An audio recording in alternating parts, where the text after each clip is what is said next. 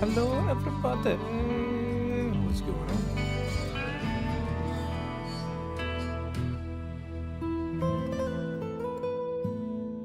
Good morning guys. It's 5:50 AM here. The next tournament's not going to be trying to be at an EU playable time. We will do it at a more Australian friendly time. Hopefully better for some Americans as well. But for this one, we are up bright and early. What's going on now?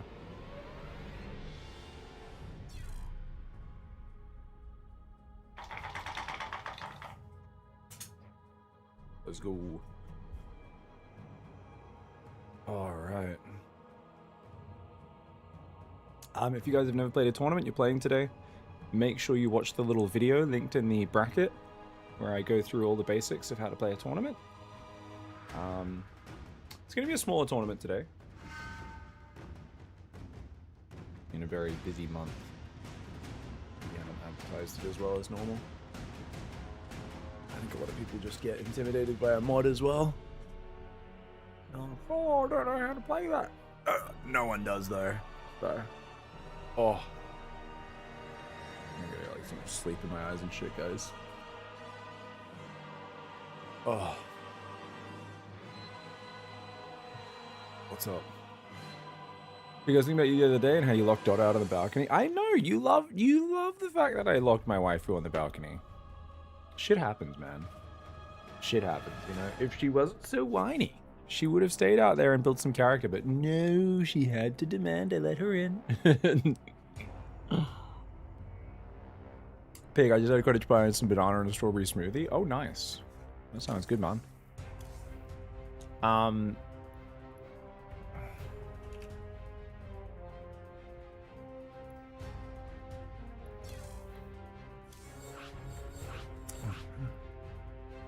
Best vibes-based Zerg style? I was about to talk about, I was going to give you guys a little overview now about the mod.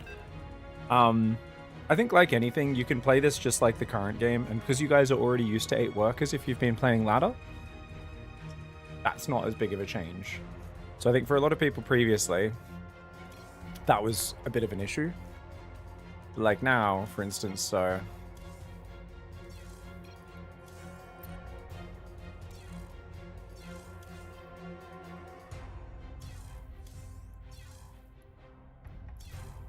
Whatever. Jesus Christ. Alright. So, let's take a look. And I'm sure some things might have changed as well. So for Protoss, you're going to give these zealots charge, but also...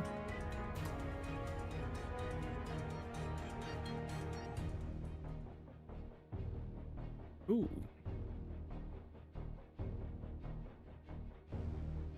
Ooh. Wait. Maybe this doesn't show all the different upgrades, actually.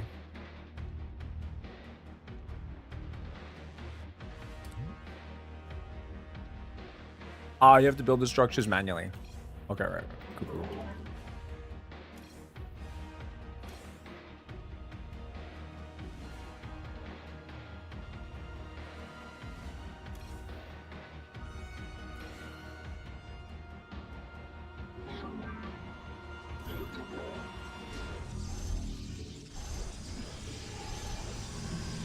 Okay, cool, cool, cool. We do still have all the upgrades, good. Oh no, it automatically did Warp Gate because I did all the research turned on. Essentially, guys, so when you're playing Protoss, there's a few really key upgrades. Essentially, there's a really dumb one. My biggest pet peeve with Green Earth's mod is every Protoss player I've ever watched in any of his tournaments has negative IQ. I've got to stop hating on Protoss players, but I swear it's not hating, it's objective analysis.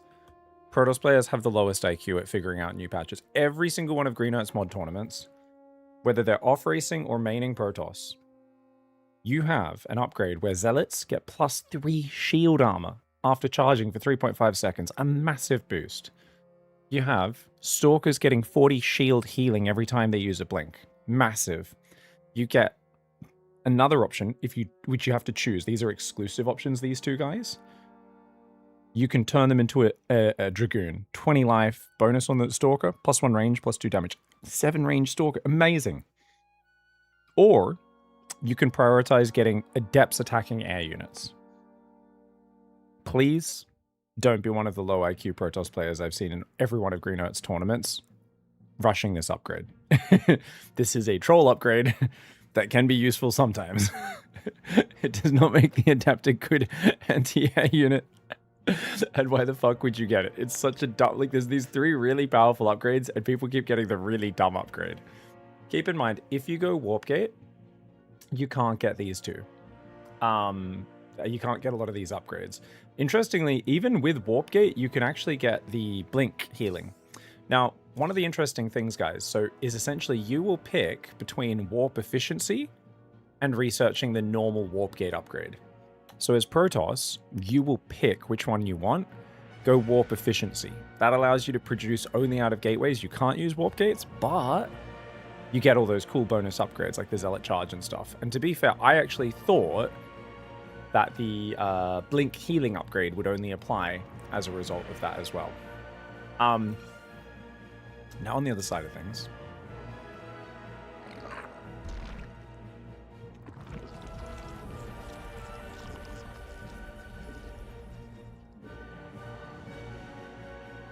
Queens only cost 100 minerals. They're very weak. They're only got 125 hit points. But the fact is, think about this, guys. Your Zerg, you get your Queen out for 100 minerals. You inject it. And it's a 4 lava inject. Even though it says 3 here. Oh no, it does say 4. He's even adjusted the tooltip. So this is actually really important. It's so effective. Now on the Roach Horn, you can get adaptive plating, which means your roaches get +3 armor when life's under 50%. You can also get augmented bile, increases Ravager's corrosive bile range by 3. I think this was a Hive Tech upgrade. Can't quite remember. But essentially you got 2 pretty cool upgrades there.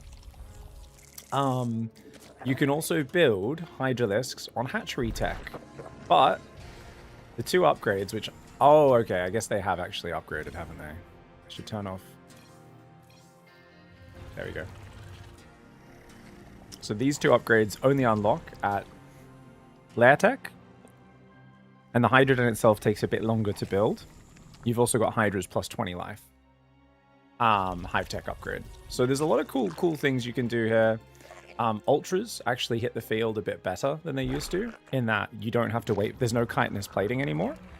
So they come out. You don't need to wait for an upgrade for Ultras to be good. Problem, Ultras are 1 armor lower in total, but it's like they start with the upgrade. You've got Battering Tusks plus 35 structure damage for Ultras. You've also got Nanomuscular Swell is for Ultras and Zerglings in this game. Greatly increases their movement speed for a short time, which is very cool. So we've got some slow Zerglings here, guys. And you can see, you just get like that little lunge on them. That's really powerful. Also,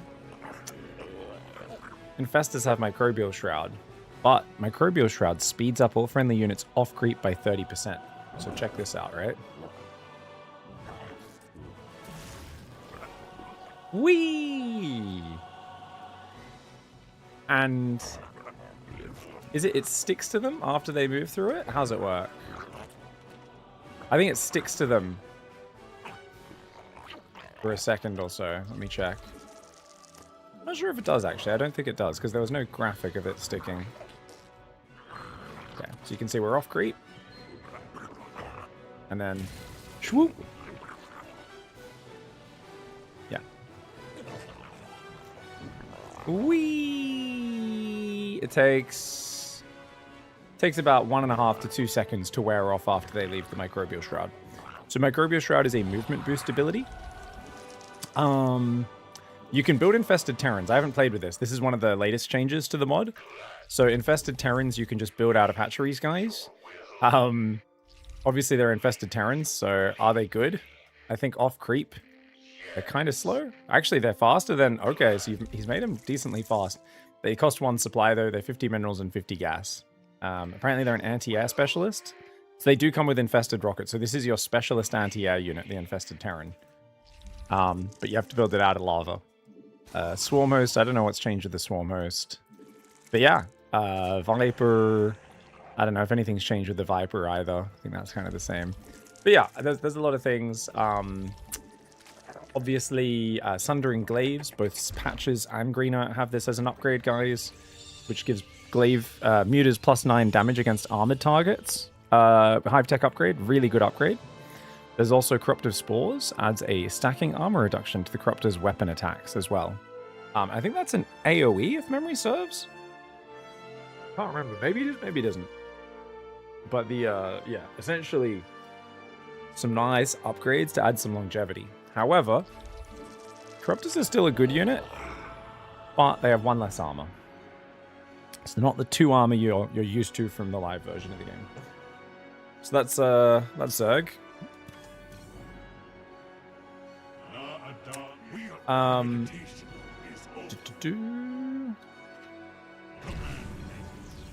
Okay.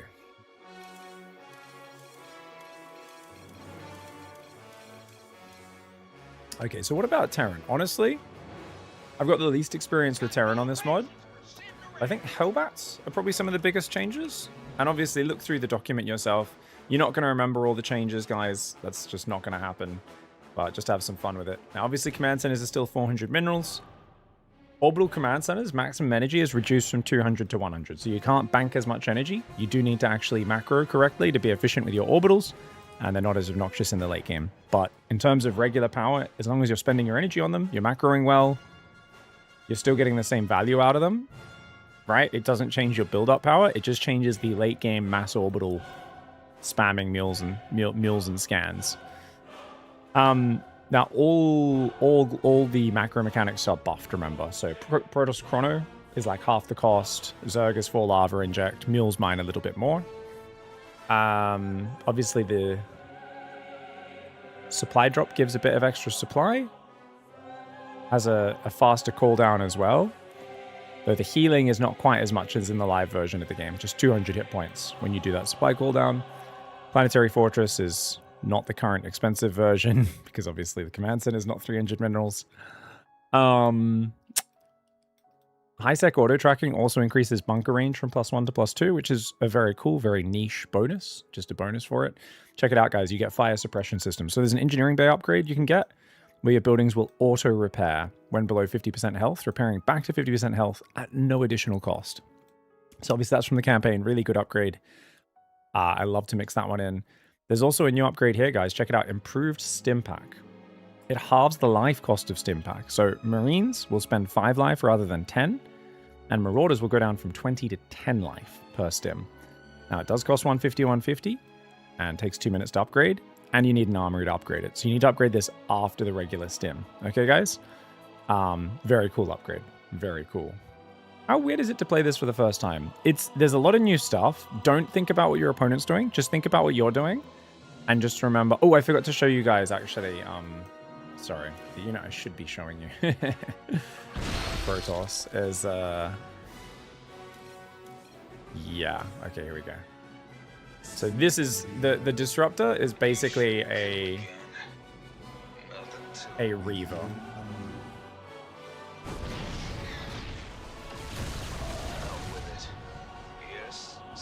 So you can see, I don't know if you can really dodge. I think you're always going to get hit, but you can try to like spread your bio out a bit, right? It's actually not, it feels like this has been nerfed a lot from the old days. But yeah, by the way, the Raven is a healer, guys.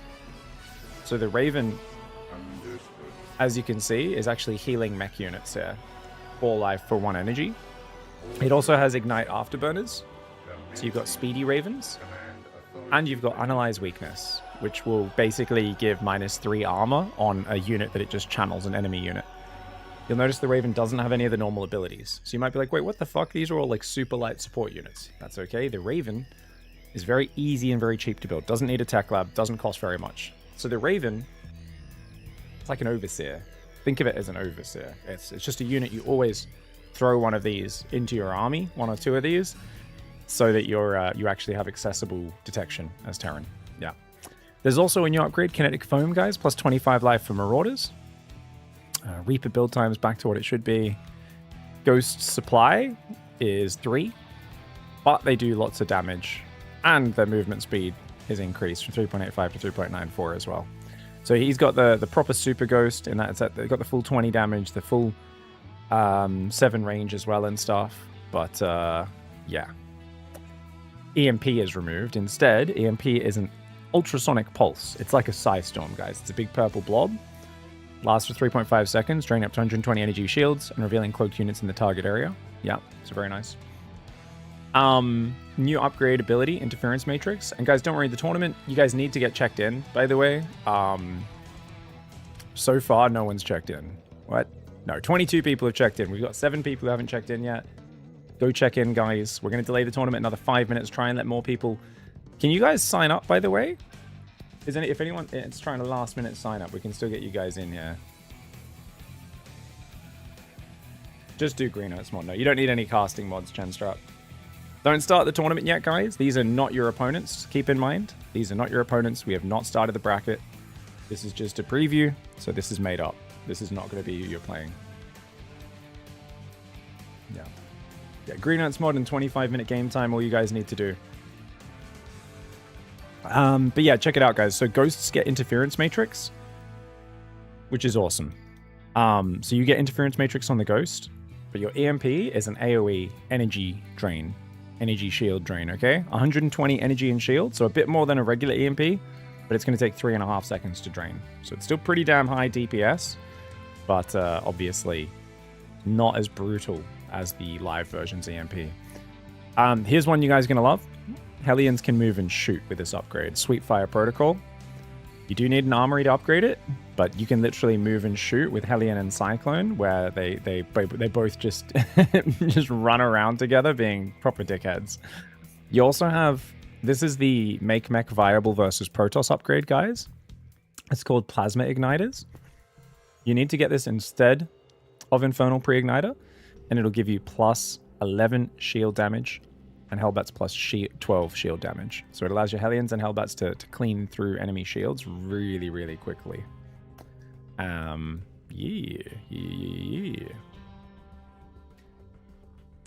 IT guy says, it is stackable. It's worse. Wait, what's stackable? The Ultrasonic Pulse. The caster mod is actually included in Green Knight mod. Oh, I didn't even realize that. That's cool, Green Knight. But yeah, is this stackable? Oh, it does say stackable. Cool. Okay, yeah. I wouldn't say it's worse. You can still move out of it.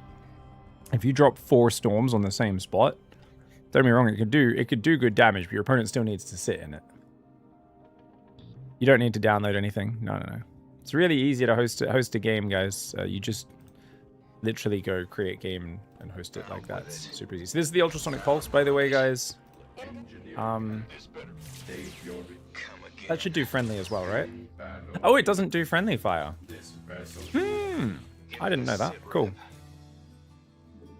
We've also got Tactical Nuke Strike. Oh. Normally you wouldn't have 10 charges of this, right?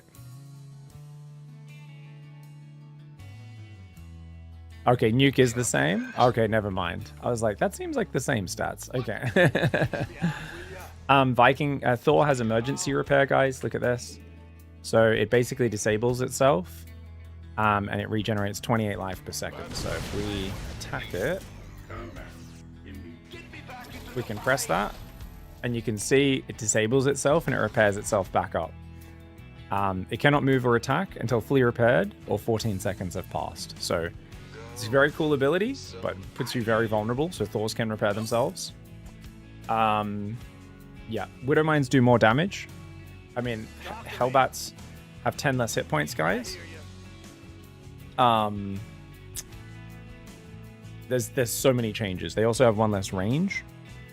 Is that 10 less hit points, actually? Or is that the same? No, I think that's the same as normal. Never mind. Stimpack works for Hellbats, sorry. So you can stim Hellbats with your bio now, guys. How sick is that? Siege tanks can now fire while moving in tank mode. So siege tanks, if you don't understand, that means when they're unsieged, guys, they can move and shoot, okay? So,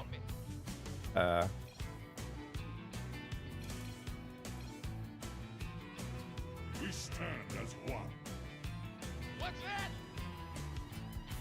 Affirmative. Speak up.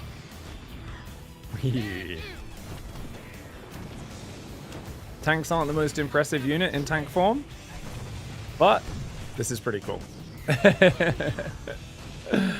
You know, it's awesome. It's so awesome. Welcome to Green Knights mod, guys. There's so much good shit in this mod. There's so much fun shit. New upgrade, Magnetic Hull. Siege tanks in siege mode can be picked up by medevacs. This is a very lengthy, expensive upgrade, but once you upgrade it, you can use them as tanky vacs, guys. They are very powerful. A lot of people love using this. You don't have to. Widowmine, splash radius increased from 1.5 to 2.25. So a much bigger radius for Widowmine splash, guys. Single target damage is increased. And splash damage decreased. So it will not one-shot workers anymore. So it's a bigger radius. If 2 Widow Mines land shots on your mineral line, they'll kill a ton of stuff. But a single Widow Mine drop will no longer one-shot probes and SCVs because of that less splash damage. So this weakens Widow Mine drops, the main thing people complain about. Weakens their splash damage a bit as well. Means the splash no longer one-shots Zerglings or Speed Banelings as well. But the radius is so big that it's still powerful. Yeah. So Green Note says, overall, if you drop 4 Widow Mines in a mineral line and they don't pull the workers away, about 4 workers less on average end up dying. So it's actually less powerful, even though it sounds like it would be crazy powerful. Yeah. Well, for killing workers anyway. Still good. New upgrade, Concealment. Factory Tech Lab allows Widow Mines to remain cloaked while reloading. So you can get a quick 1-minute cheap tech on the Factory Tech Lab to make Widow Mines invisible, instead of having to get an armory and then make drilling claws. And I think this is really good. I think there's been this whole thing about, you know, let's make drilling claws the hardest possible upgrade in the game to get. And I really like this. Cyclone cost is reduced, guys. You save 25 gas. Their movement speed is reduced a little bit, though. Magfield does upgrade a bit faster, and then they can get Hurricane Engines, which increases their movement speed back to their old speed. But the point is it's gated behind an upgrade, so you have to spend a bit more to get your Cyclones back to their old speed. You can get the first ones out a little bit cheaper. Thor splash damage is a bit bigger. Armor is increased. Emergency repair is here. There's so much good stuff going on. Assault mode Gatling cannon damage changed to do a little bit more flat damage, a bit, and gets bonus to shields instead of mechanical, so it can help against zealots and stuff a bit more. Medevac has lost its armor, so Medevac's a bit more vulnerable to things like Phoenix. Ignite Afterburner's cooldown has been slightly reduced. Caduceus Reactor has been increased in research time, but it also increases the Medevac's healing rate by 100%. That's right, guys. Not only do you get 100% energy regen, which is really good. This upgrade's an amazing upgrade they added a few years ago. You now also get double the healing rate. Very good upgrade for your late game Medevacs. Obviously, this is a fusion core upgrade, but it's very powerful. Rapid reignition system on the fusion core. This also reduces the cooldown of Ignite Afterburners by 5 seconds. Increase the armor of the Medevac Raven by +3 while Afterburners are active. You've got rapid deployment for fusion core. Medevac deploys loaded troops twice as fast as well. Liberators shoot. They do double the damage, but they shoot at half the speed, guys. Same DPS, but they will prioritize higher health targets. So Libs will automatically shoot tanks over bio. Thors as a high priority. They'll shoot down Ultras as a high priority. They generally, naturally will pick out the Archons, the Immortals, the Colossus. So they will actually shoot a Colossus over a Stalker, which is not how it's worked previously. So this is actually really interesting, but they shoot so much slower, so they're not quite as oppressive for killing like Stalkers and Hydras and small units like that, you know? Especially when you're overkilling so much on a Hydralisk, for instance, or wasting a second shot on a Stalker when you can only shoot very slowly. Advanced Ballistics also gives extra vision now as well. It also allows Libs to transform faster, smart servos. For those who don't know, in the live version of the game, it says it allows Libs to be included in this upgrade, but they aren't affected by it. They've never fixed that tooltip for whatever reason. So he's actually added it. Look at this, guys. So Raven can be built without a tech lab. Builds 4 seconds faster, 50 less gas, and more of a support unit, like we said. Banshees can do splash damage, guys. There's an upgrade so they do line splash damage, like the campaign. Very cool. Battlecruiser has 1 extra range. Slightly faster movement speed, slightly faster acceleration and lateral acceleration, and lowered selection priority. But, calm down, he removed teleport. Instead, you get defensive matrix. So you can get a 200 hit point shield that lasts 20 seconds. So battlecruisers are even better at fighting. They have a tanky shield now, but they can't teleport around the map and break all of the rules of real-time strategy. Yeah. So guys, I went through Terran there because I've played actually less with Terran, so I forget their changes more. Keep in mind, guys, if you're Protoss, you want to recall, it's on the pylon. There's about 1,000 other things going on. You're not going to remember all of them. You don't need to remember all of them. Just remember, if you want the special Twilight Council upgrades for Zealots and Stalkers, you need a Templar Archives for most of these. You can get an upgrade to double the energy regen rate of all Protoss units with energy. Like, there's some cool shit. There's so many cool upgrades in here. Oh, there's an upgrade here where Psystorm doesn't do friendly fire anymore. This is the hero upgrade, so he stops killing all of his own units. He'd be unstoppable if he could get this upgrade. Yeah. There's amazing upgrades. Feedback, you got to channel for a bit longer, but it does way more energy. So feedback is kind of like doing a ghost snipe now. You can shoot down a full medevac if it's high on energy now. You can blast the fuck out of some units, but it's harder to land, right? It's not the instant cast that it is in the live game. So much cool shit going on, guys. DTs are a bit stronger, but they cost 1 more supply, and they no longer have attack delay after blinking, so DTs are a bit tankier. Disruptor's like a Reaver, incredibly slow, but it just constantly shoots a decent AoE. There's a lot of things going on. We better start the tournament now, guys, and we'll see what happens. Pig, how do you change hotkeys for new abilities? Yeah, I mean, you'll have to change it in game. So don't be afraid to pause, guys. Ask your opponents, get your pauses going. Keep in mind, really easy to host the mod.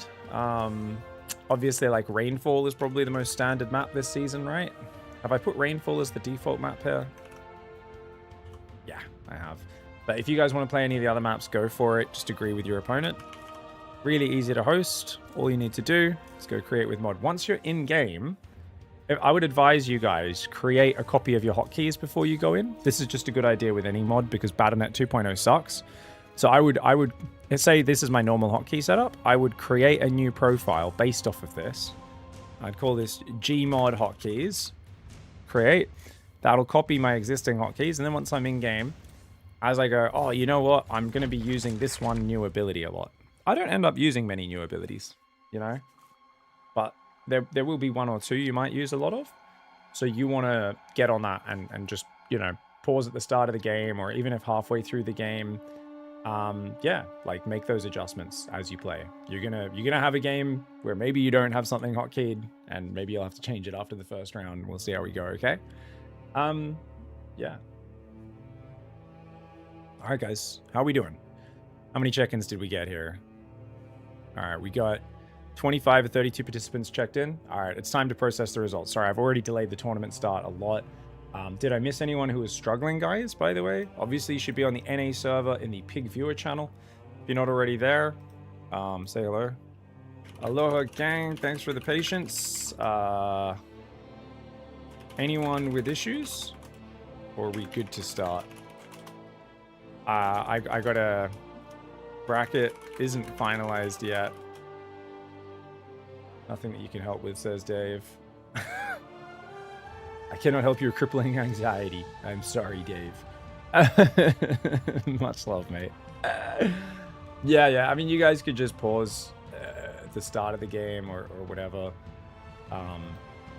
But essentially, yeah, it'll show up all those settings once you're in there. Because right now, you just get the basic units, right? But once you're in a modded version of the game, it'll give you all those bonus abilities and stuff. And that's why it's nice to have a different profile. Yeah, we're gonna gamble for sure. Terran has some insane tools. Everyone has some insane tools. Yeah. I really recommend you guys have fun with it. I think there's just pick a few things from your faction. Don't try and remember everything. You know, it's a bit too much to remember everything, but give it a go. Oh, yeah.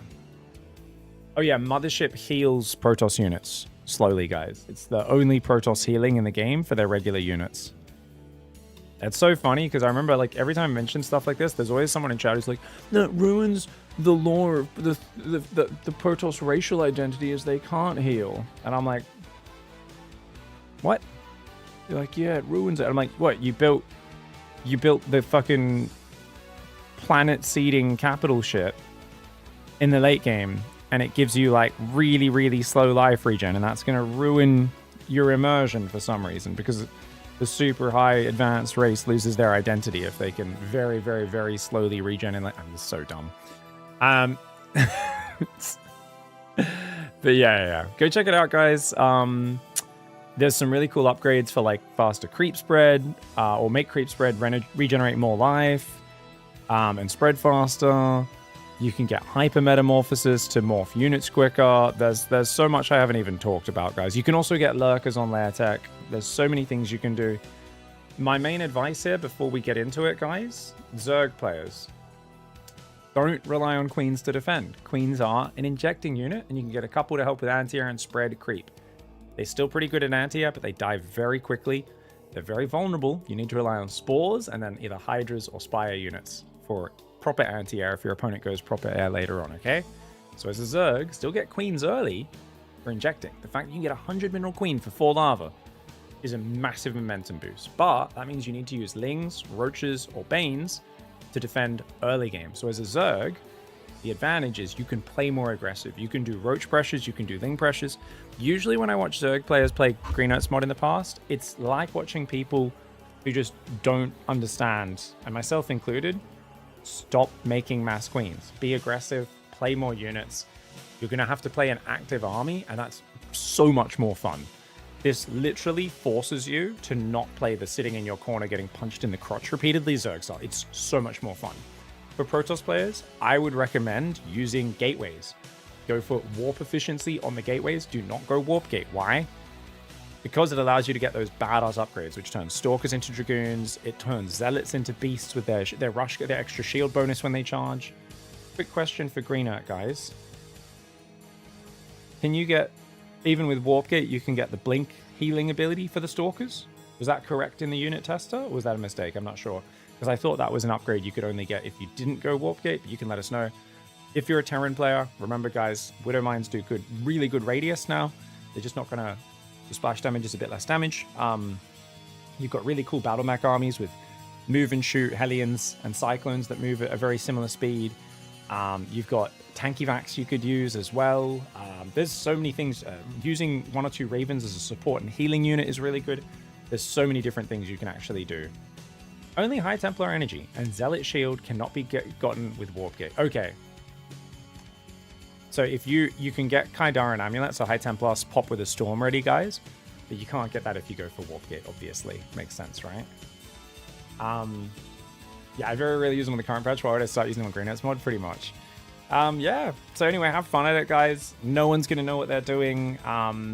If you guys, like Green Earth, has any advice for Terran players in the chat, you let them know. If you want to just troll, honestly, just build Banshees and Battle Cruisers. Splash damage Banshees are really cool. And these Battle Cruisers, even though they don't have tactical jump, 1 extra range versus ground, faster movement speed and acceleration, defense matrix, fucking cool units. If you want an easy style, use those, have fun with it. Libs are a bit better as well. They're pretty sick. You can make your Thors heal themselves. Like, there's so much stuff to play with. My strategy is to barcode. Just pick a style. Just pick a style and have some fun with it and figure it out as you go. Everyone's going to be shitting the bed. At the core, though, you're still doing an 8-worker start. It's still pretty similar. There's just a lot of different toys everyone can pick from and play with. My strategy is to barcode. Congrats. Okay, guys, we're going to check in, everyone. I haven't seen anyone shout out saying they have an issue. I apologize, guys. All right, we're going to process the check-in result. I don't see anything. If someone failed to get my attention, then it is what it is. If someone didn't check in, that is their issue, guys. Okay, cool. All right, we're going to start the tournament, guys. Sorry for the massive delay. I apologize, but I just really wanted to make sure we had, went through everything. And there you go, guys. Green Earth Pie first round. Senju Ridgeland, Patricia Stave Tester, Cascan Dragon, Reaper Rush, Shane Venture, Chensor. All right, get after it. Good luck, everybody. Bracket is live. Good luck, everyone. Post lobby links, remember, guys, so that I can cast. And of course, you can also post other things, not just that. So you guys can go over to viewer tournament replays in my Discord, guys. Hey, gang. Post replays here after your matches with your matchup and MMRs so I can cast the replays after. Obviously, what I'll be doing is I'll often be grabbing replays from here if my round finishes quickly and casting from there. This is going to be awesome, guys. So hats off to Green Earth for making this mod. I hope you guys enjoy it. There will be moments where you run into things that don't feel fair. Have fun with it. You should be able to do unfair things to your opponent as well. As long as you guys have that attitude, do the unfair things, use the unfair pieces, try to use them before your opponent uses them on you, and good luck. Sorry, we do have a smaller loadout today. I'll try and push our next viewer tournament a lot harder. Try and get a bigger sign-up list. Because there's less players, there's naturally going to be a few more mismatches, but hopefully it's all right. SPC Monk's hunting for Scarlemite right now, so Scarlemite, make sure you're in Pig Viewer on the NA server. You can also talk in Twitch chat as well. Spot's still open. The timing, Wex plays. The fucking timing. I'm sure we'll have people drop out potentially, so we might be able to sub you in. If you are keen to hang around and be a substitute, you can let me know.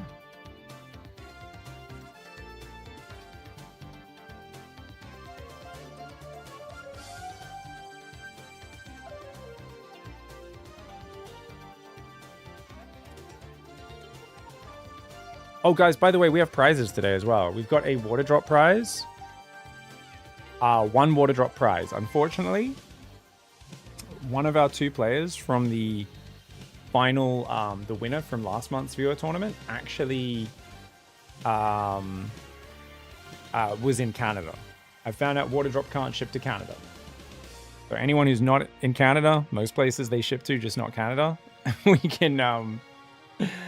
can cover those. I'm not sure what rank everyone is. What guys? Any close-ish matchups? Let's ask what level these 2 are. Hey gang, guys, what MMRs are we? I'm gonna just try and get that. See if there's anything vaguely even here. Give me a quick ad break, guys. I'll be casting these games in a sec. But you're all willing to, of course, start your games. I'm not sure if I'll start on this one or a different one, but I'll probably just start on this one. Just waiting to see what level Tyrannical is. I'm about 2200 versus 3.9k toss. I don't know if there's any close matches. Anything within 500 MMR, gang? Okay, I'll cast Senju then. Okay, no problem. No problem. Good luck, guys. I'll cast Senju, but please post replay and good luck. All right, we'll try and help Tyrannical out as the tournament goes on, because Tyrannical says there are 2200, so that might be one of our lower level players. Yeah, we can maybe give Tyrannical a little bit of coaching throughout the day as well. Give Tyrannical some extra help, because if they are the lowest level player, because we have so few signups today, so it's a little bit harder to find even matches for the lower level players. So I really want to make sure anyone below 2500 basically gets extra help from me, and hopefully gets a little bit of advice and stuff like that.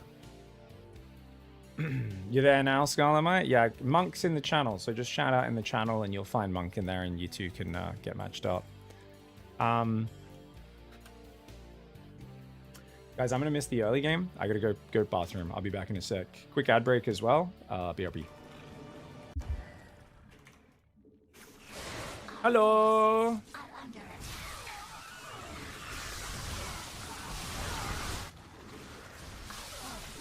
Oh! Oh my god, that was sick! Shout out, guys. Look at this. Oh, look, I'm watching Twitch. Maybe I want to go watch Comeback TV, because I'm like, Pig's commentary is stupid. Petite penis commentary. Petite penis, pig, cochon, ugly, petite penis, fromage penis, so tiny. So maybe we want to support these guys, right? Because that's how they commentate all the games. You click the resub button there, but you're like, I don't want to pay $9 Australian for a subscription. That's messed up. But wait a second. I have Amazon Prime. I can click this button. Get a monthly free sub with Prime Gaming. Click the sign up button right there. And it takes you, so you can connect your Amazon account. Once you've done that once, it's always connected. I don't have a Prime membership, so it doesn't work. And then you can just subscribe it'll give you the option to subscribe with Prime. You can use it once a month. It will not auto renew. People go, oh, why doesn't it auto renew? If I come over from YouTube, and what I really want is StarCraft to be like this again, guys. I gotta say, I don't want this to be balanced for more than a few months, but I want a new patch every 6 months that puts stupid stuff like this in the game. And then 5 months in, we're really sick of it. It's overpowered. It's dumb. And then they remove it. They put new dumb stuff in the game. I mean, wouldn't this just be the dream? I love it. I don't know. At this point, and one of the, I'm like, screw making it a sport that never changes and never evolves. I'm all on board with the stream. I used to be like, give us a stable game that never changes for 20 years. These days, I've completely changed camps to just give me fun toilet button, because that is friggin' hilarious. Just going ham on these drones. For those who don't know, you might not be familiar with these sayings. Going ham, it's a term that actually originates because I used to be the best player in the world at killing drones, so they changed the name of killing a lot of workers to going ham, and something that I'm very proud of to change the vernacular here in StarCraft. Definitely a true story, guys. Tell your friends. But especially if you pick up 16 Marines and move out, which a lot of Terrans would do right now, that could be really bad. But look, luckily he heads in the direction of the Lingbane. This is good. Maru's finding him. Serral. Uh-oh. Oh, he just burrowed. He was in vision for a second. Did Maru notice? Maru didn't notice. It was in vision. He was in vision. Oh, Serral burrowing the army. Dude, those guys would have been trapped there otherwise. But he hides it. He unburrows, and now he moves out. Serral, you dirty genius. He's waiting for the Banelings to lead the charge. Banelings in front so he doesn't give away what's happening. And there we go. Banelings are going to burst through. Oh my god. At the same time, he rolls Lingbane on the front army and clears half of the front army and clears everything on the rally at the same time. SCV's trying to evacuate right now. The SCVs are trying to evacuate. Baneling did burrow in the mineral line, by the way. That Baneling blows up on the gas randomly, dropping into the main base. Serral's going for the attack right now. Serral's bringing more units to the front while defending with his rally. Do you know how hard that is? That was a very committed blink timing. I did not find it. Shin is way up in supply. Max needs to make a heroic effort to survive to Colossus. And the first step is give up the fourth base, pull back, and look for extreme late game efficiency. Which is going to be very hard to do. Banelings do get blocked. Wait, do they? Do they? Do they? Banelings! Massive hits in the mineral line. Remember, that was about 20 Banelings, guys. It was a big sacrifice, but it opens things up, and now the Hydras are on top of the base, finishing everything. Those Lurkers getting very low. He's got a flank from more than one side, though. You can't be just coming in like this, I don't think. Can he do it? Can he do it? Those Lurkers get stormed. They take a lot of damage. Man, there's just so many Lurkers. Rogue is just massing Lurkers on the front like a psycho. He's like, nah, man. Nah, mate. Immortal Storm only counters this if you have a sick flank. Good storms. Good storms. Massive engagement comes in right now from two sides. But the Lurker count is wild. Can Raynor clear it up? The answer appears to be yes. But how many units will he lose in the process? Those last Immortals are getting hammered down. The Oracles and Zealots coming in from the left will just be barely enough. And he breaks it. Raynor with a stunning engagement. All right, guys. Let's go. How are we doing? Thank you for hanging out, everybody. Let's get after it. If anyone else has any issues, you guys can let me know. It says I checked in, but I don't see myself. It's all good I was late. Oh, no. Oh, no, Arc Zombie, you got to buy. Oh, I'm sorry. I should have mentioned that. I forgot that when we get an odd number, one person misses out each round. Sorry, I should have been clear. It's because the challenge doesn't show it very clearly. What MMR is this? This one's 3.1 versus 3.2, but it is an unseeded viewer tournament, guys, which means we've got players of all skill levels playing, and they're playing on Green Earth's mod, which is the best mod in StarCraft 2, with a ton of crazy upgrades and changes. Welcome, Beyond viewers. I hope you had a fantastic day on Beyond stream. Was Beyond grinding all day, guys? I love Beyond stream, because Beyond, honestly, still grinds StarCraft when he's streaming. As if it's 2016 and he's got a BlizzCon World Champion to go and win as a one-man army on his own. Absolute legend. Feels like he's, you know, he's like, I'm teamless and I have a tournament I need to win. Welcome, everybody. So, yeah, that's cool. Was Beyond just playing StarCraft, I imagine? So I saw Clem is streaming Zero Space right now. Just having a bit of fun with that.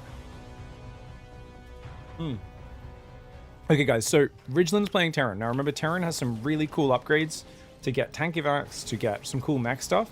But now, sticking with the standard format, though. Ridgeland's just getting stim, bio, medevacs, going for some engineering bays, doing pretty decent, tanks for safety. Now, Senju in the top left is going for Robo, extra gate.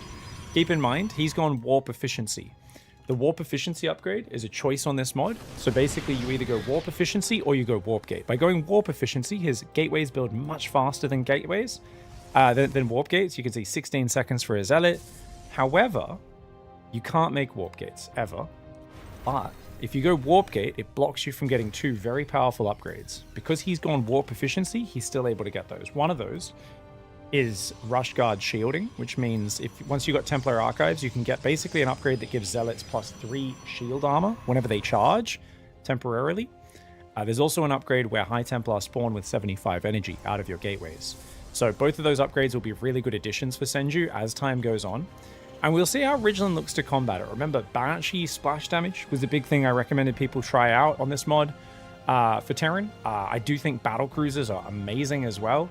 Battle cruisers do not have teleport in this mod, but they have 7 range. They move faster, they accelerate faster, and they get defensive matrix ability, which gives them a big 200 hit point shield as well. So they are an omega tank and fantastic fighter. 7 range battle cruisers are just a force to be reckoned with.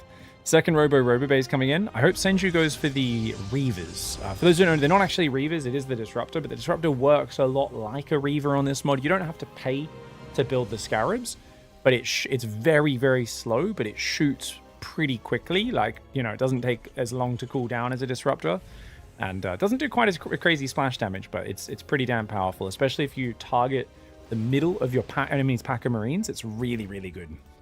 Okay, so check this out. We've got 5 Brown Barracks there, 3rd Command Center coming up. And you can see, obviously, a lot of players haven't played this mod before. They're just going to be figuring things out as they go, clicking buttons. Senju's remembered warp efficiency, and he's going for, like, Zealots here, but he's going for a lot of things at once, like double Robo and double Forge and a 3rd. To be fair, I think that's good for him as long as he can defend this attack. And he's got quite a few charge Zealots. I think he can. Then again, 1/1 Shields is about to hit.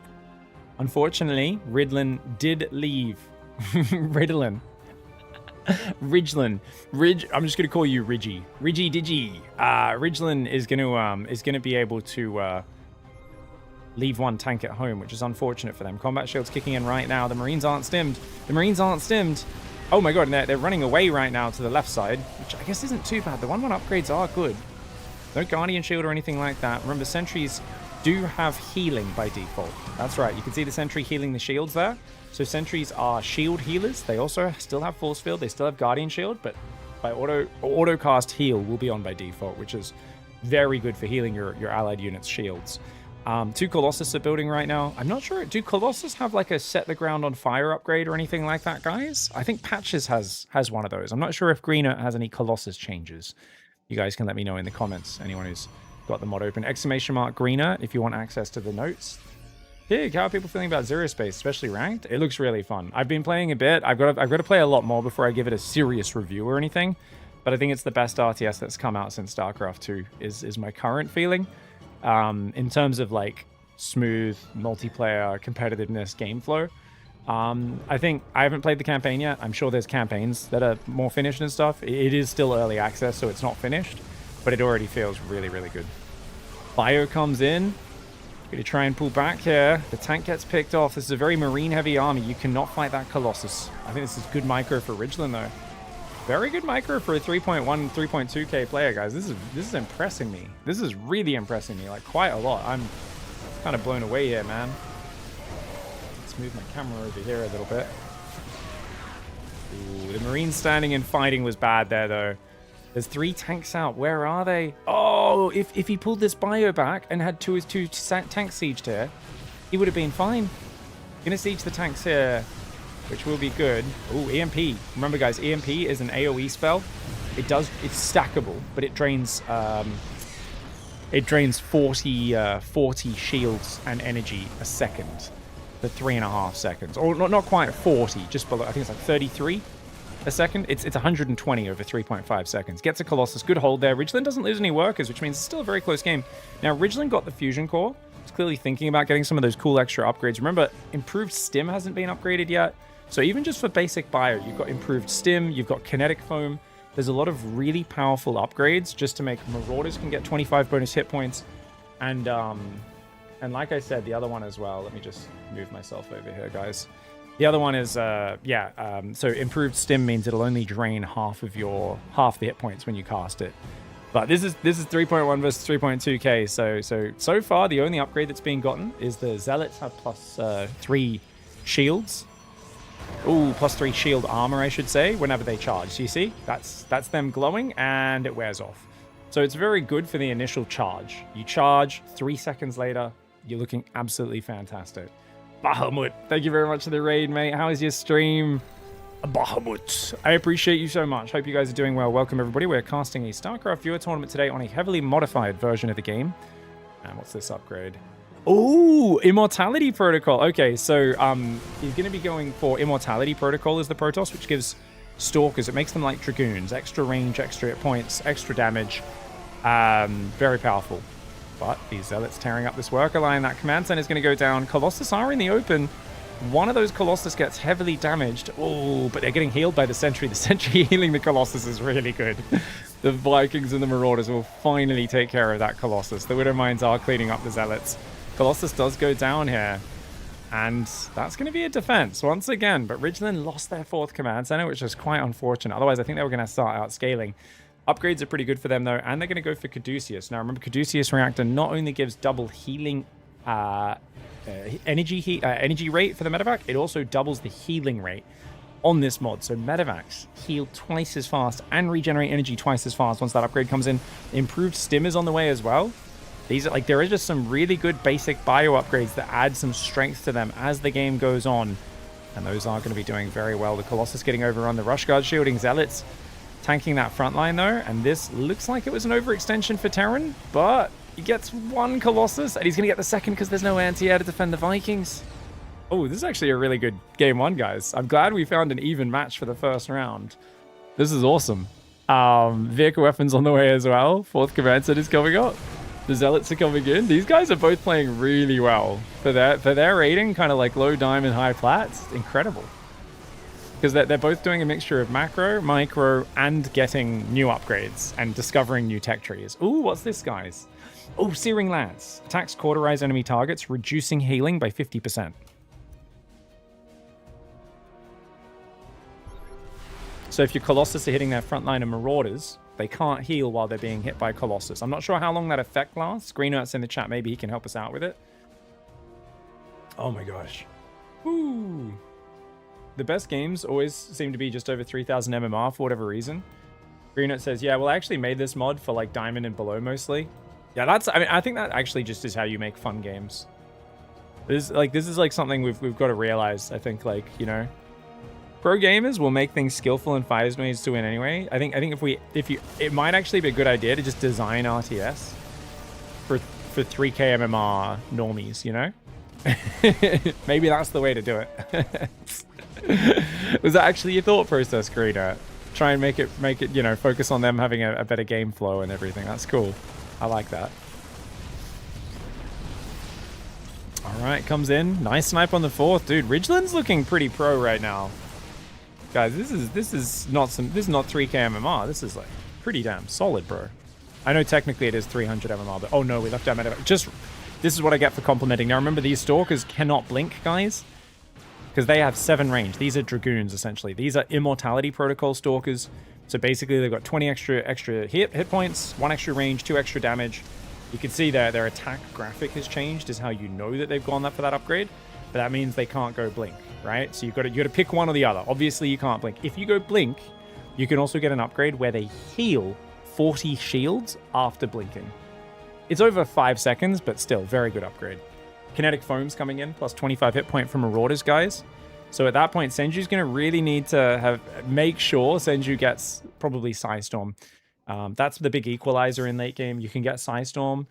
And remember, you can make it so you pop with energy for Storm, number 1. But number 2, you can also get an upgrade to do no friendly fire with Psystorm. It's a very powerful upgrade. It changes the color of the Storm slightly. So it's pretty obvious once it's upgraded. But then you can just, you know, YOLO your Zealots through your own Psystorms willy-nilly. It's so powerful. The Rush Guard shielding, helping those Zealots tank, but if you just chase like this, the Colossus aren't really fighting, so Senju needs to do a bit more pulling back and just being a bit more organized in his fights, I think, and especially now losing the 4th and 5th base. I mean, Ridgeland has 5 bases up behind us, lots of workers, has transitioned to this base as well in terms of like having it fully saturated. The only thing I worry about for Ridgeland is their Marine count is just way too high. And they have so many reactors. 5 reactors. This is, guys, against Protoss, you want to have mostly tech labs. At most 2 reactors out of your first 5 barracks. It's usually 1 reactor, 2 tech labs, and then another 2, and then another 2 tech labs, and then another 3 tech labs after that. Like, you can play one reactor all game. The Marines, oh my god, they're getting roasted. They're getting roasted. Thankfully, he outnumbers Senju enough. It's not going to matter. But oh my god, he was just getting absolutely toasted there. Command Center does go down, but that is insane. That's all right, Monk. Tell me who won the game.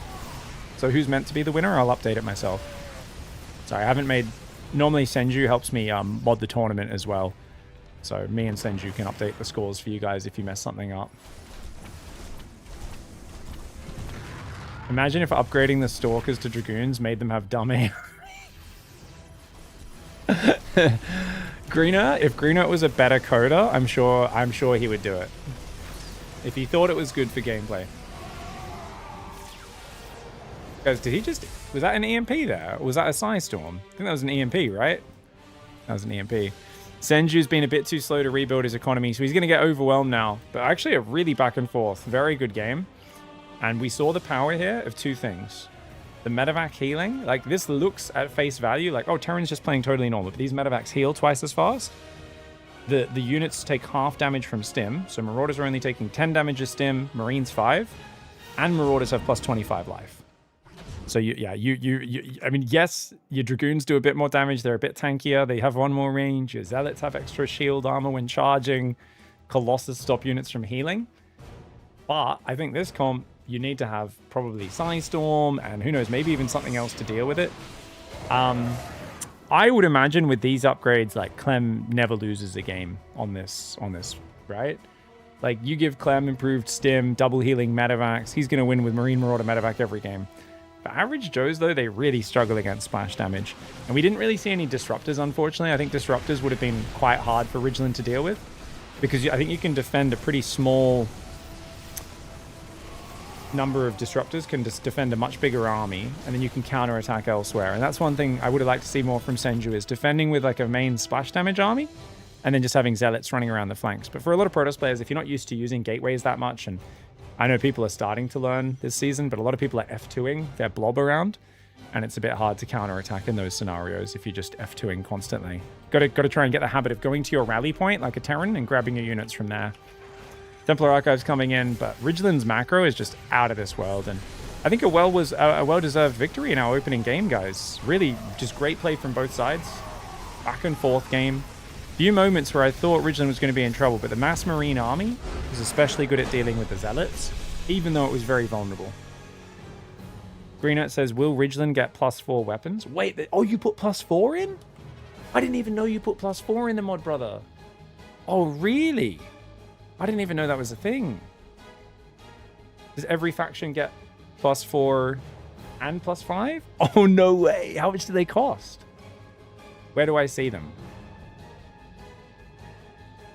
Oh, that's sick. I love it.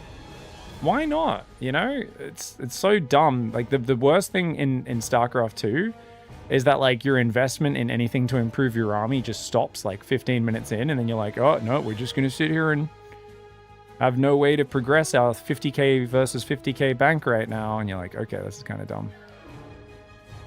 Changes under general. Is that at the top? It's at the top. Level 4 and level 5 weapon and armor upgrades. Added 4 races. Credit Avex for the icons. Heck yeah, that's awesome, man. Dude, that's cool. We do have a 25-minute game duration cap on today's games, guys. For good reason. Make sure, because we're doing a Swiss format, it doesn't hold everyone up. All right, so sorry, Monk. Monk said they put in the wrong result. So, which one are we talking about, my friend?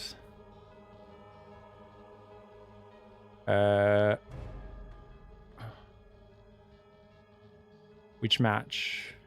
This one? So this should be Monk one, yeah?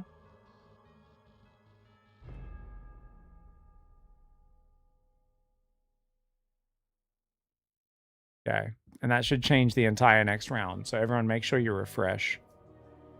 Yeah.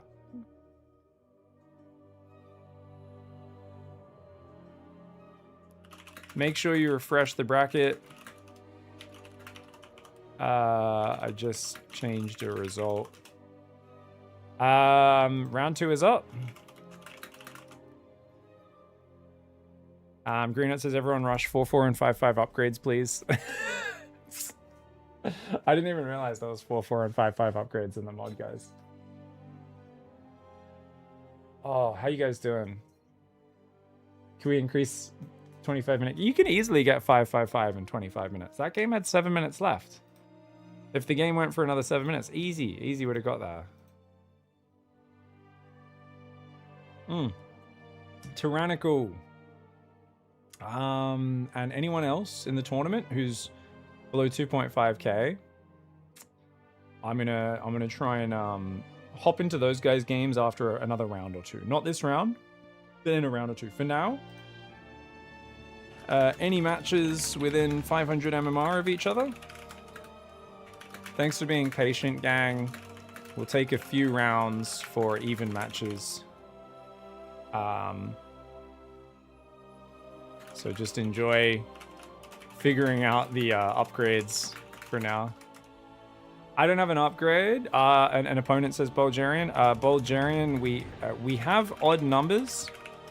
So Bulgarian might have buy. I'm not sure. I don't see Bulgarian in it. So yeah, I think you might have got the buy Bulgarian. I'm sorry for that. That sucks. Oh, Patricius is playing Tyrannical, which is actually not a terrible match. Patricius will be favored there, but not crazily so, right? Patricius is 26, 27? So that's actually within 500 MMR, I think. Reaper Rush has got a match within 500 MMR. We could cast that. It's Greener. Oh, is Greener only... Oh, it's Greener versus Reaper Rush. Ah, I see. Cool, cool, cool. Yeah, we could cast that one. Okay, I'll cast Greener Reaper, but it could be quick. Yeah. Please post replays of your matches in Discord. I'll try to, never know when I cast a 5-minute game. So I'm going to try and cast as many people as possible today. Awesome. The upgrades are all linear based on previous costs and time, says Greener. Okay, so like plus... So 4-4 will be like, you know, 350 resources, 325, something like that. Take like 2.5 minutes, 3 minutes. And like 5-5 will be like 3 minutes, you know, 400 or something like that. It's fair. All right, let's go, guys. Greener versus Reaper Rush. Oh. There's people below 2.5k. What league is that these days? It's kind of crazy. We still have new players. Not even new players, just people who don't try hard, like, no life it, you know? Like, 2.5k is not crazy low. That's just... That's gold 3, I want to say. Gold 2. But, yeah, no, there's always new players. StarCraft's a free-to-play game, and it's one of, like, the most storied, you know, RTSs in the world. Has some, you know, really interesting tournaments, interesting pro scene. So there's always going to be new people filtering into StarCraft. There's not going to be 1 million people a day. But I wouldn't be surprised if there's 100 new ladder players a day. Something like that. Obviously, I don't know if that's over-exaggerating, under-exaggerating. It's hard for you to judge, right? When you've got an entire planet of people playing at different times and stuff.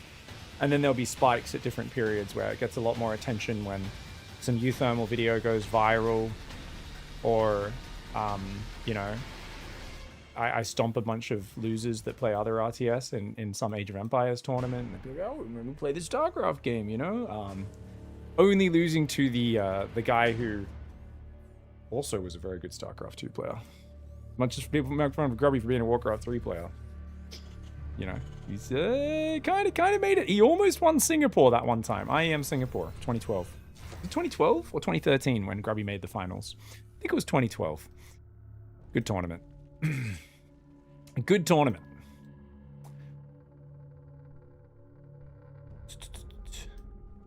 All right, guys, let's go. We've got Greener in the bottom right side of the map playing Zerg. Is it his weakest off race? I'm not sure. Greener's like 5600 Terran, but he's going to be playing some Zerg and Protoss, and we'll see how he does it. He's going to go hatchery into spawning pool.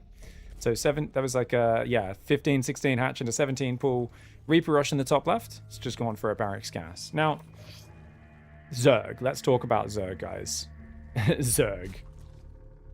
Get this there is a really, really cool thing, right? Zerg players, whenever I show them this mod, they go, oh no, the queens look too weak. I don't know how that's going to be fair. And I go, guess what? You know the thing we complain about as Zergs, basically being a punching bag, playing defense simulator for 10 minutes before you get to do anything every game. This mod will break you out of that mindset, even on the live version of the game. It has been the healthiest thing for my mindset is playing this mod. So it's similar with Patch's mod as well, because it has a similar format in terms of the queens are not going to save your bacon. 4 lava per queen. So the queens get 4 lava inject, massive boosts. They're way faster, so they're actually better at moving around to defend harassment quickly. Like, they're not so slow off creep, but they do slightly less damage. And they are light tagged, and they only have 125 hit points. So they are very vulnerable to Hellions, Oracles, Adepts. You cannot rely on them to defend. They are there to inject and add a little bit of bonus support. They also have a mini transfuse, kind of like the campaign queen, the swarm queen, I think it's called. So this unit, you can see she's quite a lot faster. She's still great for injecting, great for spreading creep. She'll help against a Reaper or two, sure. But if there's 2x, 3x Reaper, you really don't want to rely on her. A nice move for Reaper Rush. Gets a tumor snipe. Very well played, actually. Drone's going to go out, try and take a third. So yeah, you have to rely on either Zerglings, Roaches, these sorts of things. The general rule, I would say, is you should always open Roaches against Terran, because otherwise you're relying on Zerglings surrounding the Hellions. Going Ling Speed, I think, is basically a suboptimal opening on this patch. I think on this mod, you should always be opening Roaches and doing somewhere between 3 and 5 Roach pressure versus Terran. The reason I think this is because it's the easiest way to not die to Hellions, put pressure on, mess your opponent up, put them on the defensive, and then your queens with their 4 lava injects can just snowball your economy behind it. So you can delay your economy a little bit, delay your third, have more units, rather than a lot of players will be like, oh, but that's so expensive. The reason players have this mindset is normally they think it's mandatory to spend 1,000 minerals on queens, right? Think about it, guys. What's 175 minerals times? Let's say you play minimum 7 queens, most players, against Terran. I'm not good with numbers, but that's like, dude, did he just queen pressure? Oh my god, he just ran the queens across the map, killed a marine, and then ran away. Oh, we didn't see the SCV, though. That's hilarious. The Reaper's going to try and catch these queens. The Reaper Rush trying to chase him. Like I said, it's not that scary of pressure. It scares people because they see a queen, but they're way more fragile. So that was a distraction move. But anyways, point being, long story cut short, basically, yeah, queens, normally you spend, I don't know, 1,200 minerals on queens, something like that in a lot of games. 1,000 minerals, 1,200. Instead, you just build 1 or 2, like maybe 1 creep queen, 1 or 2, and 3 injecting queens, and you don't even need to rush them out that much, and they just give you really good lava and production. So you can see he's trying to maintain pressure on the front with Lings and Queens, this greener, and at the same time, he's going to try and macro behind this. So he's trying to like make this almost look like an all-in, but Reaper Rush isn't taking the bait, not building a bunker, not overreacting, really confident with the Reaper micro. The Reaper does go down. And we'll see what happens here. 10 drones are building, third base as well. All right, what are we going to do with this, guys? Oh, what the fuck is that? Brood support stream? Allows transfusion to be cast off creep and increases its total healing to 50 over 10 seconds. Oh, it's normally 25. So it doubles transfuse's strength and allows it to be cast off creep. Very cool. Oh, that is very cool, guys. Okay, I didn't realize there was an upgrade for that. That's nice. You can see the queens are just on auto transfuse right now, so they'll just naturally chuck band-aids on anything that gets damaged nearby. Bane Speed and Spire are on the way as well. Third base is macroing up. We've got extra barracks coming in, 2 engineering bays.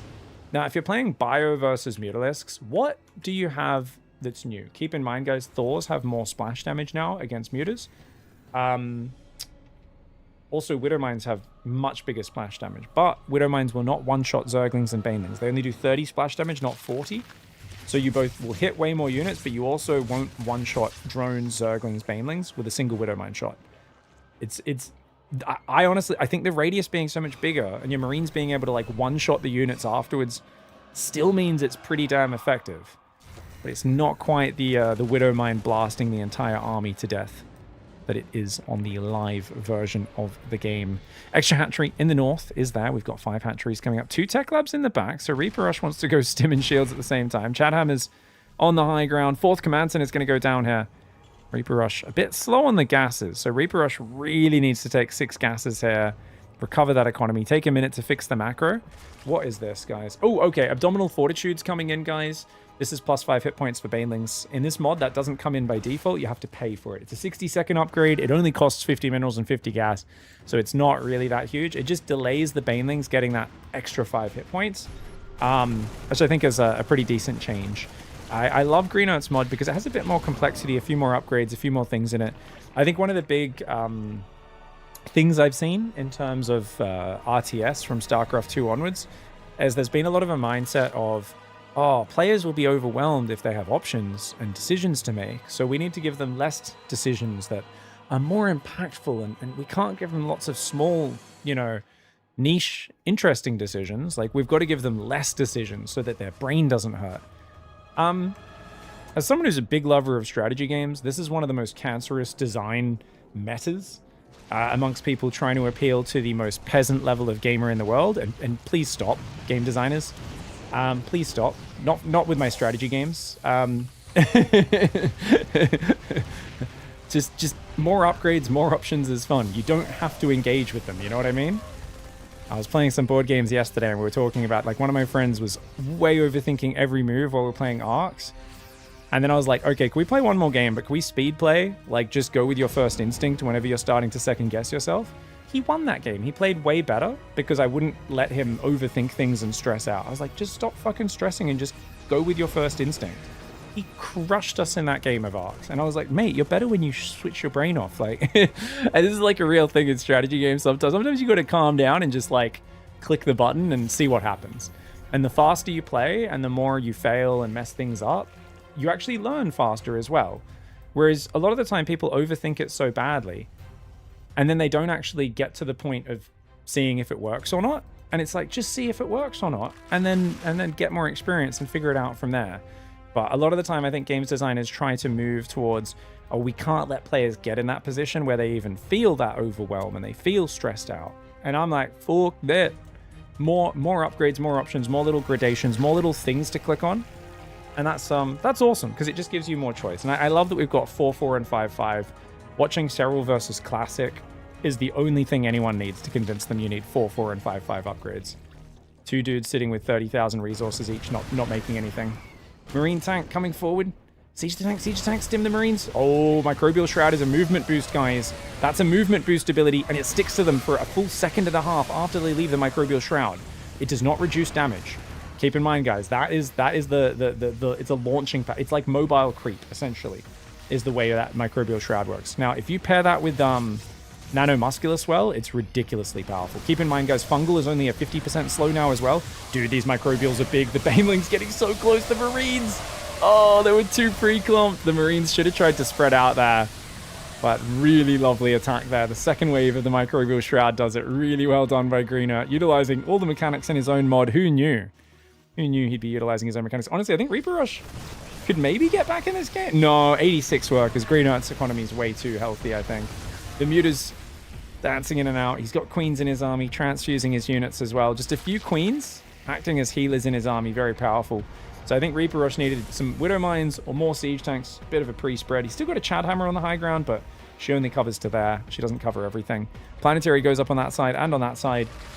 And here we go. Yet another attack. He wants to speed boost those Banelings. There we go. Microbial. It's a good ability, man. Mobile creep spread is very powerful. It's very nice. You can see it wears off now. But that's why you got to have a good layered defense in situations like that. But I think he's just overwhelmed. You know, there's way too much Zerg on the dance floor. Unfortunately, we didn't get to see Reaper Rush get any of the cool upgrades or anything. I think it's a little harder against Zerg when you're playing Bio. Obviously, he would have got to improved Stim, Kinetic Foam once he got established on 4 bases and got all those upgrades. But I think it's easier to play Battle Mech against Zerg and go straight for the move and shoot Hellions, you know, go for the Hellion Cyclone, mix some Widow Mines in with that increased splash damage. The Hellion Splash will finish the units off and a few of those things. But yeah, really cool to see, dude. The Microbial Shroud looked friggin' awesome there. I always forget to use the Microbial Shroud. So for those who don't know, there's a Hive Tech Nanomuscular Swell upgrade on the Ultra Cavern, and it affects Ultras and Zerglings and gives them both basically the Nanomuscular Swell, the lunge of the Hydra. So when you use that and you use the Microbial Shroud, it's actually a jump scare if you're playing against that army. Like if you're there and you get jumped on and you're not looking at your army or you're just glancing and you look over and bam, orange fart cloud goes down and the Ling Ultra lunges through the fart cloud, it is a fucking jump scare. I kid you not. You guys will freak out. It's I almost always screw it up when I'm trying to execute it as the Zerg because it's quite fancy. You got to throw the spell on the ground and then lunge your units as they move through it. I almost always mess up the hotkeys for it, but it's very, very awesome.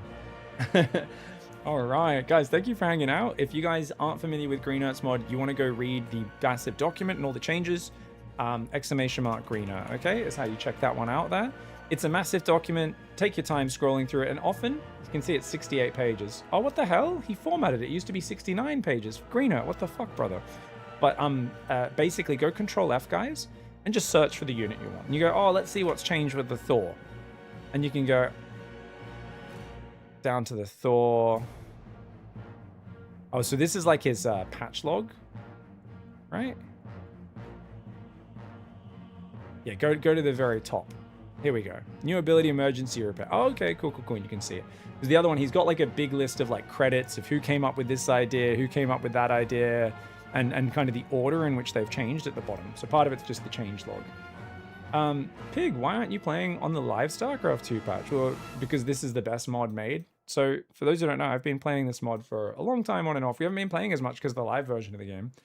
But this mod is amazing. Now, since not just this season, but the season before, a few things seem to have been copied from this mod for the live version of the game, which we love. We think that's cool. But it's often they take one thing in isolation. They don't take all the changes, right? They take one change and we kind of go, oh, that's cool. But that kind of is meant to be balanced because there's a bunch of other changes that pair up with it. I think it's cool that whoever at Blizzard is watching these tournaments and different things that are run on this mod. It is just such a fun mod. It's such a good mod. It's so much fun. But we definitely need more. We need like more things from this mod. There's so much cool, exciting stuff. And yeah, it's awesome. Like it's such a cool mod, man. People should they should add this stuff. Like there's always been a fear of like, oh, it'll break the game and stuff. But if they're going to be making big crazy changes like they are at the moment, I want to see more. Adding these upgrades from campaign that are already fully tested and QA'd and built for the game. You know, people have been complaining about ghosts being too centralized as a power force for a while. And you can see, you guys know how the greener in the live version, they made the ghost cost extra supply, do extra damage and stuff. That was from Green Earth's mod. The difference is Green Earth's ghost has EMP removed.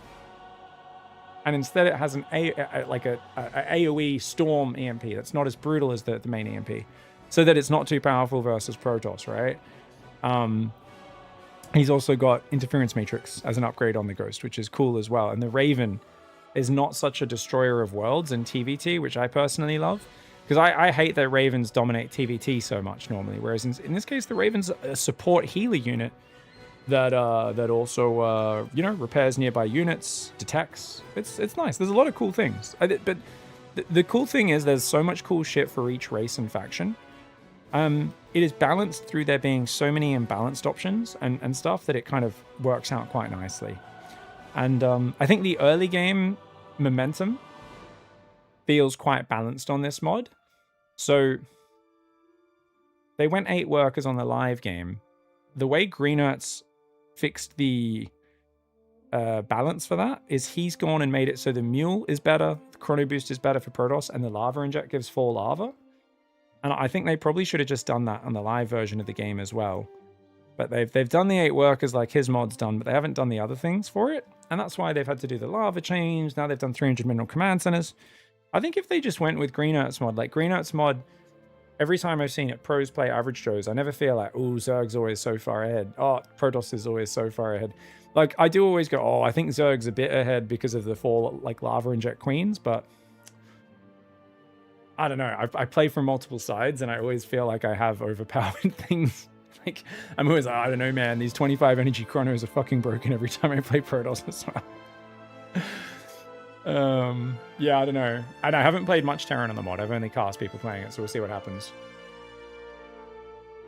But yeah, it's just a cool mod. More people should play it. It's actually, I think, best for average Joes because there's so many upgrades you can add. You get 4, 4, and 5, 5 upgrades. It's just fun. So anyways, that's why the mod is good. Why are we running the tournament on it? Greenout was like, I'd love more people to play my mod. Would you be willing to do a viewer tournament on the mod? And I'd talked to him about doing this in the past as well because I was like, we should try this. I want to see more average Joes play.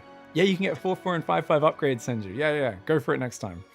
And yeah, I was like, yeah, let's do it. Let's try it out. Now, obviously, we have less signups. I think people get intimidated. They see a mod, they're like, I've never played that. What do we do? How do we play a mod? Oh no. Yeah. Hey, sorry, let me add Senju as a mod as well to the tournament, just in case I'm stuck in a car. So Senju can help us out as usual, just in case one of us is in game. Well, you know, a tournament mod. You know what I mean. All right. You are added as a admin now. Okay. Is there a way to add people mid-tournament, Senju? Do you know? I always forget if there's a way to just add brand new players to the tournament. I feel like there isn't. I feel like we can only sub people in. I don't think anyone's left the tournament. Yeah. So, look, if anyone else wants to play, guys, there's a few people saying, is it too late? Is it too late to sign up? Come to Channel Pig Viewer. We're going to have an unofficial bracket. Okay, guys? You guys aren't technically in the tournament, but if you go in game, you type /join space Pig Viewer. I see like 5 people in the last 10 minutes asking. Get in there, and you guys are going to play each other and organize your matches together. And you're going to keep score, and you're going to be the champion of... You're going to be the king of the tards, okay? Tards standing for tardy. Tardy means late. So whoever is going to be the king tard, that's what you guys are fighting for, okay? So Activillain, I see. Good morning, Jackson. How you doing, mate? And a few other people. If you guys want to be the king tard, hop in Channel Pig Viewer, and you guys can have a little side tournament for the yeah, it's like the back alley boxing match. You guys couldn't get tickets to the big fight, so instead you're fighting in the street outside with each other. You know what I mean? It'll be a good time. Pig, do you feel that StarCraft is at a considerable disadvantage in terms of meta evolution change compared to the likes of MOBAs or hero team shooters? A considerable disadvantage in terms of meta evolution and change. I don't play many MOBAs or team shooters these days. If so, how do you think this kind of game would compensate for that? Well, I think you just want to have more changes and bigger changes. And the bigger the changes, the more the meta stays fresh for longer. I also think you want the opening to have more awkwardness rather than it being too streamlined as well. So StarCraft 2, part of the reason everyone hates the 8 worker change and the economic changes, obviously that it's been a bit half-baked in how they've been executed, and not everyone hates them. A lot of people actually love them, but the very vocal people do hate them, and maybe it's 50-50 from my perception, I don't know. But the reason is because they got used to a game that was very streamlined, it felt very natural to do certain things that were optimal. Now it's not figured out, but even when it is, you can tell there's much bigger trade-offs being made with how awkward the build orders are. So you kind of want that in a strategy game where it feels like you get big advantages and different paths, but you want them to be quite differentiated. I think they need more changes to make that really work long term once the meta gets figured out on this patch.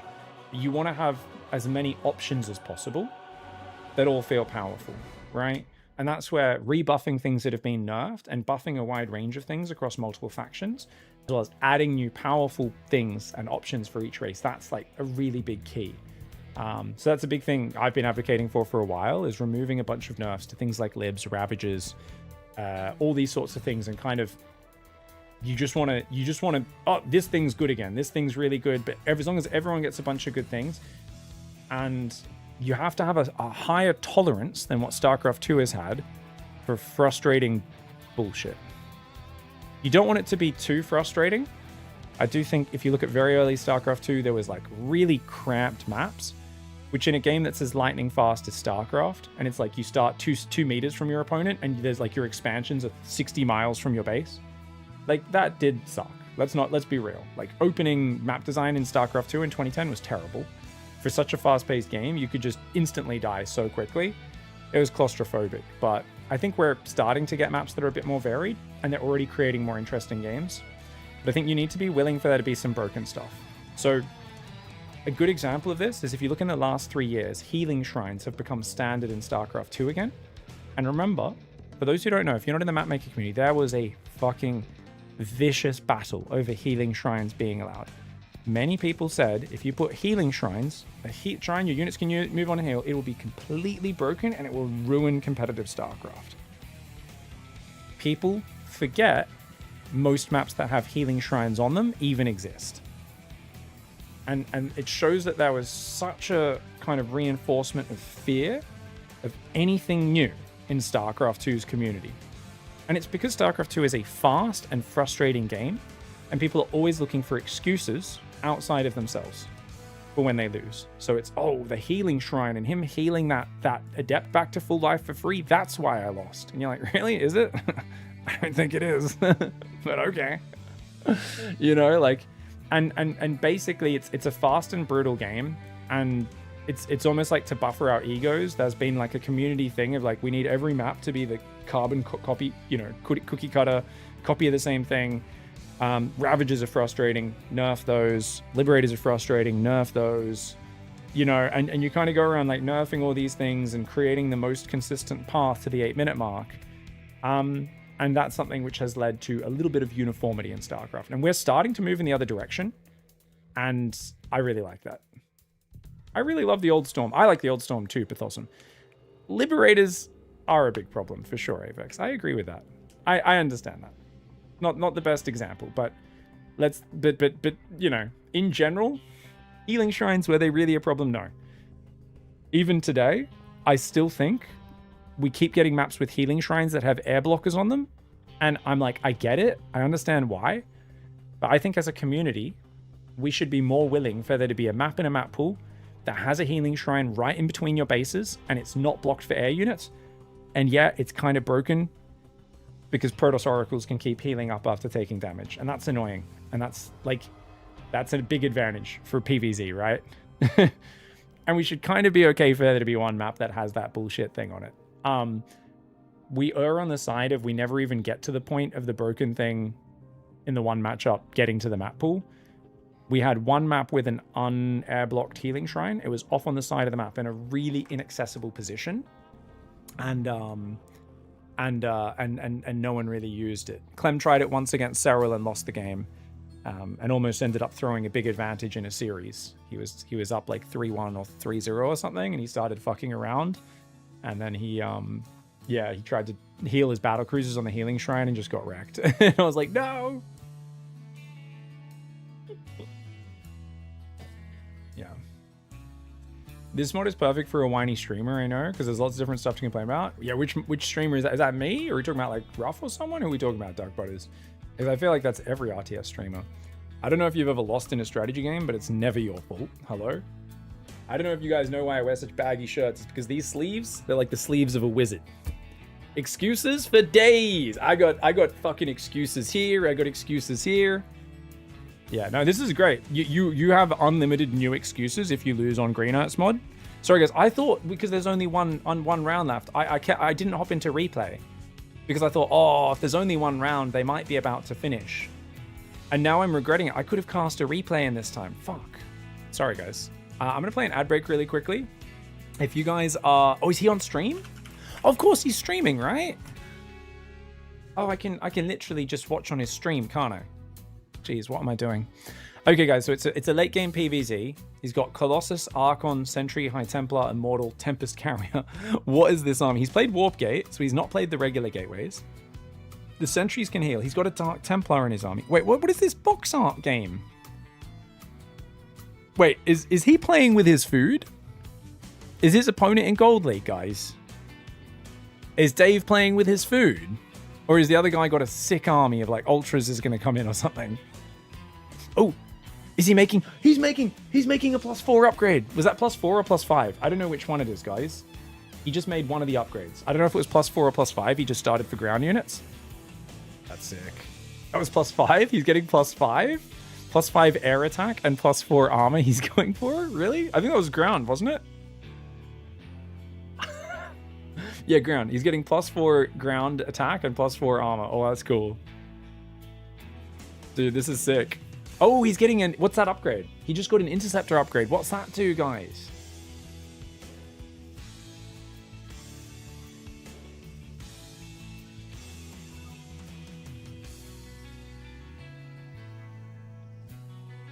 Do you know the song 3-3 Air by Tempo? One verse it mentions upgrading to 4-4. Tempo was dreaming about this for years, man. What happens at 25 minutes? The game gets decided by score. Oh yeah, he's got a better army than Arc Zombie. I think Arc Zombie's dead. It's like mostly Hydra Lurker. Hey, could have docked for Arc Zombie. Gets a few of docks, but I don't think he's got enough air to take on such a big army. Few of docks on the carriers as well. There's just not enough Lurkers on the ground. Remember, Lurkers, you can get them out earlier. But on this mod, they don't have quite as much late game power. I think they have less range or something, is it, guys? What's the... Well, they do less damage, that's it. I'm pretty sure they do less damage. He does have the Corruptor anti-armor stack, though, which is nice. Dave warping in Stalkers there. Nice. By the way, up 25 minutes, the game just gives the game to the host. You have to check the score manually to see who won. Oh, really, Senju? I thought it should automatically give it to the score decider. If you sure, isn't it? It says it's meant to be based on score. If the timer runs out.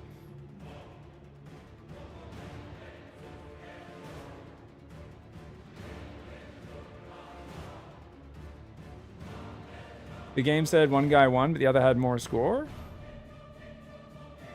Oh, are you sure? Maybe it's broken. Yeah, maybe it broke over the years. Who knows? Dude, 6 storms here from Dave Tester. The Ultras are good. The Ultras are really good. Dude, the Hydras are going to hold. No? Oh, the Colossus is still there. If he got rid of the Colossus, the Hydras could have done it. GG. Looks like Dave gets the win. Well played, man. Great game there. 5-4. Ground Protoss. GG. Well played. Legend. GG. Well played. That was awesome. All right, very nice. 5-4 Protoss for the win. Okay, very cool, guys. All right, so I'm gonna play an ad break while we get the next round going. Next round's going up. Let's get after it. If you're not a sub, I'll see you guys in 3 minutes. You're not gonna miss the start of anything. It's just gonna be us chatting while we get the game going. Yeah, that's cool. I mean, we can still just look at the score and see who won anyway, right? And I think most of the time people know who's won at 25 minutes, right? Most of the time.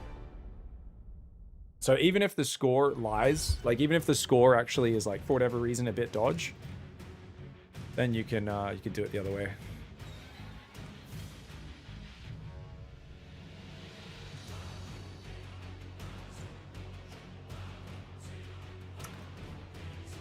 You know what, guys?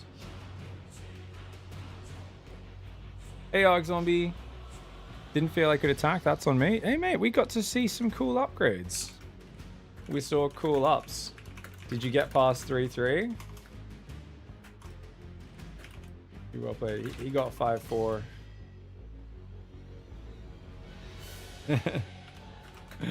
There's a lot going on. Well played, mate. It was fun to tune into his stream. Good luck next round. Trying to keep him on his side so I could switch? Yeah, it's hard. Alright, guys. Next round should be up automatically. Let's take a look here. See if there's any close matches. Greenout's playing Wootsicle. They both won all their games. Oh, they have. Wootsicle. I didn't even realize Wootsicle was playing today. Is he streaming, guys? I love Wootsicle. It's fucking awesome. Hey, this is awesome, guys. I didn't realize Wootsicle's playing. Just a reminder, guys, if you want to check out any of these guys' streams, links are in the chat. Is anyone else streaming, guys? Is Greener streaming? Greener, Twitch, SC2. Not sure if Greener is streaming. No, he's not streaming. If anyone else is streaming, you guys drop your stream links in the chat. Sorry, I haven't fully looked at who everyone is that signed up today, but that's awesome. Pi Arc Zombie, Patricius Bulgarian. Any close matches, guys? Avarak says 3.9 Protoss versus 4.2 KZek. That'll be good. I haven't seen yeah, I haven't seen either of these plays, I don't think. Oh, perfect. Sick, perfect. I'll cast this one. Yeah, By the way, who's at the bottom? Because you guys get free coaching at the end of the day if you guys want any advice. Scarlemite, Tyrannical / Lone Survivor, Mandrake / Bins, Lolo Loser, Jedi Master Wiggy, Zane Venture, Cascan Dragon. Of course, the good thing is you're all going to start playing each other. We're getting to the point where the tournament's shuffling the skill levels a bit closer together, which is really good. I just want to say I appreciate everyone that's below 3k MMR who signed up today. You're absolute legends. Good luck in your next match, and I'll try and focus on casting some of those guys in the next rounds. But yeah, let's get after it, guys. We've got Avaraxel versus Toxin. All right, guys. Let's go. Avaraxel on the bottom left side of the map. Toxin in the top right. It's going to be Blackrock. You guys can host any map you want, guys. Especially in the current ladder pool is advised, but whatever map you want. If you guys want to go crazy and play something else, you both agree, go for it. In this case, they picked Blackrock just to mix it up a bit, and that's always fun for me. So, you know, if you go, oh, I prefer this map, you down to play it, go for it. Toxin, ooh, has forgot to build probes for a bit. That's a 10 pylon, very early pylon. So Toxin might not be as used to the changed start, but I think as long as you keep queuing probes here, you'll be okay. I don't think it's the end of the world. Fancy Extractor Trick opening. This is a 13 Overlord for Avarak. Also, a little bit slightly dodgy opening, but we'll see how it goes. This is 3.9k versus 4.2, and I have a feeling Toxin is going to build a forge. I don't even know why I think that. And I'm wrong. I'm wrong, guys. It's a gateway. I don't know why I thought that was a forge. But Toxin is really low on probes. So I think Toxin's hurt their economy quite a bit. They're probably down about 2 to 3 probes from where they potentially could be. I'd say 2, maybe 1.5 to 2 probes. Maybe not as extreme as I thought. But we're going to see pool first here for Avarak. Avarak has to go for the pool. It's late because they weren't expecting to get blocked, which is a shame. And you can see Avarak's... Ooh, going to get the natural up. Look at that. Overlord sees the probe go back in, and this is what you guys need to do. Everyone says, oh, I can't get my base up. Do this. Do this every game. That probe has to go in. If they build a pylon, go into the main to check your spawning pool, then come back, you won't get it down. But your Overlord will see. If your Overlord sees a pylon, just go take the third base while building that spawning pool, and you should be fine. Build 2 more drones, you know, build a few more drones while you're waiting. Build an Overlord when you can, and then make a Queen as soon as you can out of the spawning pool, and you'll be in a good spot. Pig, this map reminds me of Grubby. Well, it's a Warcraft 3 themed map made by Avex. Unfortunately, they're playing the ladder version. Remember, guys, if you want to play Blackrock, search for the Blackrock TE is the tournament edition. Avex has fixed the lighting on this map. Accidentally, they pushed a version with the wrong lighting to ladder. They're probably never going to fix it for the entire season, which means we're playing on this hyper contrast, super brightness. You know, every time I play this map, I think, you know, this is a lovely experience. Like, I love this map. Unfortunately, it's ruined by the fact that I feel like I've just been pulled over by police, and they're doing that thing where they shine the fucking flashlight in your eyes, and you're like, ah, and they're like, you're looking suspicious. Why do you look so flustered? And you're like, because you're shining a 40 million lumens flashlight in my eyes. What do you think is going on? Like, does anyone not look suspicious, like fucking confused and fucking flustered when you flashbang them with your friggin' light? What's wrong with you? You're friggin' ridiculous. That's essentially this map. Anyways, we love you, Avex, and we'll see what happens. I don't think they're going to fix any of the maps for whatever reason.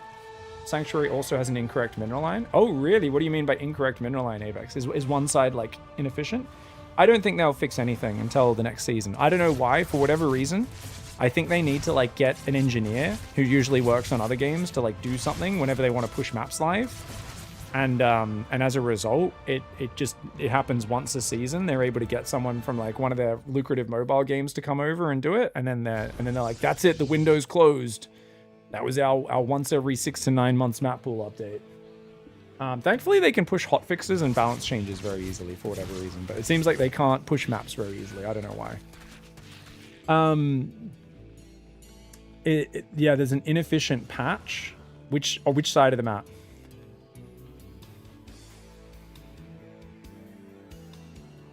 I'm so sad they removed the little orcs. Well, the orcs are unfortunately not, they're custom assets, and you can't have custom assets. So you can see all the custom assets have been removed.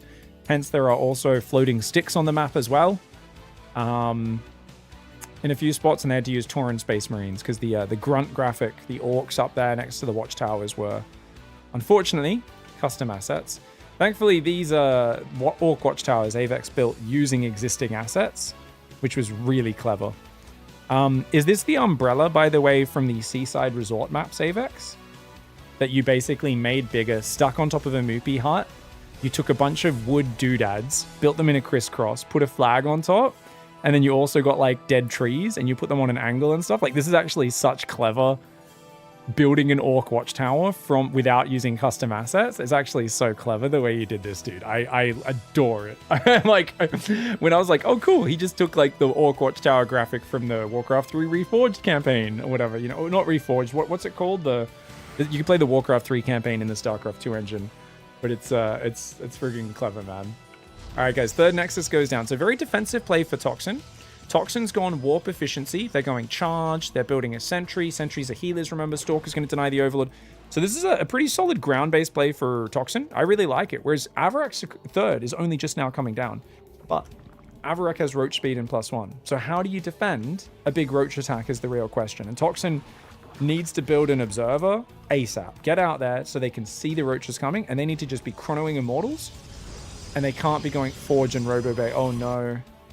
Toxin's doing the Protoss thing, guys. So for those who don't know, there's a Protoss thing that exists, especially between, I would say, 3.5 to 4.3k on the NA ladder, but no, all around the world. So there's this, I call it Protoss disease. It's where you try to take every single tech and hope your opponent doesn't attack you. And this will work, I feel like 8 times out of 10, because most players are afraid to attack Protoss, and they let them get away with this. Twilight, wait, double Twilight? I don't know if that's a mistake or not. Double Twilight, Robo, Forge, Robo Bay. It's a lot of tech. Immortals are building plasma shields. Plasma shields. I love it. Unfortunately, it's a 2-base 41 drone roach all in. And does the hallucination realize? I don't think he realizes this is a 2-base all in. It's a roach all in. Oh no, we're moving out on the map. There's a lot of Ravagers here. Actually, it's not that many Ravagers. Dude, if you can defend this would be crazy. I don't think you can with no batteries, though. Toxin's army's very small. It's only got 2 gateways producing, but they are building Zealots pretty quickly. 3rd gateway's on the way. Rush Guard shielding's on the way, but it's not here yet. Oh, you can actually get Rush Guard shielding without even having a Templar Archives. I thought you needed a Templar Archives for that upgrade. But lots of fancy upgrades on the way. Toxin running towards Avaraxel with absolutely zero fear. This is crazy. Pull back to your natural. You could give up your 3rd and probably be okay here, because Zerg economy's not that great. But, oh, he goes out into the open, tries to build cannons on the front. And I think Avarak here, with a really simple roach timing, just goes for a big 41 drone roach timing. A really aggressive play. Not really utilizing anything on the mod, just going for a simple timing attack. Toxin, I think, was trying to like click a lot of different upgrades and think about what cool, fancy things they could build, but just went in a few too many different directions at once, I would say. And especially when you don't play Stargate, you got to be really wary of this sort of stuff. Generally, if you don't play Stargate, you should always be hitting like some sort of timing attack with your ground units, some sort of ground pressure, because that's going to punish a greedy Zerg. It's also going to allow you to spot an all-in like this coming and give you time to prepare, which, of course, he didn't have time for. The cannon's actually doing pretty good damage there. He can take out, what, one Ravager? Take out a Roach and a Ravager. Not too bad. He's going to try to go out to defend, but yeah, especially you could see how tough this is. The Colossus is actually going to kill everything now, which is kind of crazy. Do Colossus do more damage on this mod, guys? Guys, what's the Colossus damage on this mod? That looked like it was doing pretty damn good damage. That's crazy. I haven't actually checked the Colossus damage. He's going to go Searing Lance. Rush Guard shielding's almost in. Is going to go Immortality Protocol for the Stalkers. And +2 shields. And 2 more Forges. Toxin, what are you doing, mate? Barely survives a Roach Ravager attack. And then decides to just click every upgrade under the sun. And you know what? It might work. Avarak's droning pretty hard. So Avarak has a good economy advantage. But if you give Toxin enough time to get every upgrade in existence, this could work out. It's just diversified across so many different things. So this one, guys, is going to be cauterized targets, reducing healing by 50%. That's an anti-Terran upgrade. The only heal for Zerg is transfuse from the Queens, and I don't think most players are going to bring Queens with their army, so we are clicking the buttons. I love it. I love it. Toxin is committing to trying to use all the new things. Meanwhile, Avarak is clicking only familiar buttons. Is building a few infestors, but what are you going to use? Microbial Shroud is actually a launch pad, which you don't really need a launch pad for Roach Hydra. Like, it's mobile creep. It'll help a little bit, but it feels like Avarak is not really going for any of the new things. Like, there are some good Roach upgrades. You can get adaptive plating. You can get faster Ravager expulsion. But I don't know if Avarak, has an idea of anything new they want to use, and that's fine. Some people play like Beyond. No offense to Beyond. We love Beyond, guys. Beyond rated us up today. You guys know I'm a big Beyond fan. But the joke has always been, when there's a new PTR tournament, balance tournament, I always joke that if Wardy invites Beyond, it ruins the tournament. Because Beyond will not use any single thing that's changed. He'll purposely avoid them while destroying everyone with 3 barrack stim timings and 2-1-1s. And I'll just be there like, this is what you get for inviting Beyond to your balance tournament. And Beyond's just there like, give me my money. And I'm like, mother fudger. Beyond's just like, oh yeah. I remember when they changed the Cyclone, and like everyone's like, Battle Mech's gonna be Ember or whatever, and he just refused to make Cyclones. So I was laughing so hard. This is a very NA army. Avarak's got a cool army. But the Baneling's a very odd addition here, especially against the guy who's building Colossus. The recall comes in. Remember, recall is on pylons now. Microbial Shroud Baneling into the Colossus. They all hit on one Colossus. Bit of a sloppy fight there. But there's not much to defend. Where's the Disruptor? Oh, the Disruptor got caught out here. The Disruptor got caught out, guys. But the Lings just move commanded. Avarak with an F2 move command. And remember, Microbial doesn't protect your units. It's a launch pad. The Disruptor, can it get some good shots off? You get A move, A move, A move, A move, A move. You can see.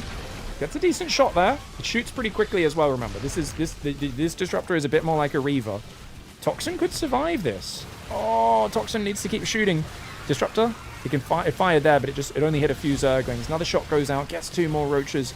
The Immortal will hold. But Toxin losing the base here. It feels like Toxin's just spent so much money on random upgrades.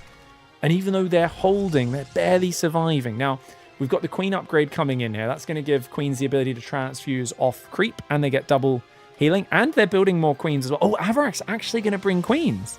It's going to go Queen, Roach, Hydra. Okay, I like that. Avarak's unit comp is the NA special, guys. Roach, Hydra, Baneling.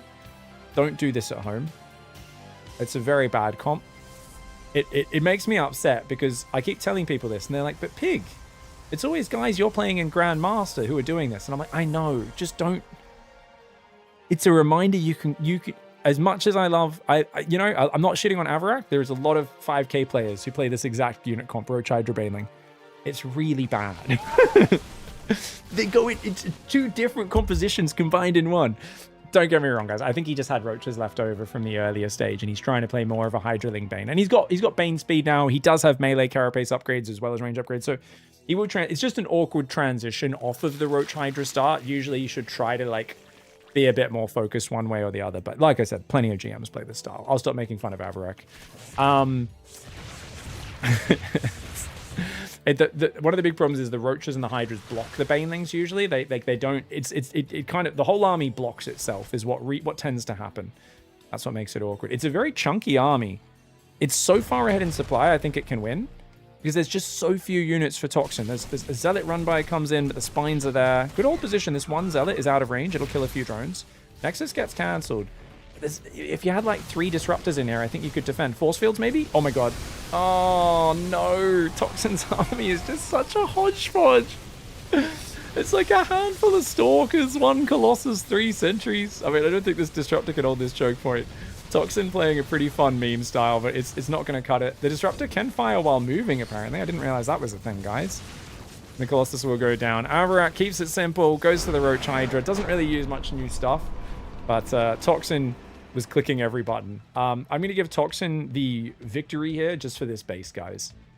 Avarak may have thought they won this game, but if you look at that base, there's no way you can tell me the guy who only made 1 new upgrade beat the guy who built 2 Twilights, 2 Robos, 3 Forges, and a Robo Bay.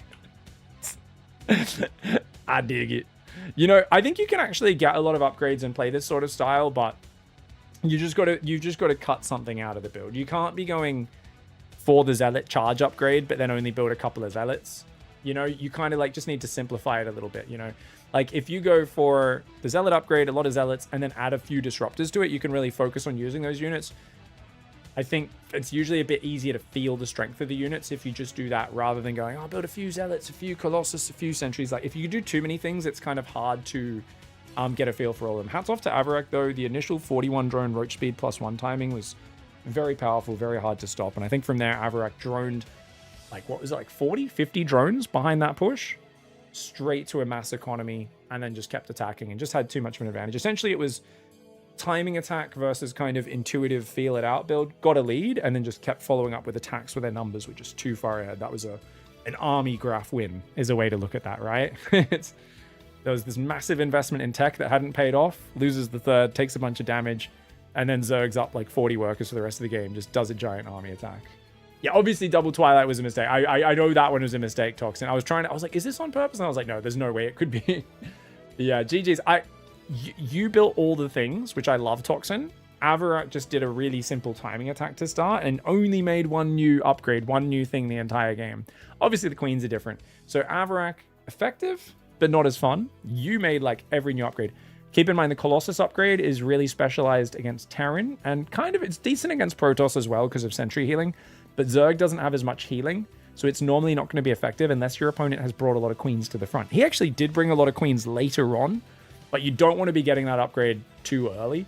I would advise you focus more on like heavy Zealot and a few Disruptors, or heavy Zealot and a few Colossus. You just had you kind of were going for triple Forge and Zealots and Colossus and Sentries and Disruptors. It was just a few too many things, and it's just, I mean, if your opponent's playing defensive, you can get away with it, but I think it's like a bit hard to get away with that. And I think you'll really experience like the power of like the Zealots if you commit really hard to the Zealots or the Disruptors or something like that. Does Drilling Claws give Widowmine's Cloak, or do you just need the Cloak upgrade? I have no idea. I would imagine just get the Cloak upgrade, Bulgarian, since it's easier to get anyway, but I'm not sure.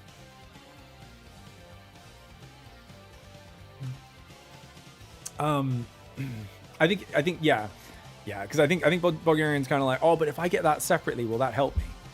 And I don't think on its own it does anything in that regard.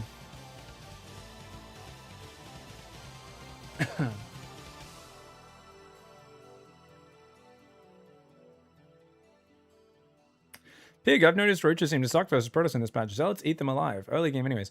Yeah, Zealots, as chat saying, JM Reg says, Zealots actually beat every unit. They always do. So what's probably happening is you're just getting hit by a Zealot timing. Unless your roaches are in a critical mass, roaches actually lose to Zerglings super hard as well. So this is just an interaction you might not be as familiar with, Dark Matter. Roaches getting surrounded by Zerglings, Zealots get destroyed. Once you get a big giant ball of roaches, and you start a step, or you get them in a choke point where the Zealots all get stuck behind each other, that's when the Zealots, the Zerglings, fall off really hard. But anytime Zerglings or Zealots get us around, like melee units have crazy good stats. If you look at their raw DPS and hit points compared to their cost, they are like way above all ranged units. But as fights grow, and as ranged units use choke points and that sort of stuff, or pull drones in front of them on hold position, that's where you see the efficiency of the melee units just fall off a cliff. All right, guys. How are we doing? Do I have time to cast another replay? I hope I do. Because I really would like to actually cast some replays. We've still got 2 maps going. Okay, cool. Let's very quickly cast a replay. Hopefully we don't miss much from the next one. Did I cast Kaskan Dragon before, guys? I feel like I didn't. I didn't cast Kaskan Dragon today, did I? I know I've cast Kaskan in the past. Alright, guys. Alright, guys. We got Kaskan Dragon in the bottom left side of the map against Low Elo Loser. What a loser. Small Elo energy. Tiny Elo. Because, you know, the thing is, anyone who talks about how small their rating is, how bad they are at StarCraft, those are the ones you got to be afraid of. Anyone who's watched Cyril's stream has heard Cyril's self-talk. Oh, I'm dead. I'm so shit. Oh, I messed this up. Oh my god, this game was so bad. Oh, like once you realize how Cyril talks about himself, you will understand. You will understand. These are the ones you got to watch out for. It's the guy who calls himself a god. That's the guy, like, you know, we've all seen videos of like public fights, right? There's always that guy who's like, and like, you know, he has one move when the fight starts, right? And it's to whip his shirt off, like, faster than you've ever seen someone whip a shirt off in their entire life. Can't throw a punch for the life of him. He has the head movement of a person in a neck brace. Like, literally not even slightly elusive. We are talking absolute pleb tier, you know? Absolute pleb tier. So yeah, it's the people that brag and want to fight all the time. Those are the ones you absolutely do not have to worry about. Let me just make this a bit easier. Sorry, I was like, why isn't it not following the units? Hey, did I not just change that? Oh, not center. Oops, this one. All right, here we go. Isn't that just the theory of needing to be a certain level of good to know how shit you are? 100%. This pig's not going to be happy with this game, am I? What are you talking about? Of course I am. Mate, you've built probes. Your opponent hasn't. This low elo loser has gone 13 pool 13 hatch, which is a crazy build, by the way. You got to build some drones, low elo. You got to build some drones, son. We're going to go Gate Nexus. I actually like Gate Nexus. I think Gate Nexus is really good. Good build order. Very economic. And you're up a few workers. You've been better on your probe production than your opponent. Oh, we're going gas before Cybercore. I think that's fine. As long as you get the Cybercore now, it's not too bad. Your Warloff does look like you're a fan of a certain Korean boy. Oh, God. Well, this Warloff's going to be a shit show, isn't it, guys? This Warloff's going to be interesting. As long as we seal it at some point with something there, and then like maybe an extra pylon here. It's an ugly choke point, but it's wallable. It's fine. We'll see how we do. All right, guys, we got low elo loser putting on gas. Low elo's caught up on the drones.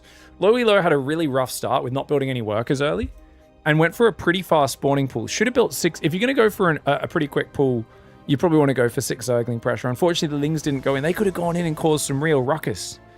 Caused like a whole problem for the opponent. Low elo is going to go for 1 queen. Needs that second queen. Come on, get that second queen, mate. I'm low elo loser. Be as harsh as you want, pig. Oh, how you doing, dude? What's up, cuz?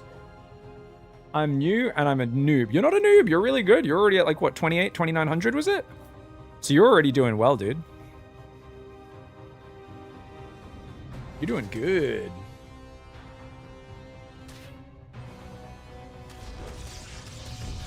Oh, Lings take out the probe. Nice. Worth losing those. 2 gateways do come in for the Protoss player, guys.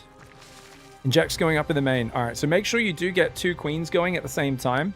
Even if your natural hatchery is not ready, it's better to just build both queens at the same time or inject at the same time, because you want to make sure you're injecting both hatcheries at the same time so that you're on one cycle. You see, now you're on 2 different cycles. And like, you've just got to let your queens have a sleepover, let their cycles get in sync. Yes, it might attract bears, but at least you know what time you have to worry about the bears. Oh, that's a 4th base. You meant to take it here. This is the 3rd base location. So we've taken this base way out in the middle of nowhere. That's fine. Bailey Nest is on the way. A few Zerglings as well. We're up against the guy who's playing Gate Robo. Okay, so I think the main thing we're missing for now is just getting that drone count up a little bit faster, but you're doing pretty well. I'm going to fast forward this early game, guys, because these guys are both just chilling, and I know the next round is going to start really soon. Oh, it's already up. Okay, we're going to fast forward this game because it looks like a low action game. We're just going to check out the strats. So we've got Bane speed, Ling speed, Carapace coming in. Ooh, are we playing bronze to GM? Are we playing bronze to... This kind of looks like bronze to GM. You do need a 4th and 5th hatchery. One of the benchmarks you want to look for is you want this mineral line to be full by about 4 minutes. Second gas going down is fine, but we desperately need that 4th and 5th base. And melee is probably more important than Carapace, but you definitely want to get both. 3 gases is too many. You don't need a 3rd gas. Just 2 gases is plenty for Ling Bane. But you need lots of production. You need 4th and 5th hatchery and to be pumping the Ling Bane. Meanwhile, gateways are building. Protoss is not really moving out, so it's going to be, Protoss is just going to make a ton of zealots on 2 base. It's going warp gates. Kaskin Dragon's not really using any of the new things. Because they've gone warp gate, Kaskin's not able to go for rush guard shielding, which is a bit of a bummer. But against Banelings, not as important as against Terran or Protoss. So, to be fair. Oh, we're making adepts. Are we making charge adepts? We've made so many adepts. Okay, fair call. Massling Bane getting ready. Okay, so, guys... Oh my god, both players are building up, but the drones are coming. Does the Overlord see the move out? Oh my god. The Overlord, I don't think we'll see the move out. So there's an army waiting out there for Zerg. Protoss is moving out. 2 ships passing in the night. Oh my god. Oh my god. This game's going to be a proper shit show. It's going to be a base trade? Does the Lingbane go in or go home? If it goes in right now, it's going to do really well. But it's going home. Oh no. Hatchery gets killed. The Zealot's there. Lingbane is trying to come back to click on this, but they're super split up. Oh no, the Lings are going to get slaughtered before the Banelings even arrive. Oh my god, the Banelings, they do clear some Adepts. But I think this timing's a bit too good for Kaskan Dragon. And he's got too much of an army. And he's made a lot of Adepts rather than Zealots, which is definitely an odd choice. But I think they're just the leftovers from the early game. And yeah, as long as you keep... Where's the Warp Prism gone, guys? Oh, there it is. Yeah, as long as you keep warping in Zealots and Archons, I don't think you can lose from here. Kaskan gets a nice, simple win. Doesn't use any of the new things. Goes for the trusted, effective thing, which is fair. I think with this style against Zerg, it doesn't really get much new stuff. If I'm thinking about how you would use this style with differences, there's not much to it. Yeah, there's not much to it. I mean, if you're used to doing this sort of timing, there's not much difference. Like, you'd need to do Colossus or like Disruptors. You could do like a Zealot Archon Disruptor style, would be, I think, a nice way to use the new Reavers. But that's obviously going to be probably more of a 3-base play. This sort of push, nothing new here on this mod, so fair call. GG's. If that's the style you know, that's the style you want to play, you get yourself the win. GG, well played. Both players playing some standard stuff. Kaskan comes out on top. GG, well played, my friend. Why would I not like that game? I thought you implied you played like shit. You played well, mate. GG's. All right, guys, we got any series up here? Hey, guys. What matches do we have? We've got Germster, Wootsicle, Bulgarian, Senju. I think I'll probably go in this Germster, Wootsicle game. And then we'll grab the lower level ones after this. Okay, gonna prioritize lower end players after this round. But I got Germster, Wootsicle for this one. Good luck, mates.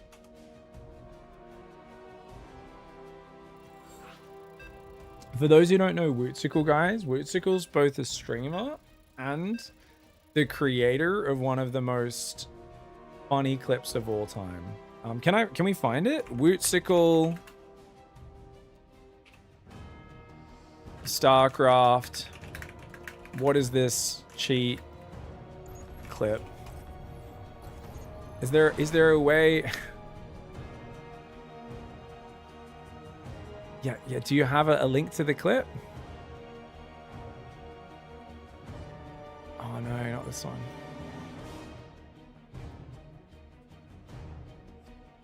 Yeah, the AI knows about the clip, but it doesn't show me the clip. God damn it, AI. Like, what was the line? He was like, "What is this? What is this?" It's what, if anyone can find the clip, link it up to us. It's one of the funniest clips I've ever seen of anyone playing StarCraft. It's amazing. It's from like, what, 4 years ago or something? It's such a good clip. It's so funny. It's yeah, it's one of the funniest clips ever. All right, guys, Germster in the top left side, Arky in the bottom right. We're playing on Green Earth's mod. It's the viewer tournament, and let's see how everyone goes. Arky's gonna go, aka this is Wootsicle, so we'll just call him Wootsicle. It's gonna go for the 14 gateway. Solid opening. Chrono there. Do we get enough? Oh, enough minerals for the next probe as well. Nicely done. Germster's gonna go for what looks like a 15 hatchery, which is also a solid build order. You can go 16 hatchery if you want to be slightly greedier. It's fine. Either way works, but 15 hatch 16 pool or 16 hatch 17 pool, both are great. Oh, okay, we got the clip. Let's do it. Let's do it. Quick, we've got a quick... We can afford to miss a little bit of the early game for this, guys. This is one of the greatest clips I've ever... There's something so pure about this clip. It is beautiful.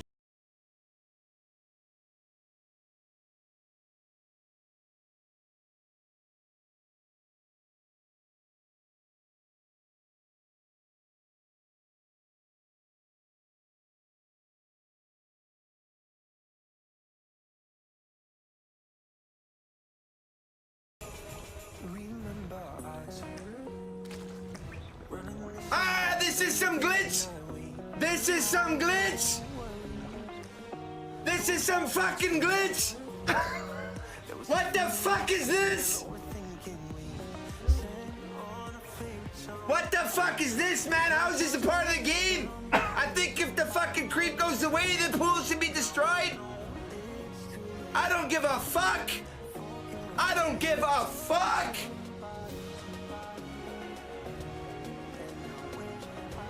What the fuck? I've never seen. And that there is Wootsicle, guys. Our Protoss player scouted his opponent, saw no spawning pool. He thought he was good. 6 Zerglings walk in and kill his pylon, empowering his production. And he's like, what the fuck? There's no spawning pool. How can this be possible? Yes, the opponent built a hatchery. Now, with a hatchery, it takes a while to get the creep, guys. So you got to wait like a good 10-15 seconds, I think, right, to get the creep. I've heard people say you don't need to. I'm pretty sure you do to get enough creep to consistently place a spawning pool. I could be wrong. It could be that you just have to have an instant connection, but basically you have to wait a few seconds. Chat says 8 to 12 seconds so that enough creep generates under the hatch while it's building. Cancel it, build the spawning pool. It's such a late spawning pool. It's a terrible build order.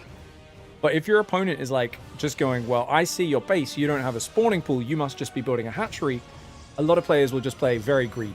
And and then yeah, when your Zerglings come in, even though it's nowhere near a normal 12 pool timing, the Protoss often just assumes there can't be any Zerglings coming, and they do just die. So some people say 8 to 12 seconds, some people say no, it's instant. Yeah, I've heard both. So when I do it, I have to wait, and I think it's because I always play with delay as an Australian. So if you don't instantly place the building, a little bit of it, like within about half a second or 0.2 of a second, part of the creep disappears, so you won't have room to place the spawning pool. But apparently, if you get really good at doing it instant and you've got instant reaction, you're on a good server, then you can do it straight away. I've heard that, Bub Zero. But for most people, they end up like waiting like 10-12 seconds to make sure they can pull it off. So it's a pretty big delay. Yeah. Still pretty bad, even if you get it straight away, but yeah. Yeah. I mean, the bigger form of the mutating building needs to form. Oh, so you actually, there's like a graphical change? There's like a graphical tell to letting you know when to cancel it, Zemi? Oh, that's cool. All right, guys, so check it out. Wootsicle's going Oracle, third base. Solid opening. This is like just how you open against Zerg. He is going warp gates, not gateways, which does mean he can't get rush guard shielding. Germster's rushed Hydras here, guys, and gotten away with it. This is a very greedy Zerg opening. No Ling speed, 3 queens. Oh my god, like, remember, guys, 2 Adepts kills a queen so quickly, but because Wootsicle's been so defensive, he's kind of let his opponent get away with murder here. He's going to go for a Twilight Council on the high ground.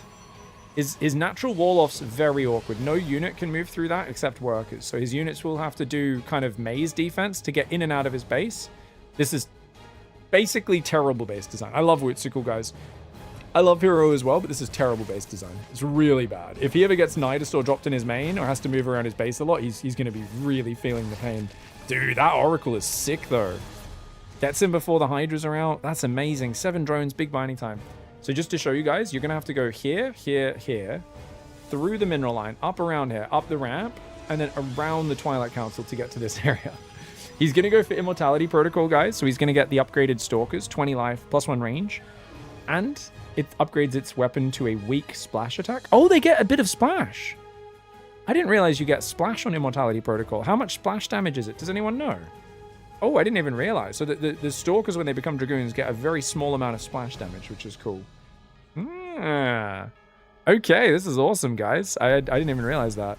But, oh, hatchery cancel, not a bad move. The problem you're going to have here is that Hydras, if Germster just makes Hydras, I think they can just A-move you. But Germster is not really using any new things either. It's just building drones and Hydras.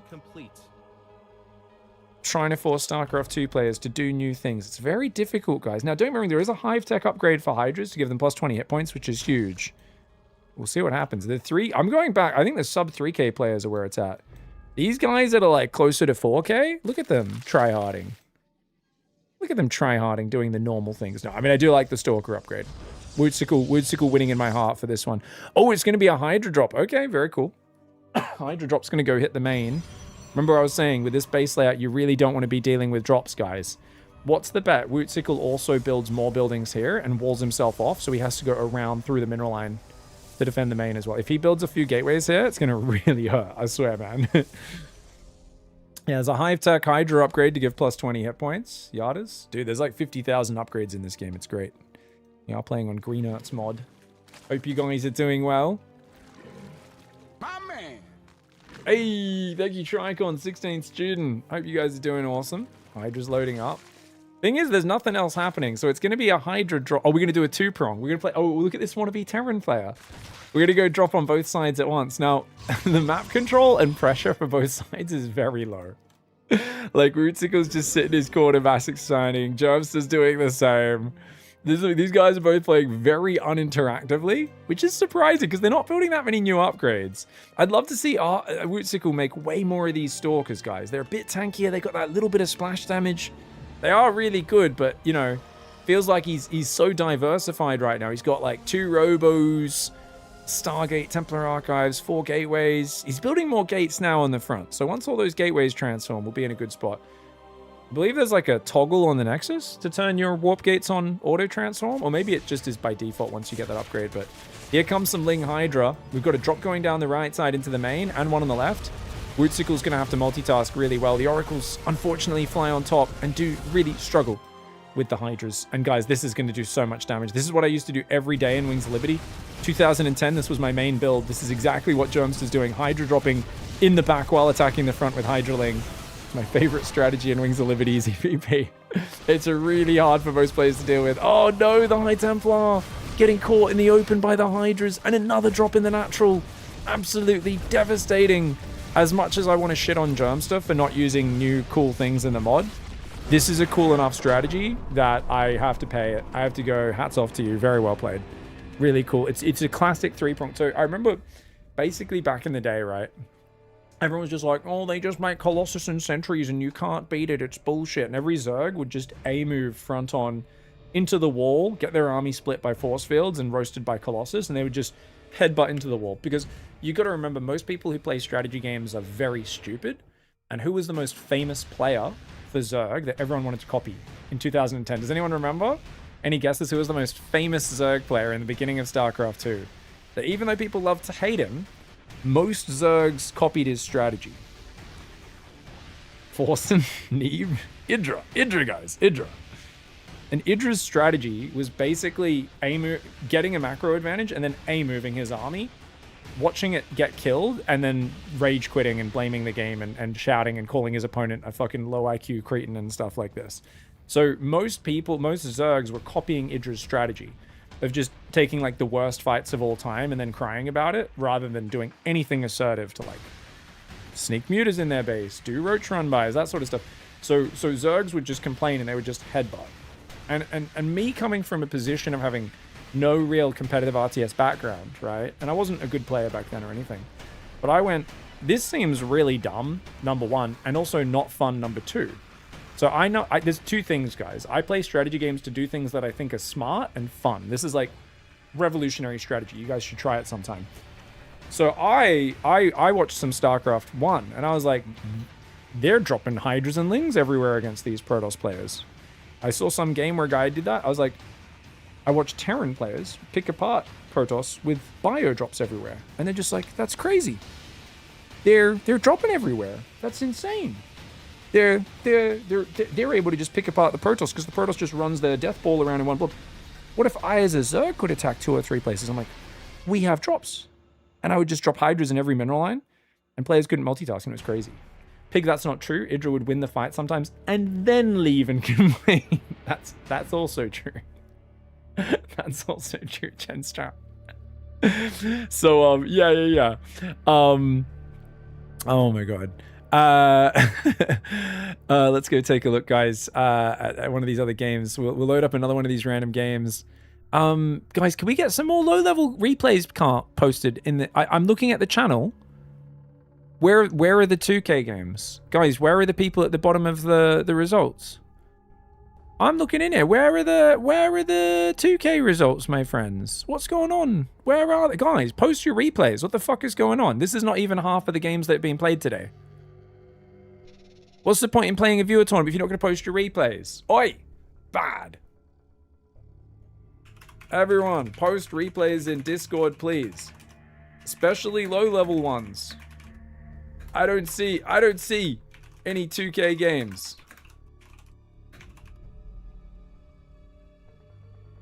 I appreciate it, Dave. I just want to have options of games to cast. But yeah. It was really funny because Protoss players would rage so much if you just dropped them in 3 places with Hydras. And yeah, it was really funny because I remember always having the mindset of like Zerg units are really expendable because you get this economy advantage. But if you could just find a way to not headbutt into the worst fight of all time, you would crush 2010's EVP. And I beat so many Protoss players who are way above me. Oh, we got it. Yeah, we go 2.6k TVZ. That's what I want. That's what I was looking for. That's what I... Yes, I haven't cast either of these players. Thank you, Wiggy and Scarlemite. I appreciate you guys. I wanted to cast this. I was looking for people who were on the lower end of the scoreboard because I've not been able to cast any yet. Let's go. All right, guys. Wiggy in the bottom left. Scarlemite in the top right. Pig, I have a Diamond 2 game where I versed to 6k. Just make a habit of posting every round. If I'm not casting you live, just post the replay and just go, hey, you know, 4k versus 6k or whatever, blah, blah, blah, and the matchup. Just so we've got the replays there. And then if people, you know, don't have to if you don't want to, but I'd love to. That's not, yeah. But yeah, the old days were really funny. Like, everyone was really bad. My other favorite strategy in ZVP, guys, was the drone drill. After watching Jelizerg's Golden Mouse winning games for inspiration, where he pretended to do a speedling expand. He's like, oh yeah, I went speed, but here, look, I'm taking a second and third base. He let the Protoss scout it, and then once he pushed their probe off the map with Ling Speed, because the probe has to like go home or dies, the moment Ling Speed killed him, he just grabbed every drone, went across the map, and on that map, I think there was like, was it a Zealot and a Dragoon in between 2 gases on the choke point? It was a map where your choke point was like 2 assimilators that were basically just built in on the map. And yeah, he basically just drilled 20 drones through the Zealot so that he couldn't, and then just basically attacked the Zealot with drones from behind, or the Zealot and the Dragoon, and Zerglings from the front. And it was just such a like crazy all-in. The commentators are screaming like, who the fuck does this? What the hell? Like, this is such a dumb all-in. Everyone thought Best was going to dominate Jelizerg because he was really good at macro. Jelizerg was a trash macro. Like, Jelizerg does not know how to macro. Guy won a golden mouse in StarCraft 1, literally doesn't know how to macro. He played StarCraft 2 at the top level for a couple of years, never spread a single creep tumor in multiple years of playing top tier Zerg in the early days. Like, you got to respect a guy like Jelizerg, who just, like, he's just, in terms of his stats, he is an appalling StarCraft player. Like, it's like watching a guy in a modern sport that's like super athletic and he's just got his beer gut out and he's just like, ugh, and he gets like gassed out after running for like 10 meters. He's like, but he somehow just finds a way to win anyway, you know? It's like watching a guy step into the ring. He's like still smoking as he steps into like the fighting ring, but then he just like punches the other guy in the dick and he's like, like Jelizerg was just the ultimate cheeser. Pause, please. Sure, had to get door ready. Oh, they had to do a little pause. No worries. Good on you guys.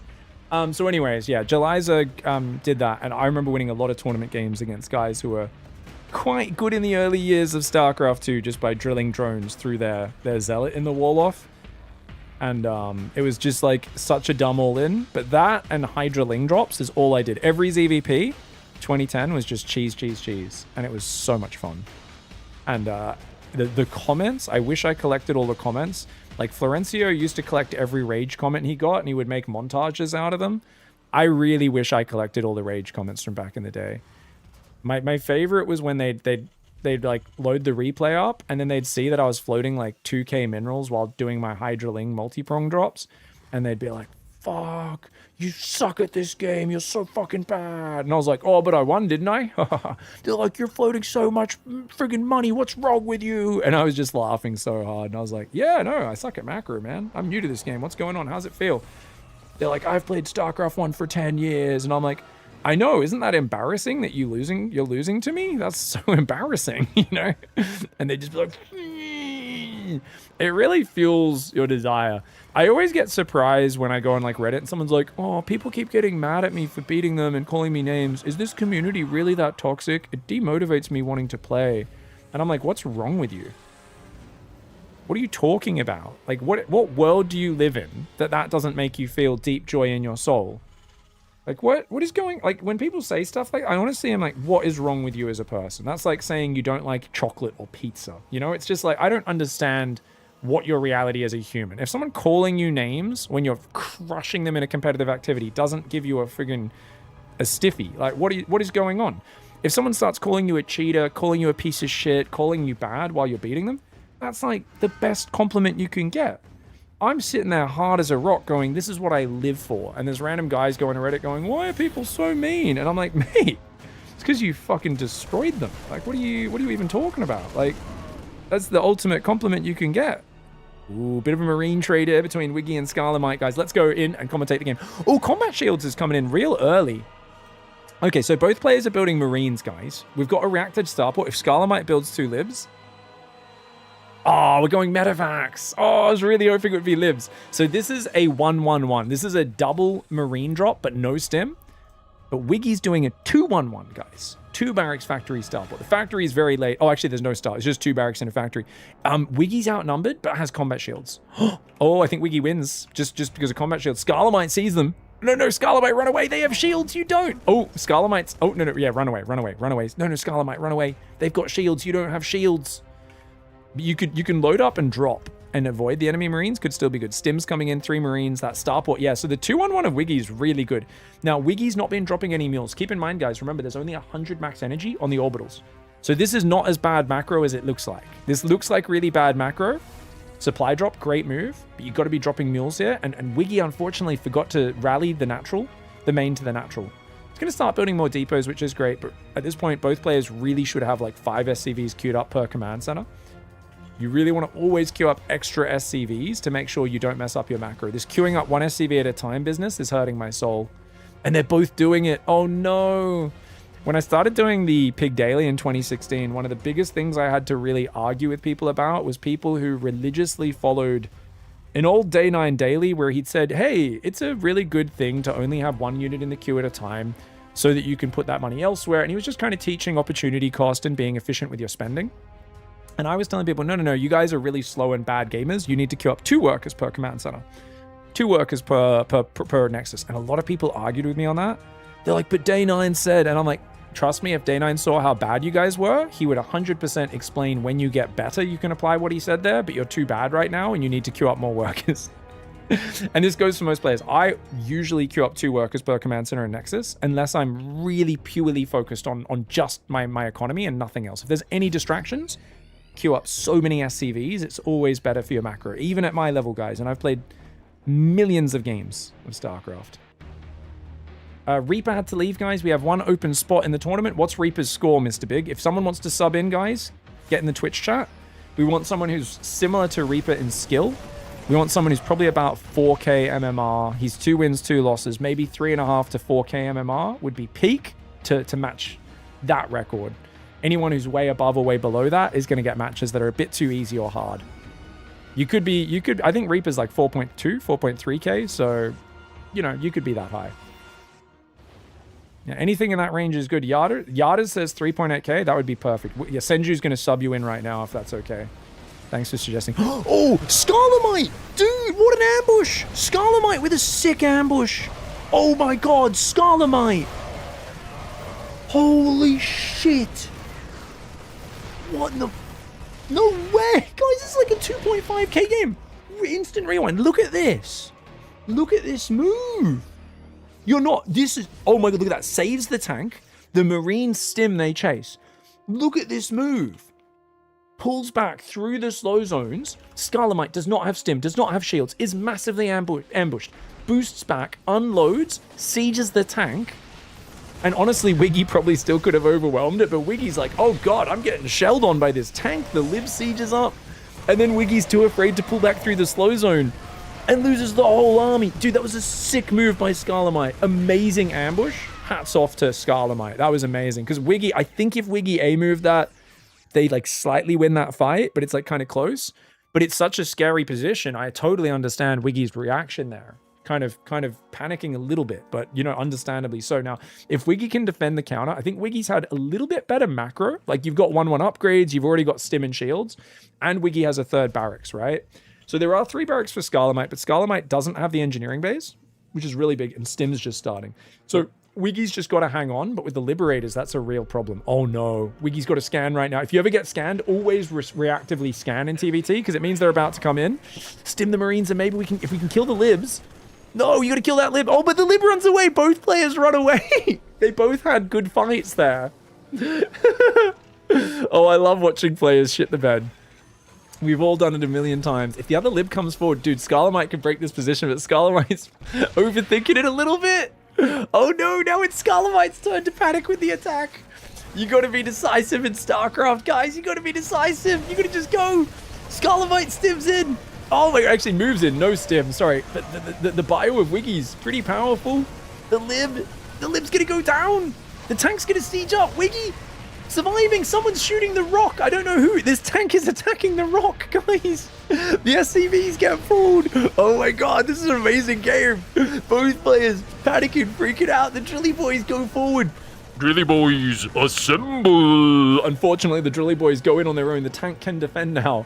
I still think Wiggy can get back in this game, but with 4 bases up behind it, Scarlemite's got a big lead. But Scarlemite's completely forgot engineering base. And that's the comeback attempt for Wiggy. If Wiggy can like lock down 2 bases, make an armory, make 2-2, I think Wiggy can win this game. Yeah, armory goes down. Wiggy's tried to start 2-2, realized, oh crap, I don't have my armory. But Scarlemite's keeping the pressure up, and oh my god, another drop with a siege tank. What the fudge? This is Scarlemite's special move. Oh, but we targeted the reactor. Oh no, and then we targeted the barracks.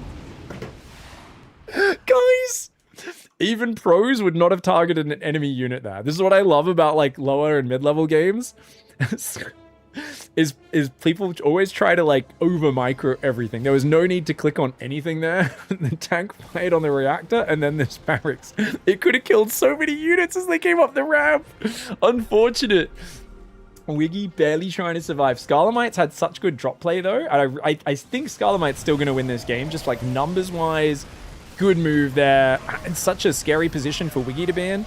Wiggy's got 1/1 bio, but they're so outnumbered. And that's what's really scary. But actually, it's a pretty good fight. If Wiggy can just hold down the Marine key, try and get like 2-2 started, keep dropping mules as well, I think you'd be surprised how many comebacks you can make on 2 base, as long as you can survive. But you know, Scarlemite's not done. Scarlemite, it loves dropping units. But look at this, 4 bases, 2nd factory, still no E-bays, and no combat shields. So Scarlemite has, I'd say micro engagement-wise, way better than Wiggy.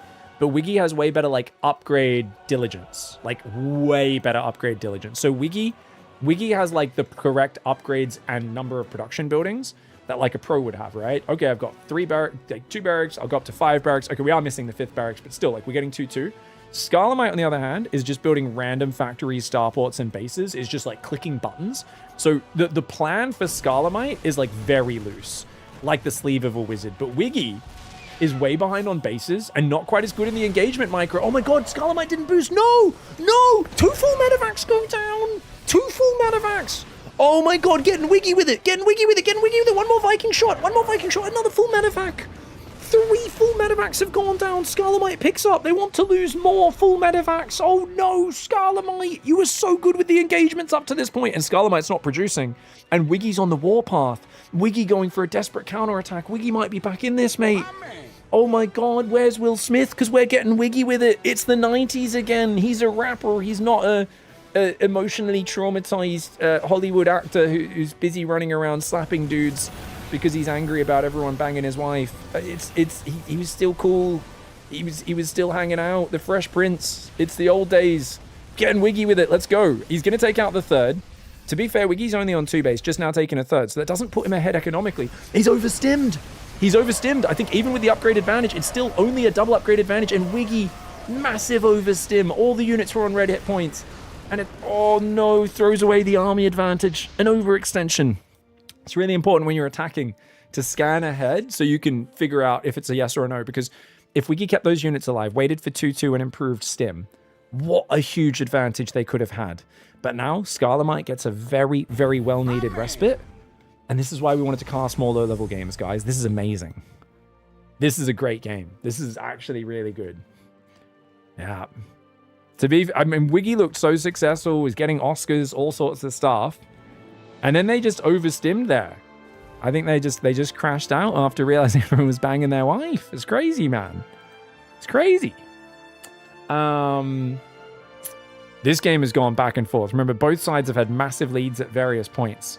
I still can't get over that initial Skarlamite ambush here. That was such a sick play. Sorry, guys. The next round's probably already started. I might have to cast off replays and miss the live cast. Has the next round started, guys, in the chat? Oh, we're finally remembering combat shields and engineering bays. But yeah, the 3 starport 2 factory, this is like a very common thing, is very random production for Skarlamite. But Skarlamite is clicking buttons well. Lots of SCVs, lots of bases, lots of mules, lots of production. So Skarlamite's doing what a lot of players do, where they might not have the clearest plan in build order once the game gets later, but they just press a lot of buttons well enough. And in RTS, more stuff beats less stuff. Even if it's lower quality, you can absolutely win with numbers. So I think Skarlamite's kind of loose, throw everything at the wall and see what sticks approach is actually quite powerful. Wiggy goes in, improved stim and 2-2. This Bioforce is amazing. Oh no, Skarlamite turns around. I think Skarlamite would have won a base trade, but he's going to go home. Oh, there's a lot of Marines and some tanks there though. Skarlamite with a good siege up. Oh wow, Skarlamite's going to hold, I think. Really nice. And look at this, it's a sandwich. Oh, it's a sandwich of doom. Comes in from the other side, does Skarlamite. The Marines need to stim. They're not stimming. They're not moving in. But Wiggy's going to tap. What a fun game. Both players played sick well. Wiggy really organized on the upgrades. I love to see it. Got to be a bit more decisive with scanning where the army is and going for the engagements. And yeah, and Skarlamite just needs to remember to get the upgrades. So when you're playing Bio, which you are, you've got what I call Silver League syndrome Skarlamite, which a lot of people have, especially in Silver and Gold, sometimes Platinum League, where they start off kind of doing a pretty decent arrangement of units and build orders. Like, yeah, 3 barracks, a factory, a starport. And from that point, you just need to like know the standard list. So from here, what's the next things we'd normally do, guys? There's different ways you can do it. It's kind of modular. Let's go to about like 7-8 minutes and see what we did. So we went 3rd command center, perfectly normal. And then you would go double engineering bay, double gas, 4th and 5th barracks. And then from there, you could add a 2nd factory, you could add an extra starport, you could go 3 more barracks, and then a factory and a starport eventually. It's different orders, but you want to make sure you have double engineering bay, 5 barracks, a factory, and a starport. That's like the standard 2-base production. And then as your third's getting full of workers, you'll naturally start floating money, and as you float money, you can add extra production from there. But if you did that, that would have been really good. You can see that there was a bit more of that order for Wiggy, where Wiggy went 2 barracks, factory, starport, then went for the double E-bay. And that double engineering bay really helped out. Added a 3rd barrack, so it was 3 barracks, factory, a starport, and then added a 3rd command center. But if you'd got those 1-1 upgrades earlier, this would have been amazing. At this moment, if Wiggy just kept fighting, I think Wiggy does much better here, because the shields and the stim is so big, and that tank is almost dead. So it's only going to get 1 more shot off, and the lib is actually not that scary because it wasn't sieged. So this pullback, unfortunate for Wiggy, but I think Wiggy wasn't watching when the fight started. So then you go, oh god, what's happening? Your instinct is to pull back, and often that's the right instinct. Unfortunately, we're in a slow zone, so then we panic and we go, oh, I can't pull back through here, and then we move command forward. If we just ran away through the slow zone, it would have been better than this. Unfortunate, but we've all been there before. GG's. Hats off to Skarlamite for winning a hard-earned game. My man. Oh, the last 2 undefeated players are matched up. Yeah, we should watch that to see who takes the lead. Sure. I mean, it's either that or if there's a really fun low-level match. Either one's fine. Whatever's available. Is it greener patches? Oh, of course we'll cast greener patches. Okay, yeah, we'll go back to... I'm going to cast... Please keep posting low-level games, guys. I'll cast more free plays. But I think we'll cast greener patches for sure. All right, guys, let's get greener and patches up. I'll cast that one. Keep posting reps, especially sub 3K games. That last one was a banger. Casting greener versus patches this round. Good luck all. I'm a PP. 2 minutes. If you guys want to wait. Thank you. All right, I'm gonna pee really quick. Give me a minute. Oh, you accidentally landed down here, silly Billy. Oh, you can't get back in while you're fungled. Oh, silly boy. Silly, silly, silly boy. Silly boy. Hey, you. You are a silly boy. So I figured, hey, let's look at the VODs of one of the most high-level PvTs we've seen recently. I'm sorry, Hero. I didn't mean to use... I didn't know that was going to happen. I literally just opened the VOD at a random point, and the most Hero thing ever is happening. I'm so sorry, Hero. I'm so sorry, bro. Oh my god. I just opened the VOD to a random point, okay? This is not me hating on Hero. I love Hero. There's 1 Baneling, 17 Zerglings. He doesn't have a big army. He needs a minute. He might have to give this base up. The Infestor's looking for the Fungal. He wants to pop it from a little further behind. Nice double Fungal in the rear with the Fungal gear. There's another Infestor there as well. He's going to pop it up. Oh! Juicy, Lucy, big green goopies all over Kua's face. And the Terran players vomit on their shoes. And the Zerg players say, wait, is Ultra Infestor actually legit? Is it broken? Is it good? Or is Dark just an absolute Chad gamer with a giant Ultralisk? A big, thick, firm Ultralisk. This Ultralisk just got promoted to a Ravager. He's like, what the fuck? I'm an Ultralisk. That's a dad. So he's going to go for what we call the Virgin harassment again, guys. This is what you do if you don't have a lot of things to spend your APM on.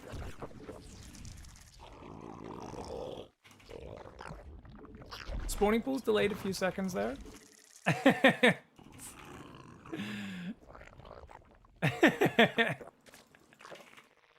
Get wrecked, Max Fax. You suck, dog. He was a Stalker, though. He lost another Stalker there, trying to be a bit greedy there. He was trying to both focus fire and micro the Prism at the same time. In comes that Marine drop we talked about, guys. More Stalkers. We're warping at home. One of the Stalkers has gone down. But look at that. He just blinks the other Stalkers in. These guys blink in as well, showing absolutely zero chill. And he's using this Warp Prism to try and pick up, keep these low hit point Stalkers alive. And he wants to micro at home at the same time. He's got to be careful with that Prism. He's putting on gas while Who rallies workers to gas in the middle of picking up Stalkers to dodge Marauder projectiles? Dark makes EVP look like the most imbalanced matchup of all time. Like, you're just like, how is this even fair? He just gets to do like 1 of 17 different random attacks between 4 and 7 minutes, and they always work. And you're like, this is so bullshit, man. Yeah, I also feel like he didn't get supply blocked in either of those games. I could be wrong, but when I was shading and looking at his drone count, I don't think he was supply blocked. This is the motherfucker who will get supply blocked in $1 million tournament matches. $1 million World Cup games. He'll be supply blocked 3 times before 72 supply. Plays me and he's like, you know what? I feel like building Overlords today. I'm like, what? Can you play like you normally do, please? Don't do a proper fucking build order. I mean, my best chance here is you get like supply blocked 3 times and my build happens to counter your build from a very lucky dice roll, you know? Like, come on. Should we leave it like that, Dot? Should I leave it? I kind of want to leave it, yeah? All right, guys, I've done negotiation with my wife/producer. She's allowed me to agree to let Rayna's face cam stay like this. We had it cropped from when he was using his phone at the internet cafe. He's back on his prop.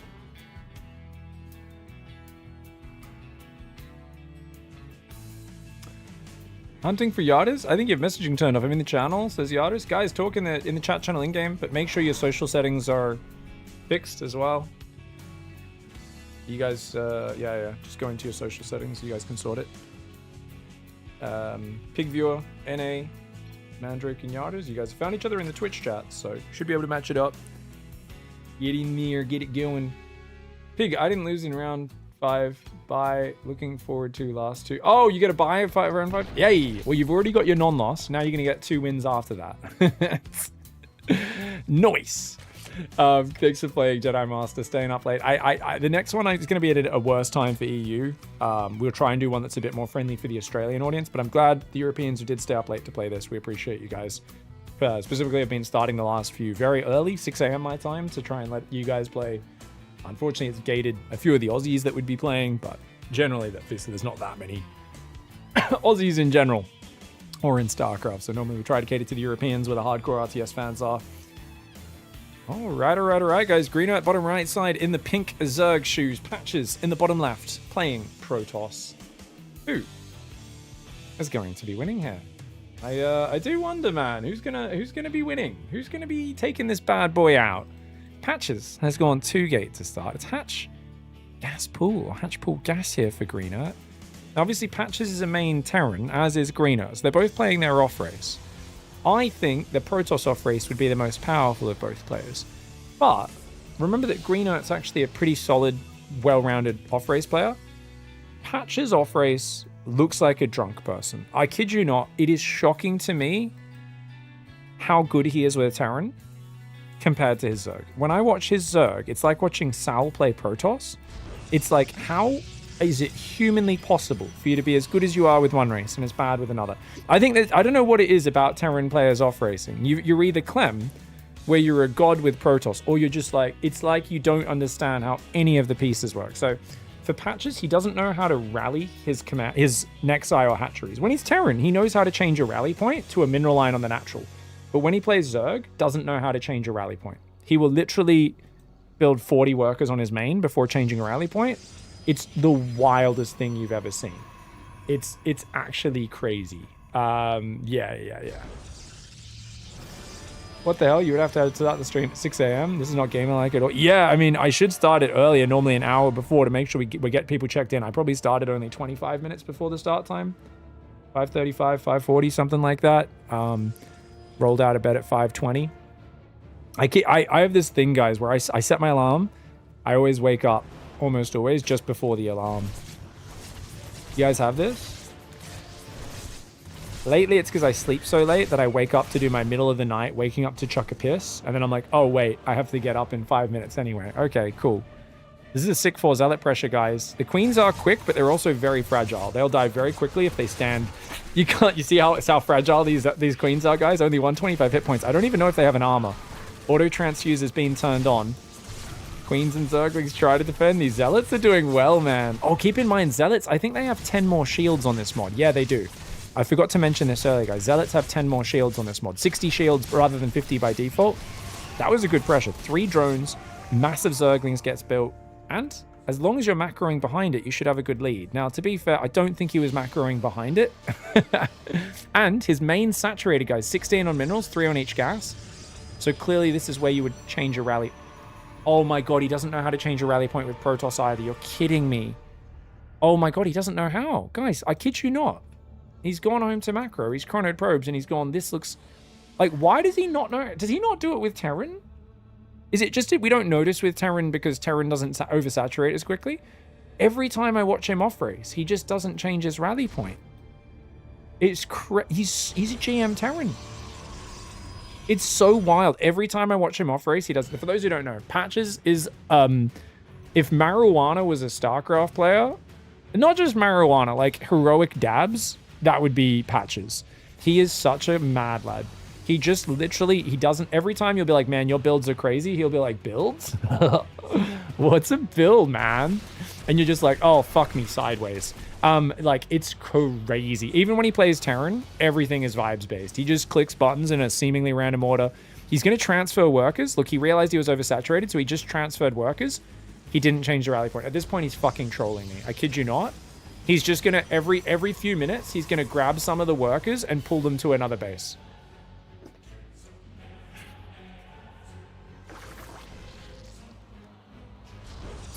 Patches is the only GM player that makes me feel like I'm watching a Bronze Leaguer with the habits. It's like he's somehow, it's like watching Hero play. I'm just like, why would you, your natural's not saturated. What are you doing, mate? He's going to go Warp Efficiency and Twilight. If Greener loses this, I'm going to give Greener shit for weeks. Now remember, guys, it's Hatchery Tech Hydras, so he's already getting Groove Spines here for his Hydras, because the moment the lair comes up, you build the Hydra Den while you're making the lair, and then you start the upgrade the moment that it finishes. So he's going to be able to get into his Hydra Tech a little bit earlier. He's going to go a straight Hydra Bane, which is a bit greedy. And that should be really powerful. Now, obviously, Warp Efficiency came in. He's going to go for Immortality Protocol, which is the Dragoon Stalkers. I don't think that's the most powerful tech. I think a lot of people click it. I used it a lot when he first added this tech. It's not bad. I'll mix it in sometimes, but the fact that he's massing Zealots but going for a Stalker upgrade has me very worried for Patches. Oh, he's still not changed the rally point, but you can see he's pulled the workers out of the main again. Oh, wait. Wait. Oh, he did change the rally point. Wait. Is one of these... That's the observer rally point, though. Guys, did he change the observer rally point, but not the worker rally point? Because you build observers out of Nexus on this mod, right? I think. So I think his probes will still pop out in the main. Let's see where this probe goes. Oh, maybe... Yeah, it still goes... He's changing the wrong rally point. Oh, no. Zealot Stalker goes forward. Ling Hydra counterattack. Zealot Stalker well positioned. Patch is going to go for an attack. Remember, these are the two undefeated players in the tournament so far. Patch is going forward with the Zealot Stalker. This is actually a kind of scary attack.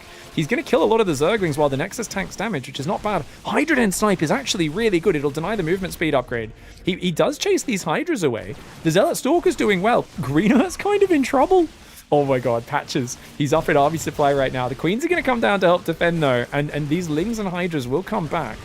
Zealots, though, doing really nicely here. This is kind of crazy. Remember, these are Dragoon Stalkers. They have a slight bit of splash damage, 20 more hit points, a bit more range, a bit more damage.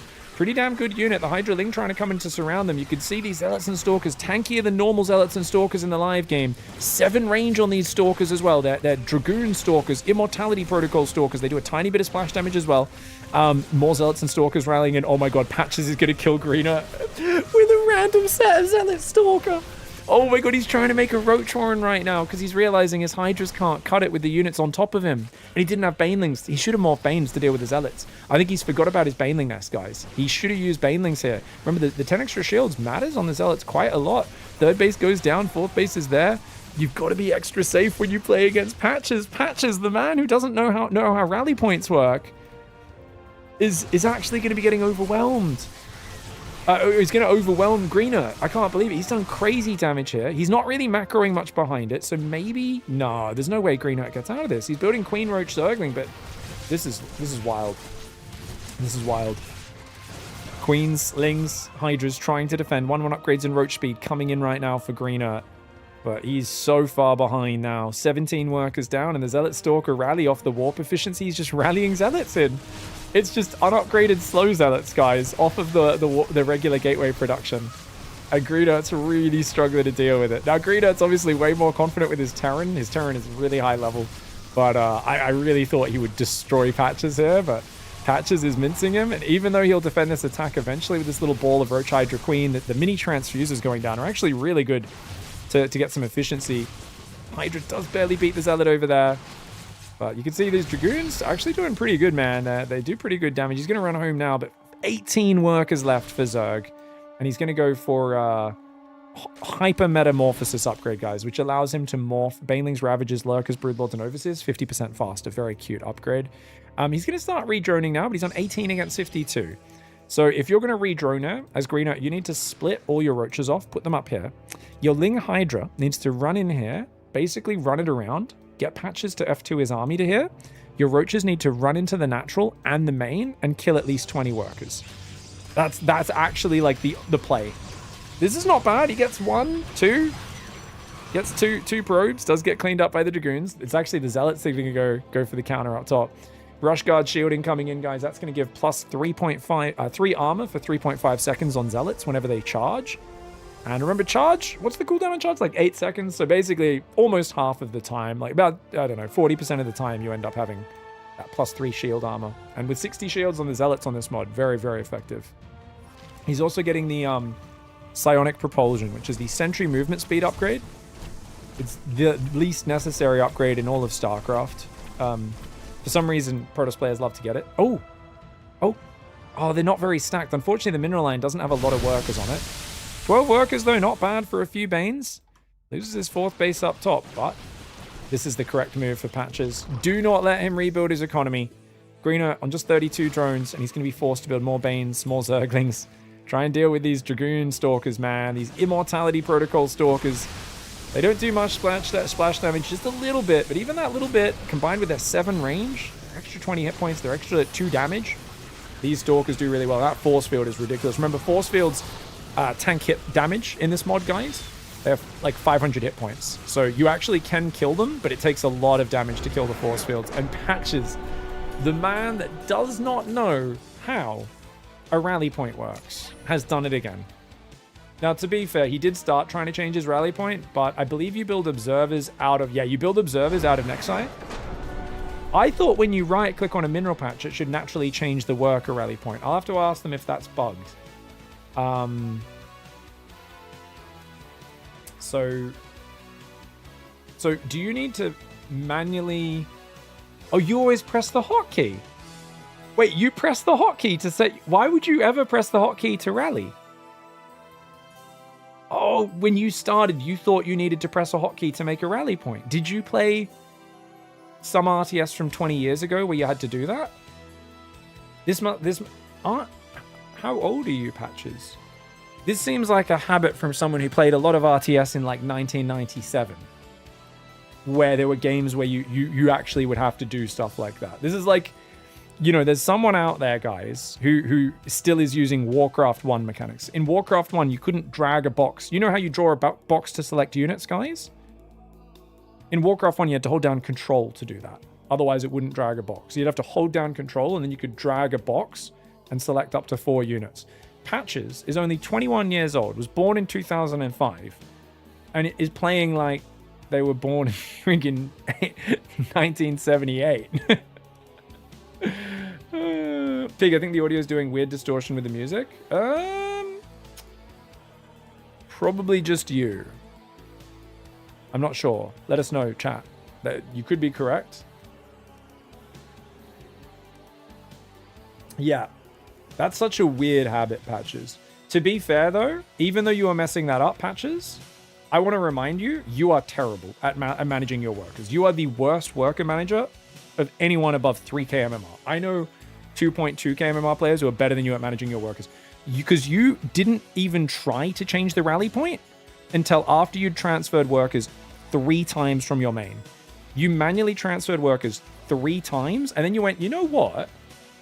Light bulb went off, and you went, I'm going to change my rally point. And that's when you changed your observer rally point from the main to the natural. 3 times I saw you went go there, box work. You went, oh, the number's red. I'll grab some of these, put them on the natural. 2 minutes later, you'd be macroing your main. You'd be like, the number's red again. Box, and I was like, what are we doing?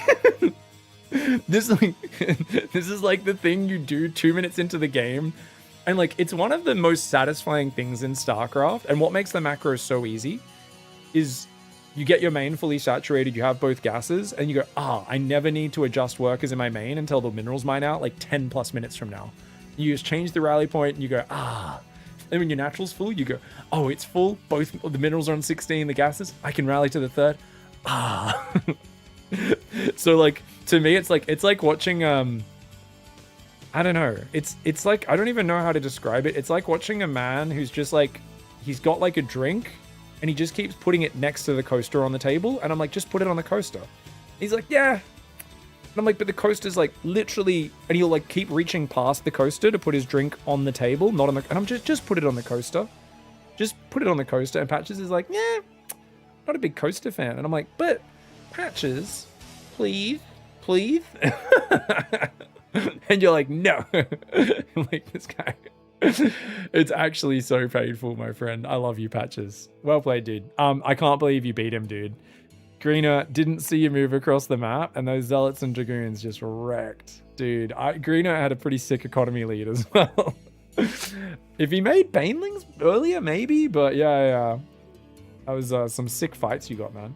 How big's the splash damage, by the way? Do you guys know? Because it says the Dragoons get a little bit of splash. Is it like 1 or 2 splash damage or something? Not playing as much, so I'm even worse at this stuff. It's fun to watch, Patches. You're winning the tournament right now. You're our tournament leader, which is amazing. I love it. How are we doing in the games, guys? Let's go take a look. Looks like we've got 2 games still going.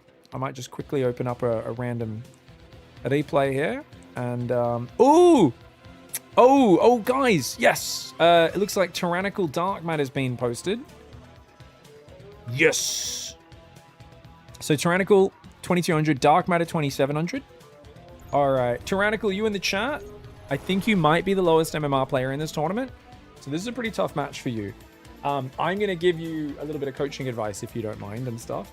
because I think you've got the biggest up. If you get a win today, it's actually going to be amazing and really well played. This is one of the harder tournaments because we had way less signups in this than we normally do in the viewer tournaments. Normally the viewer tournaments, there's a few 1800, 1900, 2K players. You know, there's normally a few more people around your MMR. I'm not sure if there's any other 2200s in this tournament today because we have less signups. But hopefully. Anyways, guys, let's get after it. Dark Matter in the bottom left side playing going for that Overlord. And Tyrannical actually goes for the Extractor trick to get a 13th drone. Generally, it's more efficient to just build an Overlord on 11 supply, guys. Oh, you're doing the 13-13. Oh, I see. No, you're following the build order from the opening guide that I made the other week. I'm not sure how good this opening is anymore. I need to test it more. But yeah, definitely 11 Overlord is probably the easiest build right now that most people are doing.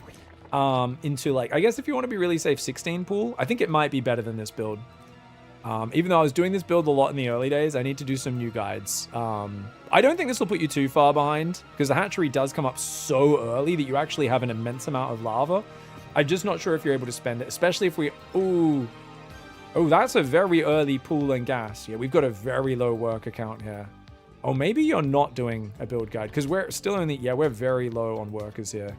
Yeah, okay, I'm gonna tell you, Tyrannical, I'm sorry if my guide sent you down that 13-13. That's a pretty advanced build order to begin with, so you shouldn't be doing that as a 2200. The 13-13, because it's like the 15-15, which was already a very advanced build order. Wouldn't recommend it for like below masters at the very least. Yeah, too many extractor tricks. So I think for the level you're at, I would not do any extractor tricks. They're very fancy and they give you very marginal gains. So I think you should go 11. What do you guys think is the easiest, most solid, well-rounded build order? One size fits all for the opening. I think it's, and I'm going to do a new video on this soon. I think it's 11 Overlord, 16 Pool, 17 Hatchery, 17 Gas. I think is really good. So I think that's the best way to do it. I think it's like super chill.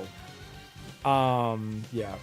Chat says no Overlord expansion probably requires an extractor trick or even a double extractor trick to be economically viable. Yeah, you can do a 13-13, but it's a very fancy build order, and I don't even know. It's like, yeah, it's okay. Yeah.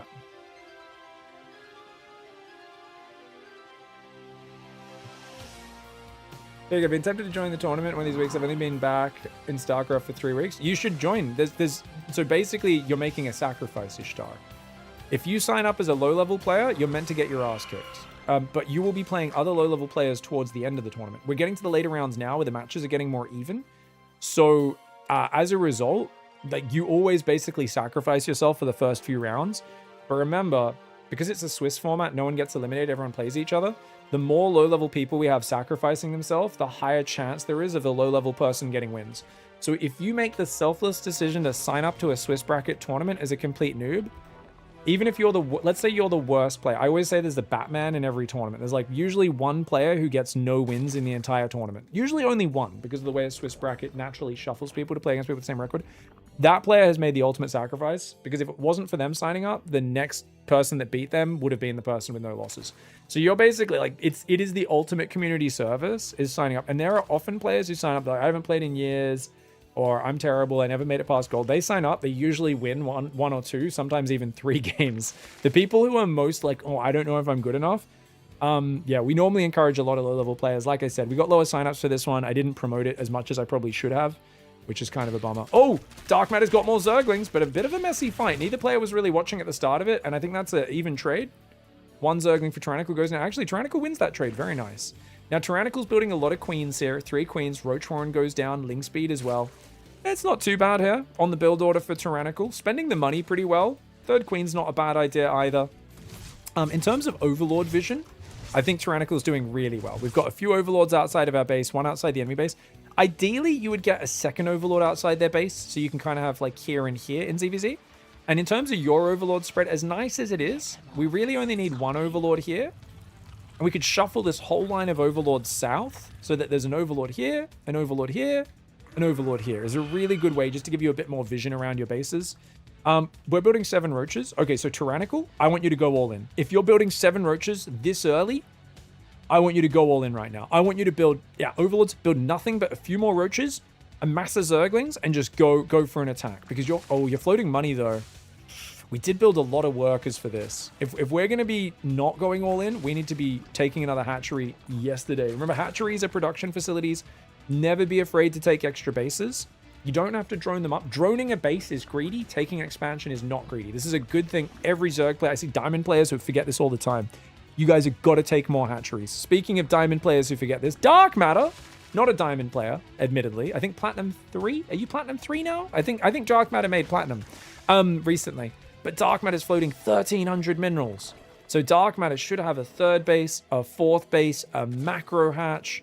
So Dark Matter's really slipped up on that spending. And remember, always, if you spend your money after a round of injects pops out, you basically spend all your lava, you're still floating money, drop hatcheries. Macro hatch, third bases, fourth bases, any of that stuff will do really well. Overlord pokes in, Queen's going to push it back. Baneling, Speed, and Zerglings in ZVZ. Okay, so Dark Matter, this is a very bad comp for ZVZ. You do not want to play Banelings in ZVZ. Lingbane is not made for ZVZ. It's a very bad comp for this matchup.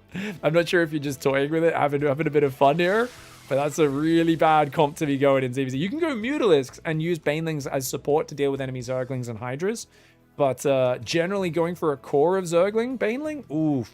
Not a very good style. If you're going to do it, though, you need upgrades. So you've got to go for melee upgrades. If you can get double Evo, that's great. But you need a lot of hatcheries because this is a very lava-intensive style. So try to take a faster third, fourth, fifth base. You don't have to drone them up, but you need the hatcheries to produce lava. On the other side, Tyrannical here is playing 2-base Roach now.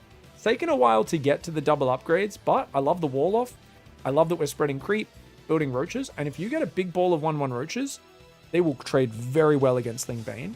But if you know your opponent's on mass Lingbane, you're going to have to like wall your base off as you move out, because if he runs in and base trades you with the more mobile Lingbane, they could kill your whole base and just not fight the Roaches. So that's one thing. But the Roach army right now is way better than this Zergling army. And when these two upgrades kick in, you're going to scale out of control. Dark Matter's taking a third, going for some Evo chambers. You never want to build a wall off when you're playing Zerglings. Wall offs help ranged units, not melee units. So wall offs are actually bad for you. Remember, guys, the general rule, when do you wall off? It's when you have longer range units than your opponent. So if you're going straight to Roaches, this helps you against a Ling Flood, right? This makes a lot of sense for Tyrannical. But for Dark Matter, you're creating a choke point where if the Roaches get here, they can use this choke point against you. You want big open spaces. You want everything to be wide open when you play a short ranged or a melee style. And that's really huge. Hydrogen goes down for Dark Matter. Neither side using any of the new upgrades just yet, which makes sense. We're not really at this point. Ooh, okay, +5 hit point for the Banelings coming in. Good move for Dark Matter if you're going to play Ling Bane. 1-1 upgrades coming in. They're going to take a while to kick in. It's going to go Hydrogen. Dark Matter still floating a lot of money here. Needs a lot more hatcheries. Let's go, Dark Matter. Come on, more hatcheries. Spend that money. Remember, floating money temporarily is not really a big problem, guys. I always tell people, you know, stop backseating me. The number of people are like, you had 1,500 minerals. And I'm like, I was on 4 bases. And they're like, so? And I'm like, I'm mining 3,000 minerals a minute. And they're like, yeah, but you floated 1,500 minerals. I'm like, that just means I was microing for 30 seconds. That's fine. And they're like, but it's 1,500 minerals is bad. I'm like, if it's 3 minutes into the game, floating 1,500 minerals is very bad macro. But once you get late game, you know, it doesn't really matter. But in this scenario, we've been floating over 1,000 for a long time. So Dark Matter should have just gone 4th base, 5th base, 6th base, macro hatch, right? Just spend the money all in one go. And then you're going to have the ability to spend this money because you need an immense amount of Lingbane. You can see, look at the macro difference here. Dark Matter's got more money, more workers, but the army supply is double for Tyrannical. So if Tyrannical goes across the map, they win the game right now. If Tyrannical just goes, Dark Matter has to base trade. It is their only win condition against this. There's just no way they can compete with this army supply difference, especially now as the Roaches get to a big ball and they scale better and they're ahead in upgrades. Like Tyrannical has an amazing army. Would have liked to see Tyrannical push a little bit earlier. Sitting on 2 base this long without going, we're kind of waiting too long. I think hitting with 1-1 rather than waiting all the way for 2-2 would have been a bit better. Lingbane's gathering. There's a lot of Zerglings coming out. Dark Matter a little supply blocked though, and Dark Matter sees the mass Roach army. Could have gone Mutas here. Could have gone Lurkers. There's a few transitions that will do really well against a big mass Roach army. Dark Matter's making Lingbane. Trying to go for Hydra movement speed. Hydras are not going to cut it against Roaches. Ooh, going to try and build them. I mean, if you get enough, maybe. They do have good damage. Mass Baneling can be nice into the middle of Roaches because Tyrannical... If Tyrannical doesn't know how to spread their units out, they could be in trouble. Tyrannical's shift-clicked around the map, getting very fancy with this army movement. See how we go. Tyrannical's army is massive. 132 army supply? Dude, Tyrannical's macro is pretty... It's like, it's a single-minded focus, which is actually really good. Dude, the roaches are murdering the zerglings. They do move command there. Targets the hatchery there. Well, you want to just A-move in these fights. You don't really want to micro your roaches so much. Now you can move on top of the hydras. Try to get on top and then A-move. Yeah, try to move in so your roaches don't block each other as much and then A-move. Yes, that's exactly the micro. Tyrannical's got it. Dude, Tyrannical's really good. This is good for 2200. He's going to take the win.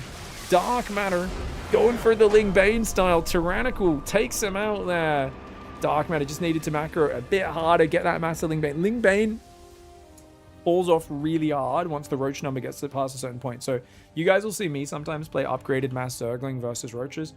And it's you kind of got to get a very mineral focused economy, take many bases more than your opponent.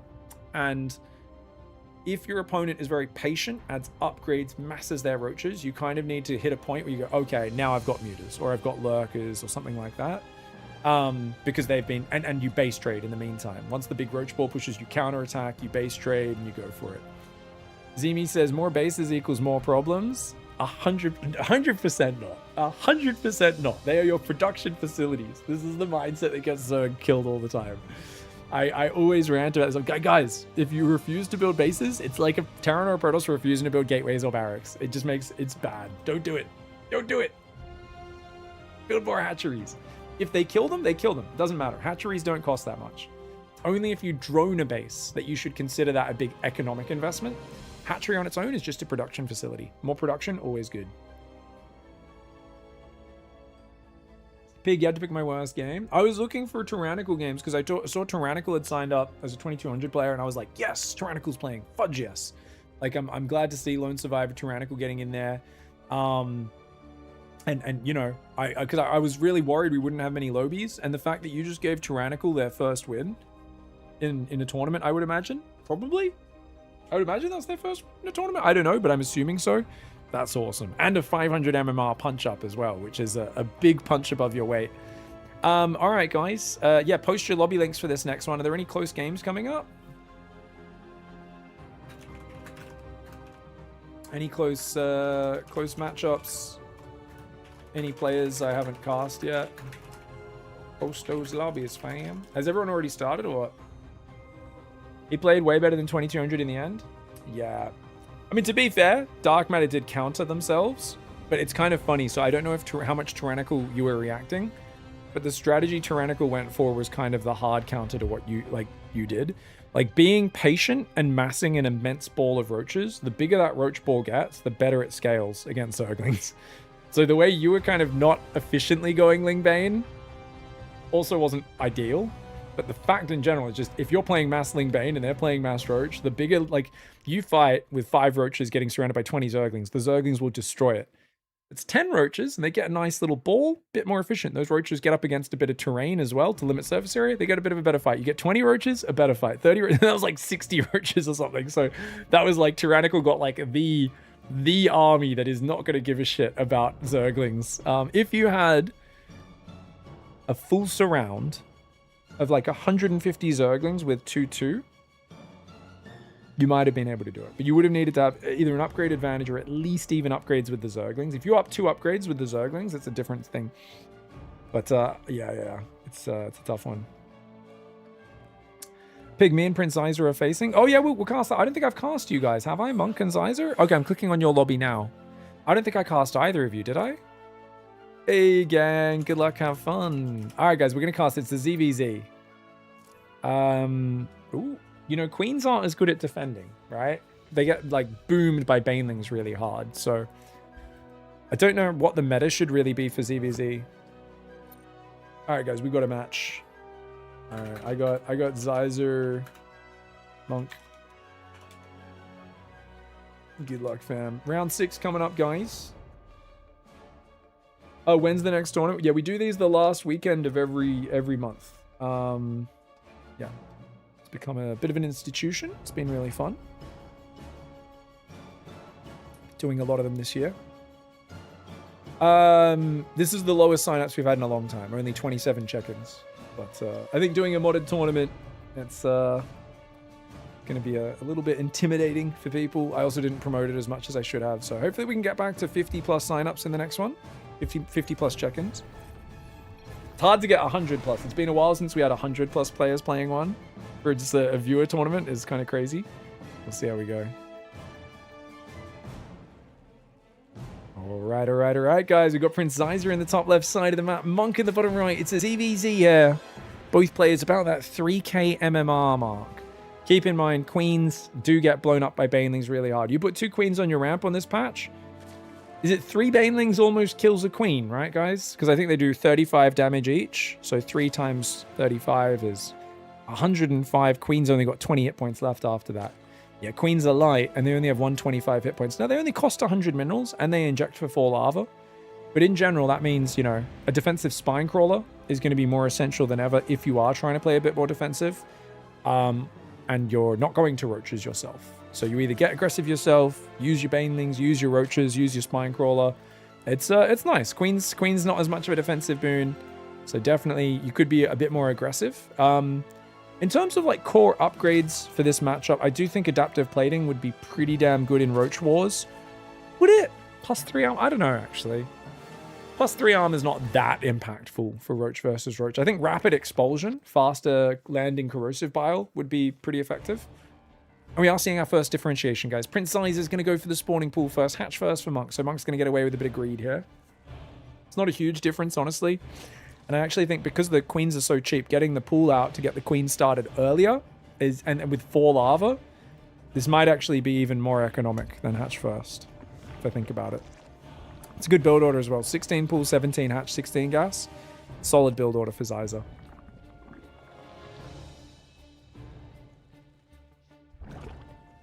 Yeah, sign up to the Discord, and you can drop by my Twitch chat anytime to type !viewer Jon Snow. Usually we have the sign up link open a few weeks ahead of time. So there might already be a new link there for the viewer command within a week after this tournament finishing, something like that. Big, is the mod all tournaments from now on? No, well, I mean, this was just a special one. I think we'll normally still do the live version of the game. I think the mod's really fun, though. I think what I might do is I might basically go, hey, guys, special rule. If you want to play Green Earth's mod, you are welcome to. And if you want to go 12 worker start instead of 8 worker start, you are welcome to. So I think we'll do live ladder, but I will kind of encourage people, hey guys, play Green Earth's mod. If you want to play 12 workers, Green Earth's mod has a setting to go 12 workers, and you're welcome to do that. If you prefer to do that, that's fine. So, you know, that way, I think some people will keep playing Green Earth's mod in their matches. Obviously, you have to negotiate with your opponent. It won't be most of the matches, but I think especially the higher level players will probably opt for that a fair amount of the time. And who knows, maybe if people really like this, we could do more Green Earth's mod tournaments in the future as well. But yeah, let's see how it goes. Zergling's chasing after these boys. Okay, so Monk here. Oh, double inject being missed. Got distracted there. Inject goes down. Creep tumor. Oh, early creep tumor. Now, Ling speed's not started for Zyzer, guys. Zyzer's going to go Lair. Lair with no Ling speed. I mean, you've got 3 queens, which is nice, but remember, they're not the defensive beasts that they used to be. And there's Ling speed and a Baneling Nest and an Evo chamber on the way. Baneling Nest placement's kind of odd. Monk does need to drone up pretty hard here. Drone count's very low, just 22 against 24. And I mean, Zyzer, it feels like, is just hoping they get away with crazy greed. Maybe they're going to build a Roach Horn here. Killing their own Creep Tumor, realizing that's going to block them from walling off. Okay, they're going to go 2 Evos and a Roach Horn, yeah.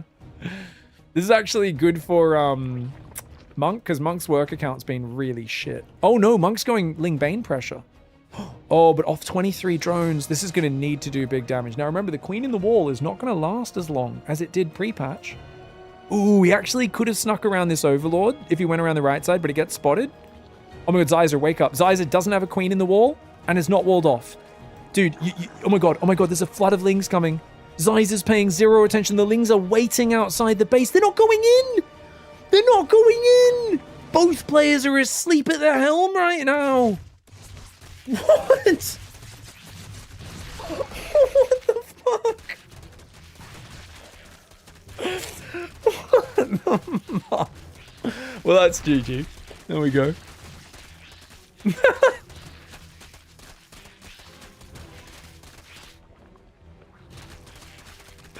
Guys, even a queen in the wall is not as solid. You need to evo wall behind. The queen needs to be there the whole time in hold position, and you need to build an evo behind her the moment you see Ling Bane come, because she can get killed quite easily. Just a bit too greedy. You know, going infestation pit here, way too greedy for Zyzer, getting a bit too fancy, thinking about maybe using the patch. And Monk did this off 23 drones. Yes, they've droned behind it, which is good. This was a big commitment for Monk, man. Unfortunately, Monk's not gone in the main to win the game. So this could drag on a little bit. But I do think it, you know, with a third base coming up, Lair, Roach Warren, Evo Chamber, extra gases going, like Monk's got a good enough transition. This should be game ending. Denies all the upgrades. And could just surround these Roaches decently as well. But I think going past the Roaches in the main, probably a good idea. Of course, sees the spine and realizes, well, not a good idea unless you shift click the drones. Drones, the spine, and the Roaches will defend this. Zyzer far behind in this game. Queen out here chasing the Overlord. Queen's getting... So one of the big things on this patch, I forgot, guys. Overlords actually can't provide much map vision because Queens can go out and hunt them. So you actually don't get as much map vision. So it's much easier to hide things because you can just build a third Queen for 100 minerals and go push all the Overlords away from your base and even kill a few of them. So it's actually... Like, you actually should hide your Overlord, like, behind the base or something. And only have Overlords around your own base and not really past the middle point. Otherwise, Queens can come kill it. And you got to rely more on active units to actually see what's going on, which is like a very big shift. Because the Queens are so much faster off creep, it's a very big shift. Greenet says it does take a Queen 60 attacks to kill an Overlord. Oh. Oh, is there something different? Doesn't the Queen still do the same anti-air damage as it did pre-patch? Or like only one less or something? Queen's biological air damage is only 3. Ah, okay. You've modified it to make it so they can't go and hunt all the Overlords. Nice. They actually have negative damage against biological air units. So Queens both suck versus Mutalisks and Overlords. Wait, that means they're really bad against Mutas as well. Like useless against Mutalisks. Oh my. I mean, they can transfuse against the Muta damage, I guess. But yeah, you really need to rely on spores and hydras or your own mutas and stuff. Okay, makes sense. Cool. Queens are not the one-size-fits-all Swiss Army knife of Zerg. Monk's going to come in. Hits a bit early before the upgrades kick in, but it doesn't matter. You're far enough ahead. You've got the numbers. Get going. Monk's going to finish this game off. I mean, what I like about what Monk did this game is they were active. They went for a pressure. I don't know if it was the crispest Ling Bane pressure. I think clicking the units at the third like that gave so much time for Zyzer to get the wall off ready. But unfortunately, Zyzer just wasn't watching their minimap. Didn't see what was happening and does end up getting overwhelmed here. Monk's floating 2k minerals and not spending any money right now? Why? What are we doing? Hydrogen and infestation pit. A few more drones coming down. I mean, these Roaches are going to win this anyway. It's 1-1-1 upgrades against nothing. You'll do nothing. Big, I shot an Overlord with a Queen. I think the Overlord had more hit points after I attacked it. Okay, they finally spent their lava. It's just Monk was like not spending their lava and their money at all. And I was like, are we going to build units? Are we going to build units? Are we going to start droning more? So one base Zerg, we could just A-move this and win the game, but that's okay. We'll hang in here and see what happens. It's playing for late game, as chat says, indeed. Playing for late game. How you guys doing? I hope you guys are all doing well. I really like using Queens for defense. It would hurt my soul to see them too squishy, Zizishtar. It's so much more fun. And it's totally fine. Yeah, a lot of people are like, but I like using Queens. And it's like, yeah. Wait until you actually use active units where you can actually go, hey, I can use these to run in their base and kill. It's so much more fun. It's up to you, obviously. Obviously, you lose a thing, but like I am a big believer building units that I can go do Ling run bys with, Roach attacks. I can pivot into like a timing attack much smoother. Harder for my opponent to know if I'm going to attack or not because I'm building the Roach Ling as substitute Queens anyway, and then I can turn them into an aggressive force. Like, basically, this is the big thing. Every time we cast this mod or I play it, people are like, oh, but your Queens aren't as good. No, that sucks. Like, I need Queens. But the thing is, you get 4 lava per Queen inject, and they only cost 100 minerals, so your economy gets, like, supercharged. And you don't get as many drones, but you get more army out, and that gives some really powerful benefits. I don't think we've seen anyone make Malignant creep this tournament so far, Greener, have we? Did you make it earlier today? So there's an upgrade where I think creep spreads faster, tumors spread faster, and creep heals your units faster. Am I missing any of the changes, Greener? Zeiss is going to go for the Roach upgrade. Oh, he's got adaptive plating, +3 armor when below 50% life. Why isn't he tapped? I think he's just hanging in there and seeing what he can do. The bigger question is why Monk hasn't decided to win the game. Because Monk's not even building any of the new upgrades. Monk's just taking their time. And that's fair. It is what it is. Yeah, it's increased range on the tumor as well. Nice. Here we go. Nice Roachling Lurker surround. Because the thing that's really lame about the Queen is she just can't move off creep very well. So she's like this very ultra defensive, like uber tank healer. But she doesn't do much damage. So I'd say that the problem with the Queen opening being so dominant is that it's both very powerful, but it's like too dominant to the point where it's the best way to play. And it kind of feels like the thing a lot of Zergs have been complaining about. Oh, I just have to defend all game. Very much tied to the Queen, and that the Queen is kind of locks you in a tank healer role, I guess, rather than a DPS carry, one of the fun roles, you know? No offense to our support healer tanks out there, but tank healer is not the most exciting role to be stuck in, because you don't really kill stuff, you just don't die, and that's kind of what the Queen's really good at. She doesn't kill stuff that quickly, but she just refuses to die to anything.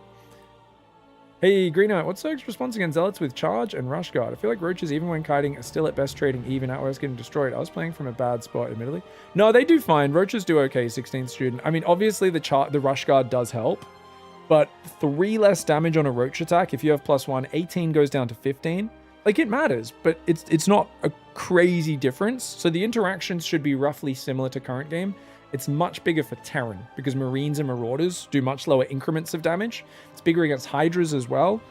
But Banelings are obviously the best counter to Zealots, right? Always have been, still are. I actually think Rush Guard shielding is best against Zerglings. So if they're counterattacking, often you go with like some Zerglings to surround some Zealots. But if the Zealots charge, +3 armor against Zerglings, like massively reduces their damage for those 3 seconds, right? It's percentage-wise insane drop. So it's actually Zerglings that get wrecked the most by the Rush Guard shielding. But if you have some Banelings, obviously it can still deal with them. Ultras don't care about it. Roaches, it affects, but it's not going to be game-changing. Hydras, it does affect a fair bit. If you've got pure Hydra versus pure Zealot, obviously it's somewhere in between the Roach and the Zergling. In that, because they do 12 damage a shot, Roaches do 16, Zerglings only do 5. It's you know, not anywhere near as much as the Zergling, but it does matter. I think Yudra's probably a little bit behind against the Zealot number. So I'd say it's a very similar interaction. You've got to respect it way more with Marine heavy armies, Zergling heavy, somewhat with Hydra and Marauder as well. Marauder's a little bit less damage per shot. That's 10. So 3 less, 10 down to 7 is still pretty big as well. But it does, yeah, so like you definitely want to be a bit more kiting focused as well, because it does wear off, right? It does wear off. They'll use it again a few seconds later, but yeah, wears off. GG's, guys. How are we doing? Let's take a look at the results so far. Patches is still winning at 6-0. Guys, someone needs to unseat this guy. He doesn't know how rally points work. We can't.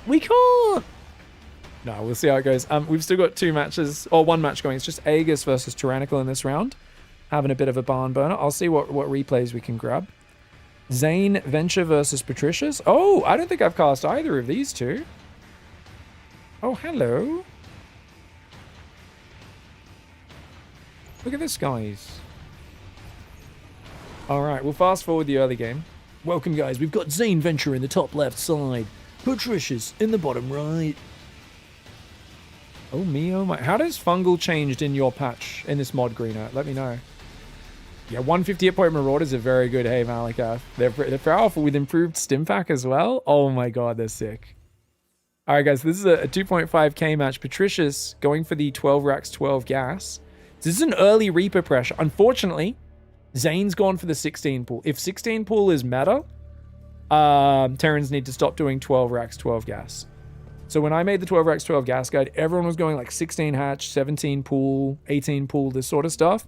But if everyone's going pool first, it's going to be hard to find damage with the 12 Rex, 12 Reaper, and you're essentially cutting SCVs for very little gain. So that's quite expensive and something you got to watch out for. So we might just go back to, if we want to go Reaper, 14 barracks, 14 gas, or you can go for obviously a non-Reaper opening is another thing you can do as well. Rallying to the natural is way too dangerous for Zane though. Zane should just be mining the minerals and the gas in the main. So unlike Patches, this is way too early to rally to the natural. Zane watched our commentary and said, I will never fall victim to being a dumbass like Patches. I will change my worker rally point and they will not oversaturate in the main. Unfortunately, a little bit overzealous, Zane, as your gas is not mining and your main's not fully saturated either. So just a bit jumping the gun there, but the Reaper for Patricius did not rally across the map. So Patricius's build order is designed to get a very fast Reaper out. If you're going to do that, you have to put the barracks rally to the other side of the map, guys. You have to do it to the other side of the map. Big, I wonder if Proxy Reaper with the upgrade is beatable. The upgrade is cheap and fast, so it might be unstoppable. You need a tech lab, right, though? Is it Malakath? And what's the upgrade do again? Can you remind me what it does? I've actually forgot. Oh, the Reaper's not done anything, guys. The Reaper's not done anything. Oh, no. Yeah, so don't do 12 racks, 12 gas, guys, unless you're really leaning into the Reaper pressure. Just do Command Center first, or just do like a Marine opening. Don't bother with Reapers unless you're going to micro them. I think Patricius is falling victim to the classic, I'm making a Reaper, but there's no reason to make a Reaper unless you're a sweaty virgin who wants to micro the shit out of it. So this is we've kind of done a bit of stuff that's put us behind. On the other hand, Zane, good droning, really good droning. Unfortunately, Zane never finished saturating the main, and now has fixed it. Actually, built 2 drones and clicked them out. I love to see it. I love to see it. Really good focus on the economy for Zane. Overlord has good vision on the natural from the pillar. This is what we call perving, guys. It's really good because notice if they can't see you, but you can see them, that's effective. Get your trench coat out, get your binoculars, look through the window from the bushes. Try and spy on those Marines as they have a shower in the bunker. Be real creepy. Reaper's still just chilling here. What league is this? This one's a 2.5k versus 2.5k. We're doing a viewer tournament of all skill levels. We've got GMs, we've got bronzies, we've got a bunch of different players. So these guys are both gold league, I believe, right? This is one of the lower level matches. I think these guys have got 1 win each, 2 wins each. What's the score going into this matchup? Do you guys know? I'm not sure if this is like 1 win, 3 losses, 2 wins, 3 losses going into this match. I think this is round 6, right? We're casting this replay from. I'm 2.5k. I should have joined. Absolutely. The more low-level players, the better. So it's a Swiss bracket. It's unseeded, Esna. So in the first round, you'll play a completely random opponent, and then you'll always play someone in the following rounds. You don't get eliminated. There's no getting eliminated in a Swiss bracket. You just compete for your record across the matches. We play 7 rounds, 7 best of ones, and you'll always match with someone with the same score. So you'll basically, if you're losing 3 rounds in a row, which is expected if you're a lower level player, guess what? You'll play someone else who's 0-3. 4th round onwards, you get some pretty damn competitive matches, which is really cool. So there's a bunch of games that are one-sided, but it's cool. You get to play against the GM maybe that you normally don't get to play against. You get to smash someone way below your skill level sometimes. And it's just a good amount of variety. New round is up, guys. Round 7. Find your opponents and get that one started. I'll cast a bit more of this game and see how we go. Now, Zane had really good droning early on, guys. Unfortunately, since then, Zane didn't make Ling speed, made about 1 billion slow zerglings, which are a really trash unit, and forgot to drone for the last 3 minutes. Now Zane's remembered and gone back to droning. So Zane got a 3rd, got evos, gases, like there's a lot of things Zane was managing. So I get it, but definitely Zane slowed down on the macro cycles. You got to keep injecting, keep droning, keep that going. On the other side, Patricius. 3 barracks, a factory, a starport, double engineering bay, nice wall. I like Patricius' setup. Guys. I think this is a pretty good setup. You've got a 2 base setup. And I think with this setup, you want to just commit to a push pretty hard. Pig, do you think the StarCraft 1 and StarCraft 2 mod has a future? Yeah, of course. It's a fun mod. People will be playing it forever.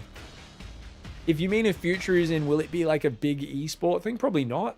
I mean, there's not like a crazy number of people playing StarCraft 2 these days either. It's hundreds of thousands, maybe 1 million. I don't know how many people play StarCraft 2 every month. They don't reveal the numbers, but, you know, it's not an insane number compared to whatever the most hype games is, especially when you compare that's spread across a lot of people replaying campaigns, playing co-op, that sort of stuff, playing 4v4s. You know, the 1v1 ladder is not the most popular mode. So only a small percentage of that plays SC1 versus SC2. Obviously, it's not going to be like a massive scene, but I think people are passionate about it. I think the supporters of it are really, like, love it. I think it's a really fun mode. I think it's a very fun mode. I wish there was more tournaments for it. I'm too lazy to run them myself, but I think it's like, I think Evo, SC1 versus SC2 mod is just so much fun. How is 2.5k MMR compared to the EU server, says Esna? So shit is going to be shit. It doesn't matter where you are. Like, a lot of people are like, oh, but what about this or this? Unless you're in, like, Masters Plus, it doesn't matter what server you're on. You're gonna, like, even at Masters, I think there's very little difference. It's like maybe 4k upwards, you can start to notice difference between the servers.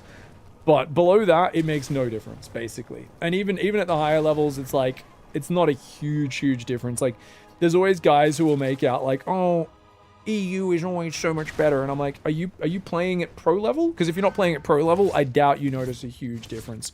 There's meta differences. Like, you'll have guys on Korea are way more aggressive and very micro-oriented. Outside of Korea, players tend to have really bad micro until you get much higher on the ladder. But yeah, it's just like in Europe, players love to build like 100 workers and pretend they're playing like a late game Age of Empires 2 game. NA players usually don't so much play logical strategies as click buttons at random. Like, for whatever reason, NA players just like are allergic to following proper build orders, I feel like. And oh, tank evac! Guys, Patricius is going for the tank evac upgrade. Oh my god, we're gonna see it. Oh my god, we're gonna see it. Meanwhile, we've got adaptive plating for the roaches coming in. Oh, you want to go roach speed first, guys. Adaptive plating is a pretty long upgrade. It takes 2 minutes to upgrade. I get you want to get the new upgrade, but roach speed's really important. Look at these geriatric boys. You're like, I hate cardio, man. I hate cardio. No, pull back. Zane, get out of there. Zane, get out. That's tanks and bunkers and wall. If you can't get through that, run away. Run away. Run away. Okay, Zane wisely backs away here. Zane's on 66 workers. Zane should win this game if they can spend their money. They're going to make 11 Ravagers. Oh my. If Zane can just spend their money, max out on Roach Ravager, I think they'll be able to swarm Patricius just numbers-wise. Patricius has 1-1, has shields, but 2-2's already on the way. Zane's upgrades are amazing. Zane's saturation is good. And Zane still trying to work the corrosive biles, but unfortunately for them, 1-1 has already finished for Terran. So denying the upgrade. If they denied one of the +1 upgrades, that would have been huge. But as it is, we've got the building repair upgrade coming in. That's right, auto repair fire suppression systems is being upgraded. Tank evacs here. Patricius, maybe not used to microing the tank evacs. You want to micro all of them at once usually, but since we're getting all in, the Ravagers coming in here is crazy. Zane, what are we doing? Oh my god. Zane just went into a public restroom, was peeing, looked to the right, and was just like, oh, what is this? You know when there's graffiti, like you're in a really seedy public restroom, right? Really seedy friggin' stall. You look to the right, and then there's a fucking hole that's being carved into the wall. Oh, this is a better fight for the roaches. Let me watch this fight first. Oh, the tank evacs come forward to save the day, though. Patricius pushes him back. Okay, so Zane saw a hole in the wall, and around it, there's like red and black scribbles from markers, and there's an arrow pointing to it, and in big text, written by like the writing of like a manic madman, it says, Hole of Doom. And there's an arrow pointing to this hole in the wall of the urinal, of the toilet. Zane looked at that hole and went, yeah, let's find out. And finished pissing, had a shake, and then just jammed their junk into the hole in the wall. I mean, that was a wildly Zerg-friendly Zerg move. Oh, but this is a good fight. This is an amazing fight. Instant rewind, guys. You know what? Sometimes you stick your junk into a random hole in a public restroom and you get your junk chopped off. Other times, your junk has a good time, apparently, if you enter the hole of doom. Sorry, guys. I know that's a gross analogy, but this is my channel. I'll do what I want. Oh, no. The tank's rallying in. Bad fight for Patricius. Great fight. You can see the roaches turn purple when they get below half-life, guys. They get +3 armor when they're below 50% life. So they get super tanky against Marines. Tank shots don't really care about it, but the Marine damage massively drops on those purple roaches, like massive reduction. So this is a really, really cool interaction. Patricius really needed to preserve the tank evac count and just keep moving the tank evacs around with the medevacs. But I think not used to that micro, And getting used to that micro is really tough because the tanks will slaughter these roaches. Roach speed's still not ready. Like I said, adaptive plating is such a slow upgrade. But, dude, you can see the Marines do no damage. These are +2 carapace roaches, which means they have 3 armor. When they get below 50% life, that's +3. These roaches have 6 armor. These are ultra roaches. These roaches have 6 armor. Look at that. The Marines doing 0.5 damage, or maybe 1 damage a shot. The roaches don't care, man. Oh, that's brutal. Hats off to Zane here, man. Believing in the roaches is going Hydras and also rapid expulsion behind this, guys. Oh, sorry, it's not rapid expulsion. It's augmented expulsion. It's increases corrosive bile range by 3. Roach speed's fine in the air, and that's going to be a good overwhelm for Zane. Yeah, getting the hang of the micro takes a bit of practice, Patricius. You want to try and micro like 4 or 5 medevacs with 5 siege tanks. You pick them all up, and you go drop them all in one place. You just tell them all to unload on one spot. You just go, unload there. Don't try to individually unload them, because individually picking them up is already enough work. And then just, whenever you want to unload them, you tell them all to unload on one spot. You go, cool. And then when the roaches are getting close or whatever, you just pick them all up. Tell the medevacs to go unload them half a screen further back. If you want, you can stim your bio back as well at the same time if you're super tryhard. And that'll work out really well. Any matches get held? Did anyone hold their matches for the final round? If not, it's totally fine. I know it's the final round now, guys. We're getting into it. If Patches is able to win his final match over Pi, he will win the entire tournament. He's probably already started. I would imagine he probably has. Yeah, he's 4 minutes into game. Maybe Pi can get the upset, maybe not. Toxin Greener, Monk Avarat. We've got a lot of different matches going on. Has anyone not won a game yet, guys? I know some people have had buys, so they've had one less chance. It looks like Jedi Master and Low Elo Loser will be competing. We're definitely going to cast that game. One of these two is going to be Batman. One of these two is going to be the sacrificial player who didn't get a win in the entire tournament. And we love them so much. We always appreciate them so much. I think those two are already playing though, which is amazing. Fucking these ads, man. I swear. Bloody ads everywhere. I don't need your stupid SUV. I don't need your friggin' ads everywhere. Get off the page. I hate you guys. Oh, water drop. Did you guys know we're doing a water? Actually, guess what? While we wait for the next round, and we'll cast a replay while we wait. Did you guys know that we actually are sponsored by Water Drop? That's right, guys. Water Drop are back. If you guys, I love that we got a Water Drop ad on the bracket for our tournament as well. It actually reminded me we're going to give a prize to one of the winners of the tournament. And I think, honestly, guys, I didn't announce who I would give it to, but I think I'm going to give it to the loser of Wiggy and Low Elo Loser. So one of these two players who are currently coming last in our Swiss bracket, they've both had a bye, unfortunately, so they'll only get to play 6 rounds each, but one of these is going to go the whole tournament without winning. So what are we going to do, guys? Well, we are going to reward them by sending them out some Water Drop. So we've got some Water Drop. We've got a Water Drop giveaway. No, they're already in game. They don't know. They're not watching the stream right now, Link. So one of them is going to get a Water Drop goodie bag sent to them with a bunch of delicious Water Drop flavors. Big thanks to hashtag Water Drop, guys, sponsoring the stream this month, last month as well. Hopefully we can get more sponsorships for the rest of the year if you guys help me out and support my sponsors. How do you do that? Water Drop is actually one of my favorite sponsors. There are sponsorships I've done in the past, guys, that you guys know I'm not as excited for. You can tell I'm just trying to get my bag. Water Drop's one that has been with us for many years. We took about a year off the sponsorship recently, but they were sponsoring us for about 2 years before that. I use the heck out of their products, and I'm actually going to go make one right now. I've got a grapefruit microlight here. But you know, I got up at 5 a.m. this morning. I'm torn right now. Do I want an iced tea peach, which is my favorite flavor, guys? Or do I want to go for a caffeine one? I might go for a micro energy one. You know what? I could probably get by without the caffeine. I think I already had a pretty big coffee this morning. So I think what we're going to go for, guys, is the iced tea flavors. I recommend you guys check them out. You can get 15% off with code X5PIG in the US and Australia, 10% off in EU. Use that link in the chat. Help me out by clicking the link, showing that my viewers are real humans and not pieces of imaginary bots. People are scamming sponsorships all around the world lately, I feel like. But yeah, basically click on the link, go check it out. You do not need to buy anything there. Obviously, if you want the product, you like it, it sounds interesting to you, check it out.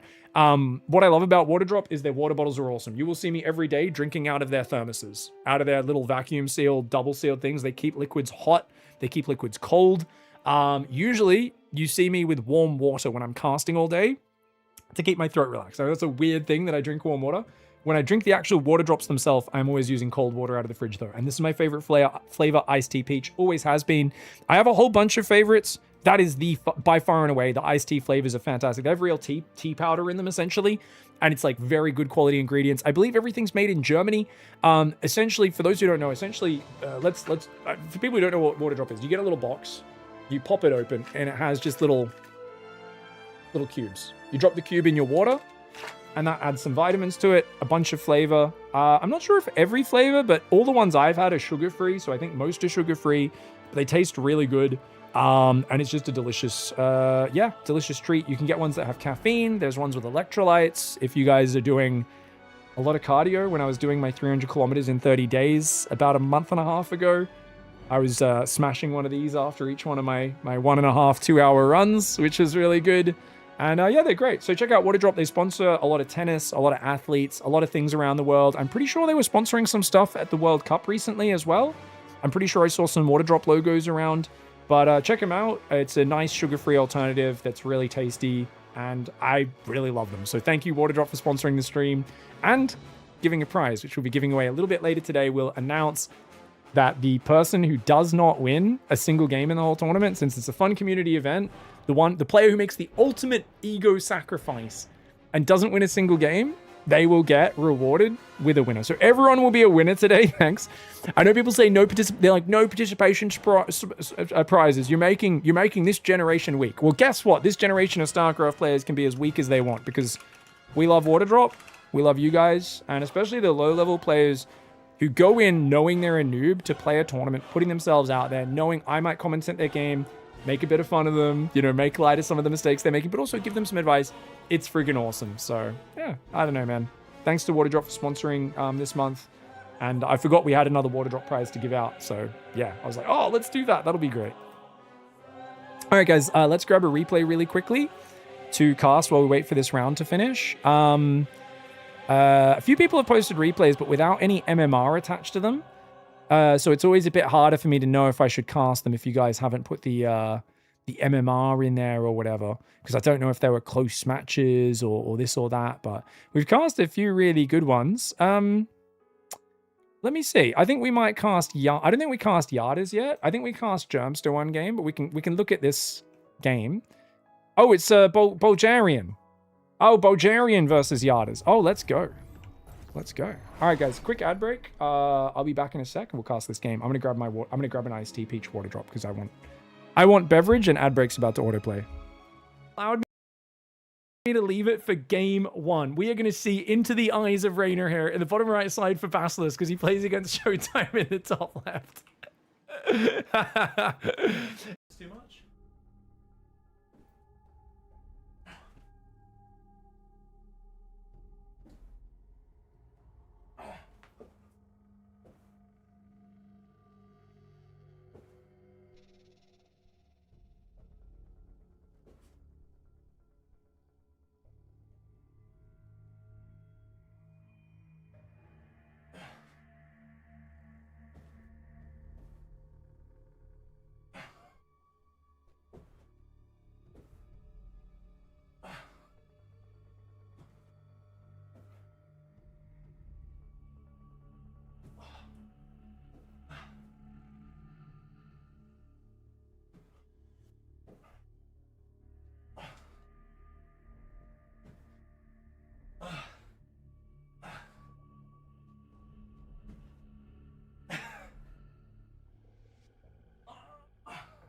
But he just doesn't have the material to fight these Marines, let alone the siege tanks anchoring the position. The medevac's there as well. A Ling run by does try to come in on that bottom side. You can see he's going to catch the rally, but Clem already insta-reacts, dodges the biles. Cyril almost eats his own corrosive biles there. Slow banelings waddling into these Marines. Bile actually lands on a few of them, but the tank shots. Ow, ow, ow, ow, ow. Whenever you walk into these tank shots, so many Marines. He gets a triple bile off to Cyril, but he loses every Ravager to kill one siege tank. Clem fights back and puts the brakes on the Serral train. Oh my god. Oh my god, ladies and gentlemen. Oh my god. Dude, he's fighting back, bro. Holy crap. The off yourself comment, very nice, very high IQ. Very original. Abort yourself. Now that's actually impressive. If you could abort yourself, that's impressive. Like, because abort yourself means you need to like go back in time and convince your mom to have an abortion, which is honestly so difficult, messed up, and impressive if you can manage to pull that off. Yeah, that's one that gets you thinking. You should abort yourself for the people, says Tempo Storm. I love how when turn players rage, I immediately just hear their voice kind of become more autosis-y. Will you abort yourself? They're asking. Days like, dude, I just methodically wrecked you up. I'll forfeit if you agree to off yourself. I don't know if that's a great offer. I feel like, and read a book. They're like, look. Oh, you have to read the book. I was going to say, how are they going to read their book if they off themselves? Like, what? Oh, revenge. How do you like that, you little shit? Oh, you can't expand here. I'm a Protoss player. Fucking eat my ball sack, dickhead. Fucking run your probe across at the start. Get fucked. Get fucked, son. A creep tumor is under attack. The hive cluster is under attack. Whee! Zealots getting caught in the rear. In the rear, one Immortal has gone down in this series as well. Not sure if it was over here or if it was from earlier in the game. Stalker's trying to blink back. Max Pack Stalkers are just not as good in a pitch battle, but that is huge. And look at that. Dark Templar and the Natural Hero trying to chase down the army to punish him. He says, okay, you're going to kill some economy. Oh, dude, he's got no detection. Hero's dead. Hero's dead. He has no detection. He's trying to build 2 more robos right now. Oh, no. And look at this. More stasis traps freezing his army up. He's attacking in a column right now. A conga line of units. The Stalkers of Max Pax massed together, fighting, backing each other up. The Immortals unable to do anything against the Zealots in the north side. The Archon goes down. Max Pax running a stasis trap Blink Stalker masterclass. While Hero here, he played a good game. He looked so good in the early stages. I loved his opening, but he just wasn't quite able to lean on top of his opponent, Max. Alright guys, sorry for the wait. I got a banana, smashed that, had a pee, said hello to Dot, she's awake. And I got my iced tea peach water drop. You can see it's basically like magic. Feels like I'm making a potion. You know what I mean? You can see the little cube flipping in there as it like diffuses through the water. It's actually so tasty. I'm going to destroy that after this cast. Alright guys, we'll cast this game and then we'll grab the winning replay. I'm not going to look at the results, so as people finish, can you guys tell Patches and his opponent to post the replay? I'll cast that. Patches probably wins the tournament, but if he loses that, maybe he doesn't, so I'll cast that. I also want to cast the players at the very bottom. So I really want the replay of... can you guys please let, like...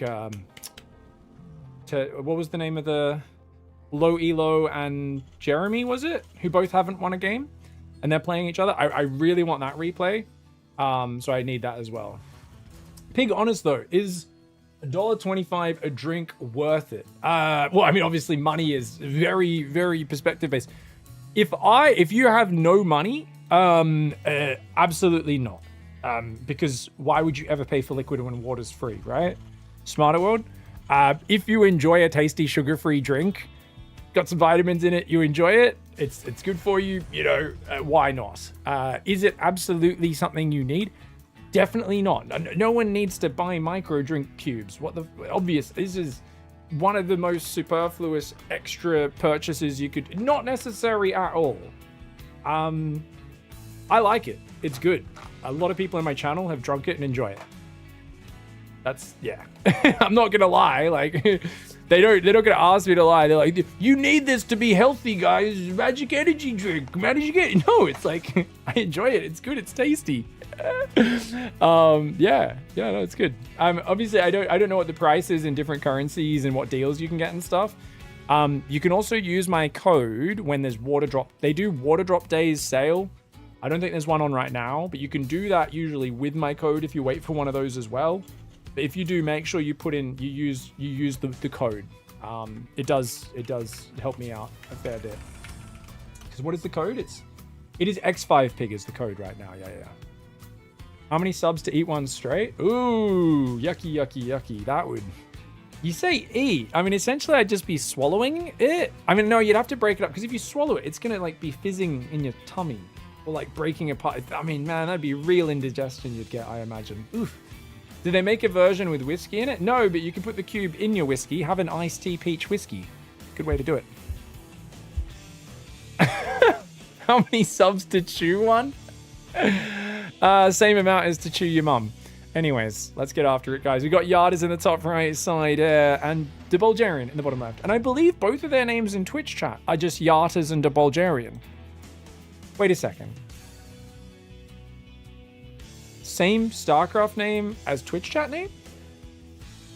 Does that mean... Wait, do they both also have the same... I think they have different Discord names, though. I'm like, if you guys ever come across a person who uses the same name in StarCraft and Discord and Twitch, oh, rare moment where it's actually easy to identify who the person is. Normally they're like, hey man, how you doing? And they talk to me like we're best friends. I'm like, who are you? And they're just like, oh, it's me. Oh, you probably know me by goblin balls. And I'm like, oh, Goblin Balls from Twitch chat. That's cool. They're like, oh yeah, also, we've been talking on Discord for a while where I'm Ogre Nuts. And I'm like, oh, Goblin Balls is Ogre Nuts? You're the same person? They're like, yeah. Sorry, I guess that's a bit confusing, isn't it? They're like, oh, technically also in Twitch chat, I'm Unicorn Testes. And I'm like, why? Number one, the naming theme. I have so many questions. Number two, can't you just use the same name across multiple platforms so it's not so confusing? Anyways, love you guys. Appreciate it. It's fine. Pig, you're just supposed to know. I'm like, I didn't know Goblin Balls, Ogre Nuts, and Unicorn Testes were the same person, but apparently they are. All right, guys, let's take a look at the builds. Bulgarian dropping some mules. Oh, this is a pretty tight opening. Orbital on the way, factory ready to swap. Oh, this is a good build. Reaper's just been poking around. Hasn't got any kills with the Reaper, but that's okay. 2 queens in the main, 1 queen in the natural. Yarders right now. Playing for the Cloud M. Cloud Militia? Is that what I'm trying to remember what Cloud M stands for. It's a team that's been around for a long time. Nice bounce.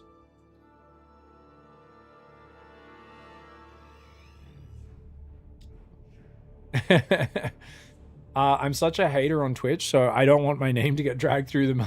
You're smurfing Twitch chat, are you, Zerg? Yeah, I see. Smurfing the Twitch chat, smart.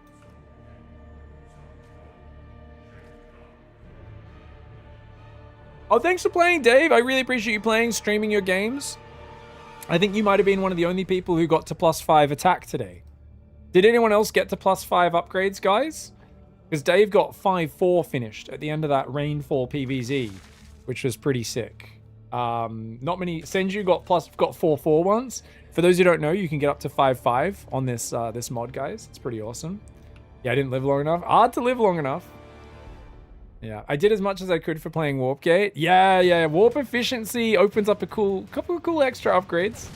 Did you get the storm not doing friendly fire damage upgrade, Dave? Because that's a cool one as well. I do like that upgrade. I can't remember if you got that at all in the one game that I saw. You did? Yeah, it feels good to have your zealots just bathe in the storm and just be like, ha ha ha. Pig, what's your favorite non-English speaking StarCraft 2 caster? Recently, Pachika, because she rocks up every week and casts the Pigasaur, and I appreciate that commitment as a relative newcomer, I believe, to the StarCraft scene. But no, there's so many people over the years. Non-English commentators, usually it's the French. Out of the ones who've been around for a while, the French team. I like, because I'm friends with them as well. Like they're so friggin' passionate and crazy, and they're musically talented. Like, I think it's hard to, like, if you guys have watched the Clem Despacito cover, right? Type 1 in the chat if you guys have not seen the French cover of Despacito, but done for Clem, the parody of Despacito. It's a good parody. It's like a good song. It legit. I friggin' jam to it every time I put it on. This is a good Hellion run by for Bulgarian, guys. 9 drones. Not bad, 9 drones. Okay, not bad. But I mean, it's a cleanup for Yardas, though. So I think Yardas, it's not too bad. You've still got, I mean, good redroning from Yardas as well. Already redroning before the damage is even finished. Oh, well done. Very good bounce back. So I think Bulgarian's a little behind on the economic momentum despite that damage. The Liberator went down with only a few kills in the main. So Yardas is like, yeah, you've only lost 9 drones, a queen, 8 Zergans. Very good defense so far. And I think Bulgarian... I think against someone the style of Yardas, I would want to do a Hellbat timing if I played against them. I'd be like, this player's macro is too good. This is unhinged macro. You can't let a player get away with this. Like, look, there's 4 base coming up. We're already friggin' droning like crazy. Now, luckily, there is a misrally of drones, guys. Drones have got orders, and like any good employee, they are going to follow the instructions to the letter. It doesn't matter if the instructions make sense. Like, work order says, go stand over there. And the boss is like, yeah, what did you think the goal was when you got the work order to go stand over there? And they're like, I'm not paid to think about what I'm meant to do. I just do what I get told. And you're like, holy fuck, low IQ drones. Go mine minerals. It's your only job. It literally, what's your job role? Mineral miner? Yes, mineral miner. What do you think a mineral miner is supposed to do? Mine minerals? Yeah, go mine minerals, you dum-dums. So Yarda's there, dealing with a bit of inefficiency, but it is what it is. Biomine coming across the map. Spires on the way, 2-2 as well. Post the replay. I was going to cast that, as well as, guys, we need the replay. A lot of people haven't watched it, so we'll put on the Despacito song in a little bit. Or Desplanchito, right? Desplanches is Clem's last name, right? Desplanchito. It's a good song. Anyways, we also need the replay of the 2 guys who came last. You guys are legends. There was 2 players who hadn't won a game facing off. Oh no, the Banelings! Oh, Bulgarian boosted the medevac away too early there. But those are the 2 highest priority games. Other people post your replays, post the MMRs. You can also put your recommendations in the Discord to go, oh, this I think was the closest game that I played. You didn't cast me, that sort of thing. But we really want low elo and Tyrannosaur. Guys, I'm having a mental blank. What was his name? Oh, Yarda's macro is just too good. Too much stuff. Gets the overwhelm, 10 SCVs, shuts him down, and Bulgarian needed to be really clean in the follow-up. Upgrades are good. Production's good. But I think Bulgarian's a bit too far behind now. A bit too much freedom here for Yartas with the Banelings going Infestation and +2 Carapace. Tyrannical, that's it. I was like, did I say I don't know what I said. But Tyrannical low elo. If you guys haven't posted it, post it in the Discord. The loser of your match get surprised. Don't spoil me on who won or lost. Yeah, don't spoil me. Post the replay in the Discord. Don't spoil me on who won or lost. I'm going to cast that as well as the Patches game versus Pi after this, because that's the 2 winners and the 2 losers of the tournament. We always like to cast towards the end. And the losers are the ones we appreciate because it's a lot of people who've not played many tournaments. They haven't necessarily played 10 million StarCraft games like I have.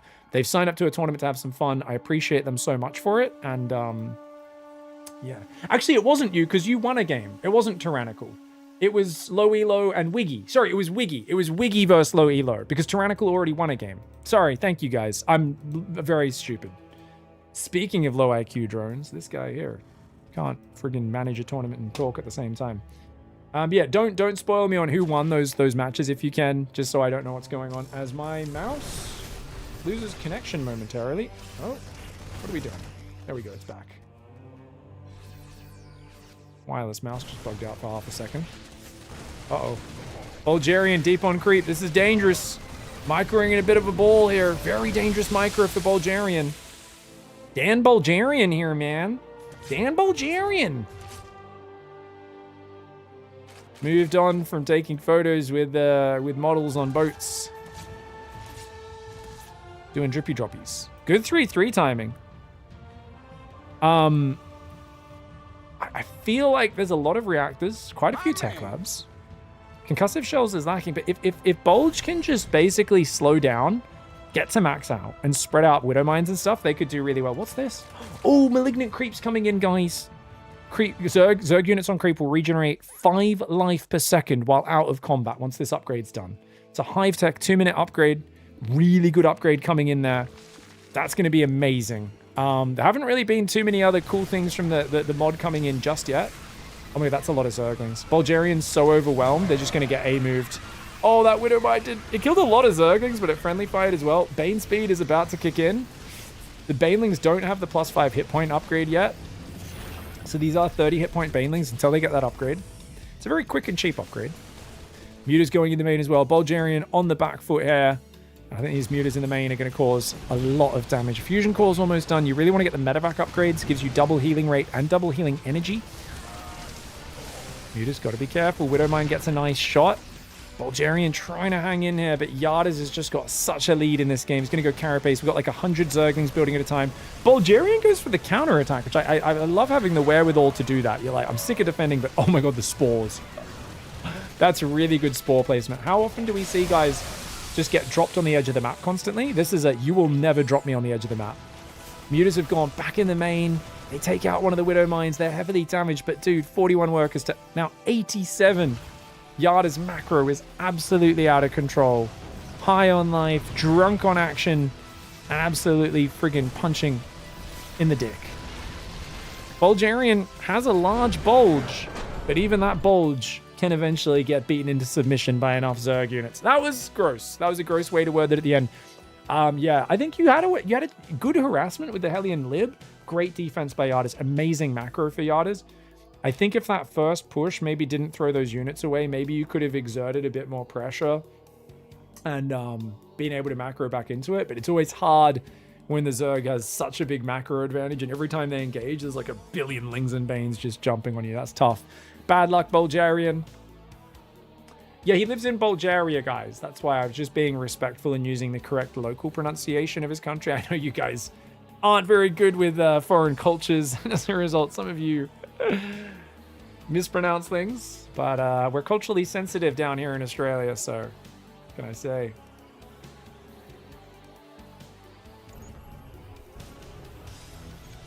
Always fear the Zergs that learn how to counterattack. It's crazy, especially at lower MMR, especially with how much it affects the enemy's mental. Dude, it's so good.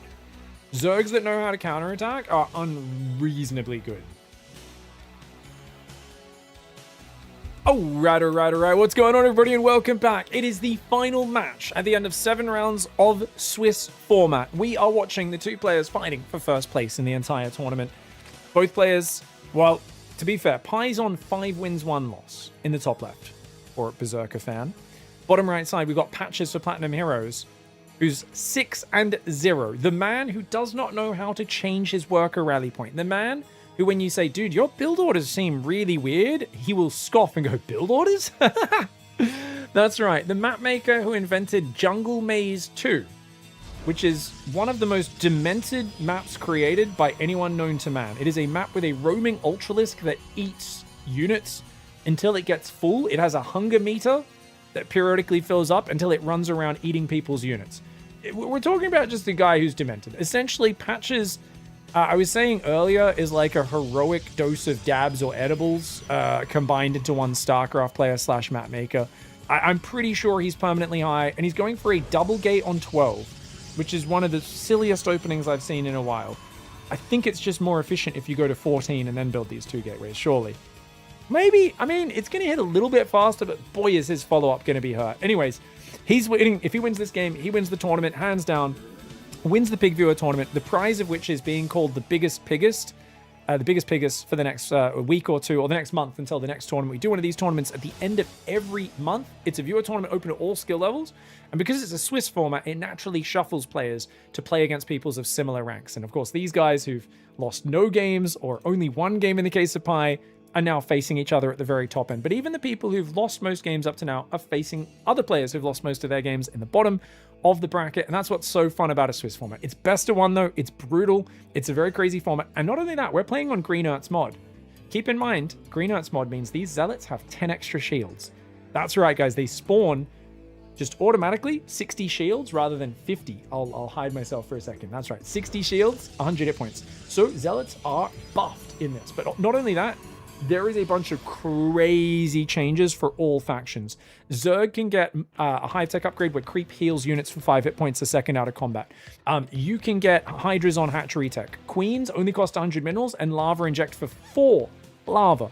But guess what? Chrono Boost only costs 25 energy. So you can spam Chrono like crazy as Protoss as well. There's already so many Chronos.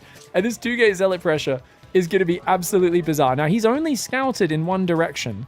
He's going to try and move, I imagine, through the middle of the map. It looks like he does know it's cross map because he must have spotted the Overlord. So he's going to go pressure. If this gets spotted, it's a disaster. Luckily, it doesn't get spotted.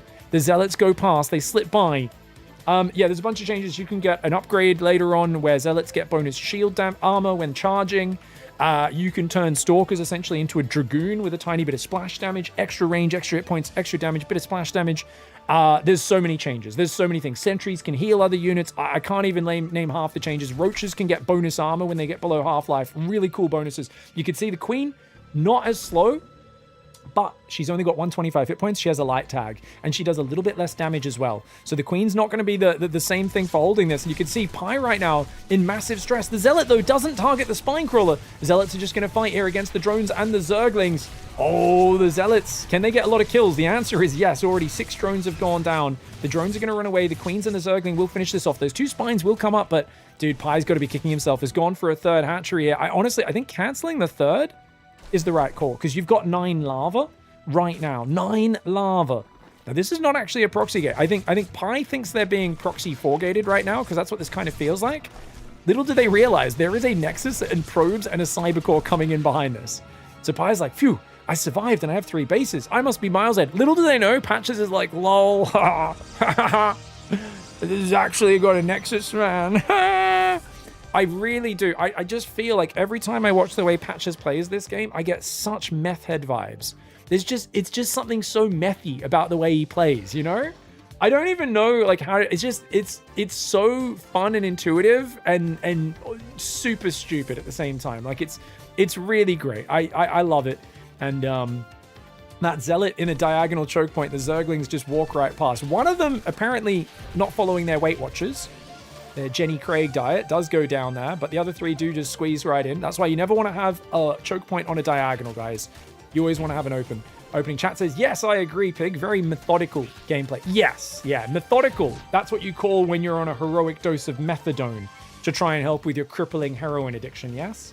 Anyways, Zergling's going to rotate. Mauling's about to come in. Oh, no, oh, no. Doesn't Zealot get in the wall? Not really. Oh, no, oh, no, oh, no. Okay, Pi says, oh, you're going to run Zealots in my base? Who has a whole pack of Zerglings and doesn't give a shit? They're going to run in here. This is a real problem right now. Patches comes out with it. He's going to fight with the Stalker, Probes, and the Zealot. The Ligs are going to run around. This is great counter pressure. And this is, of course, allowing Pi to build drones behind it. Hits almost a supply block here. He's trying to build some Overlords. You're going to get 1 or 2 more Probes. But good defense here by Patches. Lots of action here early on. And now Pi is going to go for that Hatchery Tech Hydra Den. You can get Hatchery Tech on Hydra Den, guys, but it takes longer to build. And the upgrades take a bit longer to upgrade. And the upgrades, of course, also only unlock at Lair Tech. But you can also get a Lurker Den at Lair Tech, and you can get the upgrades immediately on Lair Tech. You don't need Hive for Lurker upgrades. Lurkers do a little bit less damage, so they don't... A lot of the theme for Zerg on this patch is the units don't max out quite as powerfully. Like, Ultras start with extra armor on this mod, but they don't get a chitinous plating upgrade. So their max armor in late game is 1 less than what it is in the live version of the game. You can get Lurkers out earlier, Hydras out earlier, but Lurkers are slightly weaker. Hydras, if you build them on Hatchery Tech, won't have the upgrades that make them very good. So it's this like kind of balancing act where Zerg can kind of hit timings a little bit earlier, but they also can't rely on Queens to defend very well because they've got light tags. They get gunned down by Oracles, Hellions, lots of kills, things go. Queens are much more of a creep spreading support unit, and you've got to rely on more units to actually defend. So it kind of forces Zerg to be a bit more swarmy, a bit more active on the map, and it works out really, really interestingly. We'll see how it works. But Hatchery Tech Hydra timings normally are described as, I believe the last term, a pro gamer, every pro gamer, when they try this, they go, oh, Hatchery Tech Hydra timings must be Imber. And without fail, we always try doing an all-in the first few times we play a Green Earth mod tournament. And then do you know what we end up saying? Hatchery unupgraded Hydras suck dick, which is something we've known for years. But for some reason, we think, but at Hatchery Tech, they must be better. No, they still cost 100 minerals and 50 gas. They're not a very good unit. I mean, the problem is they're very slow moving, and they only have 5 range. once they get the movement speed upgrade, the 6 range, they become such a more powerful unit. They're not terrible. Obviously, they still have good damage per second. But look at this, guys. Warp efficiency came in. So patches in this mod, if you go for the warp gate upgrade, you can't get the faster gateways. But Greenert's done it this way, where he gets faster production. And he's done this. His mod's been like this for a few years. He sees... Patches, of course, does see that the big Hydraling army. Zealots should do okay against the Zerglings. Will they do well against the Hydras? I don't know, man. He's just made Immortality Protocol for the Stalkers. So his Stalkers have just turned into Dragoons. Notice their attack has changed. They have a tiny bit of splash damage, 20 more hit points, 1 more range, and 2 more damage. So they're tankier, more damage, tiny bit of splash damage. These are basically Dragoons from StarCraft 1 now. If you go for this upgrade, you can't get Blink. It's there's exclusive upgrades in this mod. Hydra Bane trying to get in on the front. The Banes get a good hit. Oh, no! Patches thought the Banelings weren't going to finish morphing for a while. He's got good Dragoon micro, though. Good Dragoon micro pulling back these, but the Ling wraparound is a problem. The splash damage helping, though. The splash damage really helps clear those Zerglings. Oh, nicely done. And it looks like the Stalkers / Dragoons are going to be enough to overwhelm this. I don't actually know exactly how the splash damage works. It's meant to be a pretty small amount. But you can see when the Zerglings are very clumped up, you have a lot of these Stalker, I'm going to often call them Dragoons, Dragoon shots. They do stack up, and that's a really good hold for Patches, guys. Patches comes out on top, and you can see Pie's getting desperate. He's not droned his third. I think he could have droned up and taken a lead in this game, but he's very all in right now. And remember, he's playing against a guy who makes Hero look like a calm, organized, and methodical player. Patches with his meth head style, you can rely on him leaving his door open. You can rely on him letting Ling round buys in. And you can see Pie's going to do that. He's going to distract up here. He's like, hello, distraction, sir. Look at me. These Zerglings sacrificing themselves to distract him. Meanwhile, runs in on the other side. Honestly, might have done even more damage if he ran in the base. But look at this. Runs in. He's going to focus that third Nexus down. He's trying to run Lings in at the same time. The Nexus gets killed. The Lings are in the natural. He's in both bases. Oh, he's clicking every Ling inside. Pie F2ing like a mad lad, but he's getting good damage, dude. I thought Pie was way too all in. But Patches, as I said, a man who makes Hero look methodical and organized. Probes trying to fight Zerglings is a crazy decision in the main. That was like 20 Zerglings. He loses most of his mineral line fighting that. Oh no, but he's got so many Zealots. Can he just counterattack? Guys, he has 21 Zealots. Who needs charge when you've got 21 Zealots? What the hell? Dude, Pie needs to build Banelings. This is going to turn into a base trade. If you don't, you need Banelings to clear this. Pie's still in an all-in mindset. He doesn't realize he's about to get hit by about 1 billion Zealots. Dude, is Patches going to win with a mass slow Zealot counterattack? No. No.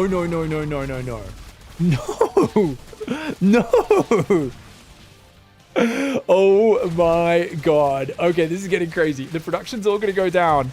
I kind of feel like the Zealot Ball might win against, because it's mostly a Zergling army with only like 2 Banes, 3 Banes, and a few Hydras. I think the Protoss army might be better, but oh, there is Hydras and a Spine here. Pie might be able to do this, guys. If Pie can beat him, Pie can deny Patches the tournament win. Pie is the underdog here. Patches is the stronger player. The Banelings get some good connections, but there's so many Zealots. They're still alive. Zerglings are still tearing things down. The rest of the army's coming home. They're trying to come back, but the natural gets ransacked. They are all going down. There's more Zerglings building. Zerglings are not what you really want against Zealots, and that's a real problem. Banelings could work, but you need to group up and morph Banelings elsewhere. I mean, right now, there's almost no economy left for Protoss. Only 23 probes, but there's only 22 for Zerg. And oh no, the Hydras go too far forward. The Zergling's going to try and surround. He's got a few Banes here. Oh my god, the Banelings get okay hits, but not what he really wanted. He wanted to surround those Zealots. Oh my god, what a crazy fight. Oh my god, this is so close. This is so close. This game is absolutely insane. Sorry guys, I'm getting so excited. I'm turning things on and off right now. The Dragoons are all going to go down. Every Dragoon will go down. It's no longer hatchery tech Hydras. They have movement speed, so they are much better than they were earlier because they have that movement speed. But honestly, guys, did this just reset? That Dragoon's going to go down, right? Or it gets away. He's long distance mining his third right now, Patches, because he hasn't reset his workers. And it's 25 probes to 32 drones. 2 base versus 2 base. Wisely, more Hydras are building, but they're not ready yet. Honestly, I think this Zealot attack might do game-ending damage because there's no Banelings for the Zealot. So in low numbers, Hydras are kind of weak. You need a big critical mass of them. Oh my god. This is actually a great attack for Patches, but he shows himself too early. Pull back to the mineral line. You got to get in the mineral line. You got to pull to the mineral line and fight with the drones here as Pie. If you lose your Hydras, you could be in big trouble. He's got to fight for this base though, I think. I think if he fights with drones blocking, he can fight this. He's going to pull away or think about it anyway. Overlord taking damage. The Hydras have got to be careful. Those Zealots can jump on you and, oh, going forward. Bad move. I think. Is it a bad move? This is such a close situation. It's a long rally point for the Protoss. The Zealots, very tanky with that 60 shields. I know 10 shields doesn't sound like a lot, but it matters. And he's going to go Rush Guard shielding, guys. He's going to tech into Rush Guard shielding. This upgrade gives plus 3 armor for 3.5 seconds after charging. And you'll see the Zealots glowing once it comes into effect. Cybercore's being rebuilt because the Cybercore did die at the natural. He could rebuild his wall off, guys, but instead he's going to build the Cybercore here because Patches is clicking buttons, as they say. Not so much organized, it's just kind of panicking. Both players are right now. The Banelings will beat the Zealots, but honestly, if he can avoid just headbutting the Banelings, the Zealots do really well against the other two units. Lings and Hydras are both very weak against that upgrade, but fighting before the upgrade is ready could be good for Pi here.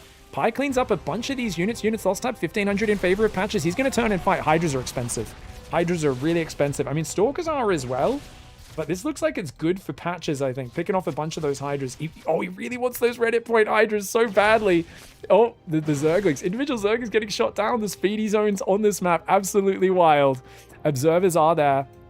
Third base coming up here for Patches. So it's 3 hatchery to 3 hatchery. There was a massive amount of mining time. Remember, these workers were all long distance mining on the natural for a long time there. And now there's 4 Zealots, 5 Stalkers. Rush Guard shielding not quite ready. What is this? 5 Hydras and 18 Zerglings. This is a crazy counterattack right now for Pi. Guys, we are in an absolutely insane game right now.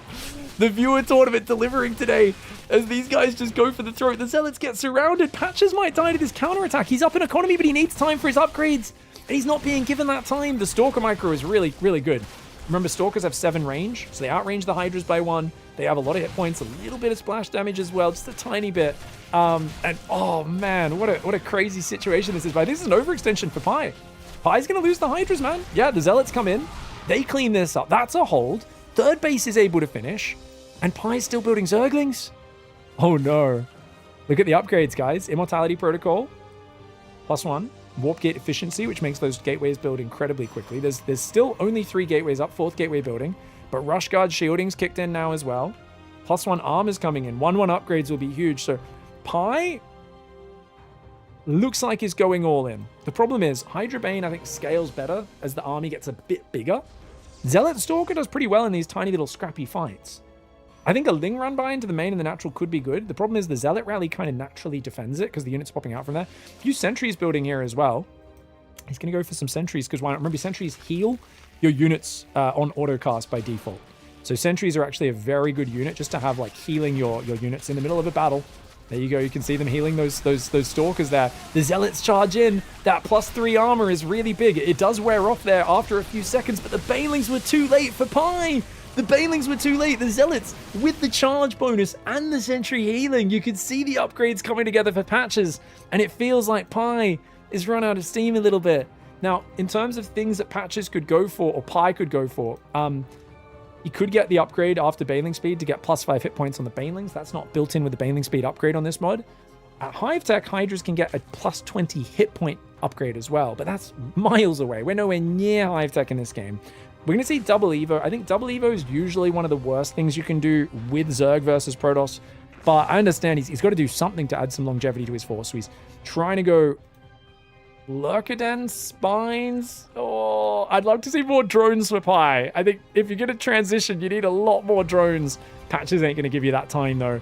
Colossus Extended Thermal Lance is on the way. No doubt we'll see Colossus building soon. Stalker Zealot Sentry counterattack. And with 1/1 upgrades now against 0/0 Zerg, I don't know if a couple of Hydras and Zergs can defend this. I think Patches may have just, off of the 12-12 double gateway, 6 Zealot pressure opening. Absolutely insane opening pressure. He's going to get a really good position for himself now. Gets the 3rd hatchery snipe. Drones are transferring to the 4th. Hydraling Bane trying to gather up in the natural. But the sentries are here with the Guardian Shield. Oh, man, the Hydra's there. But yeah, Guardian Shield's available. The healing's good. You could force field some of these units. This is a hard pressure to deal with. Really hard. Creep Tumor's going down to the observers. Clearing this up. Where's the force fields? Oh, he goes for some, but the Banelings get in the middle. Great Banelings, honestly. Guardian Shield comes up, so the Hydras are going to struggle to kill these units, but that was not the fight Patches was looking for. Oh my god. Pi just slaughtered his whole army. Patches, that was a bad fight. It was a really bad fight, guys. Those were not great force fields. He ran around hitting Creep Tumors. He should have just gone for it. Oh my god, this is ridiculous. Oh my god. Okay, so Pi has one last desperate all in, I guess, in him. He's making some lurkers on the front. There's only one observer. Oh, they're just out of vision of each other, guys. Honestly, without Banes, these zealots win this fight. If they just they could kill everything here. But he sees the zealots. He kind of distracts a little bit, does Pi. The Lings are going to go in on the other side. The wall off never got sealed. I can't believe it. Oh, but his units are getting jumped in the middle. Pi's going to run away. His Lings will do crazy damage. But Patches actually notices and pulls them back. The Lurker goes down, though. The Lings are doing good economic damage, but Pi is fighting an uphill battle right now. What a barn burner of a game. As scrappy as Pi's being, I don't think he can deal with Colossus Zealot now. Not with the upgrade differential. 2 extended thermal lance Colossus coming in. 10 probes go down, but that's nice damage. 4th Nexus is coming up, though. 4th hatchery, or 3rd hatchery even, I guess, is what it was originally. Just now being rebuilt. 48 probes, a 16 worker advantage for Protoss, and Patches creates the chaos and then navigates the chaos with the experience of a man who has sailed the cheesy, chaotic waters many times in his life. Oh my. Needed a bit of a bevy there. Some peach iced tea there, yum yum. Gateway's still in gateway form, as they have to be, remember? You get this upgrade, and it's exclusive. There's quite a few exclusive upgrades, which are really fun in this mod. And you couldn't actually get this upgrade, this Rush Guard shielding, if you went for Warp Gates. Stalker moving around.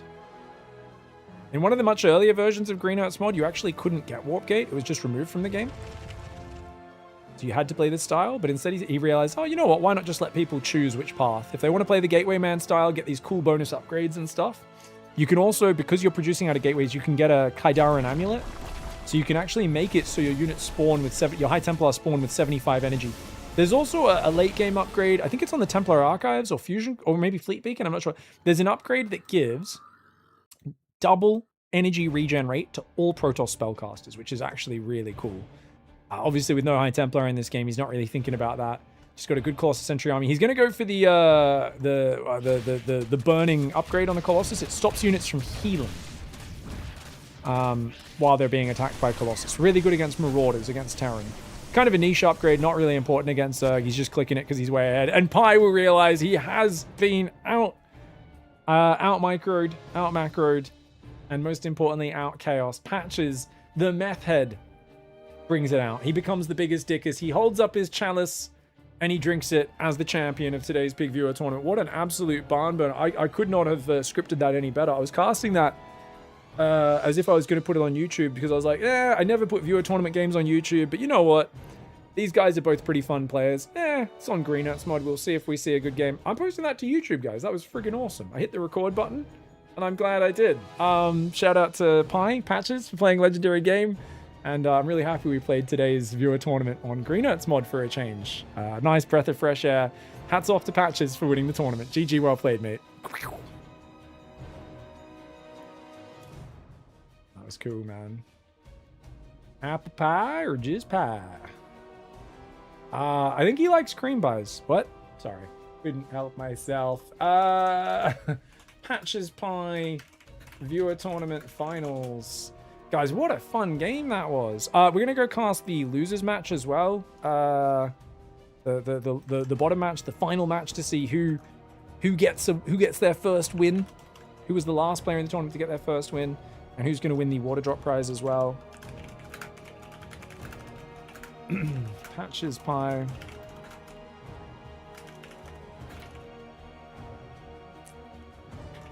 Guys, so we saw so much crazy stuff in that game. I'm trying to remember what happened, because we had a hilarious few things that went on, right? We had... Thank you, Zesty, for the raid, by the way. Dave for the sub. I appreciate you guys so much. Thank you very much.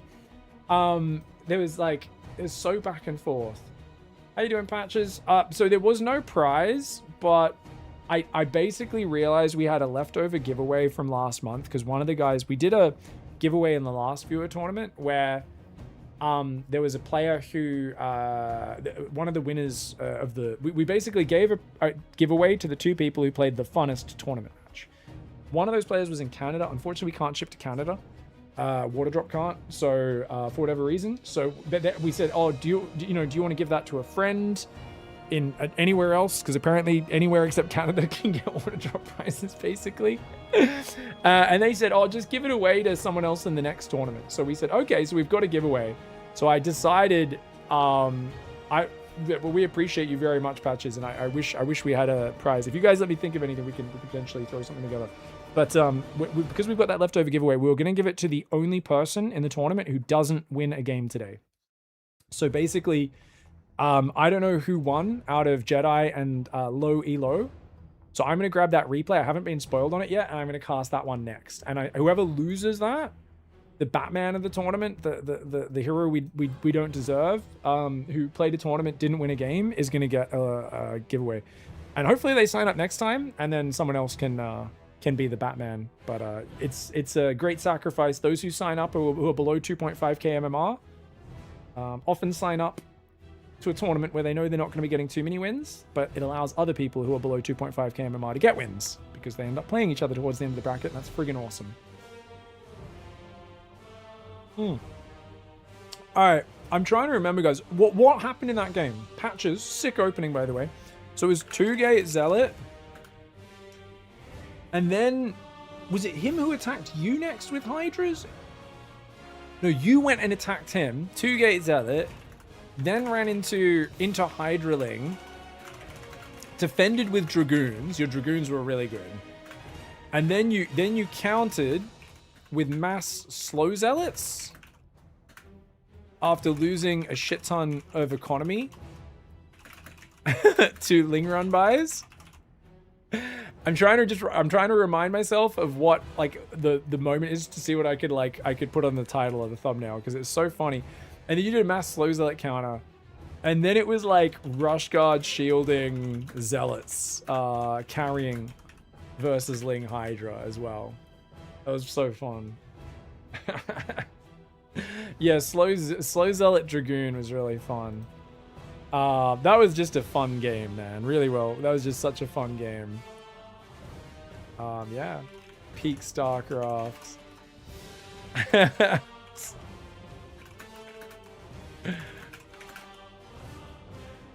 That was a hilarious tournament finals. That was great. All right, guys, let's grab this replay from the losers of the tournament, the legends, as I should actually call them. Battle for the first win. Oh, we got it. Oh, you labeled it battle for the first win? Legend. Why MMR are both of you, by the way? Shout out to Tyrannical, guys, who I think was the lowest MMR player at 2200 and already got a win before this point. So wasn't even in this match. Freaking beast. Let's go. All right, let's go, guys. Oh, right, all right, guys. We got Wiggy in the bottom left side of the map up against Low Elo Loser. It's Zerg versus Terran, and both of these players have not got a win in today's tournament. Wiggy is 2600. I'm not sure what Low Elo Loser is. It says, I'm Low Elo Loser. I'm plat, but so many people leave, I don't think it's right. No worries. So Low Elo Loser hasn't played that many games yet, I think. And what's your MMR? Is it like about 2700 as well? Just Kurtz / Low Elo Loser? Let us know. But ZVT, yeah, guys. So the loser of this match, ironically, wins a prize, guys. I didn't tell them about this. I only announced this after this match started because I don't want anyone throwing games. The loser of this match will, as long as they're not in Canada, where apparently we can't ship to, get themselves a water drop giveaway prize. So you guys can already DM me on Discord if you want your detail, whoever lost this match. I'm not going to look at Discord, so I won't spoil it. But if you want, you could. Otherwise, I'm going to have to DM you guys on Discord. I need to be able to DM you guys on Discord. Or you can just wave in the Pig Viewer Tournament Replay channel and say, hey, this is me. I think it was... I'm not sure which one of you posted the replay in there, because I think the name's different. But you can let us know, even in just the Pig Viewer Tournament Replay channel.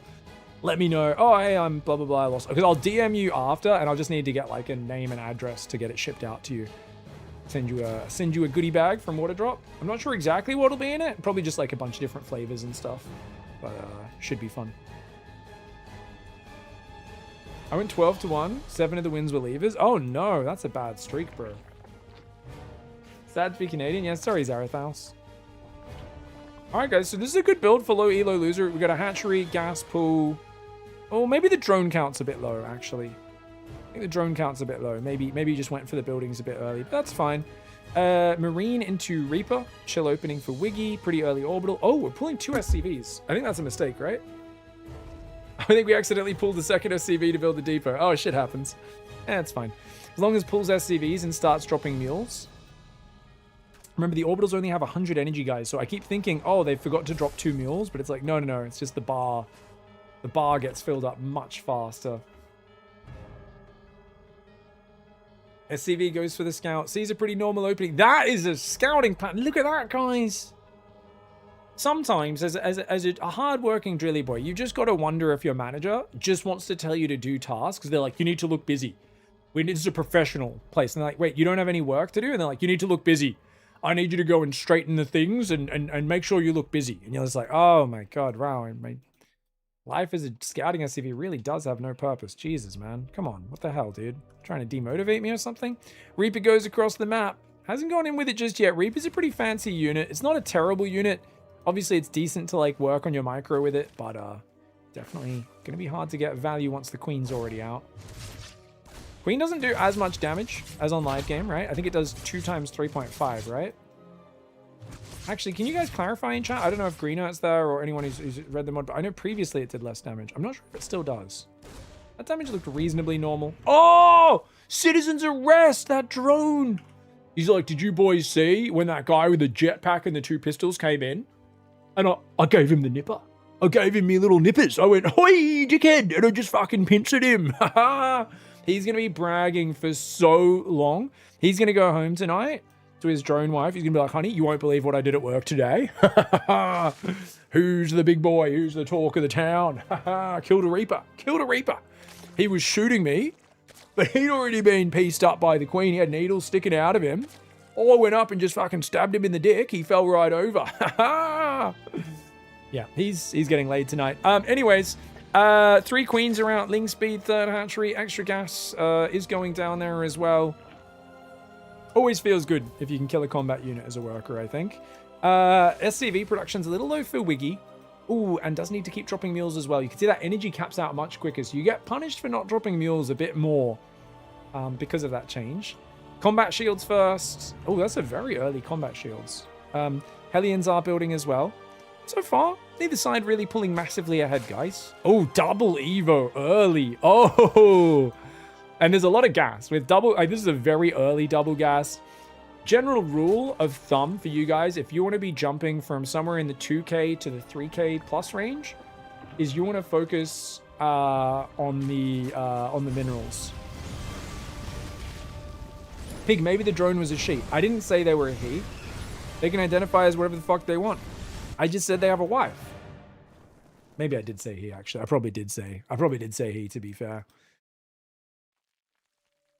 Anyways, point being, saturate your mineral line, guys. I got distracted halfway through my sentence. Always get the natural mineral line full as quickly as possible before going for like tech and stuff. Ooh, Queen's defending though. I love the Queen wall off. This is sexy. Really good for defending Hellions, but no 3rd base. Oh, I was thinking, dude, how do they have a lair up already? I forgot you can get hydrogen on hatchery tech. Okay, this is a lot of tech though. Hydras, Baneling Nest, and Roach Warren. So this is what we call the NA composition. Low elo, I don't know if you're American or not, but you are playing already like an experienced North American Grandmaster. So the meme in the StarCraft 2 community is North Americans don't know how to play strategy games. I think Canadians are a bit better generally, but let's just say Americans in general. If you're from USA, basically you just try to build every unit type available like it is on the box art, and then we laugh at you for it. So you're already ready to get 5k. 5k MMR players do this all the time. Good surround, actually. Really good surround. But yeah, usually pick just Roach Hydra or just Ling Bane. Wiggy is going full bio. Looks like he's going to go 3 barracks after these early Hellions. Probably could swap that reactor off if they want. But pretty good macro on both sides. Like similar worker count. I think now that low elo has Ling map control, low elo can basically just spam injects, hold the drone key down, take a 4th base, take a 5th base, and take complete control of this game. There is a wall off up here for Wiggy, but Wiggy F2'd the Liberator home. Oh no, the Liberator would be so useful as a harassment unit right now because there's only 4 Queens. That Liberator went in the main. Good chance of doing some good damage, but Wiggy's busy macroing, and to be fair, that's probably the bigger priority right now. Getting to 4 barracks, stim, concussive shells, marine production. No doubt, Medivacs will be coming soon. Oh, wait, we're going for a bust? Oh, it's a big bait bust! Low elo loser, sick of sitting at home. Double Evo chamber, doesn't even make upgrades. This gas is for Banelings. Boy, the Liberator flies past, doesn't see the Baneling morph. Oh no. Oh no, is this going to be game winning? Is low elo loser about to get their first tournament win? Is it about to happen? Oh my lord. They gotta go though, they gotta go. They gotta go now. We can't be dilly-dallying. We're waiting, we're thinking about it. We're thinking about it. Oh my god. Okay, we're on the camera, lowly loser, building hydras. What are we doing? What are we doing? This is the camera. We're on the live camera view. The layer's going down. Oh, we're waiting. Is this meant to be an ambush? Are we waiting for Terran to move out and then we're gonna hit them from both sides? Our drones are under attack. Oh, Liberator in the main. Unfortunately, sieged a bit too far back, so he didn't have full vision. Drones do pull away. Nice pullback. Queen's gonna move into the Lib zone. Oh! Libs get, oh right, Libs one-shot Queens. I forgot, guys. So not only do Queens have 125 life, Liberators do 150 damage. They shoot at half the speed, but they will prioritize tankier targets. So it's the same damage per second for the Liberator, but it's way worse at killing small units like Marines, Hydras, etc. because it overkills so badly. But it does a whopping amount of damage per shot to things like Ultras and Colossus and Immortals, which it will target automatically on its own. Pig, that's not what I meant with Slay Queen. Indeed. Unfortunately, low elo loser is kind of doing the I'm just making units and leaving them outside your base, which is usually not advisable, but oh my god, the tank's not sieged. Oh my god! Oh my god, no! Oh my god! Wiggy's trying to run away. Wiggy's not sure what to do. That's a lot of Zerg, man. The fire is panicking. They're running around. Oh my god, you know what? That actually wasn't too bad. Low elo loser didn't click the banelings on the depots, so the depots didn't actually get blown up until the bio killed the banelings, then it blew up the depots. The tank somehow survived. Only 9 workers died. Honestly, it could have been worse for Wiggy. Wiggy's gonna go for a counterattack now. There's like no army at home. There's a few Hydras and not much else. And remember, these are Hydras that don't have any upgrades yet, so I think Ling Bane is really where it's at. Luckily, Carapace coming in is really helpful. Carapace is very important against a Marine Marauder. It's 2 base for Wiggy, 3 base going on 5 base for low elo loser. Remember, these are production facilities. These are really useful. Spires on the way. Probably a bit too fancy for this situation. I think low elo really just needs to focus on basic units. And oh my god, almost instantly makes +2 Carapace. Oh no, and then cancels it to make melee. +2 Carapace is the most important upgrade against Bioterran. It is like +1, +2 armor. Armor is the #1 upgrade against Bioterran, so it's kind of a shame you canceled that to make the attack upgrade. It's still fine. Upgrades are upgrades. It's better than not having anything. But we'll see what happens. You can see Wiggy moving the army around. Isn't sure whether they should commit or not. Is going double upgrades of their own, so they won't, you know, it's not one of those games where one player keeps upgrading, the other doesn't, and you get to a point where the units on one side just outscale by far too much. Wiggy's also going to build a command center on location, which is a pretty good call. Lings are going to go across for a bit of attack. I don't know if there's enough. I think with +1 Carapace, they maybe could just A-move this, but here comes the army, and oh, Wiggy's just, oh, low elo's just going to A-move. Bit of a sloppy engage for low elo. Oh man, this is not a good fight for low elo. But there's not that many Marines, and the Lings have the upgrade advantage, which is the saving grace. Hydra's on top of this though. This is a real scrappy fight. I think Wiggy just has enough numbers. Even with the worst upgrades, you've got Medivacs, you've got a lot of bio. Dude, Wiggy. Oh, and we're trying to build Mutas and Zerglings right now, but low elo loser has to give these bases up, rally back over here, regroup, and try to make something happen. Banelings would have been nice. I think Banelings would have been good, even though there's quite a few Marauders in the mix. If you can get like 7 or 8 Banelings here, they could really help with this hold, but you've got to regroup. Ooh, making 9 Banelings. Mutas, Lings, Banes coming out. If the Banes connect the Marines, Mutas will clean everything else up, potentially. Potentially. This is very close, Wiggy.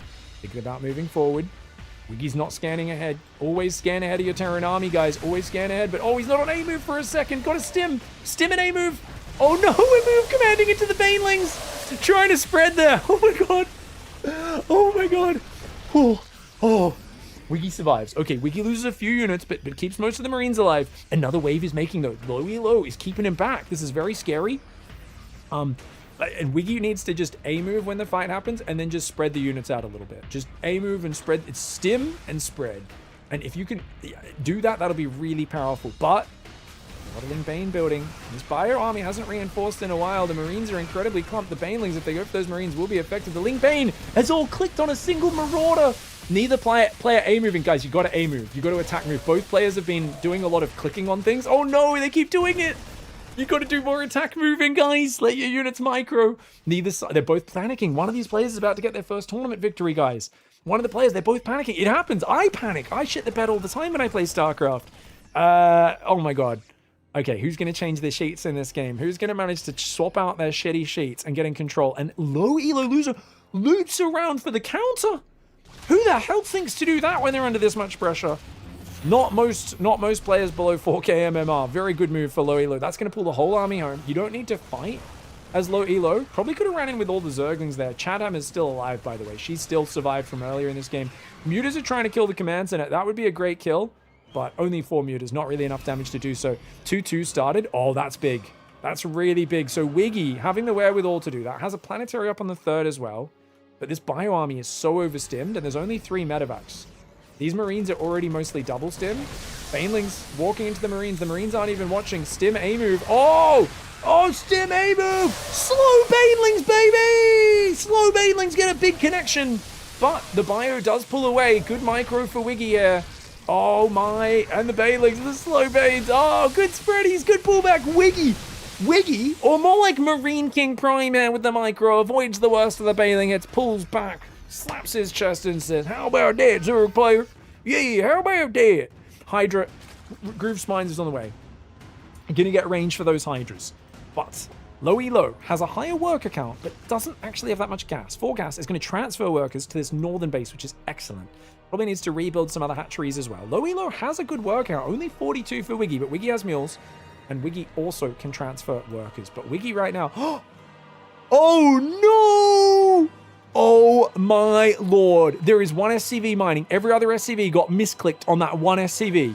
Wiggy may lose this game because their entire economy is not mining. I kid you not. Terran units are the lowest IQ units in all of StarCraft. What do you think? What do you think the order was for? Well, technically, boss, it said we were meant to follow him. What do you think? Do you think when he gave you the coordinates for your job as a mineral mining unit, and it was just next to the minerals, and you technically it said to go follow the... No! Mind the minerals, you fucking nincompoops! Wiggy unfortunately getting handicapped by that. Luckily, there's no Banelings here. The bio is going to stim in on top of the Hydras. That is the sort of decisive move that only a Chad gamer would make. I mean, some players are out there sitting in the cuck chair, letting their army get banged by their opponent while they watch in the corner. Not Wiggy. Wiggy says, I'm the one who bangs my army. Jammed their army on top, and you know what? They judged it well. They overwhelmed. That was a good fight. That is such a scary fight to commit to, but Wiggy commits to it, gets Wiggy with it, gets jiggy with it, and absolutely friggin' smashes. Still not mining at home. These guys are still just jerking it. 40 dudes, all just fucking harem of SCVs. They're all watching one guy mine minerals. They're like, no, only one guy's allowed to mine at a time. Bloody hell, man. The drones fighting as well. I think low elo was pretty good in this game, but just couldn't quite get the fights. I think the lack of Bane speed really hurt the longer this game went. You got me, brother. GG's. This is a good game, man. This was actually very, evenly matched. Really well played. 2-2s kicked in at the end as well. Bane speed would have been massive. And just a little bit more decisiveness from low elo would have been really good. I think you got to be really wary with just randomly making army on the other side of the map. I think the biggest thing that would have been a big changer in this game is when you went for that first wave of Banes, you got to commit. So once you started building Hydras, this was a big mistake because they don't reinforce quickly. If you built another round of Zerglings to reinforce, that would have been great. And then if you just grab all the Banelings, click them on the depot, and then you bring your Zerglings in just behind. So often what I'll do is I'll group the whole army on the same side. We don't need to be on 2 separate sides. Why are we managing units on 2 sides?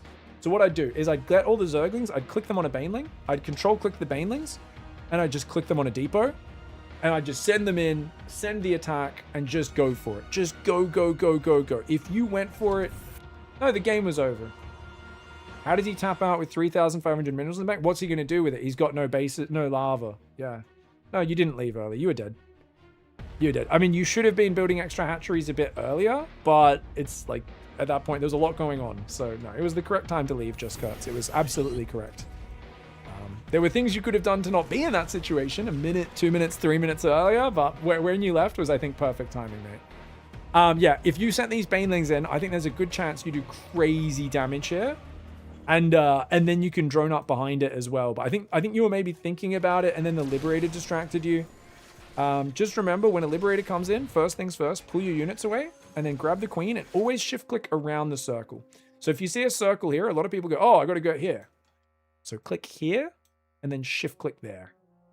Always go really far around the circle or the Queen will get clipped by the edge of it and she'll get shot down. And that way she'll deal with it. Also build a spore in the next base because often they unsiege and they move to the next base. Wiggy did pretty good. I think with the macro, the Hellion run by and stuff.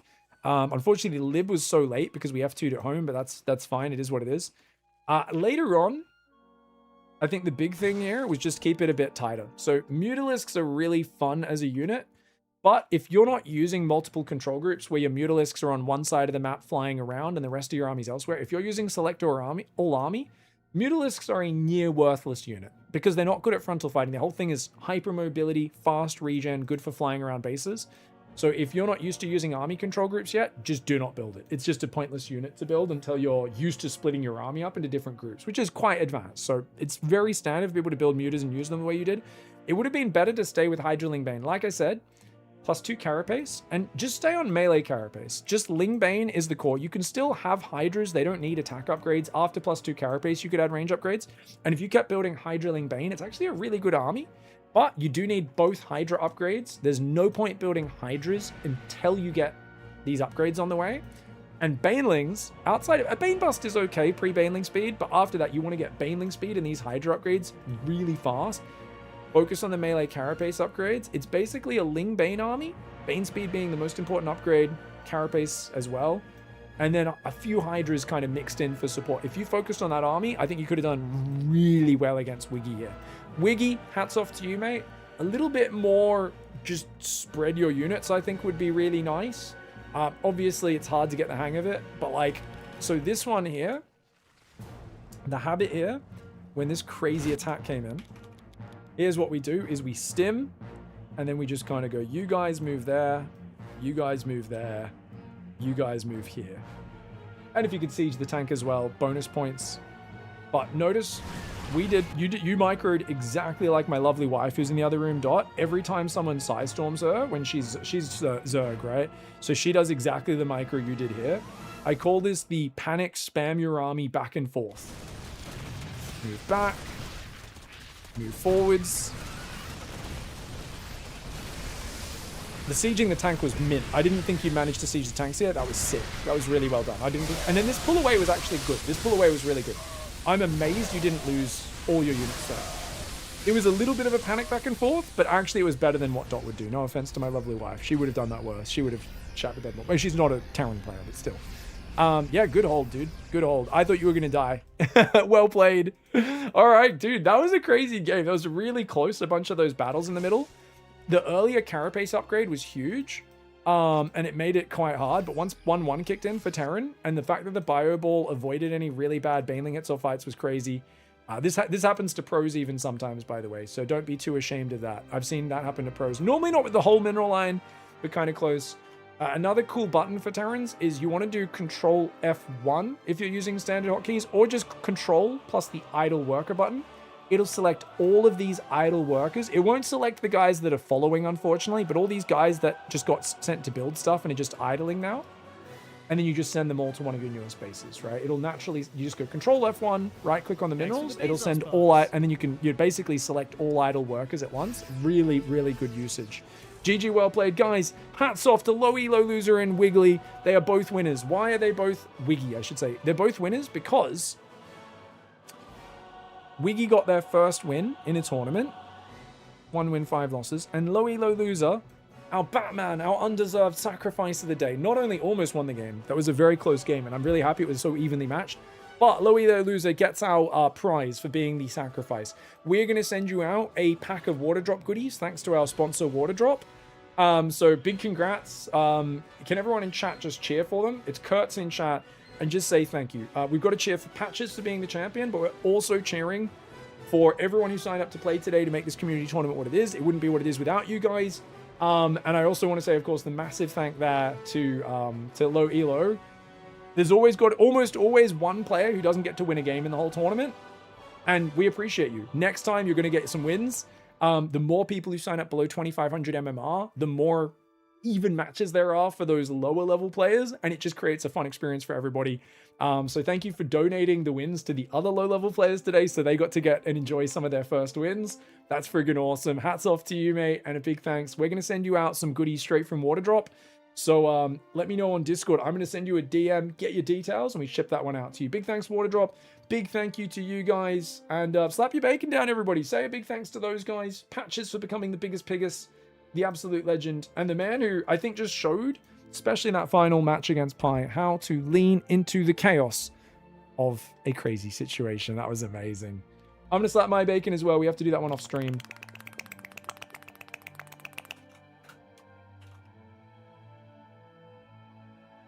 Mama, mama, mama, man. Ma, ma, ma. Ma, ma, ma, ma.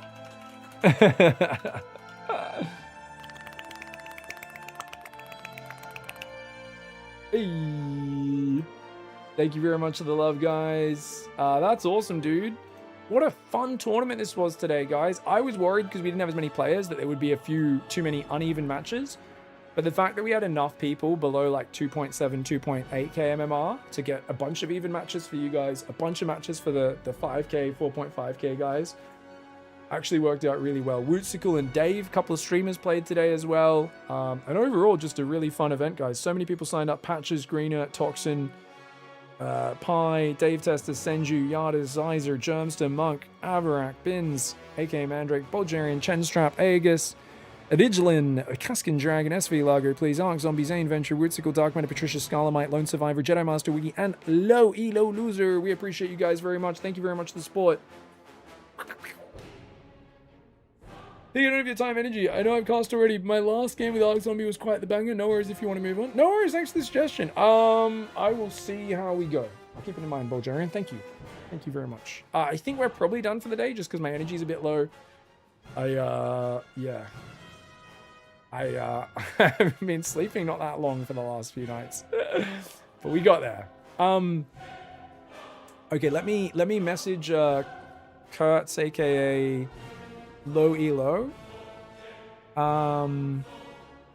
Is Tech doing Low Elo? Yo, is this Low Elo? I'm DMing you on Discord, my friend, Kurtz.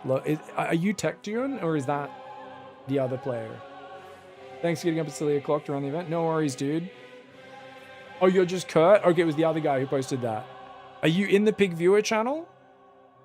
The big pig, can you just type in the Pig Viewer tournament replays channel and then I can message you in there? I'm not sure if you posted in there yet. Oh, here it is. This one, right? Just Kurt. I got you. And that's you, yeah?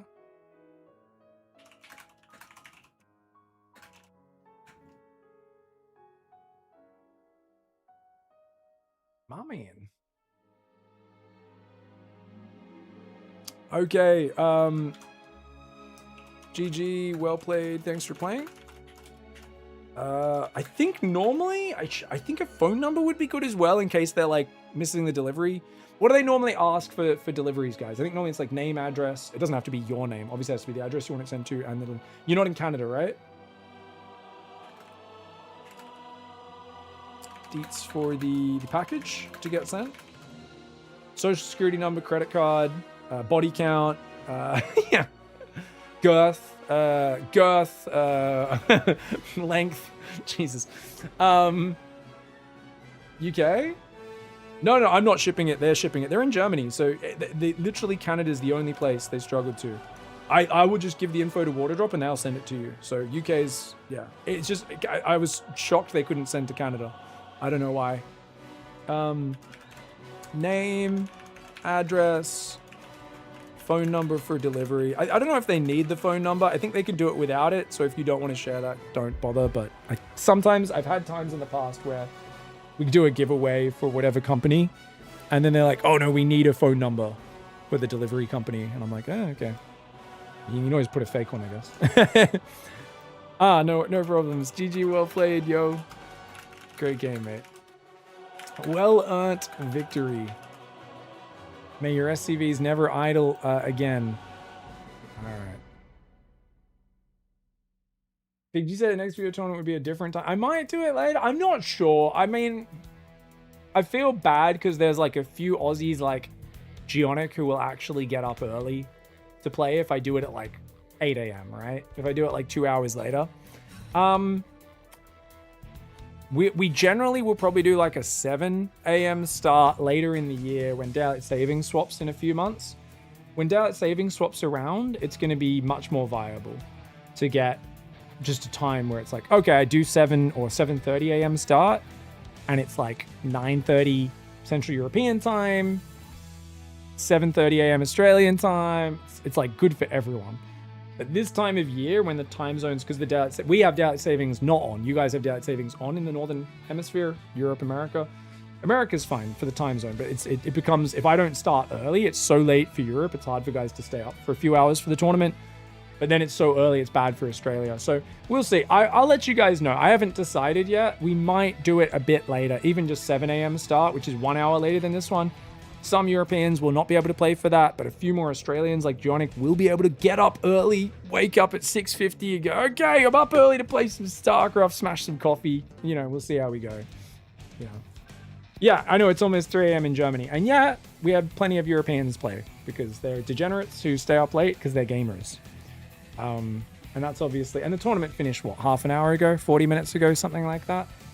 So, you know, it finishes about 2 a.m., 2:30 with this start time, somewhere like that. And some people leave after 5 rounds anyway. Some people are like, it's too late, I'm tapping out, and then we sub someone else in. So that happens a fair bit as well. But we'll see what we do with the time zone. As always, guys, you can just come in my chat, type !viewer, and the link will be up usually in about a week. Dot's here. Hello, Dot. Normally we put the link up about it, you know. If people want to play the next one. Yeah, normally we put it up like I was wondering if we should do the next one. Should we skip the next one? Oh, yeah? Oh. It's a busy month. It's a busy month. You want to skip it entirely? Why? I've not. Guys, I'm sorry. Oh, by the way, we have to... before we even get to that part. Yeah? Figure out the one. Yeah, we got, from the UK, we gave it to the only player who didn't win a game today. Hey! And we just cast... And they had a banger last game because there's 2 players who hadn't won a map yet, and it was actually a really good last map. It was, like, really close. And did you do a water drop? Yeah, we did 2 water drop shoutouts. One earlier, and then the other one, and we've marked both of them. And that one was just going, hey, we're sending you guys some water drop because you guys didn't win a game. That's awesome, you know? So that you can share both with us. And they're going to send their address and stuff, so... Yeah, it's on Discord. They might have already responded. Okay, yeah, sweet. it's unread on Discord there. Alright, so now we can go back to... the reason why I thought... Should we maybe skip it? Yeah. I think we should probably let everyone know. So basically, guys, we've done a statistical analysis. That's Dots. You guys know I'm more just airy-fairy, do what I want. But Dots are a lot more statistics-based. So she's crunched the numbers. And basically, we've realized that there is an undeserved market. So basically, middle-aged gamers are basically like that as a sort of content creator is almost entirely underutilized on OnlyFans right now. So as a result, we're going to be starting to pivot our content to more of like a 70-30 ratio starting in August to me being an OnlyFans creator. It's not all, it's going to start off kind of like risque pictures and things, but if you subscribe to higher tiers, you can get like zoom ins inside my butthole and stuff. Like, no, Pigfest coming. Pigfest's here. Pigfest. Pigfest's back, mother truckers. You thought we're going to do OnlyFans? Pigfest's back. The biggest tournament in all of StarCraft 2. The one that has the most comebacks of all time. The 3-2s, the 4-3s. We make the pro players play more best of 7s than they've ever wanted to play in their life. The first Pigfest. Best of 9 finals. best of 9 grand finals. It's the only tournament where we make the players play so many best of 7s, so many best of 9s. This is the tournament that made Maynard legit quit casting StarCraft because our first ever one, we had a semi-final between Cyril and Trap that went for 4.5, I think it was like 5 hours with like the little breaks in between games and ad breaks and stuff. It was absolute insanity. The series itself, without all the breaks, 3.5 hours. Yeah, it was 3.5 hours after editing. It was, it made Maynard quit casting StarCraft. It's the tournament where we've seen reversals from down 0-2, 0-3 so many times. We are blessed with good games in this tournament. Hopefully we can continue that. And it's going to be coming in August, guys. We're not going to be raising money for this one until during the tournament. It'll be running over a 2-week period. And it's already up on Team Liquid. So can you guys go post some comments over on Team Liquid? Share the tournament on Reddit and stuff like that, and social media if you guys can help us out. It's kind of hard in StarCraft because everyone's old men who just consume and don't really post. Help me out. Spread the word. Let your friends know. We've got qualifiers coming up, guys, and there's already one qualifier in just a week's time. It's next Sunday, August the 2nd at 12 p.m. Now, that's my time zone. This will auto-change to whatever your time zone is if you're logged into Team Liquid. Our time zone either.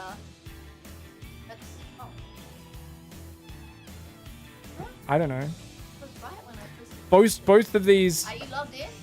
I'm logged in. You've messed something up here, I think, Dot. Are you logged in? I'm logged in right now. These are both, that's all right. Dot's going to fix the times of these Okay. qualifiers on that. I think if we open the actual links, we can see them. It's hard to do BB code, Dot. It's hard to do that HTML or whatever it is. Right, I swear. So we've got August 2 at 10 a.m. Australian. So that's going to be, is that Sunday? Sunday, 10 a.m. So that's basically 50 minutes ago. This day of the week, this time, 50 minutes ago, whatever time that is for you. This is going to be the North American and Korean friendly time zone. But it's at a time zone that's early enough that some Europeans can stay up late to play this. These are open qualifiers, so they can stay up. And the top 4 players that qualify, 4 players qualify from each one of these qualifiers, and the top 4 will play a free-for-all on a silly custom map. We are going to make them, basically, we're going to put them in the pit, grease them up, and we're going to make them jelly wrestle or something like that. Essentially, we're going to jelly wrestle them, and whoever's the best at jelly wrestling without accidentally sliding elbow deep into the other players, they get the highest seed, and you get to pick the group you go into. So qualifying and getting seeding, there's going to be like a group picking selection sort of thing. So what we're gonna do, Yeah. and I've described it here. The top 8 invited players will be sorted into 4 groups of 2. Top 4 players of this qualifier will be able to choose which group they play in. The order will be determined by the result of the 4 players playing in a Beast of the Hill free-for-all. The winner will get first pick, the runner-up will get second pick, the second player to get eliminated will get third pick, and the last player will be placed in the remaining group. So, it's very important to get a high seeding here, which means not only are your skills in StarCraft being tested, but we like to add a little bit of randomness and a bit of chaos in these tournaments, so that it's not always, oh, our surprise qualifier has to play Cyril in the first round and just gets eliminated. Especially when we didn't do group stages, there'd be a lot of that. It's, these 2 guys are always on opposite sides. It adds a little bit of randomness and a little bit of a reward for a different skill set. And most of all, we just get to watch some dumb free-for-alls, which is really fun. And then the second qualifier, which is the last chance one. Last chance qualifier. 2 days before the start. So this is only 2 days before the start of the tournament. We do the same thing where, Yep. the last 4 players will get to pick. Same thing. Technically, they'll have a bit more info about who's in the group they're picking, but obviously you don't want to wait for the last chance to qualify for the tournament. You want to try and qualify in the previous one. And this one is going to be at nighttime. This is the Fuck You North American tournament qualifier. Let's be real, most of the top players are in Europe and Korea anyway. And Pigfest is always at a time that suits those 2. And we always cater to their demographics a little bit more. So we're going to be doing this at night, my time. We're doing it even more. It's 2 hours later than we normally 2 do. hours later than normal. So our sleep is even more fucked. We will fuck our sleep a little bit more for this one. Not only do we pay out all the fees for this tournament and cop all of that ourselves, we have to ruin our sleep schedule because this is how much we love StarCraft. Do I love StarCraft this much now that I think about it? Yeah, Dot already struggles to sleep, guys. Dot's like, you guys know, all you guys know in my chat. Like, type 1 in the chat if you have insomnia or shitty sleep in general. So me, I'm one of these like people you guys hate, right? I like Dot's always like, what's that thing you do? Like, you do this breathing thing she was asking me the other day. She's like, well, you just like, when you want to go to sleep and then you start breathing different. I was like, what the fuck are you talking about? She's like, I can hear your breathing change. And I'm like, I think that's just me sleeping. She's like, but it's like the moment you decide to go to sleep and stop looking at your phone, like your breathing changes. I'm like, yeah, that's me instantly falling asleep. And she's like, fuck you. You know, like, I'm like, that's me just going, it's time to sleep. You know. By the way, you did snore last night. Oh, I snored a bit last night, sorry. I had to poke you several times. You had to poke me several times. I apologize. Well, I apologize. I kicked you several times. Dot does not have that. You guys know me. I'm pretty flexible. As much as it does have an effect, I do adjust my sleep schedule a lot of time for a lot of different events, including, you know, Age of Empires tournaments. Yeah, Double-Jarian, thanks as usual for hosting the tournament, and thanks everyone for participating. Thank you, Double-Jarian. A bit of a light day for subs and stuff. We had some great support yesterday, so big thanks anyway. Big thank you, 16th Student, Triacon, Willie Nelson's Headband, Ishtar, Dave Test, OP's SD, Export Sneaky, and of course, we did have our barcode earlier today. They've been donating $11.11 every day for like multiple weeks now. Really? We appreciate you so much. way. I don't know who they are, but it's always a bar. Barcode tipper. They always put their name as a barcode, and they always make a barcode joke or comment every single time. We appreciate the barcode. We appreciate you, Double-Jarian, the big $25 as well. Thank you so much for going above and beyond and playing in the tournament and playing some fun games. Guys, what the fuck is this? He put on a whole viewer tournament, cast all your shitty replays, and he's got 6 subs? What the fuck? Shitty replays. Oh my god, Dot's going hard, guys. She's full shilling right now. She's gonna go for the what was that girl's Get name? your Prime subs in. You guys have been watching Twitch. Bezos Box. Not you, Bulgarian. You're cool. Dot subscribes to the shout at the viewer to give the streamer money approach. You guys remember, what was it? Invader V, that was her name, Was right? it the $5 girl? Guys, nobody subbed today. What's wrong? They're like, oh, I'm sorry. I mean, like a guy in her chat was like, I'm sorry. Yeah, I just can't spare a sub right now. Oh, you know, I wish I could support. And she's like, excuse me? You can't afford $5? She's like, that's just not true. Because if you have time to watch a Twitch stream and you value the entertainment I provide, I think you can spare $5. Otherwise, you should be looking for a job. And everyone was like, oh! Poor girl, she went super viral, but it did not come off well at all. Someone's laughing at my laugh. Very lovely, but also witchy laugh. Oh, Dot is actually a witch. Yeah, she constantly will, like, I'll hear her cackling in the other room while she's got her cauldron of Shin ramen she's cooking, you know, and she's like, Eye of Newt, vegetable packet? No, chucks the vegetables in the bin. She's like, only the MSG. Yeah, Eye of Newt, you know, double trouble, toil and trouble, whatever it is. Why do you have to sound so much like me today? Yeah, that's just how you, boil, toil. All right. Yeah. By the way, you know, I was talking about how you don't eat the shin. Someone was like, do you know what shin is? I was talking about shin, and someone was like, did you know shin is a type of ramen as well? And I searched shin ramen vegetable pack, and then I found, check out this stuff. There's a Reddit post where they said, can I make a soup of all of these? Oh my God. And I was like, I did that, because Dot doesn't eat the vegetable pack when she makes her shin ramen. We were talking about this yesterday or the day before, and I was like, I put all of these into one, and it was intense because there's little bits of like friggin' enoki mushrooms in there and stuff. Yeah. Is it enoki or what's the other one? I don't know. Whatever the other mushroom, the really flavorsome one. Not enoki, the shiitake. I think it's like little tiny bits of dried shiitake mushroom in there. It's really good, man. It's really, really good. But Dot doesn't eat them, so I get to save them all and then have like the most concentrated flavor bowl ever. Senju, thank you for the $10. We appreciate the viewer tournament. $8, Just Kurtz, thank you for the subs. We appreciate you. Sorry, guys. Anyways, back to the point. Can we stay focused for 3 seconds, guys? Yeah. Pigfest on. Sorry for the sound going up on the mic there. Yeah, so we got the 2 qualifiers coming up. Dot's going to go fix this in a minute. Prize pool, as always, we try and flatten the spread. It used to always be like 50-60% first place and then a massive drop-off. We do 24% first place, 14% second, 9%, 7%, 5%, 3%, 2%, trying to make sure that prize money does get spread throughout.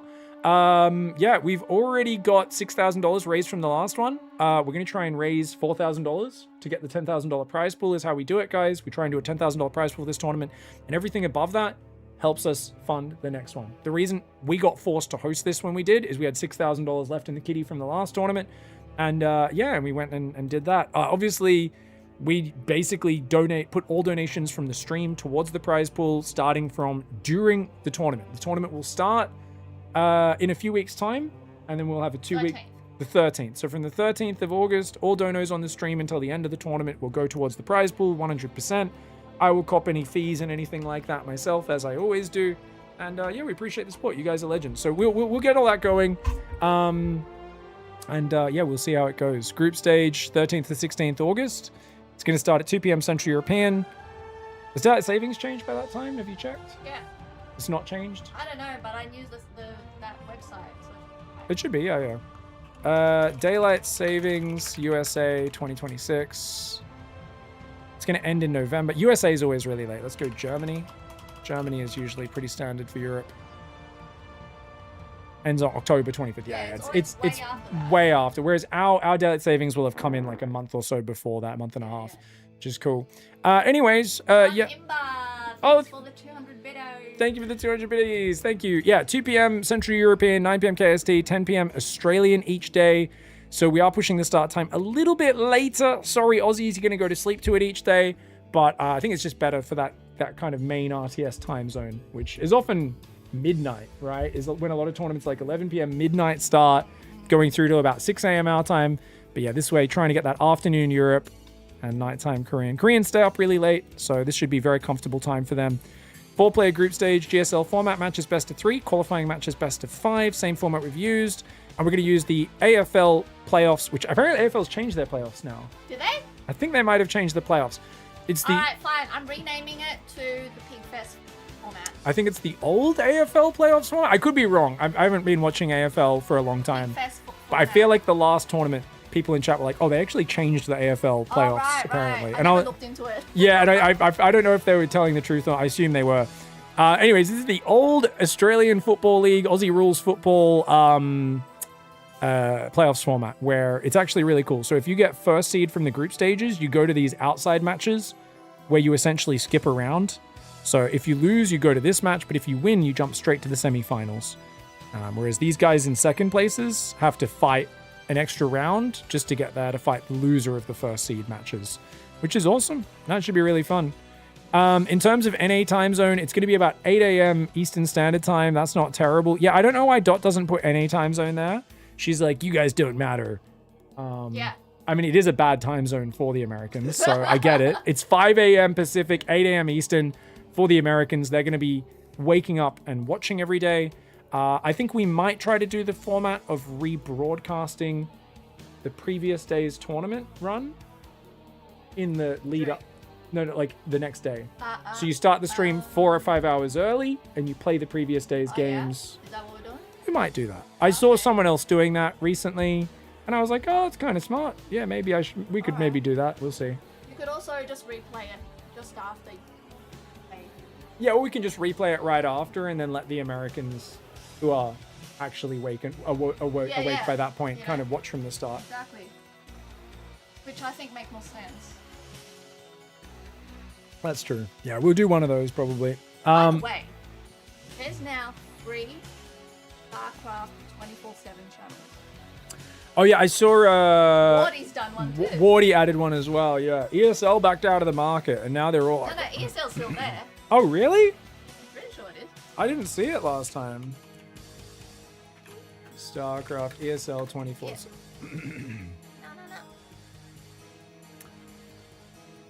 No.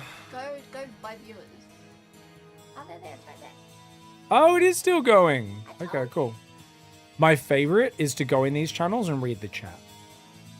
Well, obviously. Oh no. Okay, last chat was a little while ago. Oh, he just went to sleep not too long.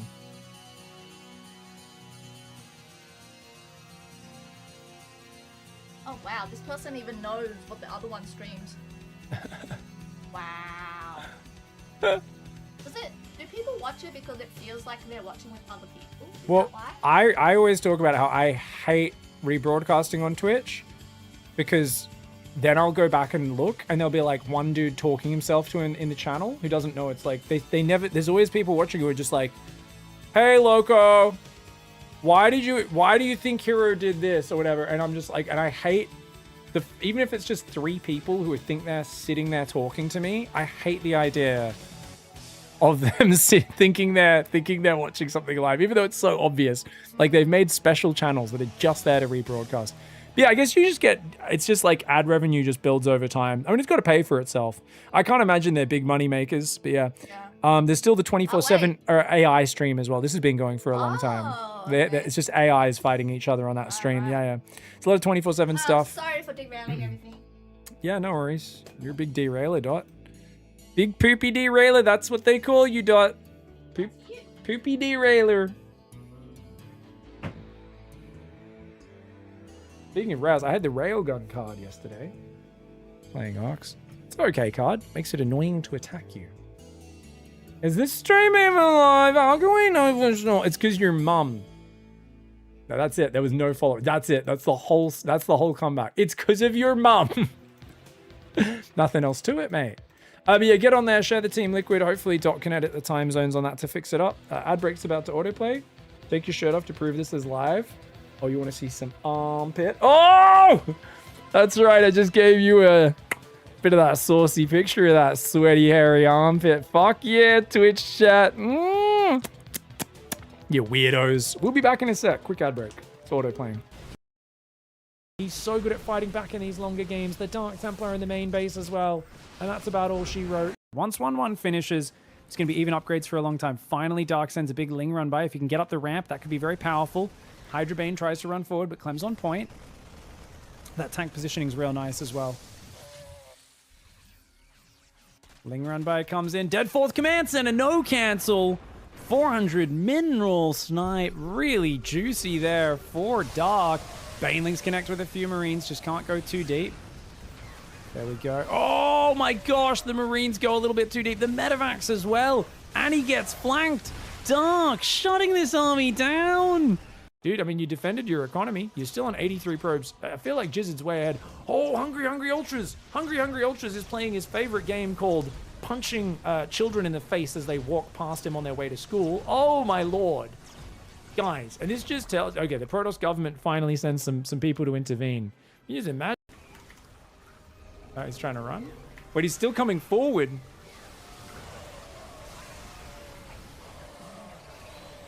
Nice moves, bro. Map control is whoever holds the leash of the intern that rotates maps once a year. Ragnar! You're not wrong. It's almost like a really, really big skill check. Oh, Overseer runs in front and does die, but I don't think there's a Dark Shrine, so that's okay. Ultra attack on the north. We'll take out a lot of cannons. And he's going to try and defend the south. Wow, dude, Ultra's sniper base. This is huge. Rainer's going to get some good damage. Loses 1 Ultra. 2 Ultras very low on hit points. He doesn't have that many Queens this game. They might be banking energy by this point, though, so he could go back and transfuse a little. He's not going to get the Nexus. He needs to get out. Rainer needs to get out. Rainer needs... Oh, he's attacking everywhere else. Oh, he YOLOs on the army. Sorry, guys. I'm just tunnel visioned really bad. I did not expect him to try and attack there. I think he assumed the whole army was coming north. Oh, no. Running out. They just don't have any hit points. I mean, you've even got barracks dying here. This is game over and lights out in game 1 of the semifinals. Because his mules are mining on the left, that's why Q is still in this game. Sorry, guys. I thought I timed that GG perfectly. I was like, he's 100% about to GG as I say that. You could tell I kind of just left it hanging because I was like, I am confident on this one. But there we go. There we go. She's all in. To be fair, not really, because he's only on 1 base. She's very committed, is what I should say. 9 Ravagers, 2 Roaches. 10th Ravager is morphing, but it's all the way at home. It should have probably been one of these. Oh, actually, that is the closest Roach. Never mind. He doesn't know. She's looped around behind him, and she's caught the SCV pool. It's a disaster. The SCV is not able to join up with the army. Dude, this fight is an absolute shit show. What is this? The Lings do get in front. All the SCVs die beforehand. No. He had no information. That's what my Terran brethren told me. When I play Protoss, I'm only allowed to bring 2 IQ with me. So he has to like kind of rub them together. It's a little bit like trying to create fire without having a spark. You know, you've got to use a lot of friction, and that's essentially Sal off racing as Protoss. It's, you know, he's basically just there with two sticks in the woods for like friggin' 3 hours, rubbing them together, trying to get some sort of flame to catch. If we can get him again, we can optimize.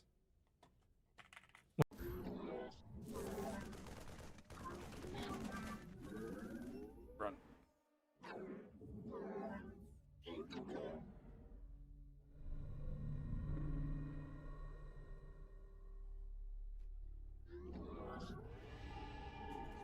Saved. Probes under attack.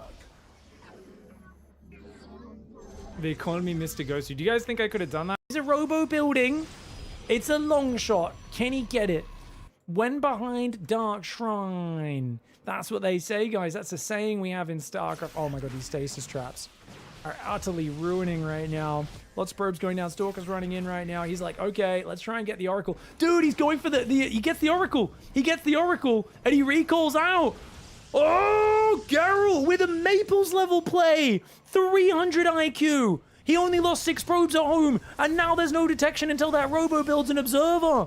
Holy shit. Geralt just pulled off the most unlikely play. And this is what you need to do. If you're stuck on that train, you need to do some James Bond shit to get off that train. You're on the train to Dicktown. You need to, like, jump out the window, climb on the roof, and then have a hand-to-hand knife fight with like 6 different henchmen on top of the moving train. And that's what Geralt's doing right now. He's like, I will get off this train before we reach the destination. Dicktown is your town, and I'm not going to go there. The underlying racism that threatens, or worse, to creep into the SC2 GOAT discussion is not cool. Come on, Glakavan. Guys, don't even... Can we just be honest and stop being so politically correct? We all know what people are just fucking... They don't have emotions. They look different to us. They don't speak our language. They're impossible to understand when they try to speak English. They don't speak our language. They don't have emotions. And they're called Finnish people. And we love them anyway.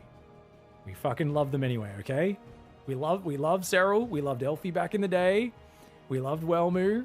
They're a bit weird. They're a bit different, but they're fucking great, okay? And they're very good at StarCraft, and we're okay with them, okay? We love our Finnish people.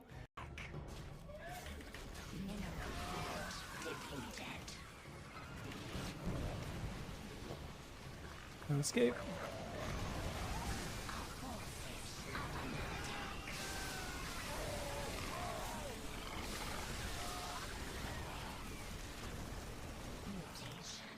Now this makes sense.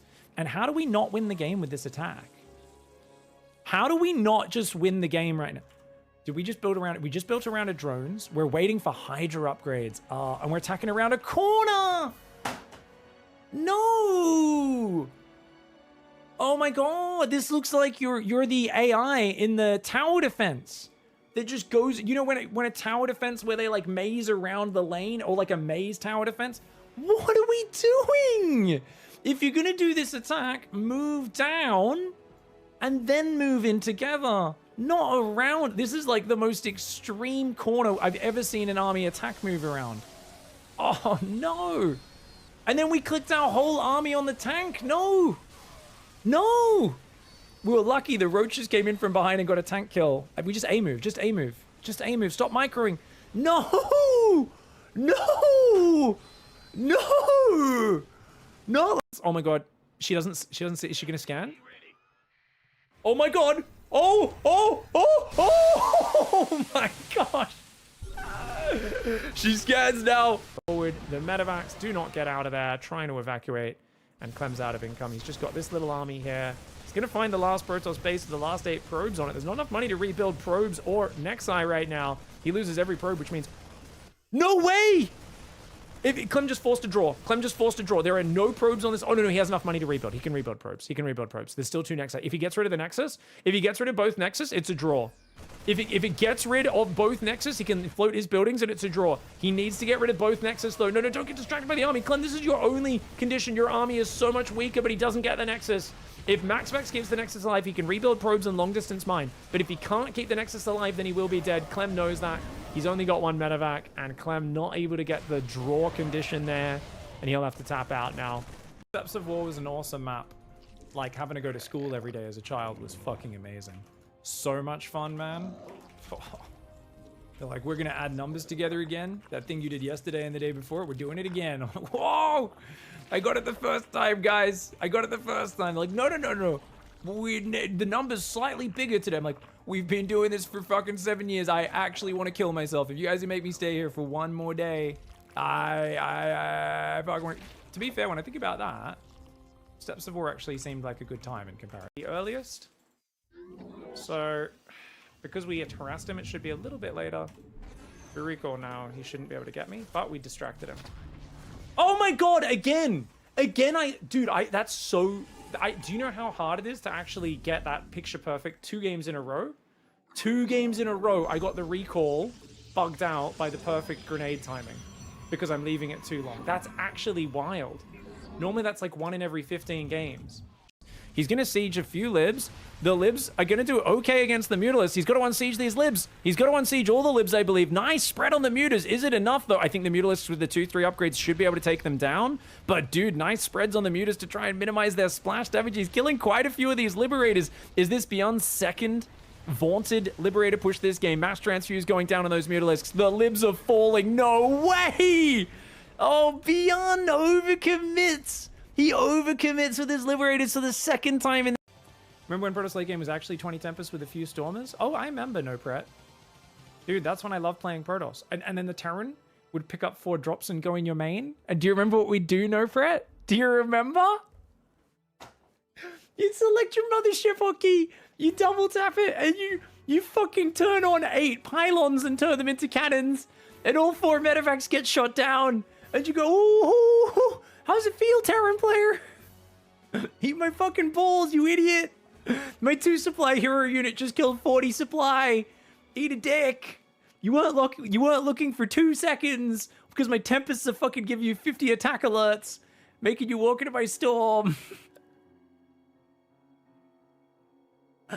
Oh, the good old days. They were so fun, man. There's still big windows. Like 25 zealots, no zealots. Oh, sorry for the extended break, guys. I got hungry.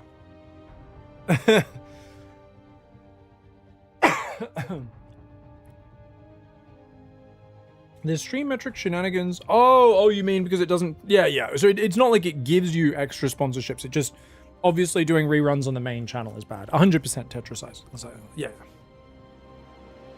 I got hungry. I just... There's still a little bit of this bread from the other day. It was starting to get a bit crusty, a bit old, but...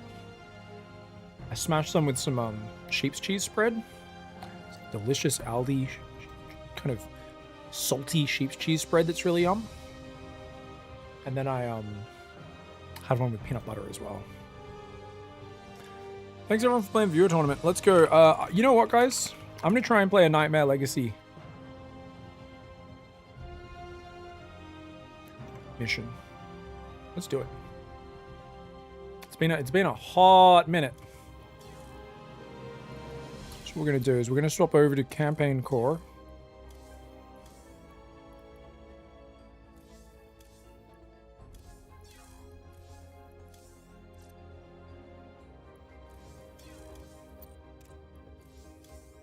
And we can go campaign. Let's do it. It's been a while.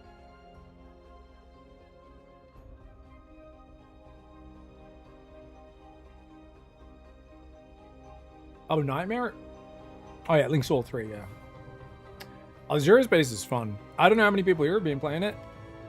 I don't know if I have the energy to play Zero Space today, guys. I think I will be playing some off stream this afternoon, practicing, but I don't know if I'll be playing on stream. I miss you attempting that last turn, hold that mission over and over. Oh, glad you enjoy my pain, fucker. Oh, we got to play Phoenix now. So he's a 200 AoE damage drop.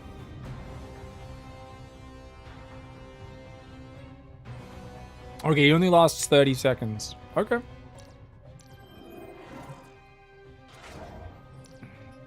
Okay. I mean, I haven't used him, so I have to try him. That'll be fun.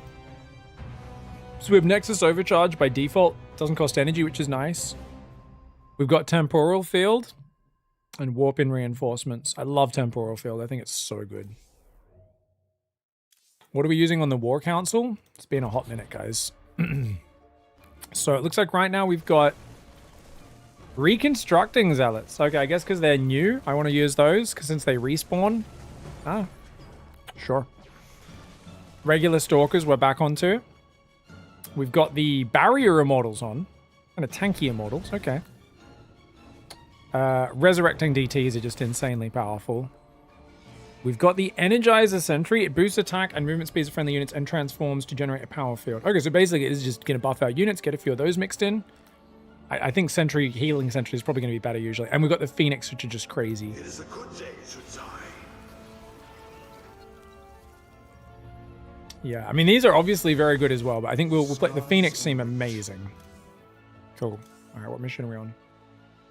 I drank the pig water. It made my MMR go up by 24 points. Ayo!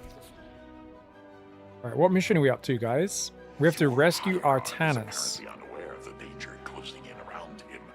If you desire his safe return, you will send your warriors to these coordinates now. Oh, are we fighting with Kerrigan?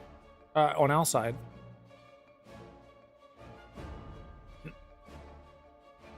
I can't remember where we're up to in the story at all, guys.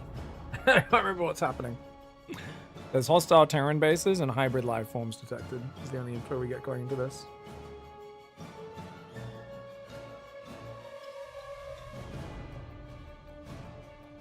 Those who don't know, this is the Nightmare difficulty. You guys should download this mod if you've not played it. You don't have to play on the Nightmare difficulty. You can still lower it, and each difficulty is kind of like one difficulty harder than it would normally be.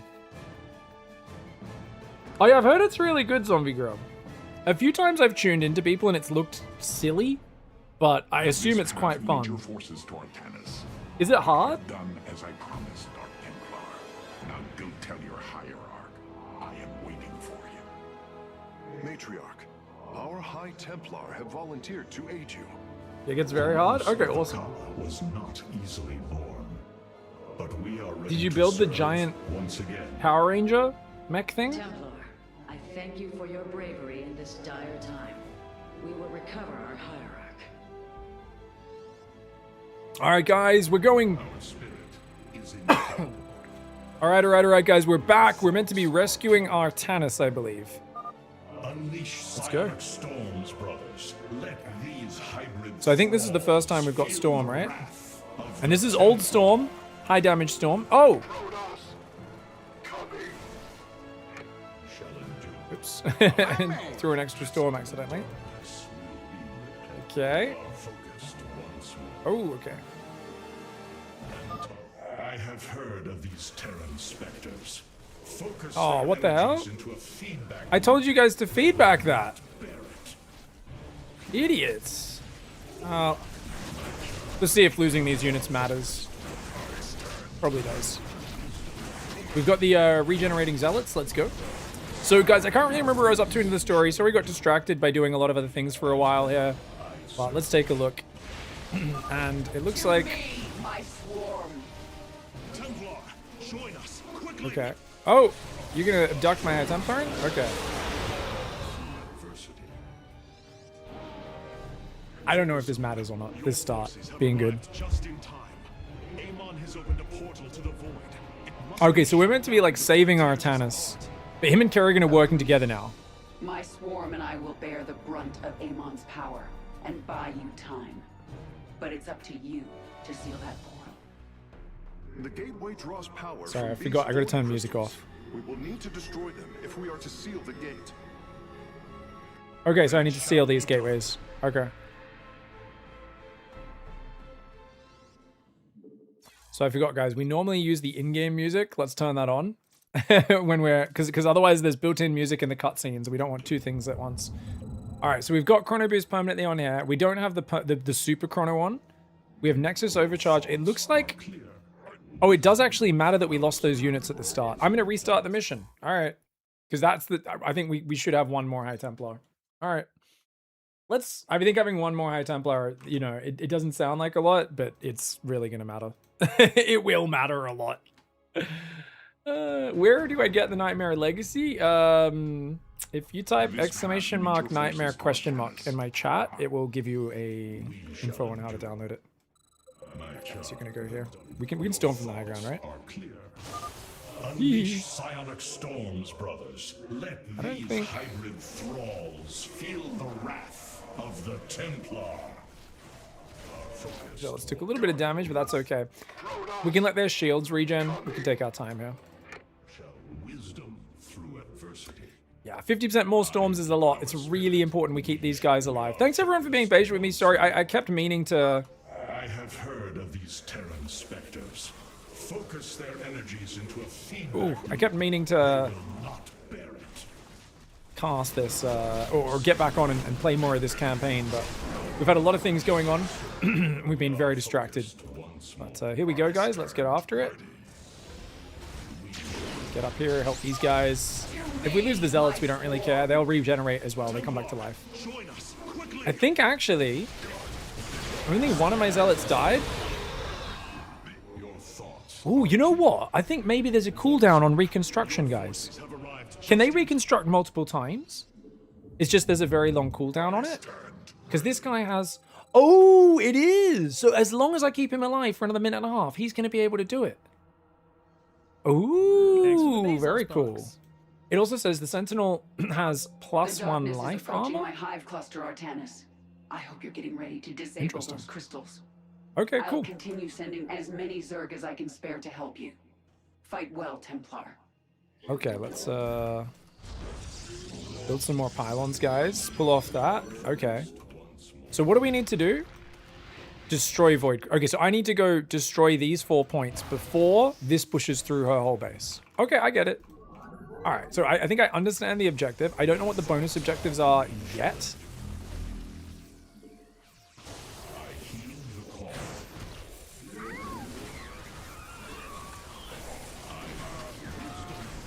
I don't know why I'm going down here. I guess just to pair up. Oh no, we lost that Zealot. We lost one of our Zealots. It's kind of interesting using rebuilding Zealots, by the way. It's kind of funky. I think I'm gonna... I don't think I need to join up with our attacks. I think it's good to join up with AI, for sure, but I think I'm over-emphasizing that right now.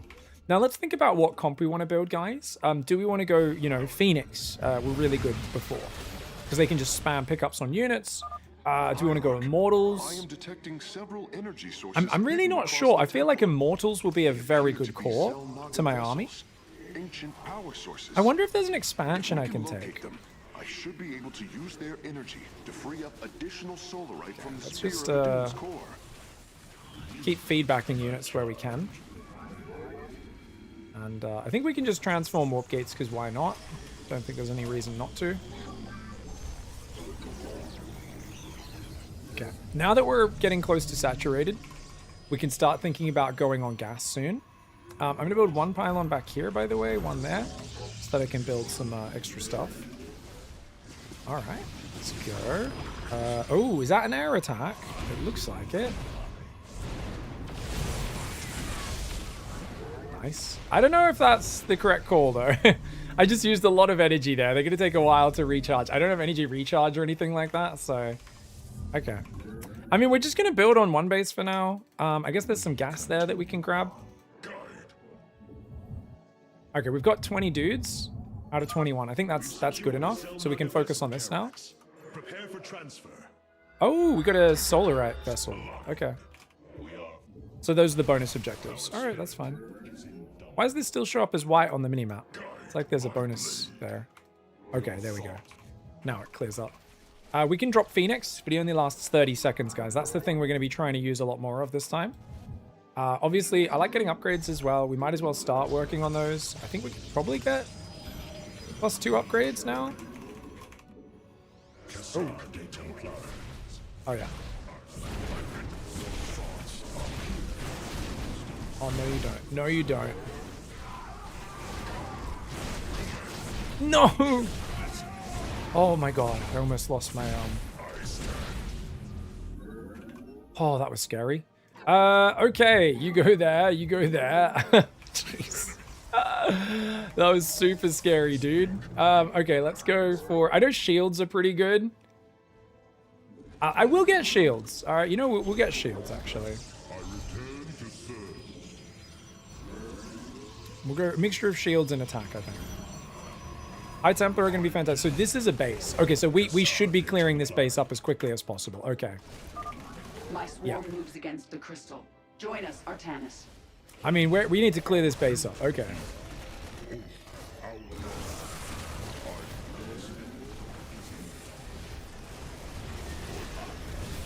Oh no, one of my High Templar went down.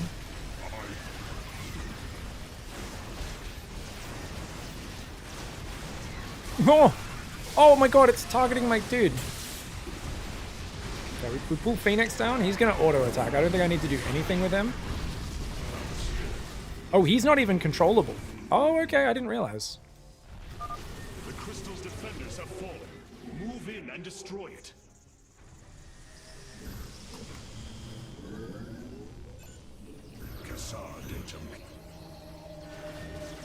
Okay. Can I build a Nexus?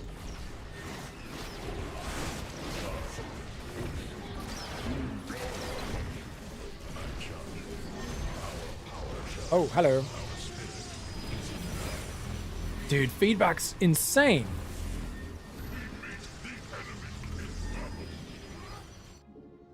Like, what? This is crazy. Okay, guys. Sorry, I know the commentary is a bit light. We're just kind of remembering how to play the game. Let's warp in reinforcements. Do we get a pylon permanently for that? I think we do, right? Yeah. Sensors are showing 3 more remain. I gotta remember to use temporal field when there's like a big army and a big clump as well. Alright, I'm just gonna go like this. Rally to the natural. Alright, we got a good pack of High Templar. Got more guys on the way. Let's try and make a few more immortals. I'm just gonna stick with a really basic ground army, I think, for this game, guys. Keep it like really simple. Just double robo immortal. And see what we can do. Okay, I think we should get a cannon in the mineral line for sure. Oh, I don't know about that. I don't know about that at all. Okay, warp in reinforcements. Get a few of these stalkers in here. Oh! Oh, that's the splashy damage boy. Oh my gosh. Okay. Oh, we can kill that Reaver, right? Artanis, hurry up and disable those void crystals. My hive cluster is taking a beating.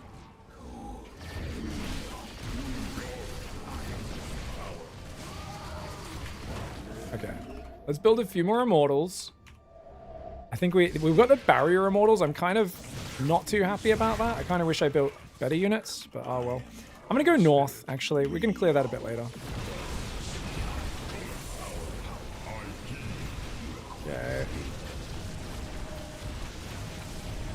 So you can go there, grab these gases. I'm going to secure a crystal myself, Artanis. Join me if you wish. She really is like, dude, pull your own weight.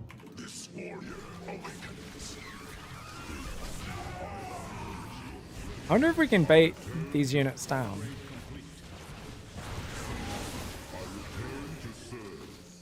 Yeah. Oh! Okay, let's go. Oh, her lings and roaches are trying to go up the cliff. That's hilarious.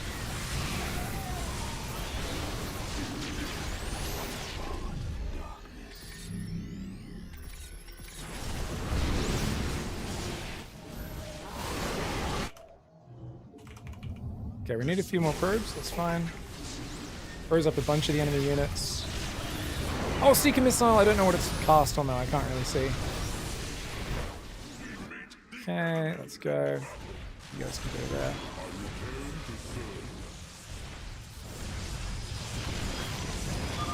Warriors, the crystal is secure. Destroy it as soon as possible. 2 crystals destroyed. I forget how this guy's attack works. I just know he's annoying. The next 2 so easily. Yeah. Yeah, I don't know if I should build batteries here.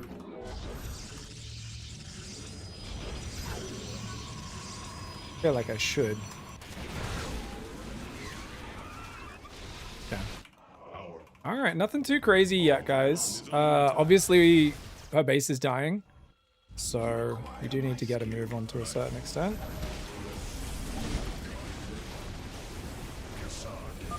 Enough, my swarm. Pull back. Oh my god. We'll Oh my god. regenerate at the hive cluster. Jesus. I do wonder if this is the best Zealot and Immortal to be using for this mission. Oh my god. Okay. Oh, and I never got the speed upgrade for Zealots because I didn't get Twilight. Okay, I forgot about that. Oh my god, the range on these guys is crazy. Okay. Okay. Alright. Do we have enough to really start pushing this? I guess we can start. What is that? What's that? What is this beam coming from? Oh, it's that thing. It's the Void Rays, right?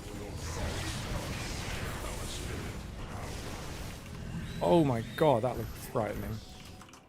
I don't actually know what it does though. That's the kind of the problem. My swarm moves against A few more Zealots and Stalkers. Join us, Artanis. I'm gonna get a few more Stalkers here because I think that's super necessary. Yeah.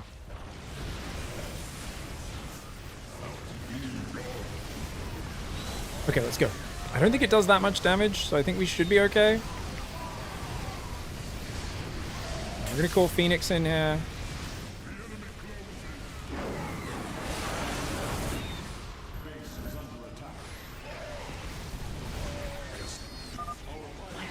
Oh, this does not look like a good fight for me, guys.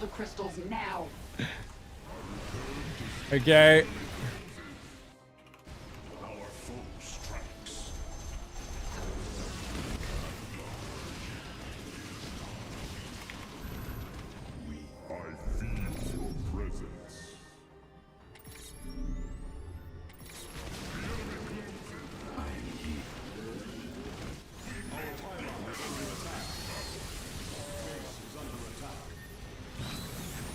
So what is this, a Dominator? I forget what all the hybrids do, guys.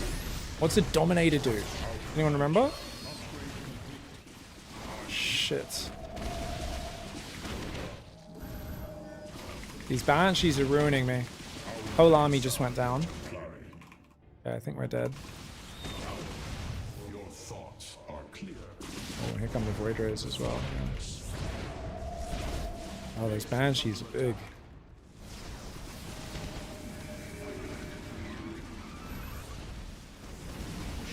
To get Storm, still a little ways away.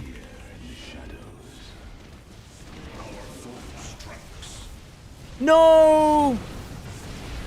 Dude, graphically that's just obnoxious. I don't even know what it's doing. But that, like, look, what is it? Like, how the fudge, what is that? Does it ramp over time? Like, what the fudge is that? Like, what is that doing? Destroyer. Okay, we gotta do some Googling, guys. SC2 Void Ray Destroyer. What the fuck does this thing do? I vaguely remember this unit, but not really. I also need the document open, right? For the Nightmare Legacy changes. Let's see if there's anything in here about the Destroyer. It bounces, prioritize low hit point targets, +1 damage to all bounces, and moves faster when not charged up. +1 damage means its bounces will be stronger in the early game, but about the same when the enemy gets level 3 armor. Its strength depends entirely on a critical mass. You can't have only a handful like the other assault ships, so Flux Veins allows you to be better at responding to things.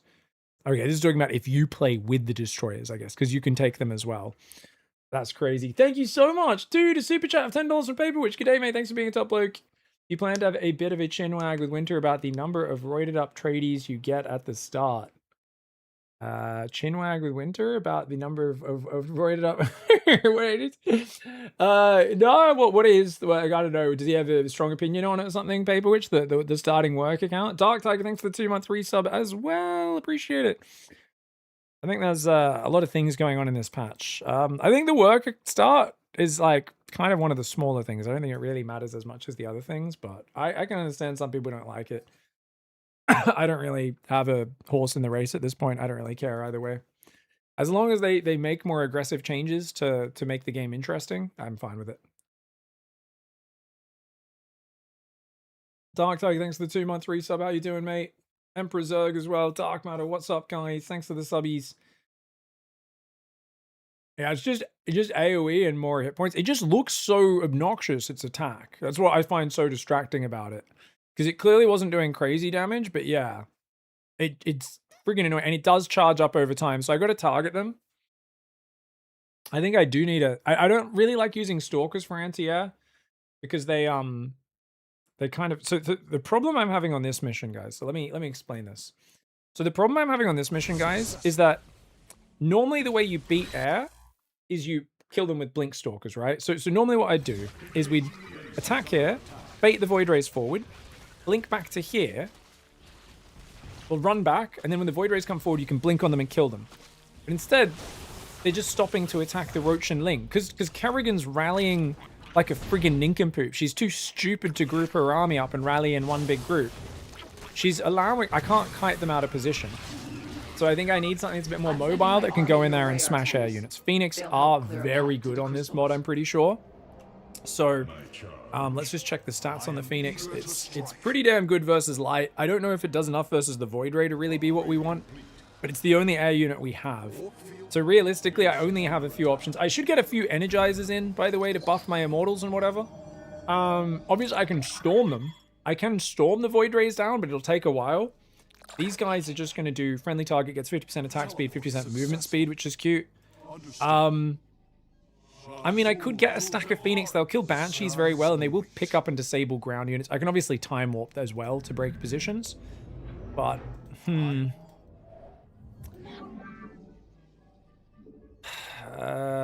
yeah, and obviously we could siege people down with Kaidaran Amulet and stuff like that. Getting to this last base is going to be, like, really hard. Obviously, in this game, even in this game, you can see I've still got time here. Like, I could easily kill this one before this goes down, but just need to preserve my units a little bit better to not waste too much time.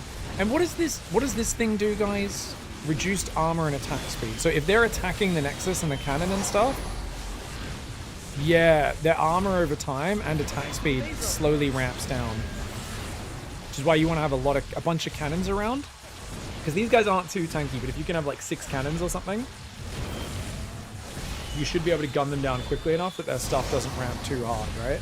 Yeah, cool. All right, we're trying to just remember how all the pieces work. I kind of think I want to do this without air units.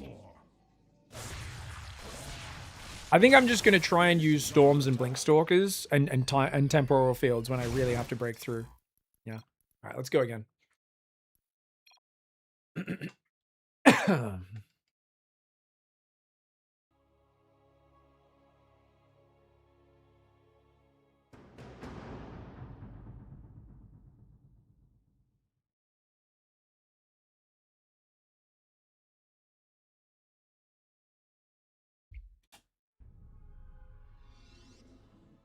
All right, guys, maybe we don't need to start from the very beginning. Maybe this is once the base. Once we get the base is what we want to start from. Maybe this one. Let's just check where the save point is. I don't need to do that same thing at the start over and over again, you know? Yeah, here we go. Oh, that's only 2 High Templar. That's the shitty save. Never mind. This one's 3 minutes later. So maybe this is with 3 Zealots and 3 High Templar, eh? Colin Dell, thank you for the Prime Gaming sub, dude. Can you hold position probes to clump Kerrigan's army? Maybe. I'm not too interested in trying to manipulate her. Can I say, guys, not a manipulative guy like that. I don't wanna manipulate her. Just a good guy, you know. I'm just a nice guy. I'm not like you weirdos out there trying to manipulate women. None of that weird stuff here, guys.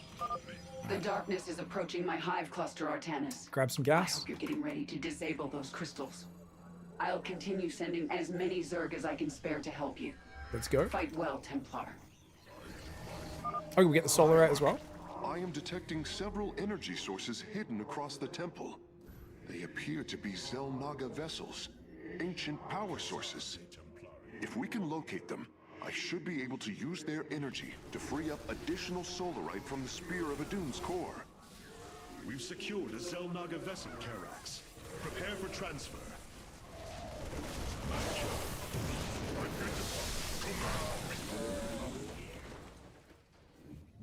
Okay, more probes.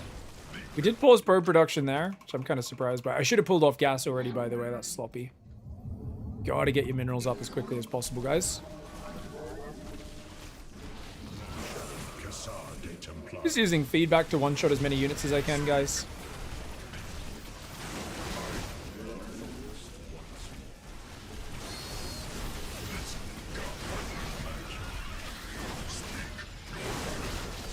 And then run away. Now that we've used our recharges, run away. Keep building probes. I was a little slow in my probe production there, but that's alright. Alright, let's go. I'll try and grab this one if I can.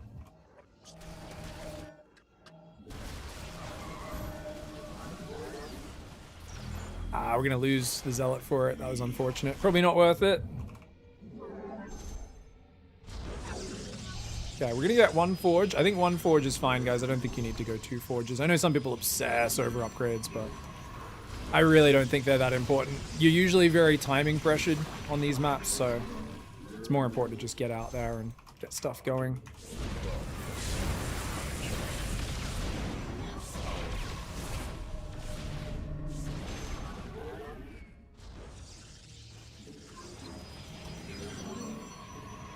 Oh shit.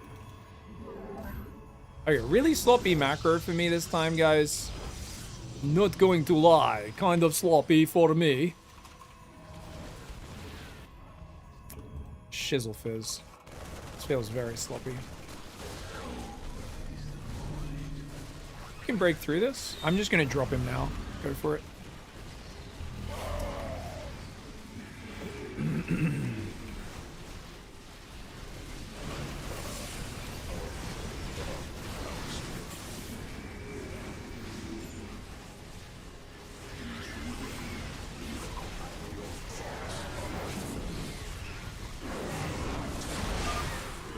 Defenders have fallen.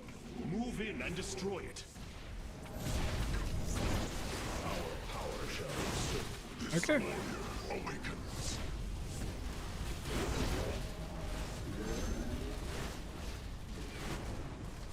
Nexus should be able to defend here.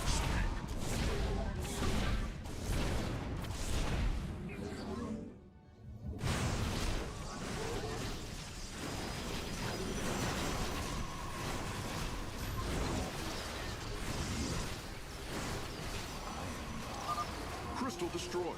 Sensors are showing 3 more remain, Hierarch. More probes. Back to the high ground. Minions, move out. Eviscerate any Get fool shields. who stands in your way.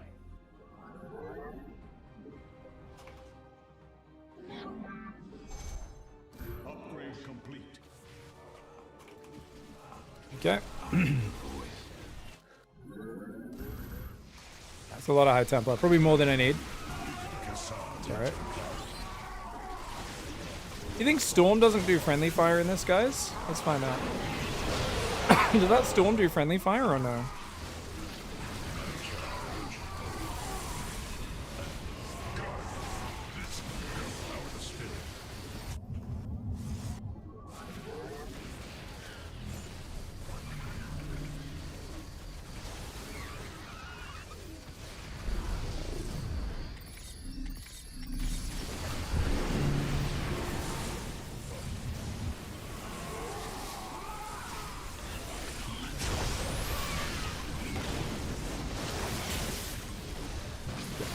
Get out of there.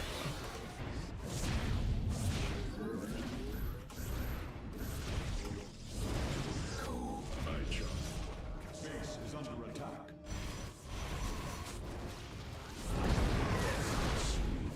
I think the Nexus cannon can deal with it.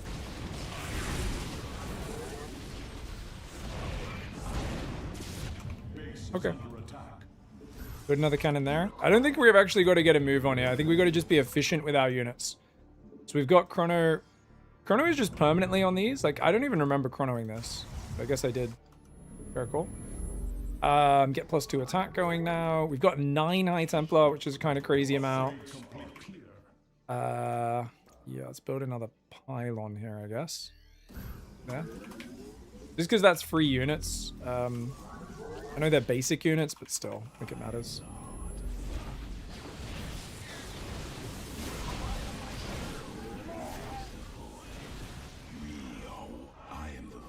Clearing these buildings will reduce the stream of units hitting me. It's actually usually a good idea. I'm going to leave 1 High Templar here. A few more Stalkers. And let's go for the double Robo now. I think Immortals are really good just for their you know, bonus to armored and all that sort of stuff. So I think it's really nice. A few more probes can come. I don't know how big the mineral patches are. Are these going to mine out? They're not going to mine out too fast. I think we're good.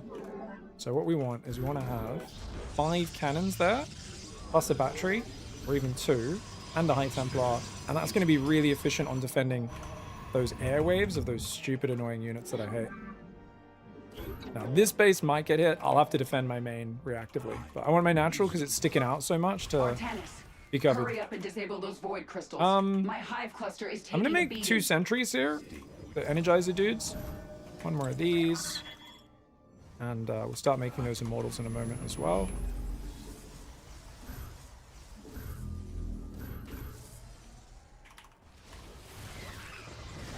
Okay. What do you say? Let's go kill some hybrid.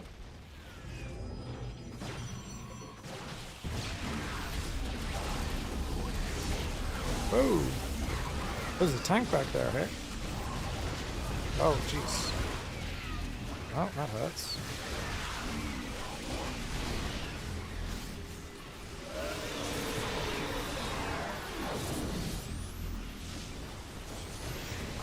Oh, jeez.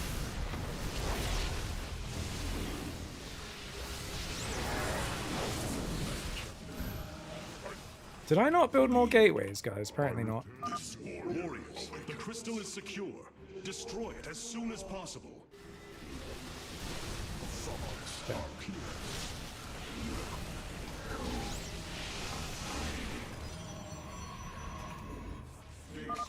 2 crystals destroyed. I suspect Amon's forces will not let us take the next 2 so easily. Yeah, those guys went down pretty easily there. Let's get +2 shields. Okay. You go there, you go there.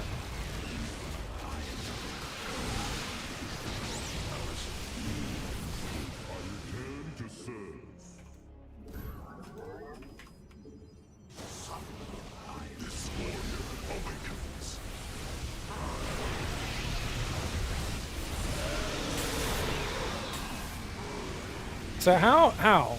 Does anyone know how this shit works? Did he just abduct all of my... Like, how does it spawn hallucinations sometimes and then not other times? I feel like that unit is very inconsistent in how it behaves. It's very annoying. Run the High Templar away. We lost a lot of High Templar there, but it is what it is. Oh, that's another Solarite, right? Oh, Psystorm just got a bigger radius. Nice. Okay.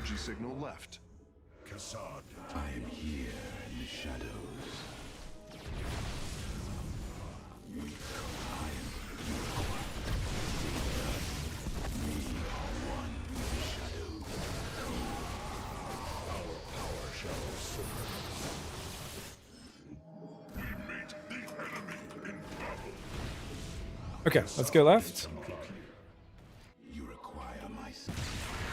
Okay, we've got another Phoenix ready. Let's do it.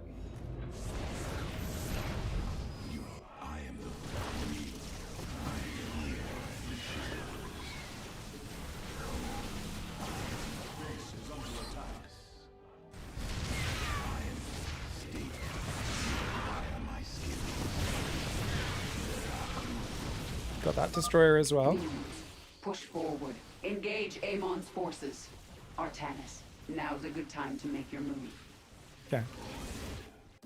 I return to serve. We meet the enemy. This warrior awakens. This warrior awakens. Base is under attack.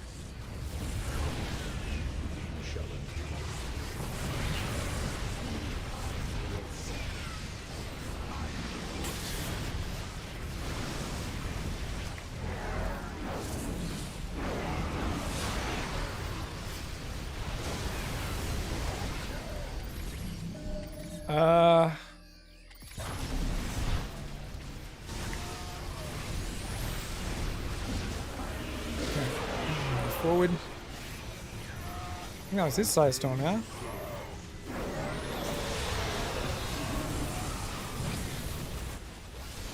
Jeez.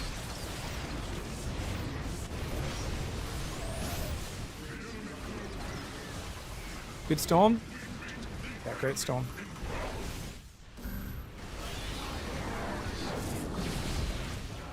Okay. Managed to clear it. I think we're okay.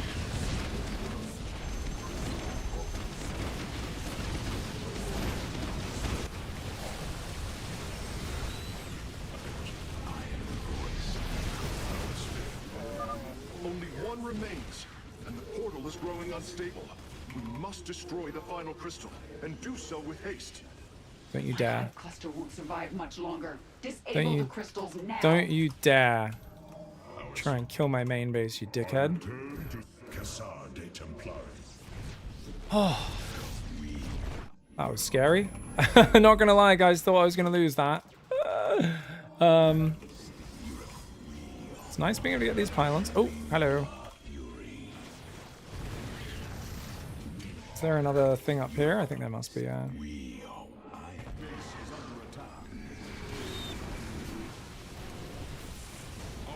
Oops, I tried to blink. It's the same hotkey.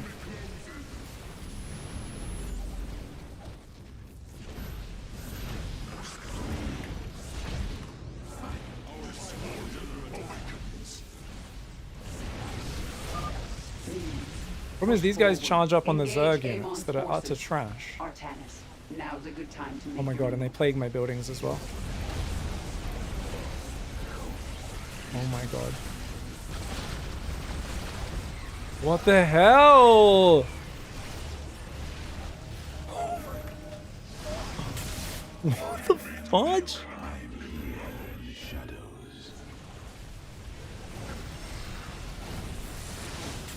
And did the hallucinations do real damage as well? Like, what is this? Does that slow attack speed at least, or what? Like, how am I don't even like, what is this? Do they do damage? Oh my god. Sorry guys, it's just like, so I remember I've killed like 1 billion of these guys where they don't spawn copies. But I think it's like later on it levels up and then it spams copies, but like the early game version in each mission doesn't or something. Oh my god. It's this guy, right? So the destroyer.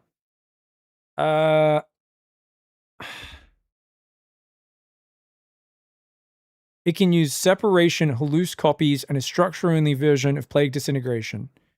So they don't do damage, right? These hallucinations? Do they? Because like this is the problem. Every time I'm playing, I'm like, are they doing damage? And do I have any? Can I build any detection as well to tell which one's the real one? I think they don't. They're not meant to do damage.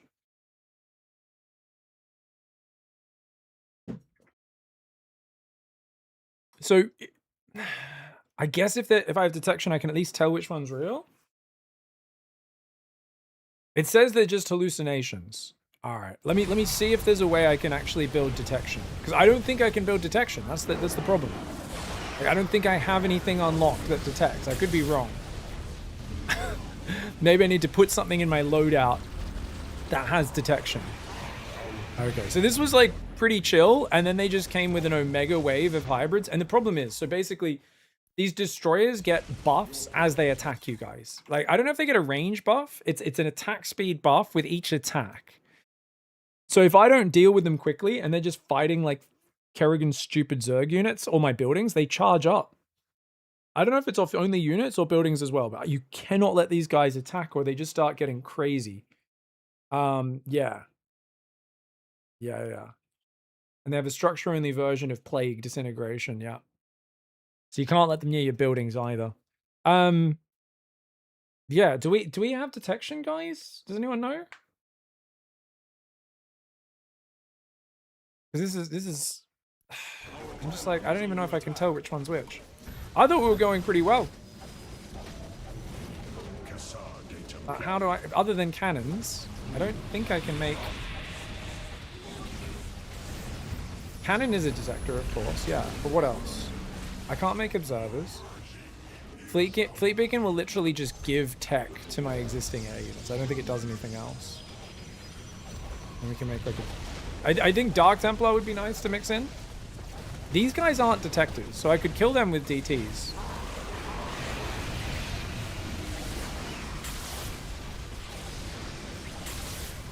And look, like, can the copies spawn copies as well? Like, what is happening?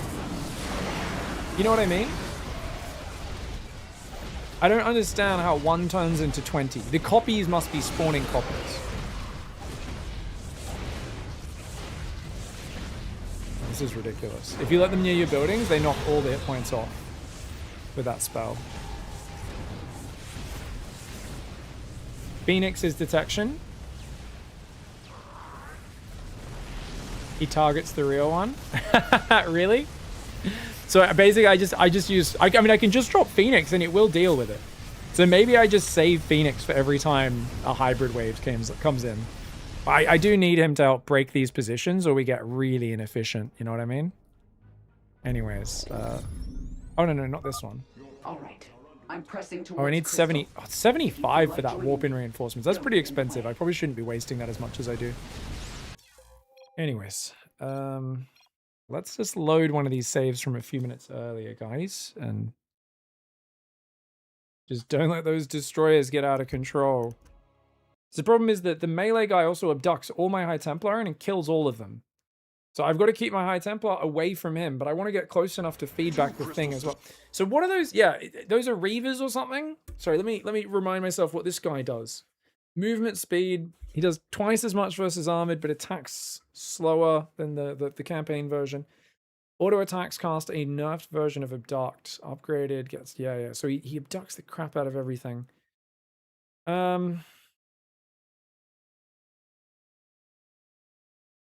Yeah, Zealots and Archons are what you want to make sure you have plenty of Zealots to tank all of his abducts and absorb his hits. Yeah. And you can blink back Stalkers as they get abducted by him as well. Oh, the Havoc gives detection. Oh, okay. Forces will not let us take the next 2 so easily. Okay, let's see what happens. So this apparently... If we put that on someone, they become a detector. I don't think so though. No, it doesn't say they're a detector. I don't think so. Oh, that's not a Havoc. Oh, a Havoc's the Immortal. Oh, I don't have that, guys. Yeah. I don't think I have. Do I have it unlocked? I don't think I even have it unlocked.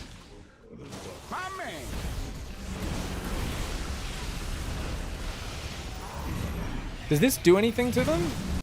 I don't even know if this does anything.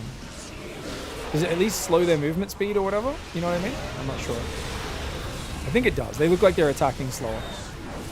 Okay, so it's worth using. It doesn't completely lock them down. So did I not just kill all of them and then 2 just popped out of nowhere? Was that just delayed or something? I don't know. That's crazy. Okay. Gotta respect that. I return to serve. I return to serve.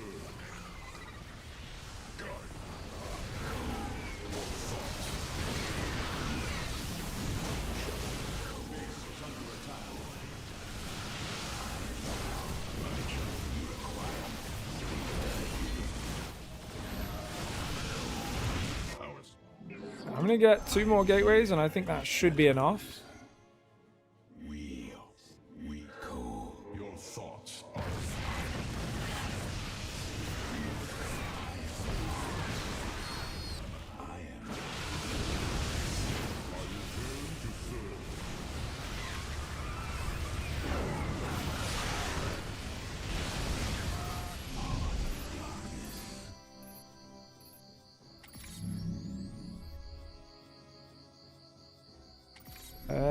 Do we block this guy or this Immortal? I think we'll block this guy. I don't even know what that is. That's a hybrid Dominator, but... Your Templar are welcome to join in the hunt.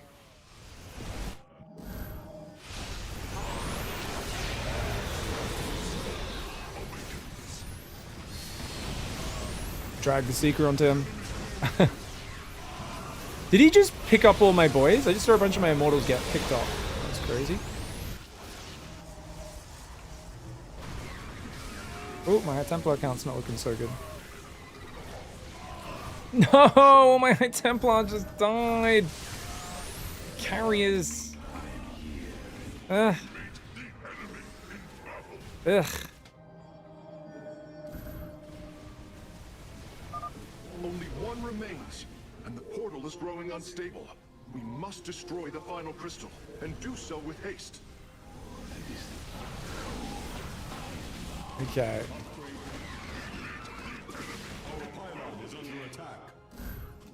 Let our enemy know Run. I don't have recall. Run. Okay.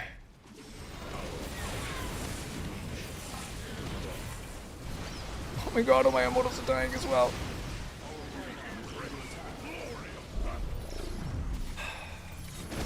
Okay. My hive cluster won't survive much longer. Disable the crystals now. Oh no, we can't even morph them. Dude, this abduct is so obnoxious. GG's. Oh my gosh, this is very, very rough. Just gotta make sure I have a bit more anti-air for the breakthrough on that base, I think. Let's try that again, guys. Actually, I think it was the earlier load, not this one. I think this load's at a bad time. Let me check. Only one remains, and the portal is growing unstable. Yeah, this is right after We I... must destroy the final crystal, and do so with haste. Okay, maybe this was actually the... Oh, this was the previous run through. Oh, and it didn't save the main. Yeah, okay, never mind. I lost it on this save, so... Okay, that's fine. Alright, guys, we're gonna load that. Quick ad break. We'll be back in a sec to rage... I gotta remember what all these bullshit... There's so many, like, bullshit units, and you need to kind of remember what they all do, so I can get back in control of this. We'll be right back. If Hero attacks two places at once, I don't think MaxPax can possibly defend. He blinks. Oh my god. Okay, MaxPax trying to get out of there. He's got a stasis trap on that right flank. He's gonna freeze. Oh my gosh! Holy blink of the Death Lord, man. What in the hell? Blinking forward Hero. Struggling. There's so many stasis traps on this map, guys. There's 5 stasis traps still out there. Stalker's poking forward. MaxPax knows with his Zealot Light army, he needs Archons as the follow-up. He's making Dark Templar. He's going to morph those into Archons, or think about it anyway. For now, it's Stalkers, it's Stasis Traps. Can he defend? Good Blink Micro. Stalkers are so good defensively. Zealots are good if he's hitting the natural, if he's hitting the main, if he's elsewhere. But if MaxPax is in one position, blinking back perfectly, he will trade far better over the long run than Hero. Hero needs to overwhelm, or he needs to get those Immortals on top of those Stalkers. Oh, he blinks in his Stasis Trap again, and now... So I haven't seen any... aliens move out, interestingly. Guess he's just focused on his macro.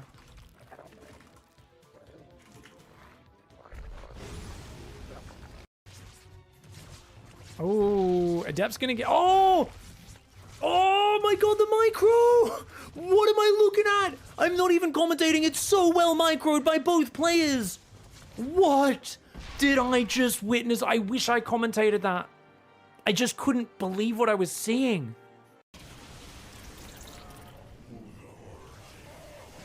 Oh my god. I'll take it. Oh, it's so huge. Oh, the force fields! And then the High Templar comes in from behind, storms the Medivacs down as well. Oh! Oh! Oh! Wee! Wee, wee, wee, wee, wee, wee, wee, wee, wee, wee, wee, wee.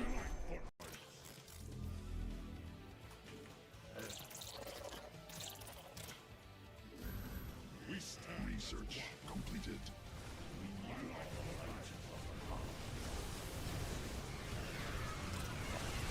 Oh my god.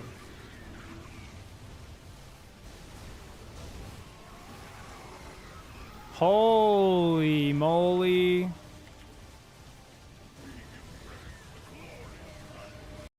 Come on, come on, come on. Let's go, lads. Let's go. Warning. Class 10 Zerg flyer detected.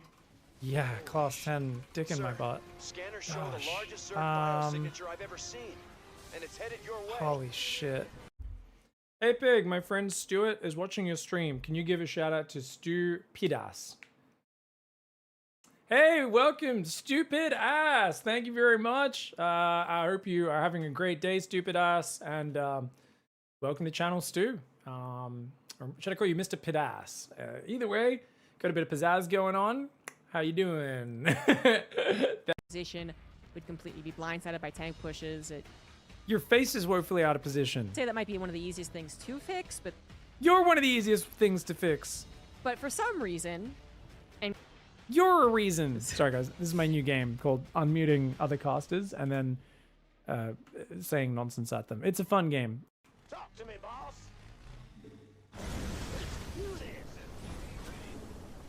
I'm going in. Not a problem.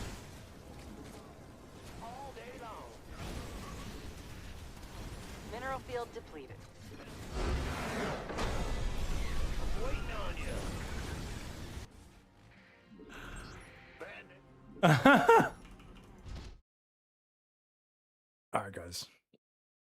Alright guys, rage quitting over. Let's get after it. Alright, we know what to do now. We need zealots. Got to have decent ability to warp in zealots for the Reavers, the destroyers. We've got to try and flank them with High Templar. I think we can run up and feedback them just normally, as long as we've got enough zealots in front. 2 crystals destroyed. But that is I suspect Amon's a forces big if, will I not guess. let us take the next 2 so easily. Okay, let's get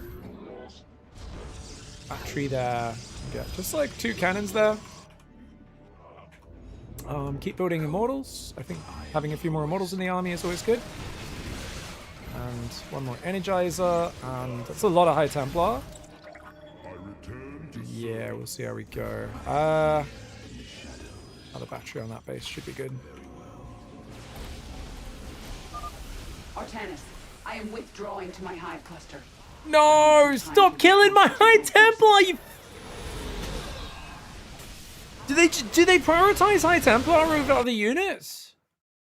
You dickheads! Alright. I'm just gonna keep loading this. Oh, like I get caught out and I don't have any warp-ins. I need to get 7 gateways so I can quickly warp in like 7 zealots whenever that happens. Alright, instantly get to 7 gateways. 2 crystals destroyed. I suspect Amon's forces will not let us take we did 2 more. I know it sounds crazy, but we actually do. Archons are also good for tanking, and I've got excess gas right now. So let's keep making as many of these as we can. Oh, let's get +2 shields. I'm not sure if the reconstructing zealots is really good, by the way. Part of me really thinks we should just be using the ones that stun the enemy like normal.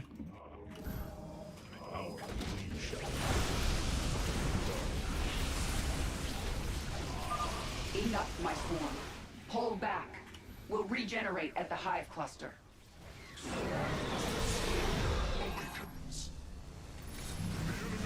What are you? His whole army got aggroed out? Oh my god, it's such a mess. I don't know how that army got aggroed out. Sorry, guys, these guys keep coming in just a few seconds. I keep thinking I've got like a minute to get gateways up and some zealots. I don't. I think making a few of these High Templar into Archons is kind of necessary. 2 crystals destroyed. I suspect So much Amon's energy forces though, will it feels not let us take bad. the next 2 Oh, so well. I'm gonna easily. make those into Archons. These guys here. I do think 2 more gateways is pretty essential.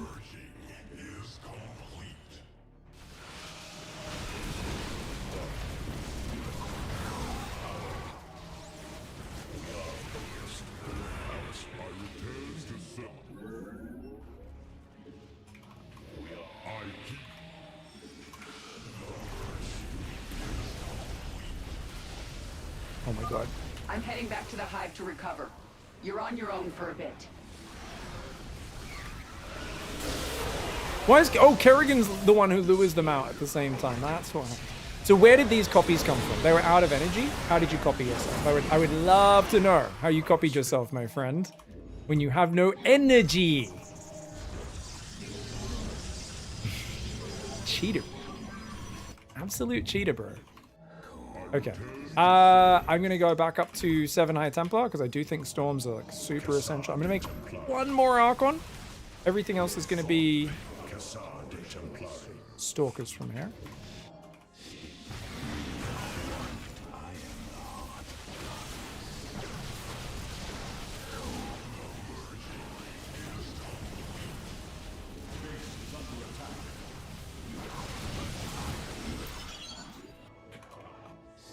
Okay, yeah, those cannons are defending that side really well, which is great. Okay, we've got armor queued up, which is also good. Yeah, these stalkers are what we need to try and keep baiting him out. Until we get like a proper Kerrigan force joining up with me, we just want to be efficient with stalkers and occasionally drop a side storm in your face, you know? Oh, I'm we sending my lost a army stalker your there. way, Artanis. They'll help clear a path to the crystals. Upgrade complete.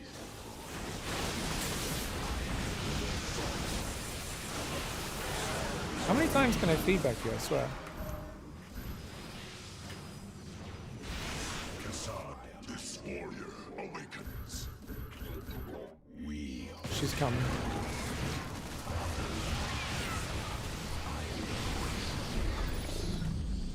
Alright, we're gonna block the tanks, block that.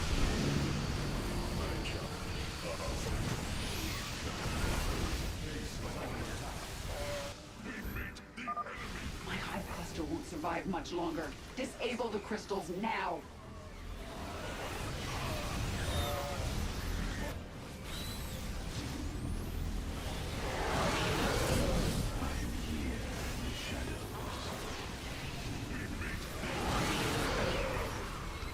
Okay, do we have enough? I think we have just enough stalkers to overwhelm. Feedback finally comes in there.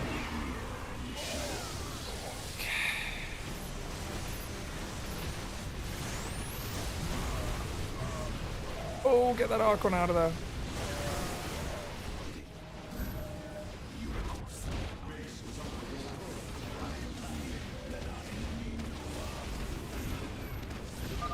Only one remains, and the portal is growing unstable. We must destroy the final crystal, and do so with haste. What? Didn't I build multiple cannons there? Oh well. Gonna have to rebuild that.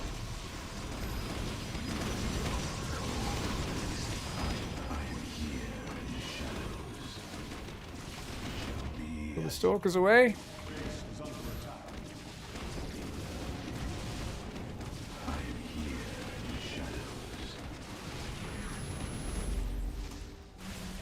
Oh no! But now he's got me on the rat, which is really hard. Okay. Oh, we've got to go down because he's charging up.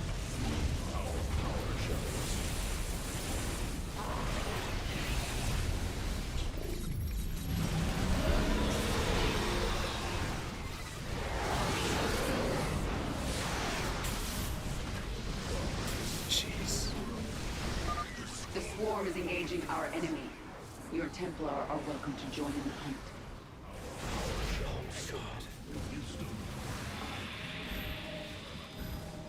Okay. Well, Cassar de Templari. that drop really hurt me, hey? Oh, I forgot to get the bonus here, by the way. That's meant to have increased storm Power source radius. has been secured. I only detect one energy signal left.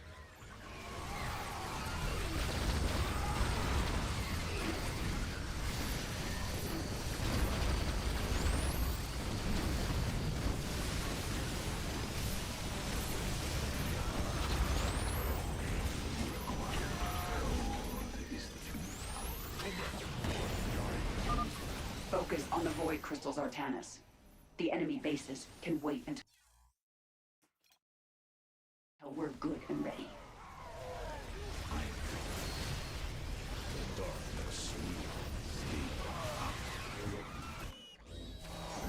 Let our enemy know our fury. Cassar de Oh, what?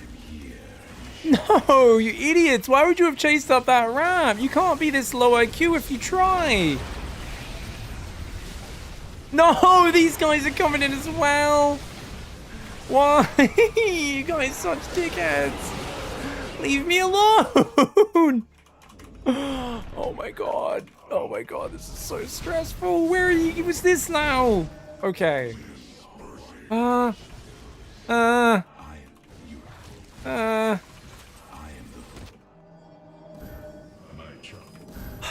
More zealots? Okay. I think there's a bonus objective up that cliff, guys. That's why I'm going for it, in case you're wondering. I always finish these with the bonus objectives.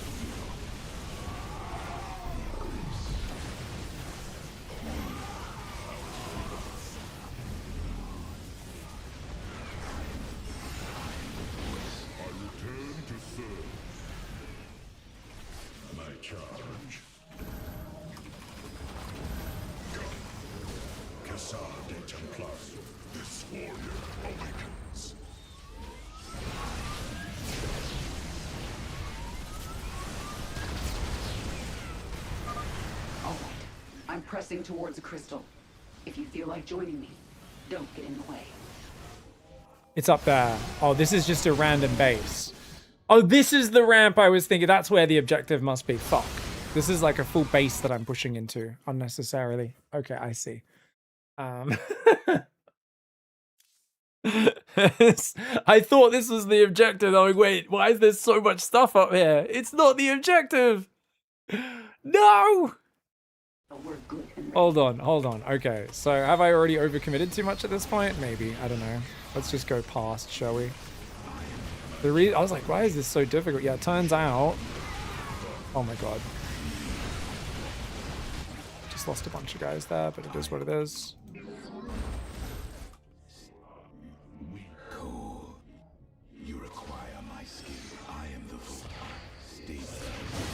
Oh my god. They can use Side Storm, guys, apparently.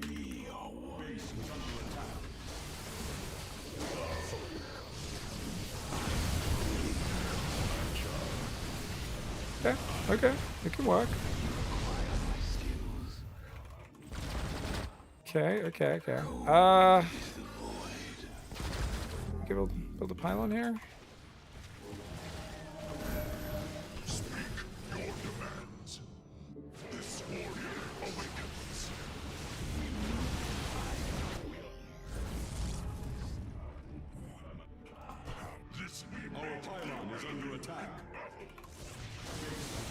Oh my god. Can you just not be a dickhead?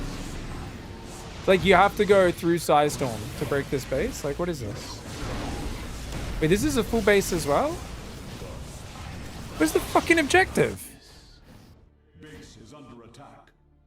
It's right there! It's just that? Fudge me sideways and shove it inside my butthole. God damn it. At least I found it. Better now than never. Alright. Better now than ever, friggin' stupid piece of shit. I literally just needed to stand next to it here. That's all I need to do. Yes, it's, okay, now my Psystorm has a friggin' gigantic radius of the sun. Okay. Well, that would have been nice earlier, but, you know, better late than never, I guess. Yeah. Alright, we don't need to go up that ramp, guys. Oh my god, that destroyer is just going to get so buffed though, isn't it? Seeker Missile comes out.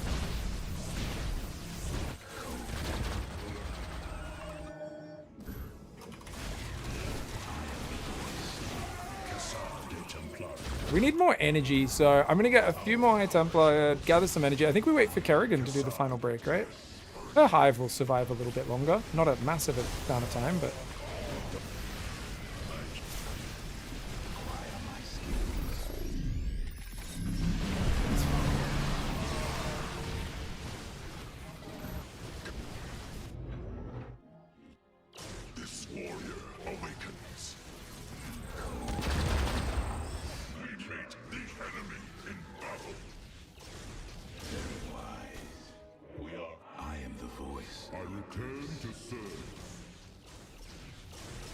Killing a few overlords shouldn't matter.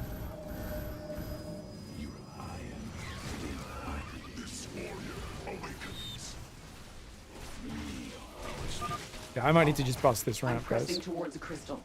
If you feel like joining me, don't get in the way.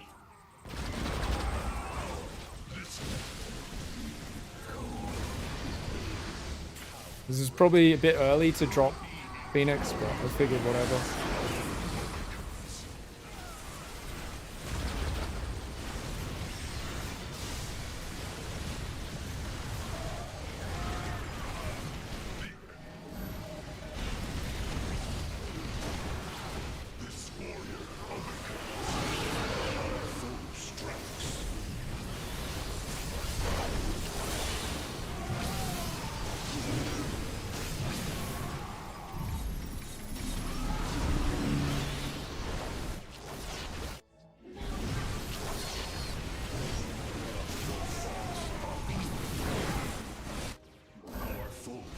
Hive's going to be going down very soon.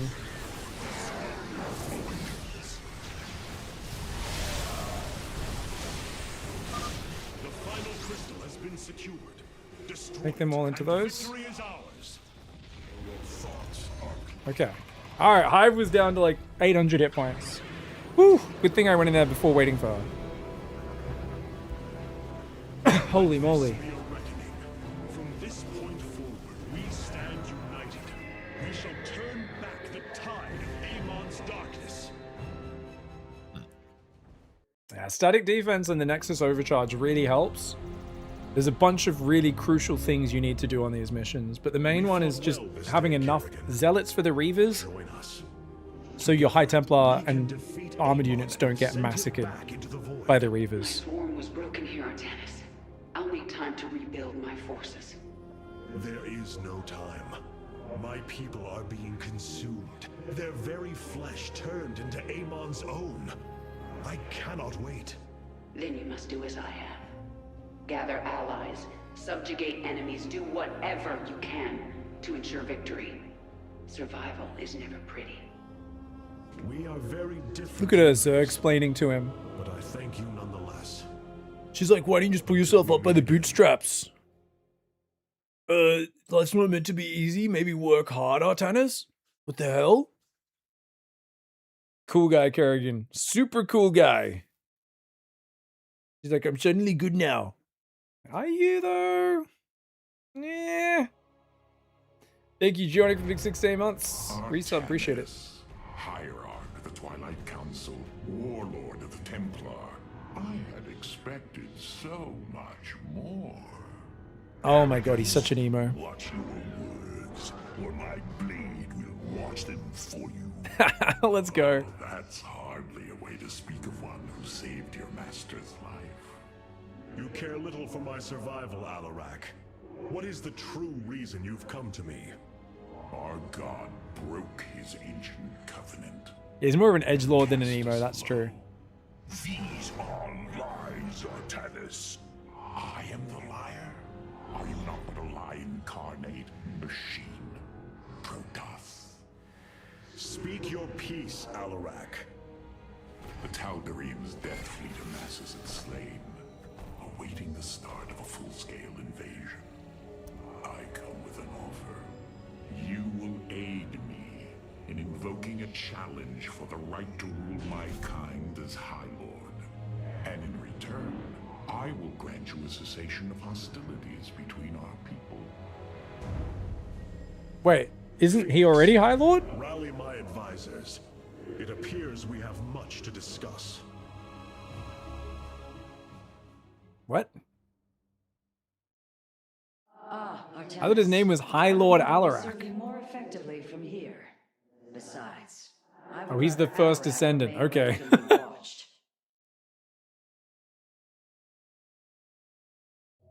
All right, guys, we're going to talk to racist Grandma Rohana here. Rohana, do you not see why you must sever your nerve cords?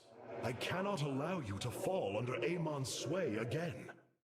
The Kala was created in our darkest moment.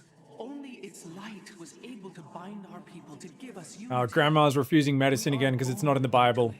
And when we die, our spirits become one with it. Oh, jeez. You need your medicine. Your kidneys don't work good anymore, Grandma. You need to take your pills. Its time must end.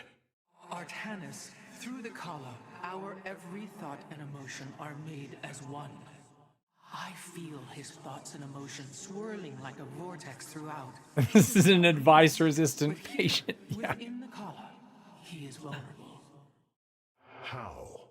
Just as he can see into me, I can see into him. We can use this to our advantage, Hierarch. I know it. It is not worth it. Please, I only ask for time. Creepy Rohana. Rohana. Oh, same one. Kala was created in our... How? Just... It is not... Please. I should talk to her more at different times about the racist stuff. Anyways, do we get new units or anything, guys? Warriors have joined our ranks, Hierarch. You must choose among them. Ooh-ee. Okay, so we get Psystorm restores 50 shields to friendly units in the target area. Oh. Oh. Oh. And it doesn't do any friendly fire, does it? Oh. Archons restore shields 50% faster from all shield restoring abilities. So shield batteries and sentries both work really well with Archons for healing. Yeah. This is where you could have the spin to win zealots, or because I can heal them up with the Psystorm. Yeah, I mean, the stun zealots are pretty insane as well. Stun zealots, I think, are the most OP, but yeah. I think resurrecting zealots aren't too bad, just because they just tank for such a good amount of time. But yeah. I think if you've got Storm, I don't think you need the spin zealots. Kind of overlaps, you know? Oh, we can go Dark Archons? Forces enemy units in the target area to attack each other for 6 seconds? Oh, no way! Oh, that's cool. They can't be confused again for 3 seconds. Hero units immune. Won't work on those. Permanently takes control of the target enemy unit. Drains 75% of the Dark Archon's shields as well, though. Okay. So mind control you could use on, like, big boys. I don't know if it's going to ever be efficient enough, though. Like, obviously the long-term efficiency is great. Do you get the upgrades of your opponent when you steal a unit? If so, it might be worth it. If not, you take battle cruisers, but they're 0-0. I don't think they're worth it. But you steal a 3-3 battle cruiser. Very different story. Thoughts and Chaos requires both the Dark Shrine and Templar Archives to be warped in. Each Dark Archon costs the same resources and supply as 2 Dark Templar. Oh, you can just warp it in as a Dark Archon. So you don't have to stop to morph it. Oh, really? Oh, hello. Oh, hello. Oh, my. Oh, yeah, warping in an Archon's very cute.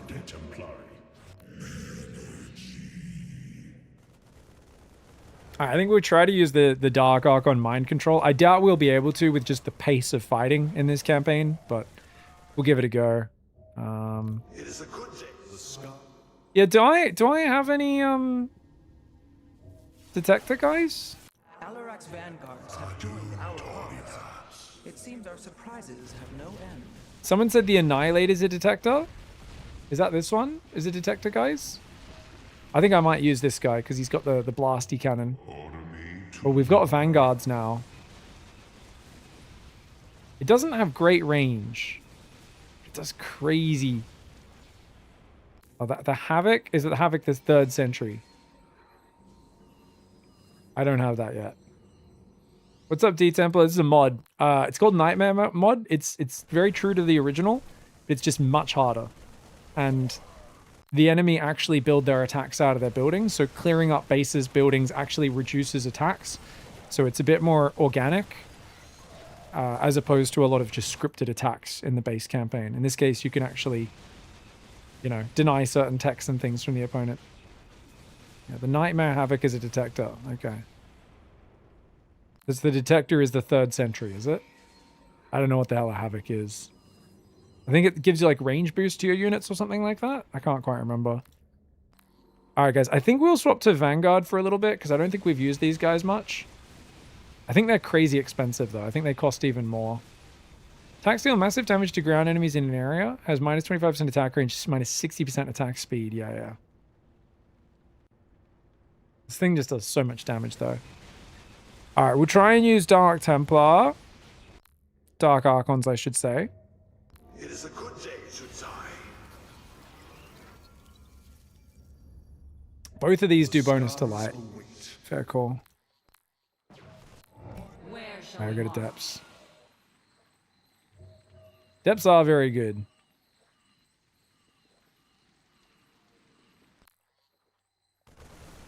In this campaign, but I think we'll... Stalkers are just so solid. So flexible. TNTYR says, Jesus, the first mission wrecked me. I lost the first mission a bunch of times, a couple times. Maybe not the first, but I think it was the holdout mission. was where I kind of went, whoa, and like took me a whole bunch of goes to get the hang of it. But in general, yeah. You play the nightmare difficulty on the nightmare mode. It's a real challenge. It's kind of like speedrunning in that it's not something you get good at overnight. If you watch my Wings of Liberty playlist playing through this campaign, it took me like 8 hours to finish the final mission. There was so much rage. I was like, this is ridiculous. You have to kill like 20,000 Zerg units or something. It's just an endless stream. It's so hard to deal with. Nidus worms from every side, air units coming from every side. So much stuff to manage.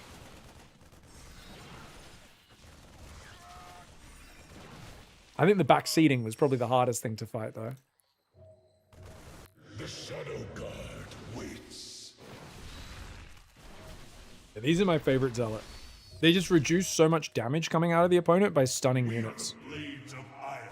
Obviously, these guys are good as well. But I love these guys. I really love these Centurions, man. I think we're going to go back to Centurion, Zealots, Stalkers. We'll focus on the Vanguards, the Dark Templar, Dark Archon, sorry.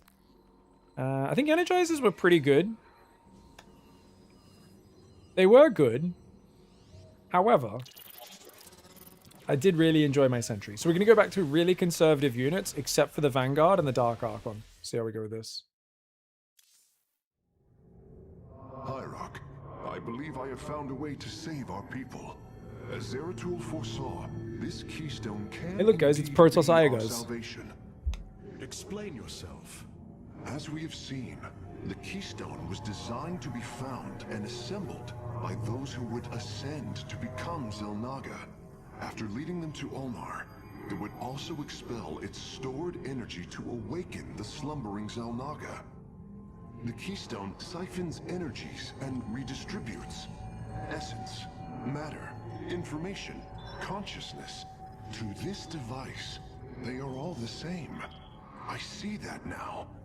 This is how it cleansed Kerrigan?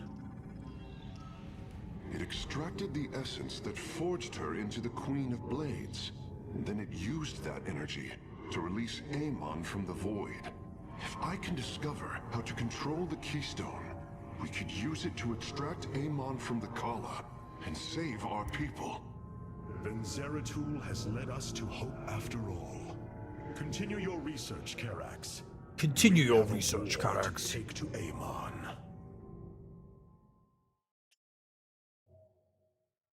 All right, guys. We have unallocated Solarite, 15.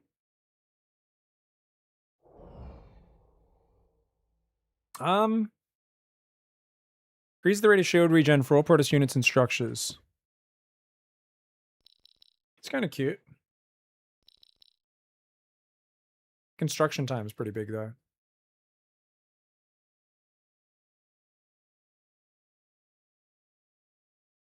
I think Phoenix is really good. Temporal Field's like god tier ability for its energy cost. Nexus Overcharge is great.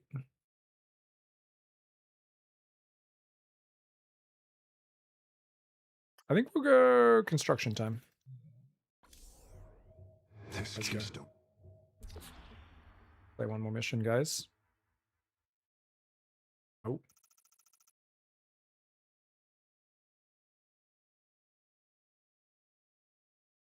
Sorry. A short time later. The portal within Ulnar has been sealed, but a greater threat looms. Amon is transforming our people into a host form. While we were focused upon Ulnar, he has unleashed the full might of the Golden Armada, using our own weaponry to eradicate life from planets across the Kaprulu sector.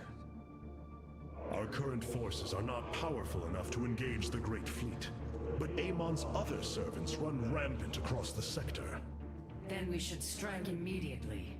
Eliminate his outlying forces. The ancient purifiers were designed for war. If we reactivate them, we can build our armies and destroy Amon's Zergloods in one fell swoop. Are they going to give me a choice? They do not turn on us first. The purifiers possess no loyalty, no honor. She doesn't trust AI. Bickering. The Tal'Darim's death fleets are your threat. I alone can challenge Malash and bend his army to my will. Do not forget Mobius Corps. They are rumored to operate from a hidden base where they forge a hybrid army to serve, even now. This is true, but we cannot engage them without knowing where they are. Vorazun, send your most elite Dark Templar to scour the sector. For now, Karax, your focus must remain with the Keystone. The survival of our people depends on our actions in the days to come. It falls to the Firstborn to stop the coming oblivion. Alright, so we pick which way to go. Anyone actually use the Golden Armada correctly? Winning a war in the right way? Control it, delete. Nice. Have you revisited Zerg builds? In terms of just opening, you mean, Turtle Pants? Or like proper builds? Like full build orders? Because I think standard is 16 pull, 17 hatch, 17 gas. Otherwise, if you want to go hatch first, and it's 11 overlord. It's just the easiest thing to do. You can still do 12 overlord, then extractor trick, but up to you. The other one is obviously 11 overlord, 16 hatch, 17 pool, 17 gas is also fine. But pool first probably slightly safer for the opening for Zerg. Yeah, I'd say the pool first is pretty solid. That's probably the most generic opening build order. I'd probably recommend that as the most generic and standard right now. Yeah. You'll play by ear and get CC'd every game. But yeah, we'll definitely do more guides. We've got like some Protoss and Terran guides coming out soon. All right, guys, so do we want to do the Alarak thing or this one, right? Okay, so we get a Void Ray. Or... No. Oh, I click here. Or we go Endion. Colossus. We can awaken the ancient purifiers and okay. call upon their power. They may have been a forbidden weapon. Where do you guys want to go? Do you guys want to get Colossus or Void Ray? So this one will probably be fighting Zerg. That one will be fighting Protoss. Kind of like killing Zerg. You've been enjoying the 13 with the 13-13 Turtle Fans? Yeah. I don't know if it's as efficient. I was very unclear early on about, oh, you know, what's safe versus this or that. And that build, I don't think that build's too bad by any means. But probably puts you a little bit behind from some of the other builds. It's very fancy, but we've got one for Endion, one for Slain. You guys gotta get vote hard, guys. 1 for 1. Who's gonna tie break it?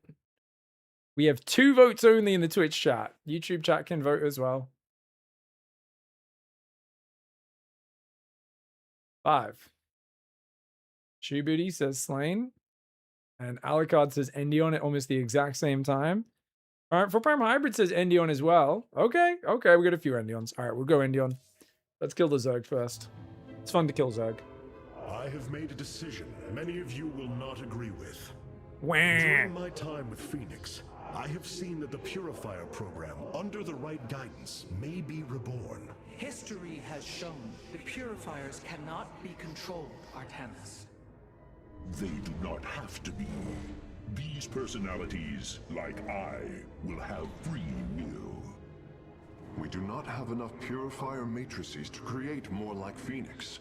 You cannot possibly be considering what I think you are. The original Purifiers are housed in orbit above the forest world of Endion, sealed within their warship, Cybros. I have seen through Phoenix that these warriors may be valuable to us. And so there was like a war with these guys in the past? These robots, they turned on the Protoss? Or what? Simple robots and not proud Templar. It tried to control them. And they rebelled, attacking their okay, yeah. creators. Would you not rebel against a slave master? I have heard your counsel, and I have chosen to go to Endion. We leave at once.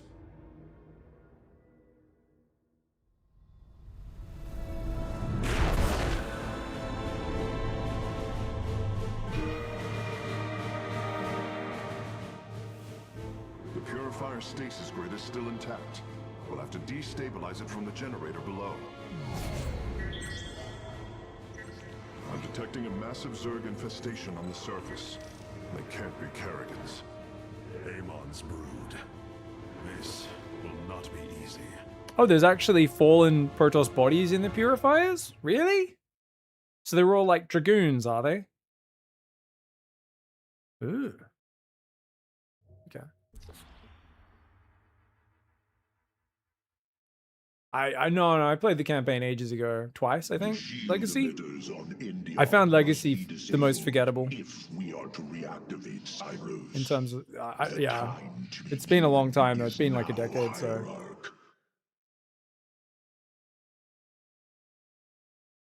All I remember is Racist Grandma and Alarak Edgelord, basically from this campaign.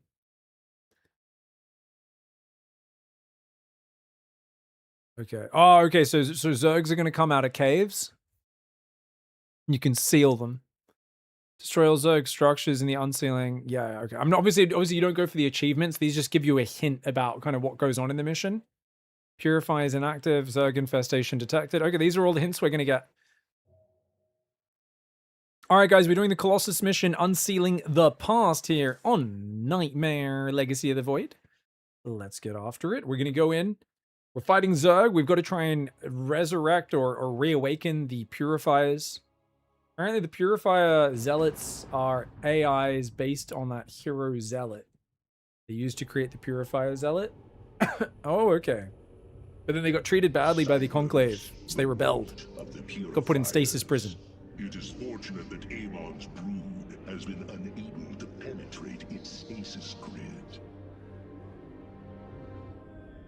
All right, so we're gonna have to fight Amon's brood here in order to free this. Access to Endion's records. The stasis grid is sealed by complicated locking mechanisms. They can only be destabilized by a certain device, the megalith. I'll begin recovering it now, so it may work on the locks. It will need protection. These forests already crawl with Zerg abominations. Then we shall clear them out. If I may, Hierarch, this facility once developed powerful weapons for the Empire. It's roasting time. Tale of the mighty colossi, scaling cliffs, besieging enemies from afar. Let us see how they fare against the Zerg. All right, guys. So we know in this mission there will be Zerg emerging from caves just by reading the achievements. But these guys have extended thermal lance. They do 10 versus regular, 15 versus light. So these are the kind of good versus light, not very good versus other units version of Colossus that they brought out. Oh, let's kill that thing. Coming from that cave. If we follow okay, the yeah. rock formation, it will seal the opening. Got to seal these caves before too many Zerg come out. Gonna have to do that constantly throughout the mission. Okay. Oh, look at this. You guys can't reach me, mate. The power. The power.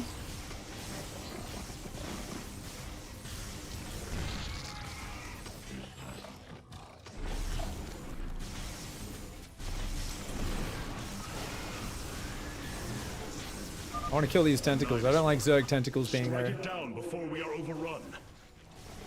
Wait, nothing's even popping out of it.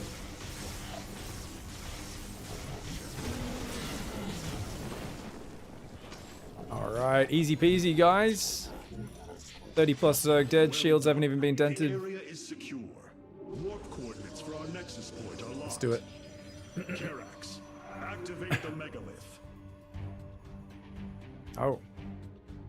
Oh, do we have to defend these whenever we activate them? Authorization in progress. The megalith Yeah. should be ready shortly, Hierarch. Okay. We will monitor its status and alert you when it is online. Where's Zerg? We want to stop you getting your monolith up. Oh, what a surprise. Right. The megalith systems will take a few moments to activate. It will be ready to move out soon. So I want to get vanguards, guys. I've upgraded our robotics facilities to construct colossi. Oh. You can warp them in whenever you wish, Hierarch. Oh, you know what? Oh, you know what? I'm sorry, guys. We're going back to the Spear of Adun. Someone in chat mentioned, and I got distracted. I really, really, really want to do the sped up attack vanguards in Colossus. So, I'm sorry. This combo is too tempting.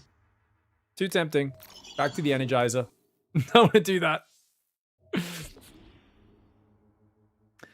All right, guys, we totally are just starting the mission from scratch. Let's do it. They made a co-op mission out of this campaign. Ah, nice. Out of this mission.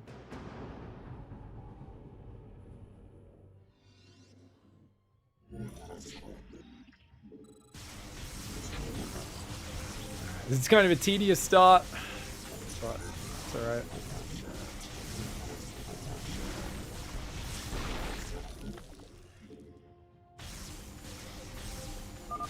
The Zerg are coming from that cave. If we fire on the rock formation... Good night, Geonic. Have a good one, man.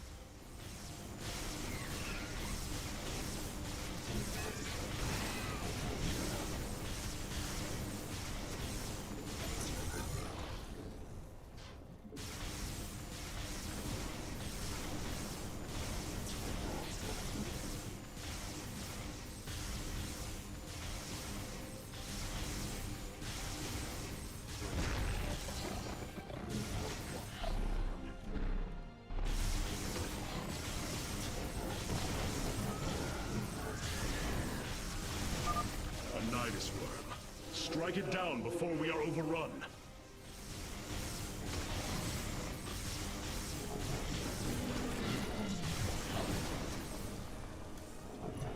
All right, guys, here we go. Well done. The area is secure. All right, guys, let's get after it. Okie dokie. Yeah, we can make energizers. We want those. It will be ready to move out soon.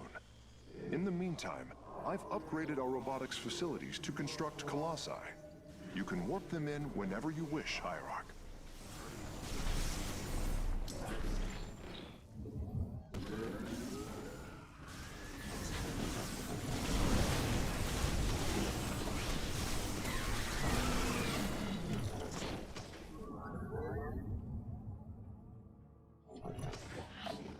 All right, guys, let's go pick up resources while we chrono probes.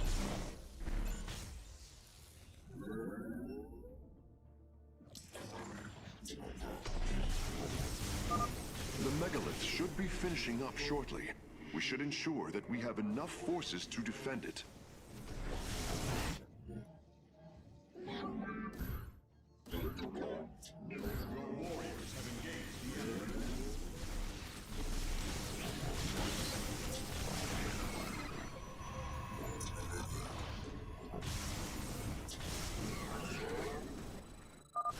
The megalith is online.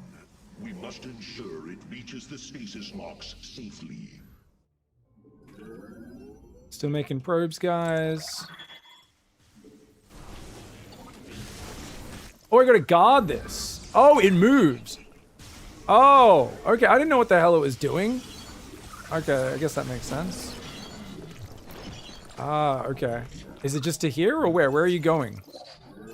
Just to there. Okay, that's good. Dude, I swear I never know what the hell is happening in these missions. The megalith has reached the first stasis lock. It will be safe below the surface as it does its work. The hour is upon us.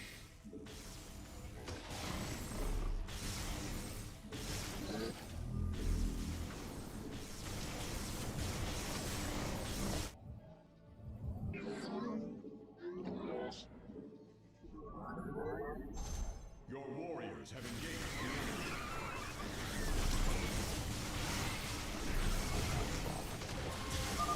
I'm detecting Zerg movement. Warriors, ensure none reach our nexus point.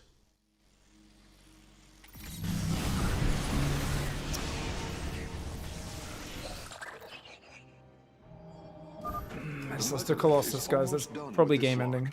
I know it sounds silly, but you can't be losing units like that. Oh, it's really bad.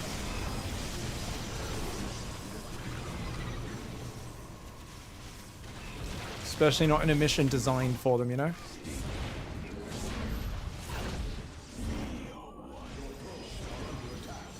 Okay. Probably game ending, but we'll see how we go. Sensors show the first stasis lock has been disabled. The megalith is relocating to the next one. Oh, I gotta go to the next one now? What is this?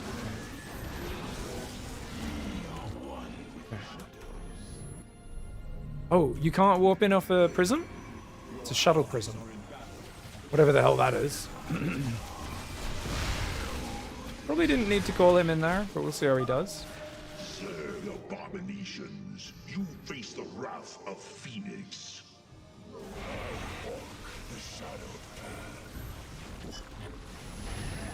Okay.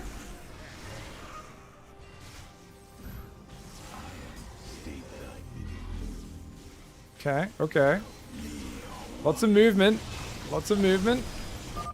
The megalith has arrived safely. Oh. The second stasis lock. There's something there, a Nidus or something? I don't know what this is. Interesting. I believe this facility used power cores of incredible size to provide energy for experiments. They should be hidden somewhere within these hills. If our warriors can So I guess we just leave claim the solarite components zealots within. patrolling or something like that to make sure these Nidus worms can't be getting up too much. Like,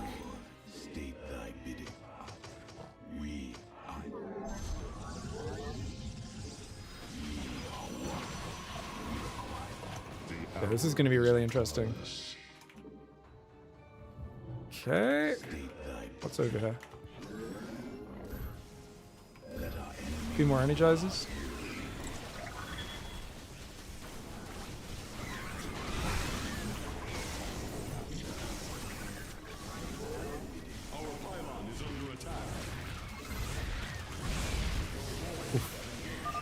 The megalith's work is nearly complete. It will move again soon.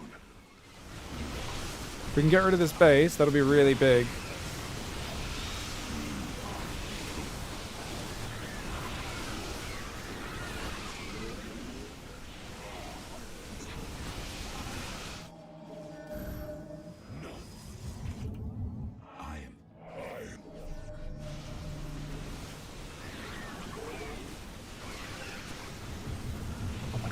Don't lose the vanguards, mate. Don't lose the frigging vanguards. Stasis lock disabled, and the grid is now at 60%. The megalith is en route to the third lock now. Oh, this base is mined out as well. Oh, The what? megalith is proceeding to a canyon ahead. I am detecting numerous Zerg signatures in that region. We must assist it. No, I need to kill this base. Glory is at hand, brothers. Join me as I Do I lose if it dies? I don't want to defend it, man. I want to go do other stuff. The megalith must be protected. I think I have to defend it.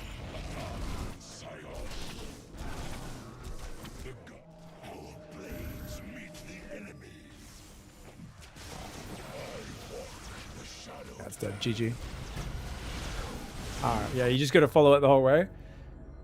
Alright. I mean, I could have kept it alive. I wasn't sure how tanky it was or anything like that. Always good to limit test. We can get rid of that base. There's a Nidus worm in the back. The base itself is building units as well. But yeah, we got to clear that out. I think I'll restart the mission from the very start, though. Or not from the very start, but, you know, from when our base starts. Because we want to build probes a little smoother, not lose the Colossus. Start abusing the ledges to start clearing these bases a little bit quicker. The faster we get this natural up, the better. Probably don't need any defense in the main. I think we can skip cannon battery in the main for a little bit longer. It was saying, oh, you'll need to be able to defend the megalith. So I was like, oh, I got to defend my main base. Like, there's going to be an attack wave right before this thing finishes. And then it's like, oh no, it's a fucking robot that goes around and jizzes on some other robots or something. I don't know what we're even doing. I don't know. It's going around and activating power things or something. Something like. We're doing something to remove the stasis prison. I don't know. Anyway, we got to escort this dumb robot around. Yeah, I don't know. It seems chill so far. It's just going to be about the pacing. I think the thing that's going to surprise me later, it's like, I don't think I can use Dark Archons in this mission. Maybe later there'll be a bunch of Ultras and like Abominations we can steal. Maybe some Broodlords as well. We'll see. I want to squeeze them out. I don't know if I'm going to get a chance with the tempo of this mission to actually build Dark Archons, which kind of sucks. What was the other thing I wanted to build? There was two things. I wanted to build Dark Archons and Vanguards. At least the Vanguards are good. I think having the 2 or 3 Vanguards in the mix is effective. Yeah, I think air units might be annoying. There's probably going to be like a wave of air at some point that just catches me off guard. It's the world's most overcomplicated passkey. That's what it seems like. Yeah, it's laying eggs or something. Yeah, I don't know. You might have time to clear that bottom base on Nightmare. If you don't clear it, you're going to have to put more resources into defending there all game long. So I think it makes sense to. I mean, maybe you could just defend with like a few DTs or whatever. But sometimes if you don't clear things out like that, they kind of escalate with other periodic attacks and it actually creates more trouble. I think we can easily clear that out since this was pretty poorly done. Oh, not the last checkpoint. Whoops. Should have gone to the menu. Go back to when the base just starts.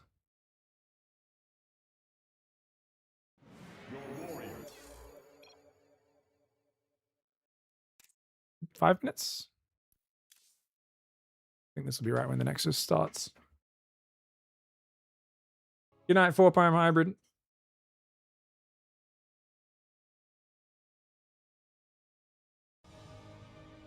Yeah. This is what we want. All right, give us a sec, guys. Quick ad break. BRB.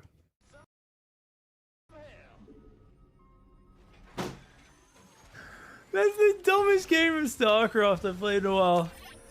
This guy didn't believe in spore crawlers, man. Oh god, guys. I forgot to buy range on the tower you guys are pointing out. Yeah. I don't have the range upgrade available on my overlords. Please kill the tower, guys. Please kill the tower soon. We need to kill that tower right now before I lose any more overlords. Otherwise, we're dead. The wasps are on the wrong side. They're not protecting me. The wasps aren't protecting my overlord. Oh, no. We're going to lose another overlord. Oh, we got the tower debuff. Perfectly timed tower debuff. Perfectly timed tower debuff. I was never stressed. I was never stressed. I am so good. My first tournament win. I knew it. I knew. These were strategies I practiced. Okay.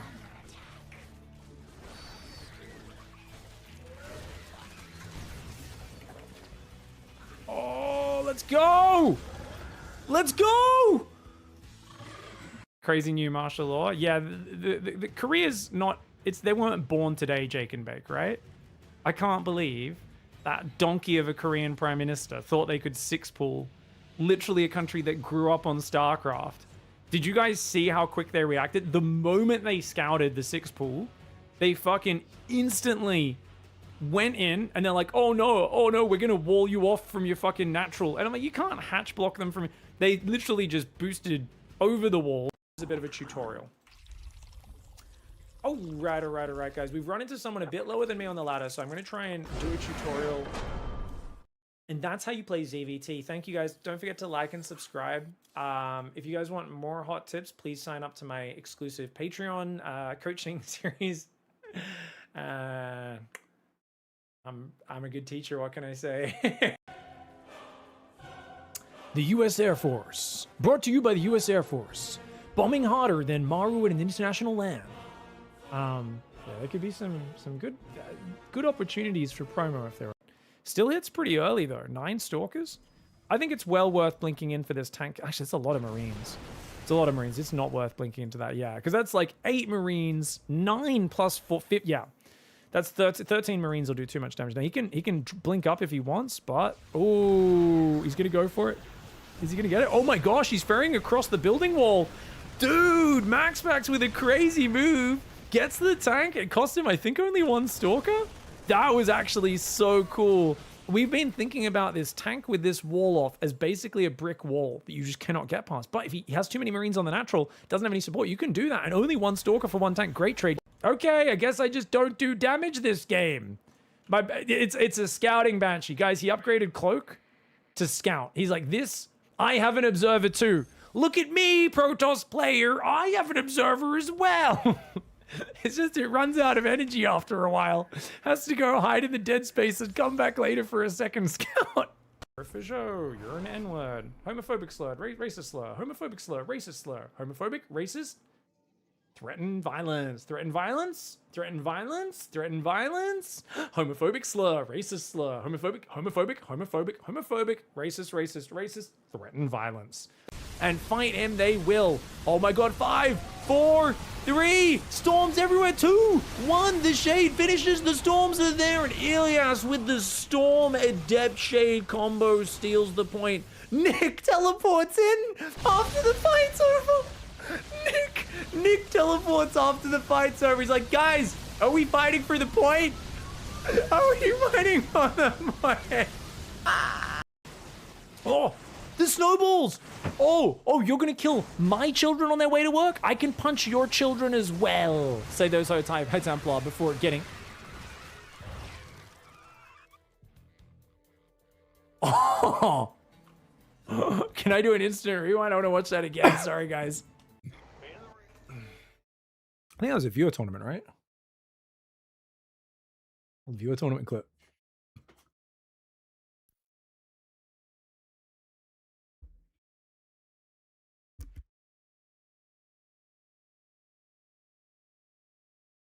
Oh, good.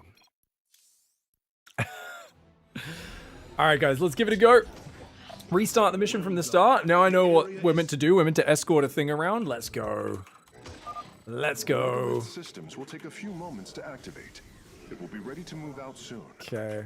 In the meantime, I've upgraded our robotics facilities to construct Forge. colossi. You can warp them in whenever you wish, Hierarch.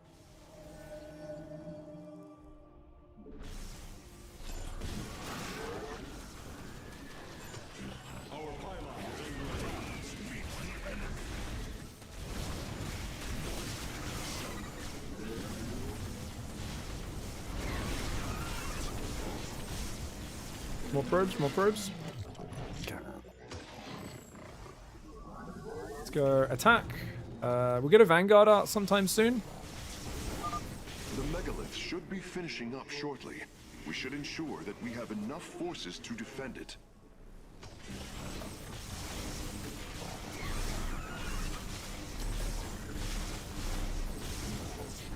You really lower your enemy's DPS by doing this micro, in case you guys are wondering why we bother.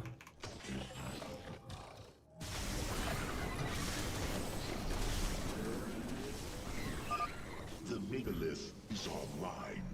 We must ensure it reaches the stasis locks safely. Okay. You guys can go bam bam. Get a few more gateways. It's always good to be able to warp in, you know?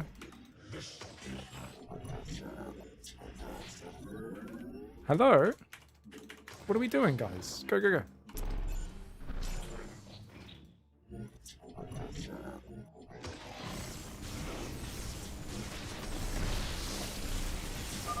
The megalith has reached the first stasis lock. It will be safe below the surface as it does its work. Go there. Oh no, I forgot pylons.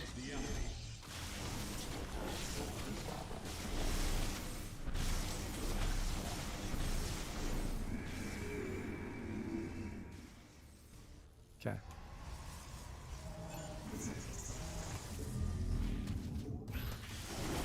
Oh no, I just lost the Colossus. All right, let's just... Oh, shit. I think it's this. I gotta go from the start again. All right, let's not get supply blocked. And let's remember, we don't need to push into that base so fast. It's good to work on it, but let's just work on it from the low ground. Let's just only drop on the cliff to get the resources. That cliff's actually way more vulnerable than I realized. So... because the units don't have any room to pull back. So that's actually really rough. We get caught. The megalith systems Let's will go take a few forge. moments to activate. It will We be got one ready more to move pylon out here. soon. In the meantime, I've upgraded our robotics facilities to construct colossi. You can warp them in whenever you wish, Hierarch. These guys are just gonna hang here. Doesn't matter if you take a bit of damage.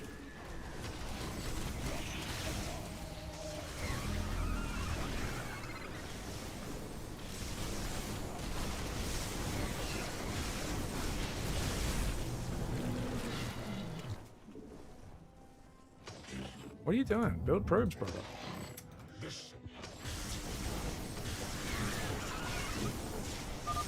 The megalith should be finishing up shortly.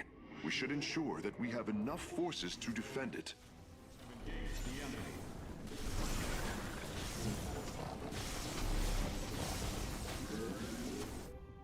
More probes. Let's get the attack.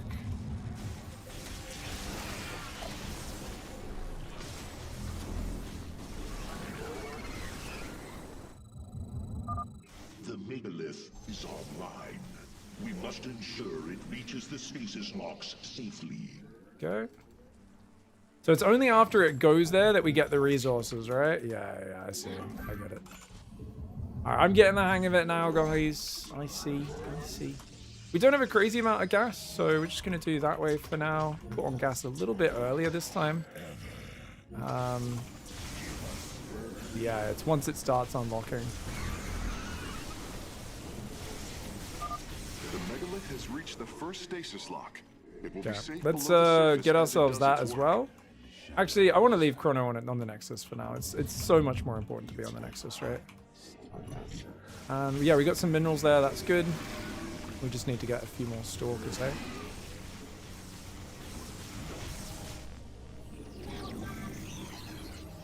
Okay.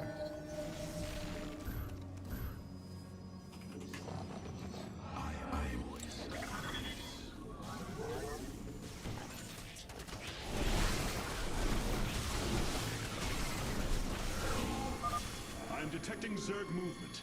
Warriors, ensure none reach our nexus point. The megalith is almost done with this lock. I would advise you to make preparations for its next move. Okay. Dude, I don't think I'm building probes as non-stop as I should be, because there's a lot of micro involved.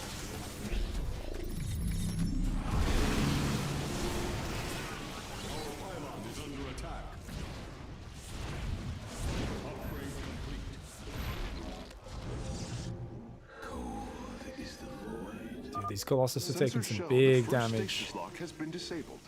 The megalith is relocating to the next one.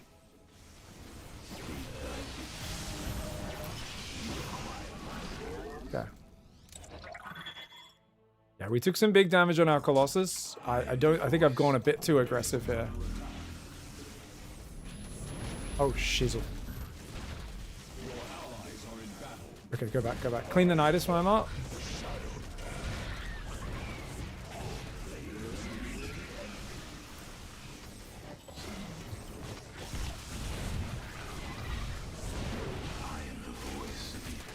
Gotta be careful of the Nidus worms, yeah. Oh, is it gonna die? Hope not. Go. Call Phoenix in, make sure it doesn't take too much damage. It doesn't actually have that much shields. It's kind of a problem here. You face the wrath of Phoenix. We move. The megalith has arrived safely at the second stasis lock. It shall be brought down shortly. Okay. Interesting. I believe this facility used power cores of I'm not going to try and get it this time, I guess. Energy for experiments. They should be hidden somewhere within these hills. If our warriors can destroy them, we can claim the Solarite components within. Okay, I'll build a second robo there. Probably should build that at the front, to be fair, but...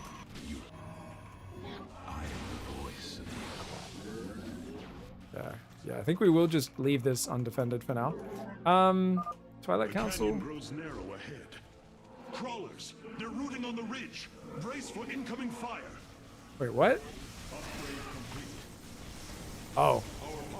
Just these guys. Okay. The hour is upon us. I walk the shadow.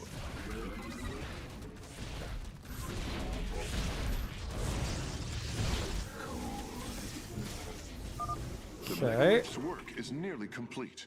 It will move again soon. Okay, I think we can just do this.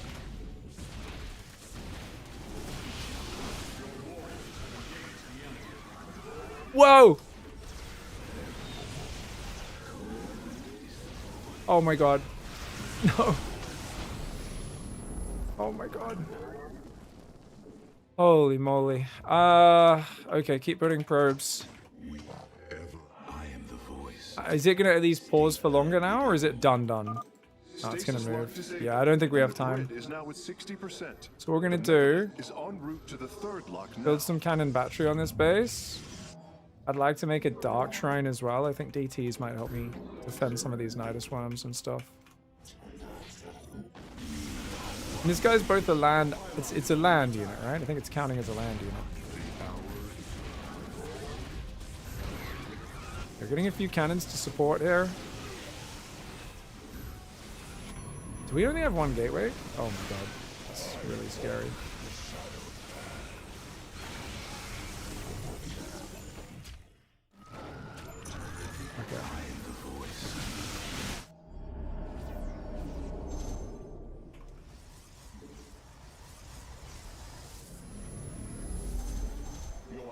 allies are in battle.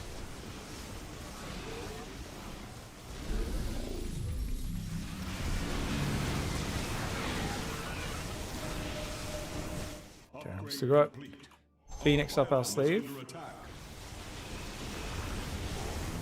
The Vanguard back.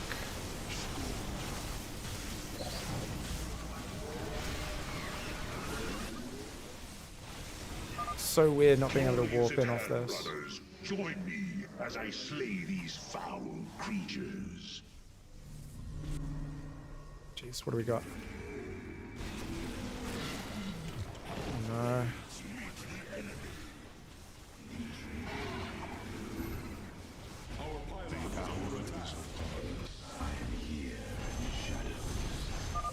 The megalith is under attack. Fuck.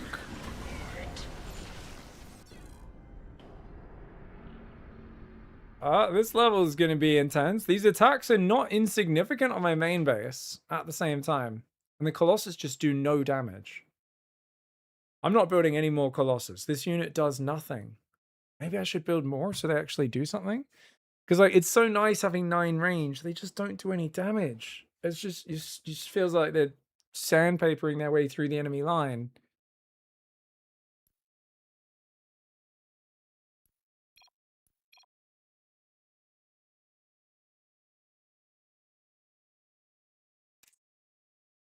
Just going to reload a few minutes. See if we can salvage from there. Takes a long time to chew through here. Feels like Vanguards should be good. Okay.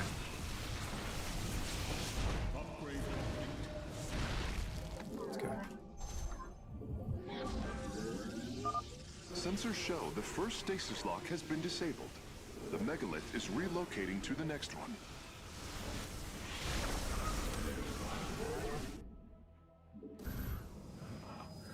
We are one with the Skywalk.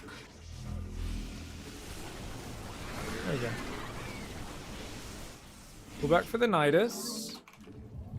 Keep building probes. Shield upgrade. Don't know if he gets upgrades from me as well.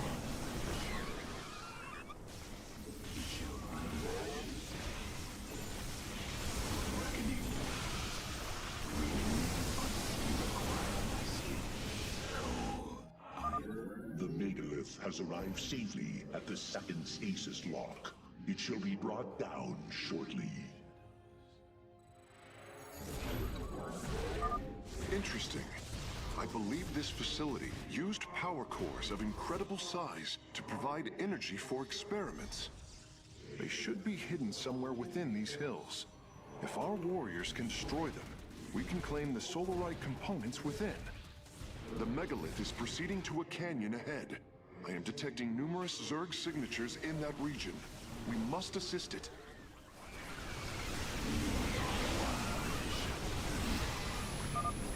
Zerg abominations, you face the wrath of Phoenix.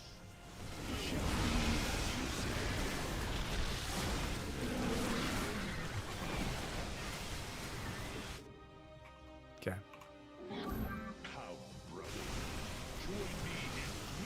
Phoenix is helping us bust through. Very nice. Get +2 weapons. Just rally down here. The megalith's work is nearly complete. It will move again soon.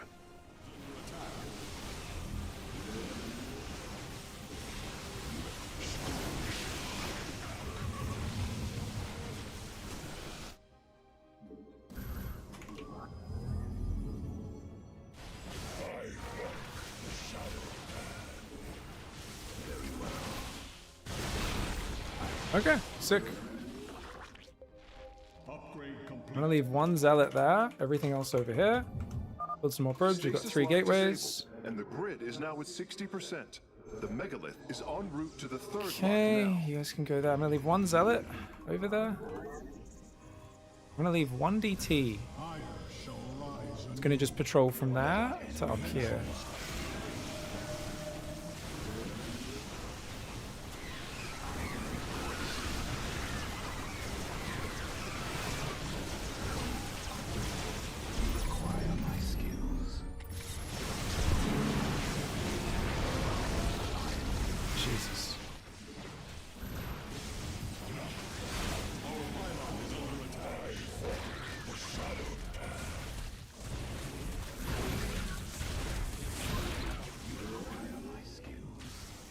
Okay.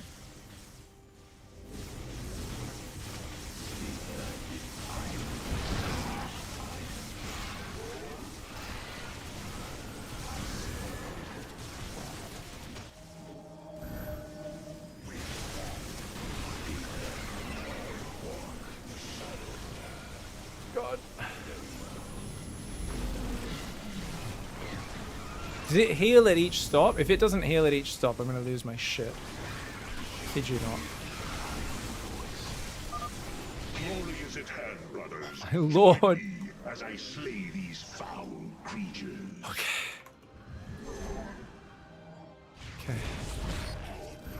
DT there.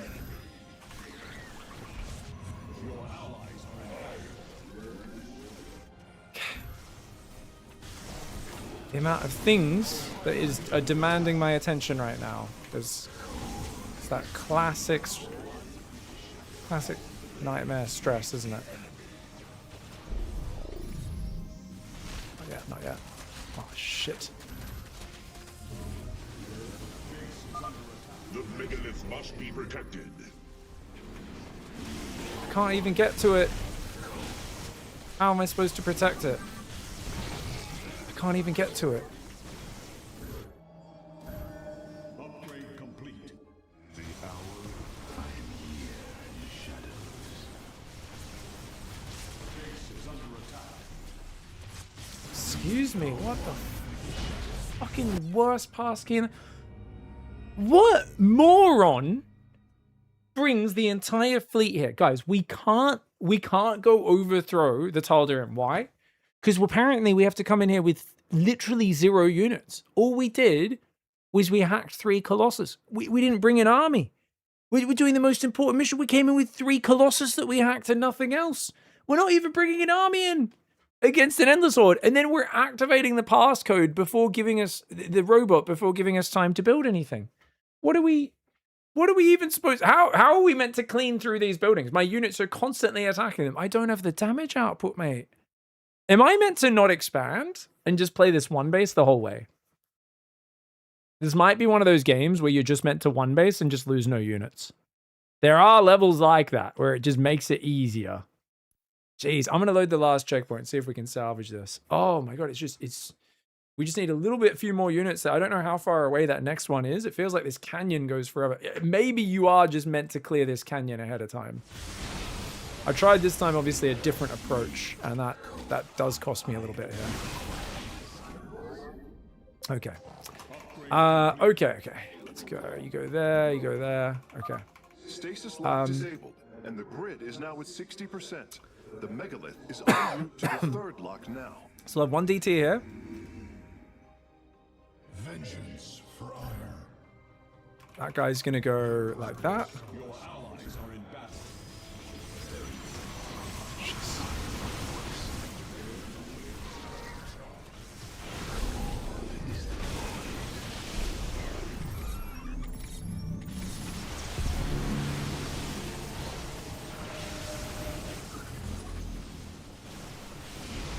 Cool.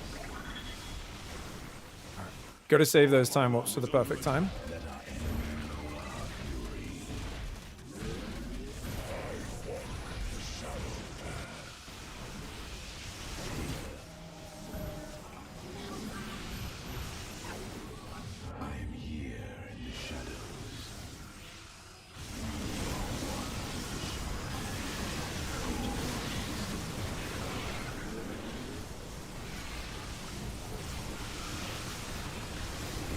Colossus takes a little bit of damage.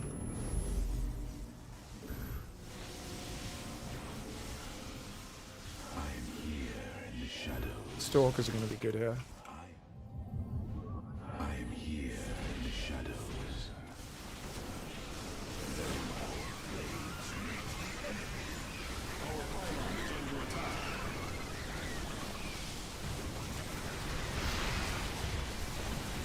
Colossus just went down because they stood in spore range like a nincompoop. Join me as I slay these foul creatures.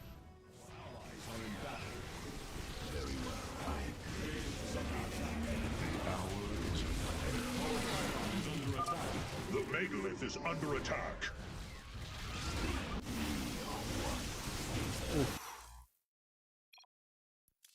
Try this again. This is hard. Yeah, no, the Colossus don't. The Vanguards don't have time to do anything. You're totally right, Jen Swift. I mean, I'm sure they're adding some damage, but it's not especially impactful.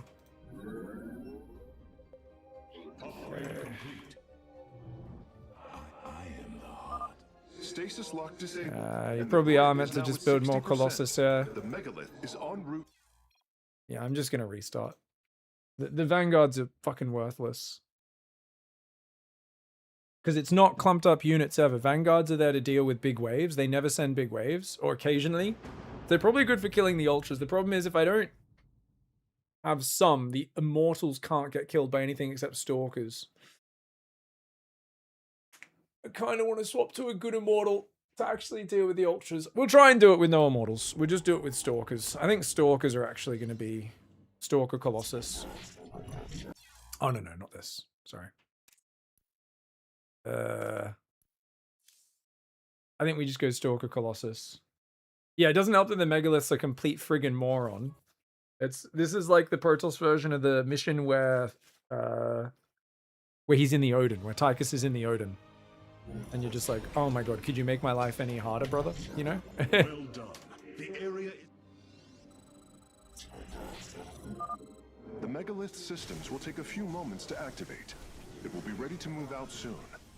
In the meantime, I've upgraded our robotics facilities to construct colossi. You can warp them in whenever you wish, Hierarch.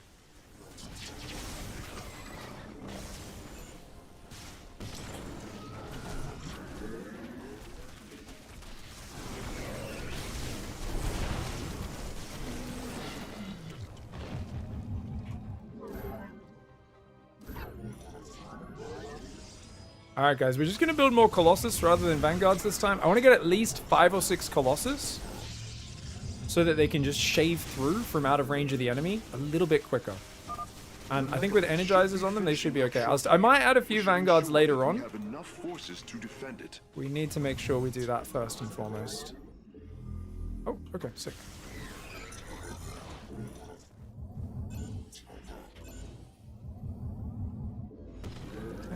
Colossus, nice.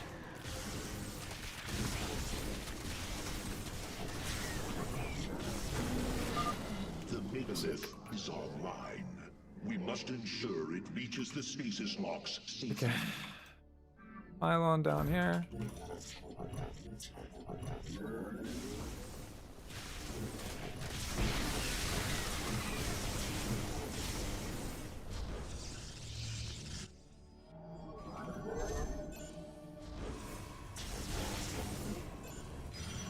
I haven't got the upgrades yet. Upgrades aren't that important usually, but obviously they will stack up value given time. It will be safe below the surface as it does its work. Yeah.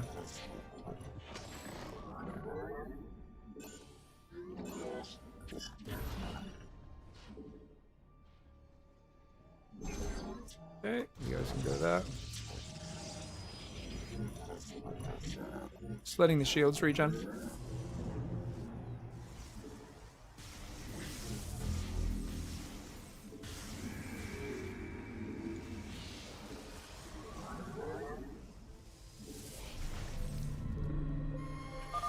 I'm detecting Zerg movement. Warriors, ensure none reach our nexus point. The megalith is almost done with this lock. I would advise you to make preparations for its next move. The fuck are you nincompoops doing? Were they all shooting? They were. You know what just happened there, guys? I was just like, oh yeah, I can just defensively micro. One roach walked up, and all 4 Colossus were shooting it for like 10 attacks, not killing it. I was like, why aren't these Zerglings disappearing? I have 4 Colossus here. Because they were all shooting a roach, and they do no damage to roaches. Oh my god. And the opening's just ruined, because I've lost all my Colossus now. I'm going to keep playing from here, but oh my god. No. GG. GG. We don't get an autosave yet. You don't get an autosave yet. Oh my god. I gotta manually save past this early game. Ah, these Colossus take forever to do anything. I don't like that I gotta rely on Colossus here. I don't really see another way to get through. Because you need to be pushing with such a low number of units so early on. Well done. The megalith systems will take a few moments to activate. It will be Okay. ready to move out soon. In the meantime, I've upgraded our robotics facilities to construct colossi. You can warp them in whenever you wish, Hierarch.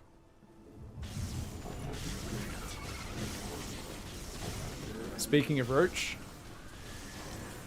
Our pylon is under attack.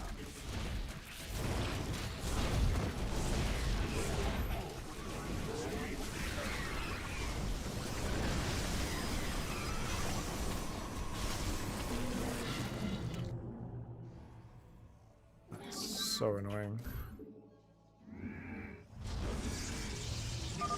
The megalith should be finishing up shortly. We should ensure that we have enough forces to defend it.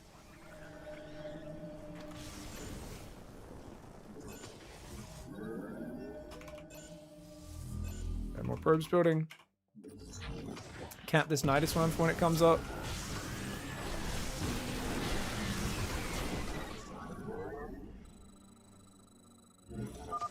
The megalith is online. We must ensure it reaches the stasis locks safely. Why is this still showing up on the minimap? Already killed that. Yeah. Alright, get the Colossus going. Let's go for another one here.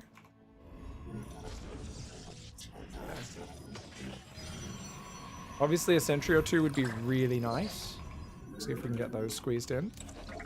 Very slow economic build-up, so this is actually the sort of map where getting the chrono boost would be amazing. Has reached the first stasis lock. Being able to boost your economy faster because you build up so slowly on this map would actually be massive.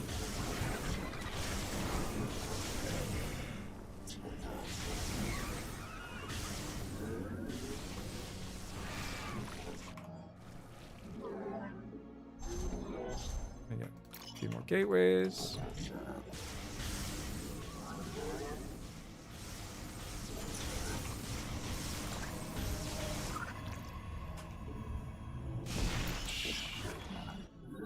Your warriors have engaged the enemy. I'm detecting Zerg movement. Warriors, ensure none reach our nexus point.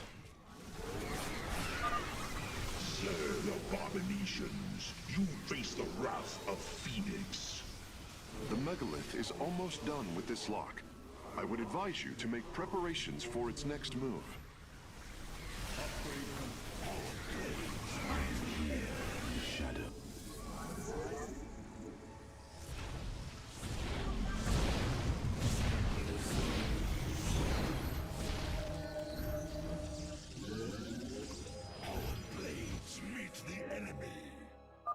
Sensors show the first stasis lock has been disabled. The megalith is relocating to the next one. Okay.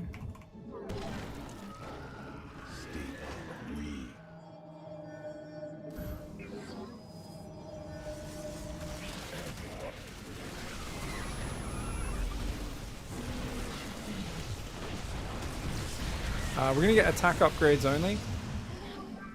I think that's actually key here. And let's start clearing the canyon. We're gonna one base this. Like we can expand later potentially, but The megalith has not for a while. arrived safely at the second stasis lock. It shall be brought down shortly.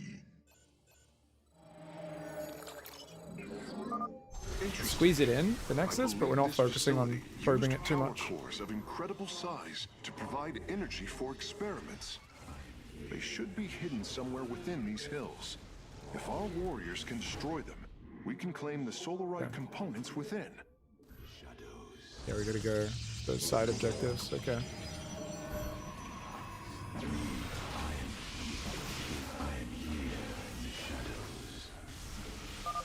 The canyon grows narrow ahead. Crawlers, they're rooting on the ridge.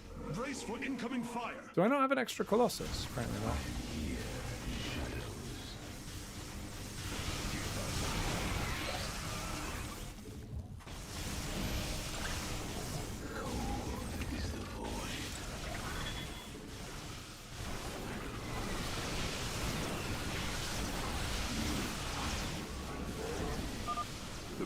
Glyph's work is nearly complete. It will move again soon. Our pylon is under attack.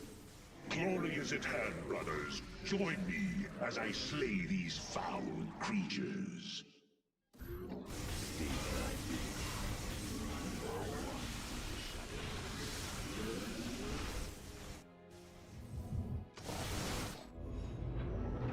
Oh, we need another Colossus. Okay. Stasis lock disabled, and the grid is now at 60%. The megalith is en route to the third lock now.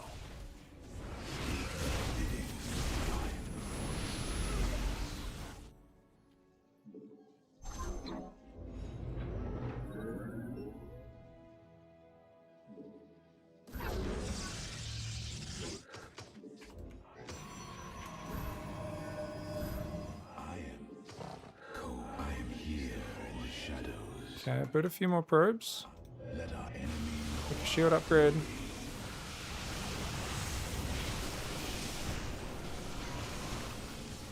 Shield upgrade starts.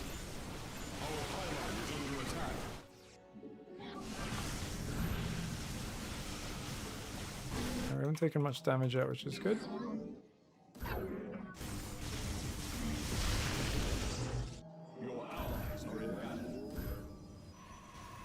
I know that's where things going to come in from behind.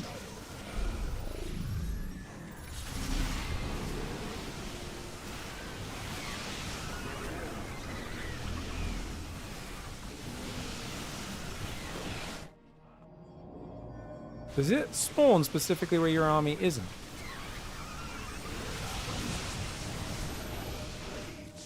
It looks like it did, eh?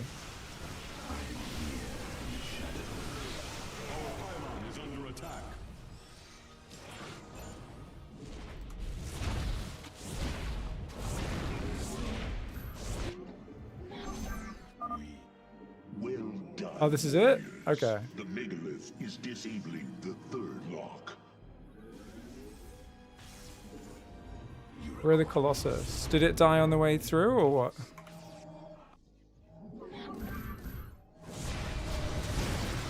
Dropping Phoenix to deal with a Nidus one feels great. Great. You guys push down here. Yeah, Blinkstalker Colossus makes sense.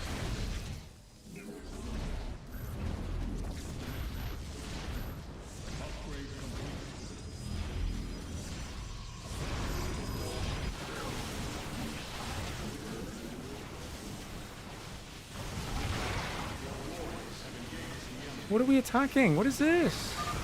The first power core has been secured. Oh, that's the main objective, is it? Oh, and then these guys all died while I wasn't looking? So there's a Nidus one there? Nice. I guess it wasn't that many units, right? Because most of them were the Stalker and Colossus.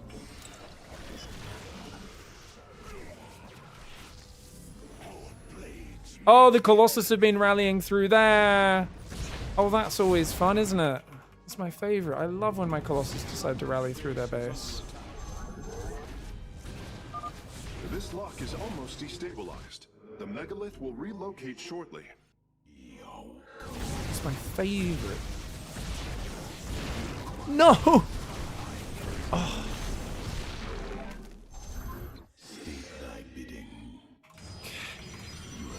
Oh my god. Okay, this guy's gonna go. Oh my god, why would you make it so I have to go? At least hopefully this cleans up the rally when I get through this. I don't know if I will. My warp prism went down, by the way. The third lock has been disabled, and the megalith is on the move. My readout shows Cybros beginning to awaken from stasis. Only 2 remain, Hierarch. Vengeance from... Shit. Do we have a pylon over here? I am detecting a large number of Zerg bioforms in the cave network ahead. Oh my god, Colossus just died. To our advantage. Topple the rock formations near the entrance and seal the Zerg within the caves.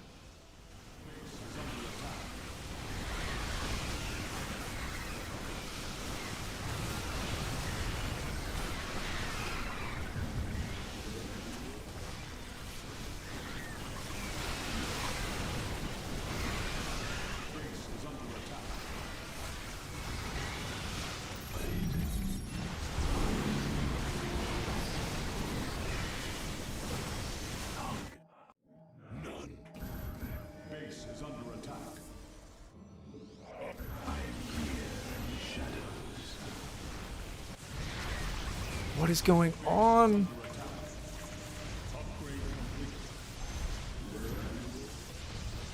Overseer's here as well? Oh, this mission Significant sucks, number dude. of Zerg have been detected in the caves ahead. Exercise caution.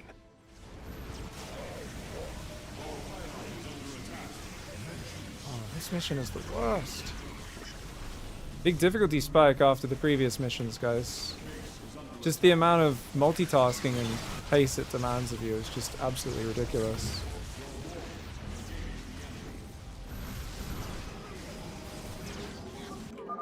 The megalith is under attack.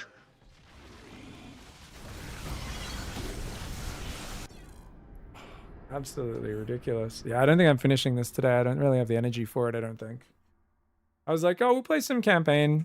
Wow, this mission is just like, do you want to fucking have constant attack alerts? And like, I feel like I could have had 6 Colossus on the front, but like, having to rally around this shit makes this really annoying. Makes it very, very annoying. Yeah, I could get up like 6, 7 Colossus much earlier. Not clearing this base is so annoying as well because those attacks come in. But I think DT, a single DT can deal with that. With like the Nexus Cannon 1 DT probably can deal with that. Overseers are going to start coming in. So we've got 15 minutes is when we've got to start worrying about our main base getting attacked. Not having anything to deal with the yeah, the Ultras is rough. DTs can kill the Ultras defensively though. So I think we can use DTs to defend the Ultra Overseer there as well, because they will resurrect, right? Yeah, we probably just need to get more comfortable with it. It's just, it's a weird flow to this mission. Feels like it's very, I don't know why. It's normally you've got high damage armies that can punch through areas of the map on maps like this, where you're escorting units every which way. And in this one, you just don't. And I think that's what I'm finding so annoying about it.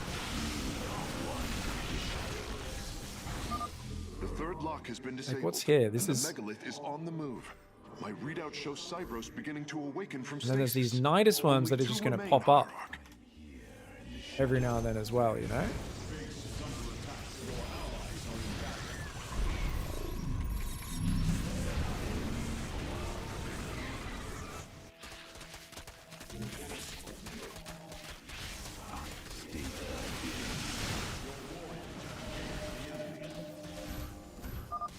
I'm detecting a large number Oh, that's of a Zerg Nidus. bioforms in the cave network ahead.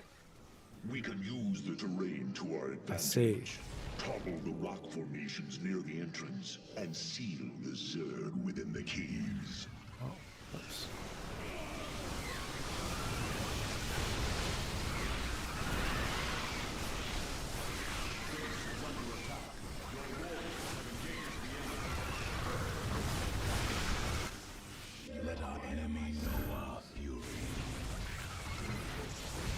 Oh no, he can't micro back.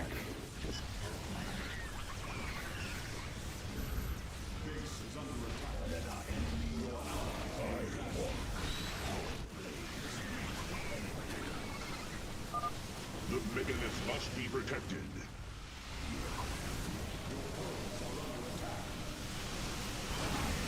I mean, the Energizers do make the Colossus a bit less shit.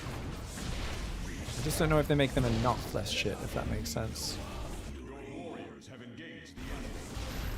A significant number of Zerg have been detected in the caves ahead.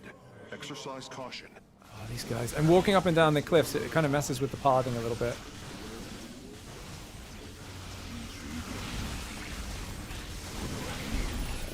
It's dead. Yeah, what a frustrating mission.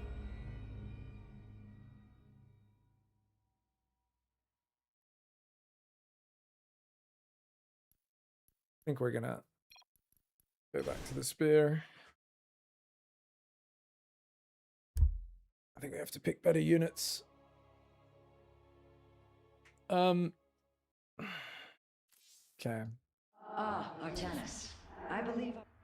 It's unnecessarily difficult. I think reconstructing zealots is probably actually the best kind here. Yeah. Because you're not going to be able to stun ultras or anything anyway. The problem I have with Stalkers here is it's only good when, like, they're great when I'm looking at them, and the moment I'm distracted, they're kind of trash. So there's part of me that's thinking of just going Dragoons, but I think they're too immobile. Probably especially for, like, sniping caves and dealing with, sniping caves, dealing with Guardians. They're probably going to be a bit too awkward. You know, the Vanguards might have actually been doing more than I gave them credit for. Having a few Vanguards getting energized in there might have actually been more worth it than I realized. Obviously, we can just go Immortals for a bit of tankiness on the front line. Annihilators are kind of like an Immortal, but these guys get... Yeah. These guys get 200 damage barrier that lasts for 15 seconds, which is pretty good. This only does 200 damage versus armor, the Shadow Cannon, and it also takes a lot of micro. It might be a good idea to get a few Immortals in there. Aren't Adepts juiced in the campaign? I mean, Adepts are terrible in normal game as a general army unit, so I've heard they're good. I know that there's a bonus damage to light units for you, like that get pass, a bonus damage to units that the Adept Shade passes through. But the problem is, it's still an Adept, which means you're going to have to shade to get that, which is going to be very micro intensive. When you're dealing with endless fighting, you don't want to have to cast a spell to get value out of it. And they're going to be pretty short range. They're going to run in and die. They're going to be really bad. There's so many spores. I don't think air units are good. I do think Energize is correct. Though part of me says sentries healing the thing would be good. Oh, sentries. If I go sentries, they will heal the thing. Maybe we can let it tank. If it has a lot of armor, I could let it tank and just heal it with sentries, which could be nice. Because there is a few times I got to blink in front of it to stop it from dying, and that's really bad. Corsair could go Disruption Web. Couple Corsairs to use Disruption Webs could be good. For when I don't have Time Warp available.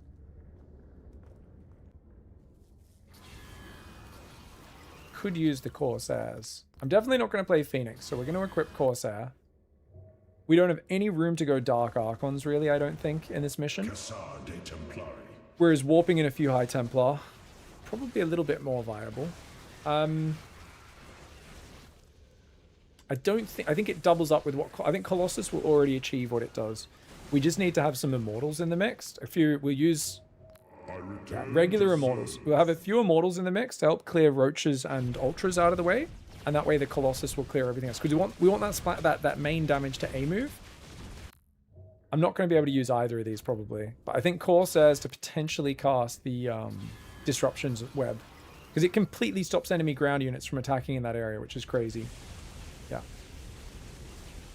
If I remember correctly, didn't they get rid of the micro-unicity of the Adept in the campaign? I think the unit is way different. I don't know. I haven't played Nightmare. And this is not necessarily the same as the basic one, but I mean, you can see here from the preview, you're meant to shade through the units to get the damage on it. So, yeah, it might be very different to the regular version of the Adept. Yep. Remember, your High Templars heal shields in this. That's true. Yeah, we should swap off that to Stalker. Yes. Yeah, I think we'll go Reconstructing Zealots. I think.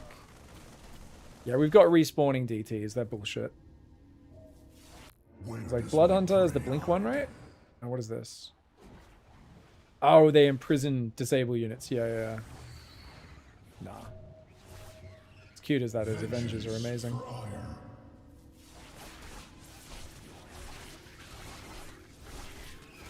Bonus to light would be worth if you're using Immortals. Campaign Adept should hit air and ground, and most of the enemies are Ling Hydra.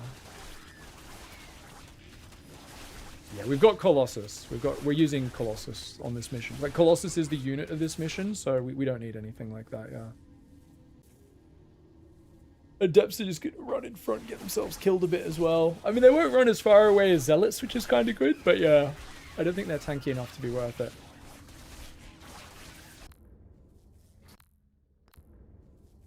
I think I'm just going to play Colossus.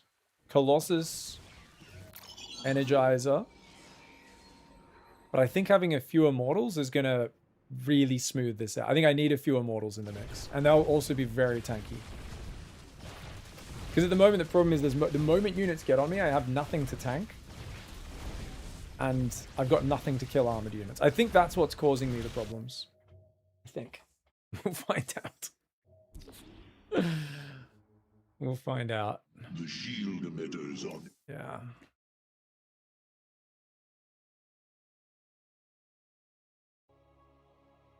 I think we still want mostly Immortal Colossus and then just Stalkers as bonus. I think we want to get that like ranged firepower ball up. Alright guys, we've changed the loadout yet again. We're going to arduously work through this. And the goal is Energizer Colossus Immortal. We need Immortals. The problem I'm having is that armored units. We don't have any way to kill armored units. And then the Colossus gets stuck on them and just everything falls apart. We also don't have any tanks, so we're going for the regular Immortal, the one with the super barrier. I do like that the level's teaching us how the cave mechanic works at the start. Making sure we're ready later on when we go into that canyon.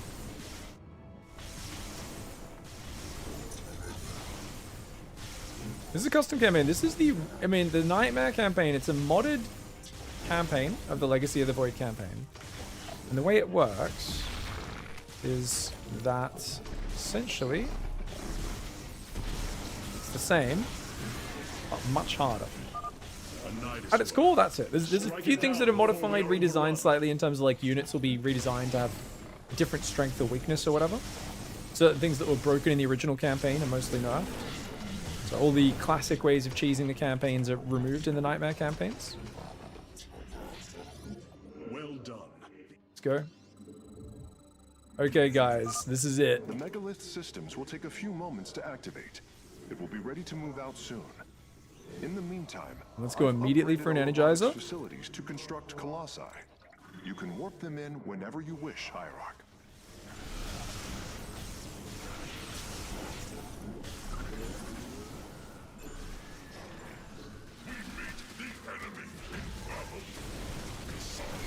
We've got the Resurrecting Zealots, so it's fine.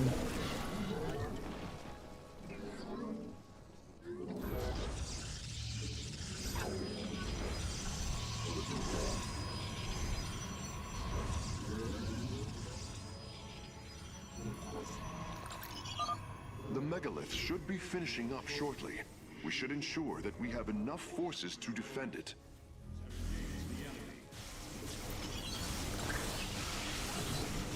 How long does this last? Only 3 energy, and it seems to last quite a few seconds. Yeah, that's pretty good. So even just a few of these can cause some really big...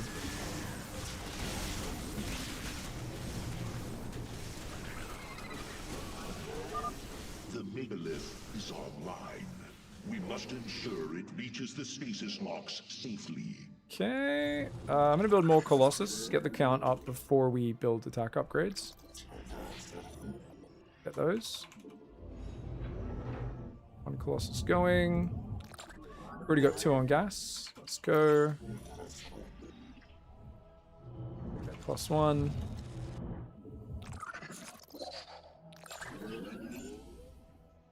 Okay.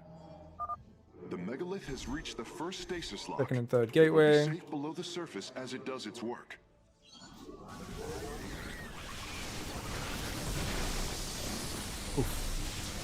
Forgot how scary this little wave of guys was. Go.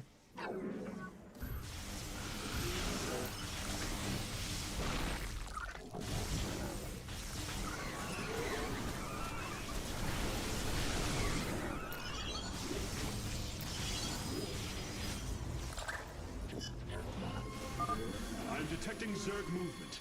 Warriors, ensure none reach our nexus point.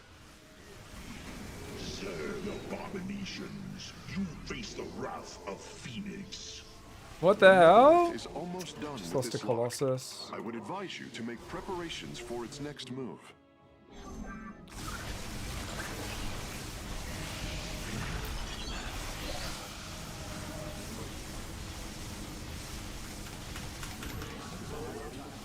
Come on, Energizers. Kill the Mutalisk. This is so hard, man. I don't know if I'm just pushing too early or what. Sensors show the first stasis lock has been disabled. The megalith Just didn't is let Phoenix relocating tank. to the next I one. should have put Phoenix just closer. I'm gonna load that. It's frustrating. I gotta save before I push into that base. Sick of redoing this start, you know? Really annoying. Alright, let's go. Because I just gotta get this critical mass of like, I want to get like 5 Colossus. Oops. I want to get like 5 Colossus up. And I think 5, and then I'll go for Immortals. And then I want to get like 4 or 5 Immortals. And then maybe go to like a few more Colossus after that. But I want to get... Maybe after just 4 Colossus, we'll start an Immortal, actually. Well done. The area is secure. The megalith systems will take a few moments to activate. It will be ready to move out soon. In the meantime, I've upgraded our robotics facilities to construct colossi. You can warp them in whenever you wish, Hierarch.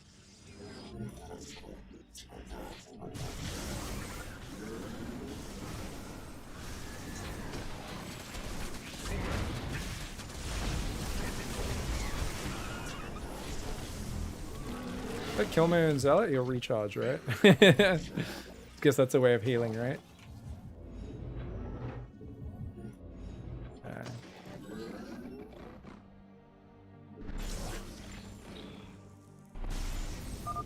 The megalith should be finishing up shortly.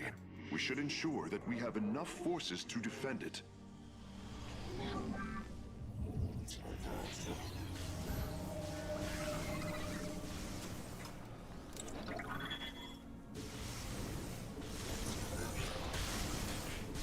Dude, why are you still shooting the Roach? Change targets. I didn't realize Colossus stay locked on to the Roach. That's so odd. Seems like when you start a step of Colossus, they don't change targets unless you tell them to. They always behave that way. Probably did and I just forgot.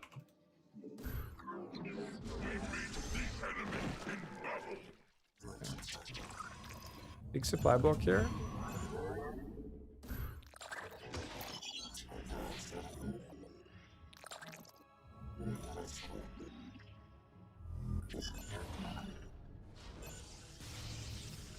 Do that. The megalith has reached the first stasis lock. It will be safe below the Fifth surface Colossus as is it on the does way. its work.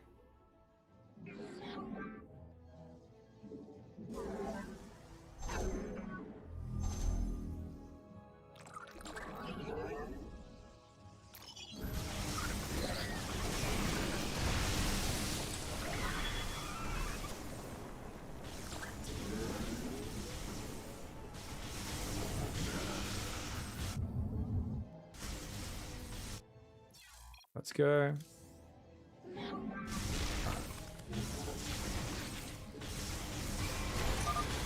detecting Zerg movement. Warriors, ensure none reach our nexus point. Zerg abominations. Yeah, this is... The fuck is this? This fucking attack gets me every time. Like 60 units running me on the left, and they always kill my Colossus. Every single time. I don't know if that's a Nidus. There's like a trigger that happens when you move in there, where this little Ling Hydra Roach army runs in off creep and murders my Colossus every single time. It ruins me. It always feels like, okay, this is pretty chill. Like we're doing fine. This is all fine. And then Zerg movement. Warriors, ensure none reach our nexus point. and then it's like, okay, where like that alert comes is out. Almost done with this lock. I would advise you to make preparations for its next move. Zerg abominations, you face the wrath of Phoenix. There we go.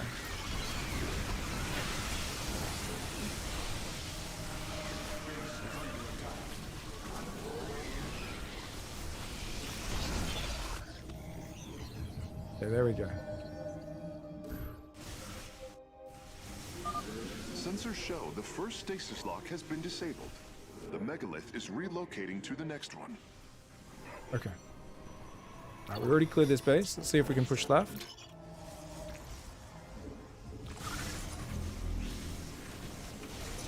See if I can clear this base this time.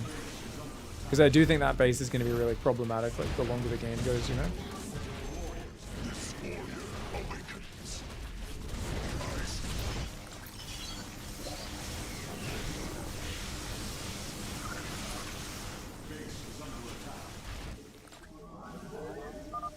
The megalith has arrived safely at the second stasis lock. It shall be brought down shortly. I return to serve. Interesting. I believe this facility used power cores of incredible size to provide energy for experiments. They should be hidden somewhere within these hills. If our war... Nope. Can't be letting those Nidus worms go up. These Nidus worms are so irritating. So having DTs early would be really nice. But I'm detecting Zerg movement. Warriors, ensure none reach our nexus point. Zerg abominations, you face the wrath of Phoenix. The megalith is almost done with this lock. I would advise you to make preparations for its next move.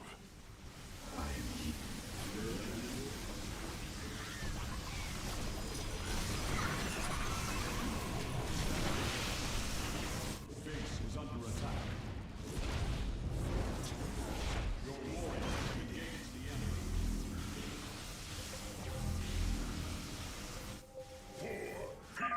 Sensors show the first stasis lock has been disabled. The megalith is relocating to the next one.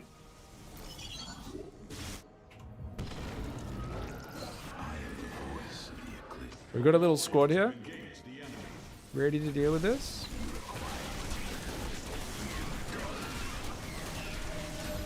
I stand ready. This warrior awakens. He shall be.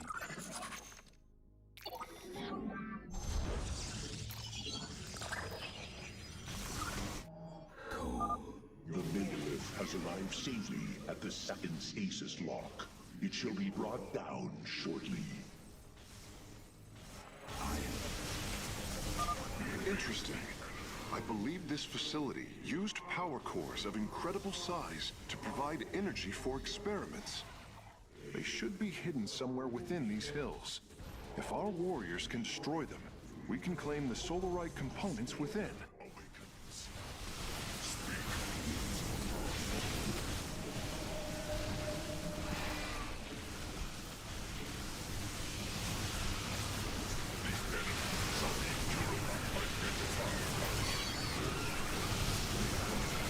No!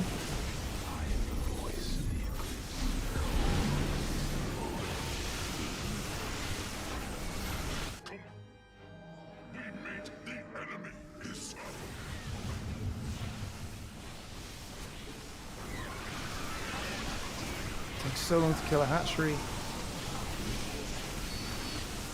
Please, Colossus, do Work damage. is nearly complete. It will move again soon.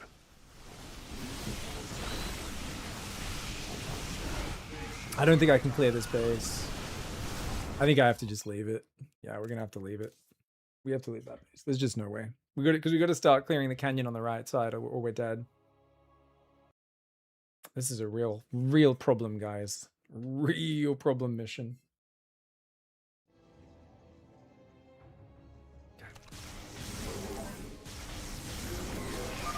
I'm detecting Zerg movement. Warriors, ensure none reach our nexus point. The megalith is almost done with this lock. I would advise you to make Stop clicking on my preparations for Reddit its point, next Colossus, move. you dickhead. Zerg abominations, you face the wrath of Phoenix.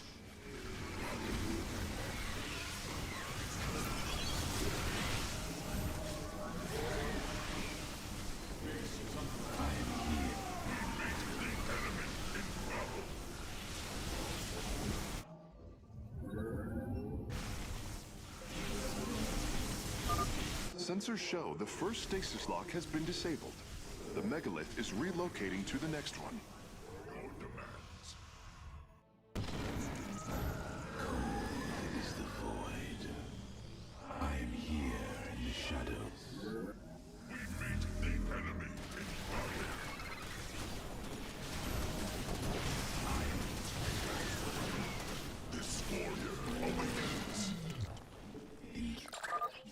canyon grows narrow ahead.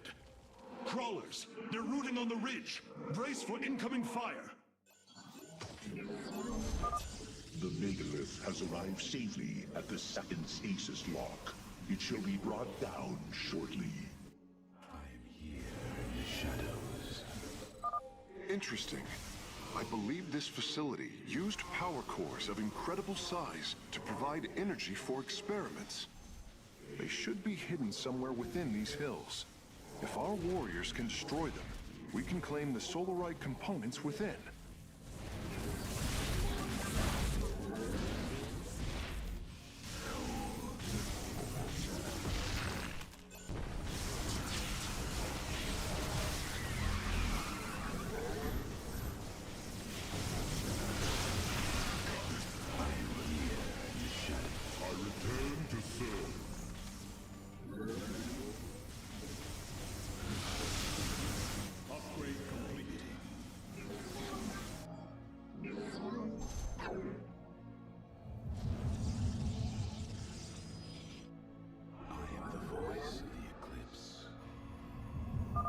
The megalith's work is nearly complete.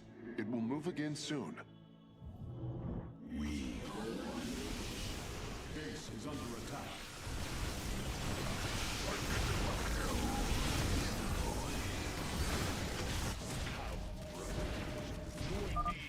Glory is at hand, brothers. Join me as I slay these foul creatures.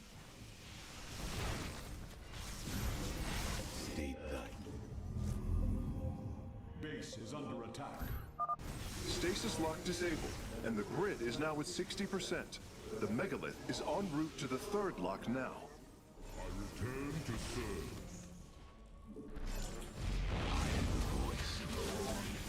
Fucking piece of shit. Oh. So this is one of those annoying missions, guys, where it just feels like you constantly just have to bounce between tasks. I hate bouncing between tasks unless there's some sort of clear payoff I'm getting, you know what I mean? This is not giving me any payoff. I don't like it. Stasis lock disabled, and the grid is now at 60%. The megalith is en route to the third lock now. I return to serve.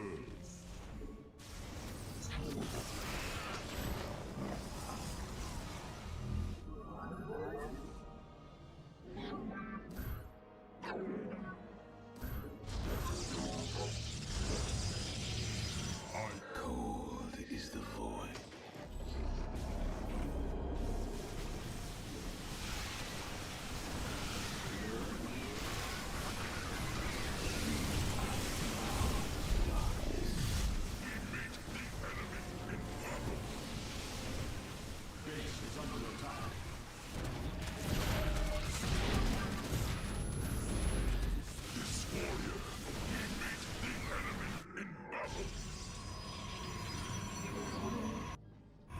I'm gonna shoot myself. I'm gonna shoot myself.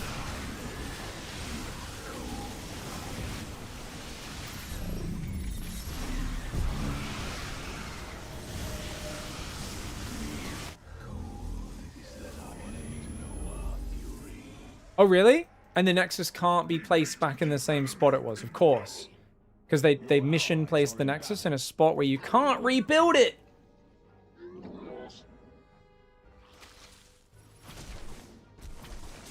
You've got to be kidding me. You guys seeing this?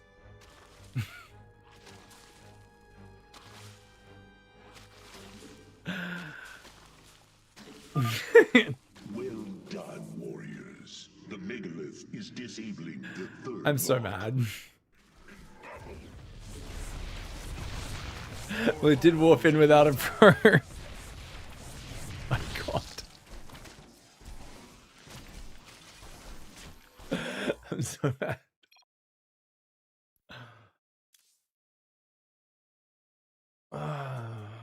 The AI clearly mana borrowed a ling underneath the corner of the Nexus in cannon range, but my cannies can't see it, of course. Oh my god. Yeah. Join me. Fucking Oh my god, this mission's pissing me off, guys. Be right back. Ready for pickup? Talk to me, boss. Where's the hot action? Don't got a whole lot of love. It's go time. Loud and clear. Light flight's here. Here's your stop. Understood. I heard that. Oh, micro! Guys. Oi guys, don't forget to subscribe so I can afford a couple Fosters. I'm getting thirsty, and you know I can't live every day without a Foster's in my hand. Also, don't know if you guys have heard, grocery costs have gone up, and every day I gotta toss a shrimp on the barbie. It just costs me too much. So I can't afford me Fosters and me shrimp on the barbie unless you guys donate me some dollary dues. Yes, please. Hit me some of those donations. Did you guys know I'm sending $200 to the winner of this tournament no matter what? That's right. And I'm going to lose money like I do most weeks, especially because I haven't been able to commentate these ones live in 2 out of the last 4 ones in the last month. So if you guys want to help minimize my losses and toss a few shrimps on me barbie, don't forget to use that ! tip button in the Twitch chat, and it's in the linked comment on YouTube. Help support the tournament so I can keep on running these. Thank you very much. Alongside Stegosaurus, of course. Absolute bloody legend that he is. Oh, you know, I get so hard when I see Clem play on the stage. My baguette just gets so stiff. It's like it's not even 2 weeks old. You know when you leave your baguette for like 3 weeks and it just gets so crusty? That's when I see Clem playing Terran. That Marine micro is insane, TKL. I mean, I don't know if you understand. It is a monumental stiffy we are talking about. Yeah, well, okay, I didn't really expect it to be that graphic, Funker, but you know, you're a passionate guy. We're all excited here. We've been looking forward to this event, pouring our hearts and souls into it, so let's just roll with this and not talk too much more about your crunchy old baguette, because we got Cyril and Hero coming up in a second, man. It's gonna be a fight. I think it's because on most maps you can usually just never let them get a 4th base.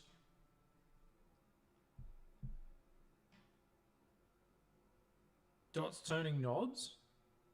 She's playing with my titties. What are you doing? Oi!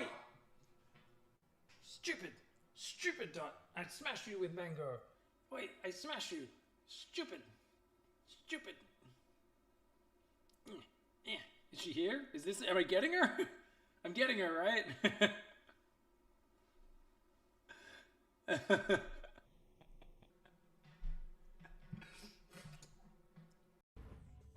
With that depot timing? Oh my god. Okay, guys. 3,800. He's almost 4K, guys. I just want to remind you, this player is 4K. Activillain literally has the mechanics of a drunk lemur. The build orders of a mentally impinged doorknob. That's right. Not a regular doorknob. That's too much smarter than Activillain. That's not a fair comparison to the fucking doorknob.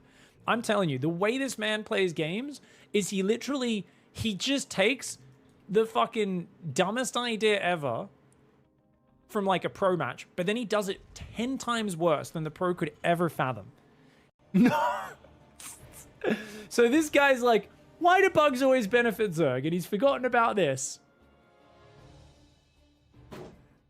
So what you could do is you could make a command center and load up to 5 bunkers inside.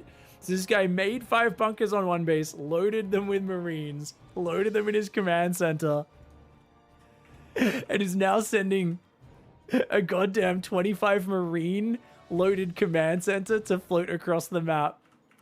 Look at its damage output. It's got 25 Marines inside it.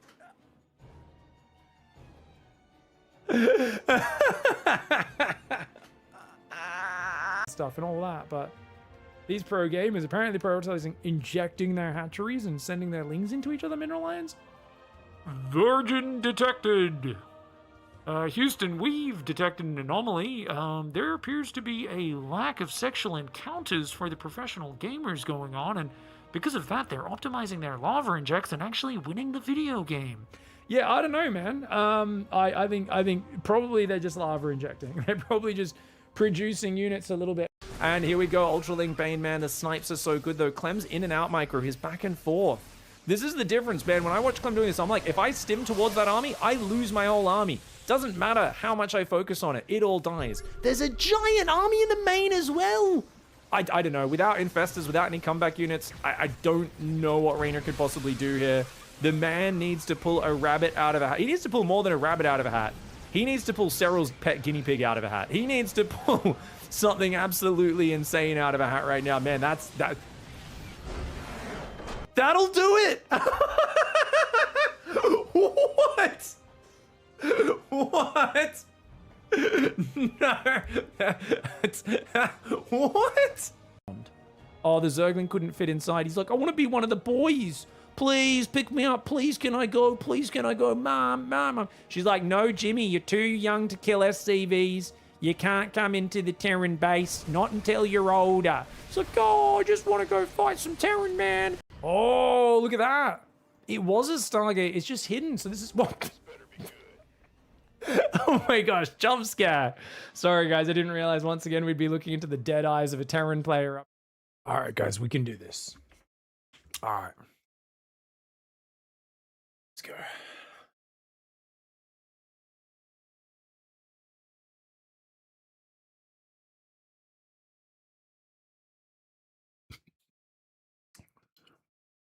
All right, guys. Let's go. Ooh, I think this is a little bit late.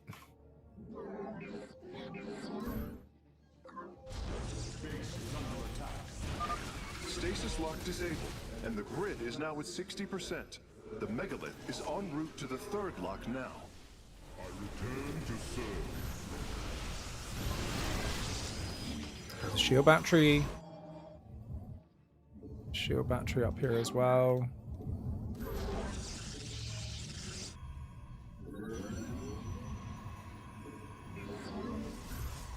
State that you record.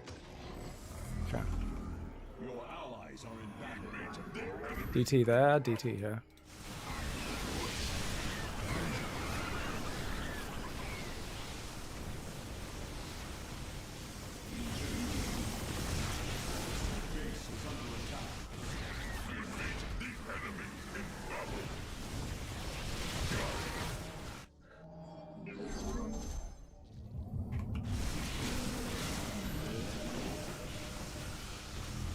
Not going to be able to warp in Phoenix for a little while.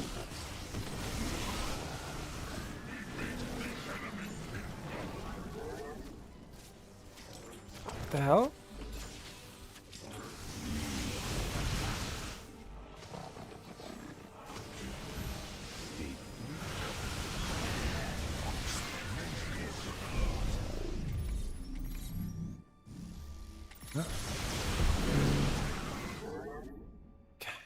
Got Immortals building.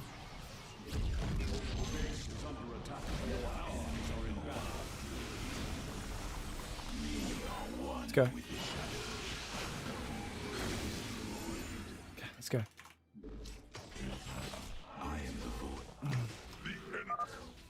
Well done, warriors. Okay, you guys go there. Disabling the third Go. lock.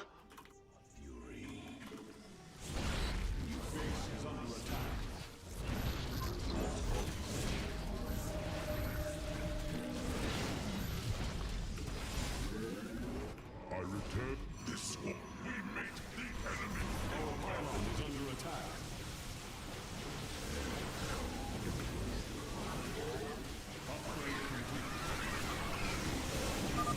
The first power core has been secured. Warping it aboard now. Our pylon is under attack.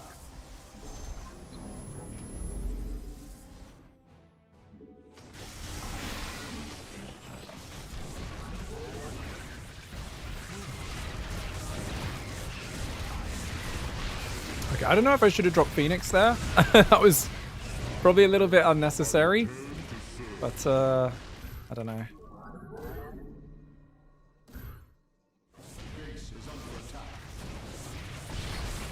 Should be a DT down there as well. Base is under attack. This lock is almost destabilized. The megalith will relocate shortly.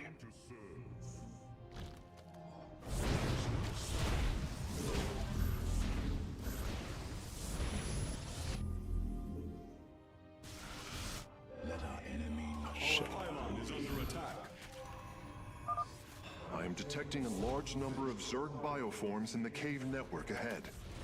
We can use the terrain to our advantage. Topple Can we? the rock formations near the entrance and seal the Zerg within the caves. The third lock has been disabled, and the megalith is on the move. My readout shows Cybros beginning to awaken from stasis. My army's just running off and dying, is it? No.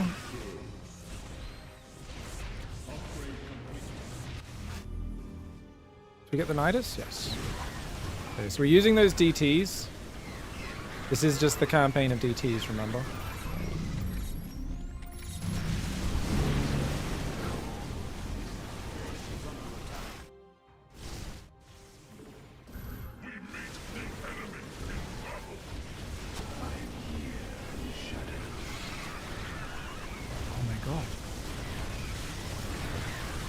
How am I meant to use the terrain? What am I supposed to do? What if the... Do I just have to blink in and click on it in the middle of I'm sorry, blinking into 40 Hydras and Zerglings is not intuitive. Like, what am I... I think what happened is I'm busy dealing with the Nidus worms and the caves spawned 40,000 units because I'm not looking. It's like, I think at the moment I aggro into this canyon, I basically need to like rush through instantly and kill the things. So unlike before, where I'm meant to clear it ahead of time, I think this one I need to specifically wait for the model. I think it's just one of those things you just need to wait for the bloody thing to get in there. I think this is too late at this point. Let's just check this load. It's just an endless amount of units from all sides. Absolute nightmare of a mission, man. Detecting a large number of Zerg bioforms in the cave network Yeah. ahead. So let's just try and warp in some DTs. To our advantage. Topple the rock formations near the entrance and seal the Zerg within the caves. The third lock has been disabled, and the megalith is on the move. Okay. My readout shows Cybros beginning to awaken from stasis. Only 2 remain, Hierarch. I return to serve. Your probes upgrade. Your allies are intact.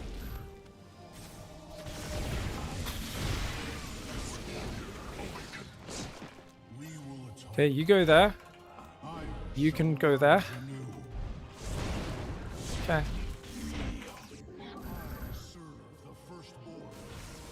No, no, you fucking idiots. Why is this? Just give me 2 seconds. Has any non-pro gamer finished this? I swear, this is like most ridiculous. Oh, I'm sure you can just change your loadout to make it much easier and memorize everything that happens, but Jesus Christ, is it friggin' hard.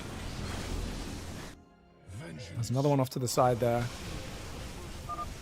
A significant number of Zerg have been detected in the caves ahead. Oh, of course, Exercise of caution. course. The units are rallying in the wrong direction now as well.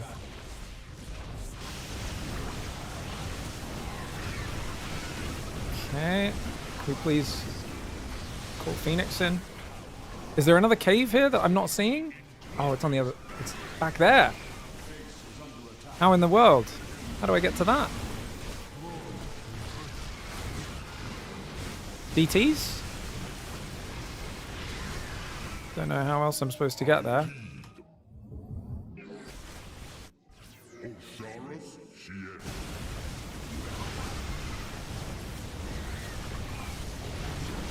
Move the Colossus up. Move the Colossus up. The Immortals are doing really good. Oh my god, that TT just got trapped. You're kidding me.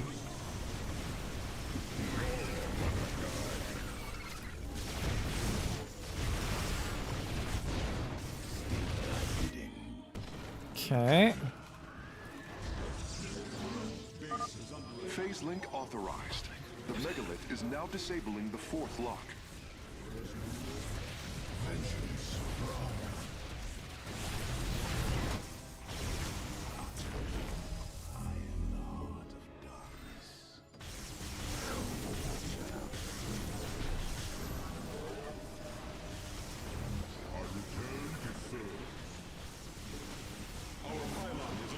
go here. You guys can go here. You guys can go there.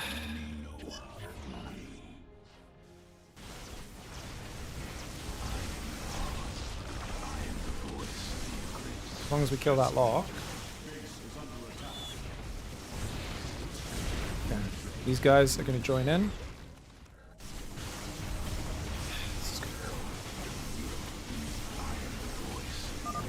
Both power cores have been obtained. I'll begin working on them immediately. Eclipse.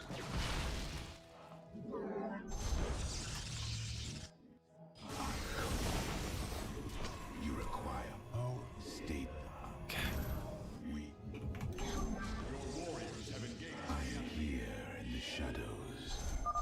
Lock destabilization is nearly finished. The megalith will disembark soon. Shit. I dropped him.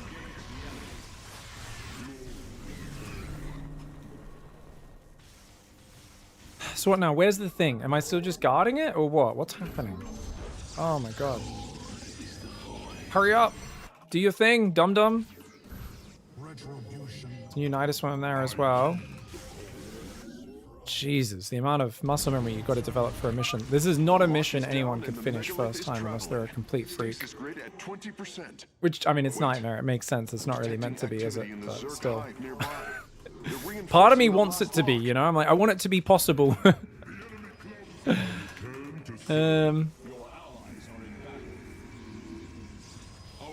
Whoa, he's already... What are you doing? Are you going up a cliff? Holy crap!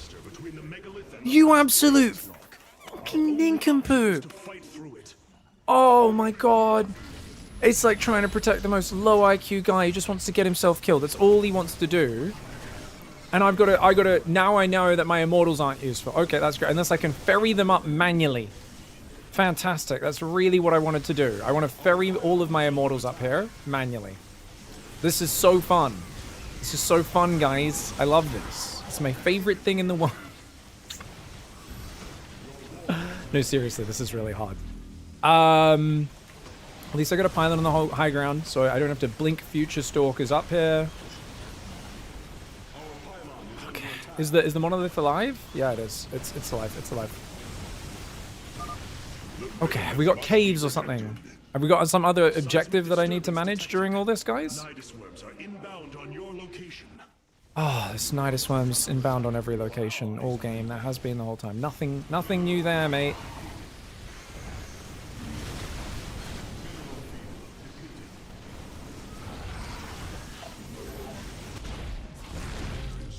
I don't even know if this is...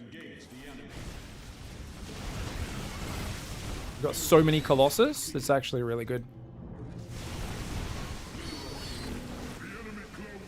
Have I done all the objectives? There's another one here. Right? Is that a bonus objective? Or have I already done them, guys? No, I've done all the bonus objectives. Okay. Defend the megalith.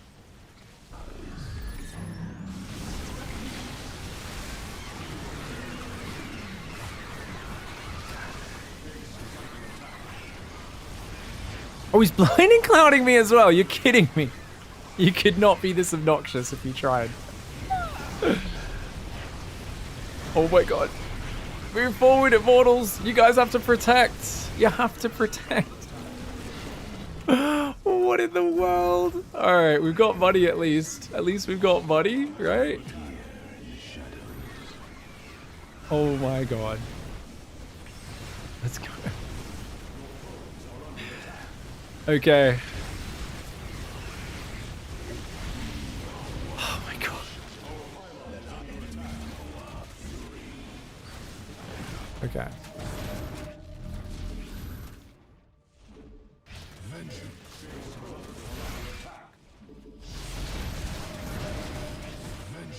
Okay. Well, as long as we protect that, I don't think we need to keep our base up, right? The final lock is destabilizing, and the grid is down. We've done it. Cybros is free from stasis. So the hard thing there is you get a very low economy, and you kind of need to be fighting from the very start of this mission. So you get a very low economy, which takes quite a bit of attention to build, but you also need to get to 5 Colossus as quickly as possible, so you have that critical mass of like 9 range damage to just gun things down, like all the light units from far away, and slowly chip your way through. And then you need to get the Immortals up. The Immortals were game changers. Once I had the Immortals in there, they could tank damage when the opponent got on top of me. They could clear the Roaches and the Ultras and do really well. And then you also need the DTs to clean up the Nidus Worms. Because I don't think it's possible to cover the Nidus Worms without just having a single DT I can just click on them. Because that made it much easier, right? And then I could kind of defend with DTs. We had Cannon Battery plus Nexus Overcharge in our main. And a few DTs warped in there that just kept resurrecting. And remember, they recharge their resurrection if they get a hit on an Ultralisk. And they were mostly only dying when an Ultralisk was hitting them. So we managed to do that. We killed 1,300 Zerg units, guys. We only owned 169. The kill-death ratio, absolutely off the chain. Only 71 Protoss units died. Megalith did tank a lot, 3,100 damage. But damn, that was stressful because it was just, here's a Nidus Worm, here's a Nidus Worm. By the way, I'm going to push through. And it would go quite close. It would go in Spore range. It would walk in Spine range. It was like, it was taking big damage. I definitely think the Energizer was key. Without the Energizer, I don't think the Immortals and the Colossus can like clear stuff fast enough. I think you just take way too long. Even though a Sentry could heal a Monolith, which would be good. If you have like 5-6 Sentries, one of them's always healing the Monolith, it will tank a lot of damage. But even then, I feel like you kind of just need to kill their stuff faster, because if you don't have critical mass damage, the Nidus Worms and the caves get out of control, and that's crazy. Pig, you should redo it and get both achievements as well, like a boss. Yeah. Nobody can get these achievements. They're not physically possible. These are designed in the base version of the game, and even in the base version, they're for like normal difficulty and stuff. You can usually do most achievements, if not all, on brutal, if you like, speedrun, memorize everything. But if anyone's actually able to, I mean, they don't count either way, right? Because you're using a modded campaign, so they wouldn't register. But if anyone is able to meet every condition of or even many of the conditions of the achievements on Nightmare, I would be so impressed. If you guys know anyone who's done it, link up a video. In my experience, the really funny thing is a lot of people telling me, oh, you're so funny how much you struggle. And yeah, I finally went and watched a bunch of Grant's videos playing them. And I got to say, guys, I know I already ranted about that earlier in this campaign, but the vindication I felt when I realized Grant was playing a much easier version of some of the missions, I was like, oh, he was playing the beta version, man. Probably Grant. LOL, he's insane. Yeah. There's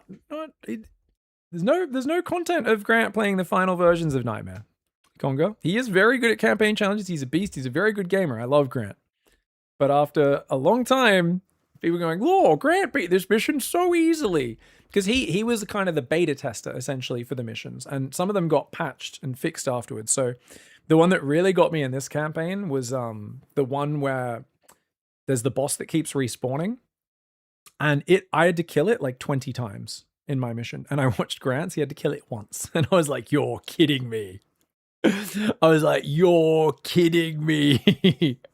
I was like, why is it not going and attacking him? It's just sitting at home. And for me, it's like joining every attack, this friggin' boss. And I'm like, oh, I kill it and it resurrects, and I kill it and it resurrects. And I'm like, oh my God, this mission's impossible. I've got like 20 Immortals trying to start a step back. It was insane. Which boss? The Mothership or the Leviathan? It's just a big hybrid. It's the resurrecting hybrid from the mission where you have Valerian is on one side and Raynor is on the other side. You get 2 allies. And yeah. And Valerian's kind of useless. His base is kind of crap, but Raynor's base is pretty good.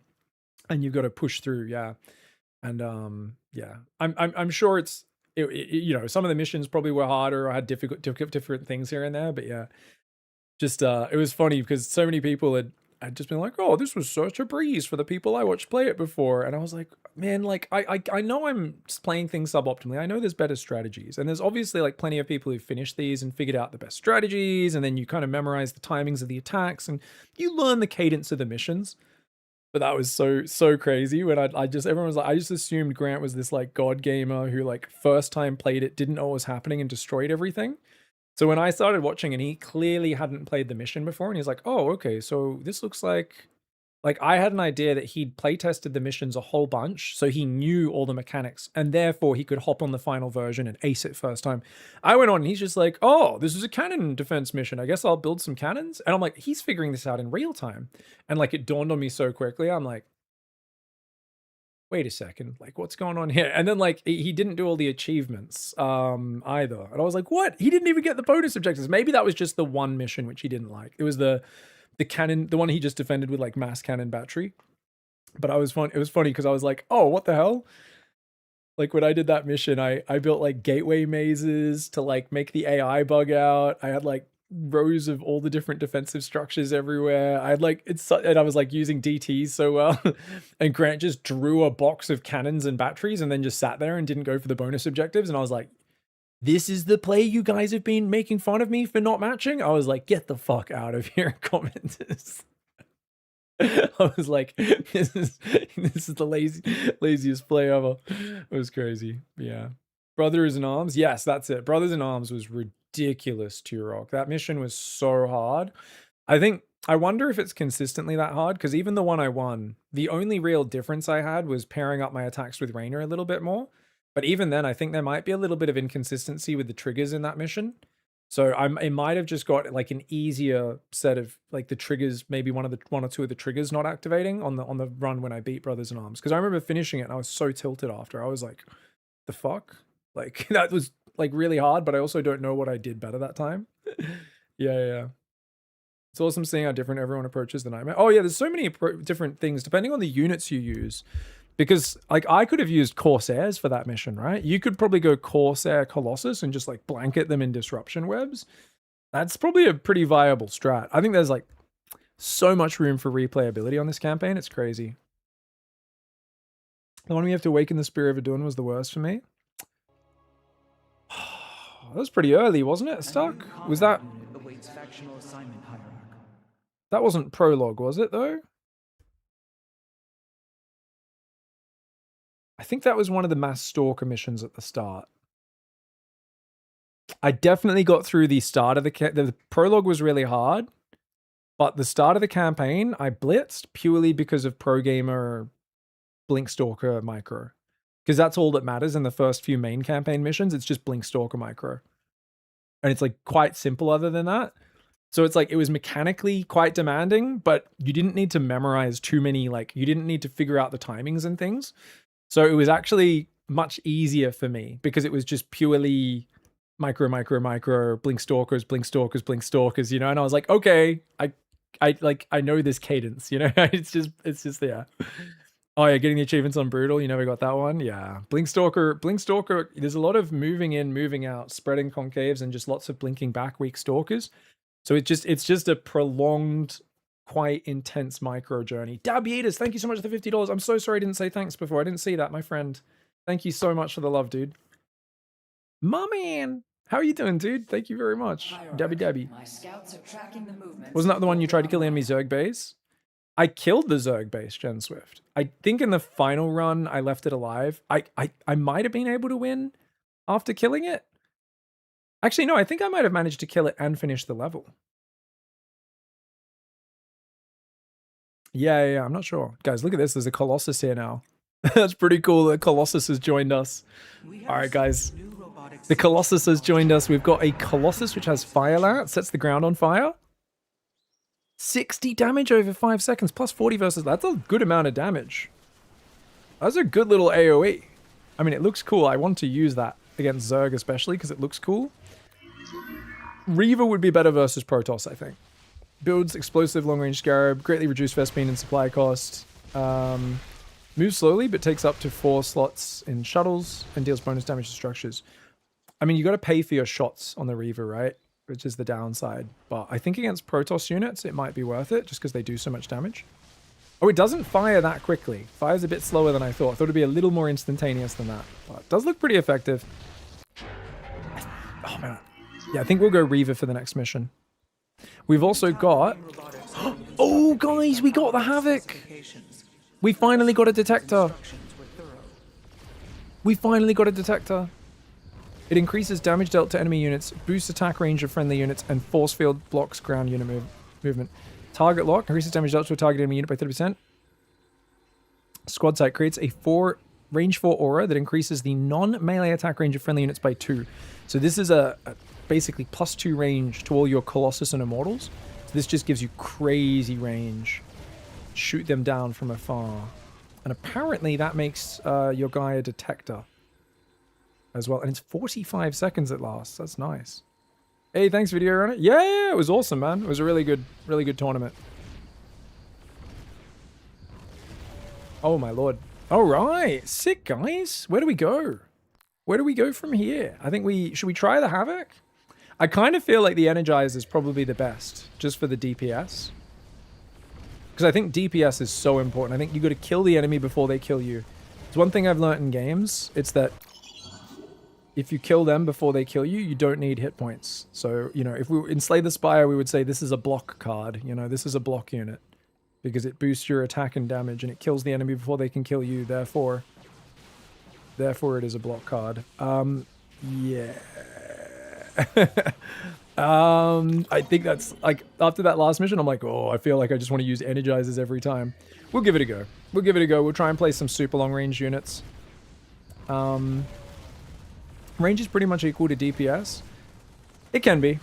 It depends. If the enemy's, like, spamming units on top of you, sometimes you need the actual raw damage per second. Especially if you're using, like, Colossus Immortal against pretty short range units, right? Because it feels like you're getting swarmed so constantly. It's, yeah, it's kind of interesting. I don't know. It feels sometimes like you actually need just the raw number to chop through the enemy units so quickly.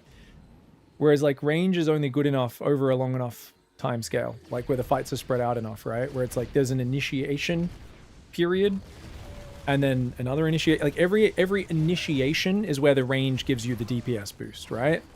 But if there's a constant stream of units, like there often is in Nightmare, you're just not getting as much benefit from range as you are from raw attack speed or damage output, if that makes sense. So it's going to be mission dependent, of course, map dependent, unit composition dependent. Like, this would be really good with Colossus, right? Extra range, but so is Energizer, and I think 9 range is already enough.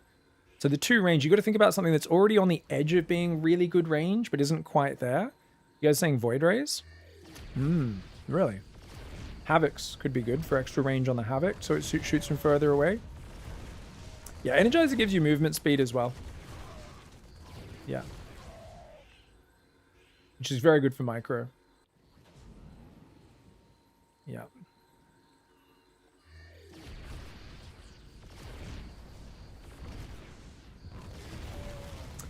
Oh, Turok says...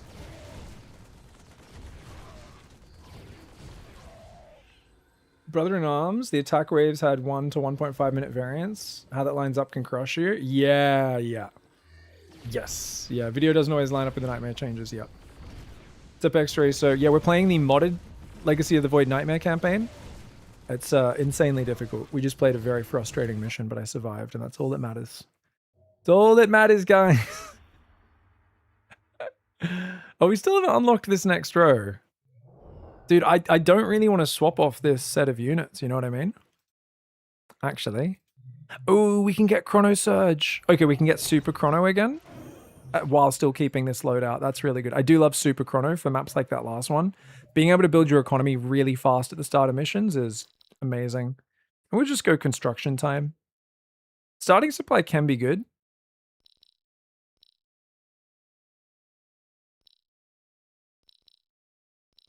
I think construction time is going to be best.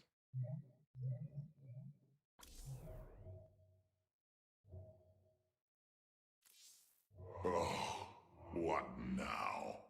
Oh, shut up, Edgelord.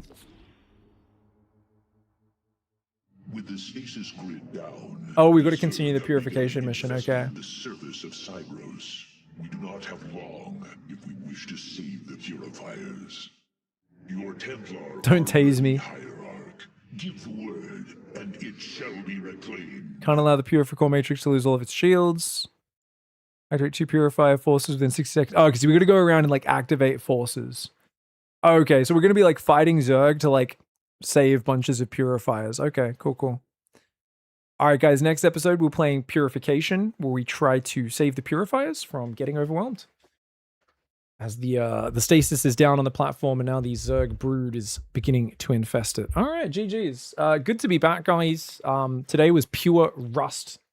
That's all it was. It was just us tearing the rust off. Next week we'll be back, and we'll actually try and hopefully have a bit more commentary and a bit more fun. Today was like, I was so grumpy. GG, well played though. See you guys next time. Hopefully the next one's a bit more of me not being so constantly frustrated, but you know, figuring out the problem solving a little bit faster and being a bit cleverer with the unit comp swaps and the tech swaps and that sort of thing. GG's, see you next time. Bye-bye. All right, that's hilarious.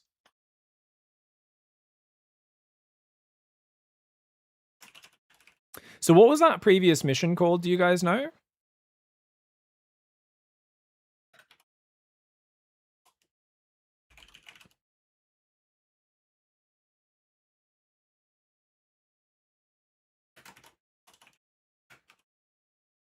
Big Dick Randy's return.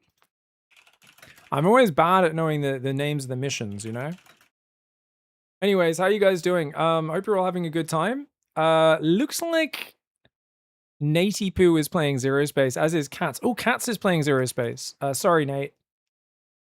Feel like Cat's our dev. Does he commentate a bit while he plays, guys? Because he should know how a lot of different things work, being a dev for the game. So I feel like he's the guy I want to watch. Kind of like if David Kim was streaming Battle Aces, I'd be like, fucking immediately tune in and try to figure out what he's doing, you know, because he's the guy who knows all the ins and outs. Looks like he's dominating this game. So he's playing Commando, plus he's got the Andari, what are they called, Stingers or something? I forget what they're called. Needlers. So he's fighting for the middle here, and he's protecting his rich flux drop, which I think he's really good at as like one of the most experienced players in the game. Commando dropping on top. Oh, he just ate. Oh, dude, he just ate a massive line shot. I mean, it's his barrier kind of protects it, so I guess it's not too bad. But yeah, I don't actually know how the barrier tech works on the Commando. If it just like recharges on its own or what. Just got him. Anyways, have some fun with Cats, guys. I think Cats is a really good guy to learn Zero Space from. And you can see he's kind of surrounded his bases with buildings to try and protect the workers from getting sniped. It's so interesting. The wall-offs in this game is just surrounding your bases with buildings, because buildings block projectiles and spells. So it stops them from targeting your work. So you're kind of like walling in your harvesters, essentially. Your harvesting points that can get sniped down by the opponent. Which is actually kind of funny. Ooh. Oh, 2 heroes coming in. Oh, no, that's Krager. Krager's pet goes down. Oh, that was a big experience gain from killing it. I think this mass expendable guys are not necessarily the best here, but who knows. Have a good night. See you guys later. Have fun with Cats. I'll be back on Zero Space probably the day after tomorrow. Day off tomorrow. We'll see you guys later. Much love. Bye-bye.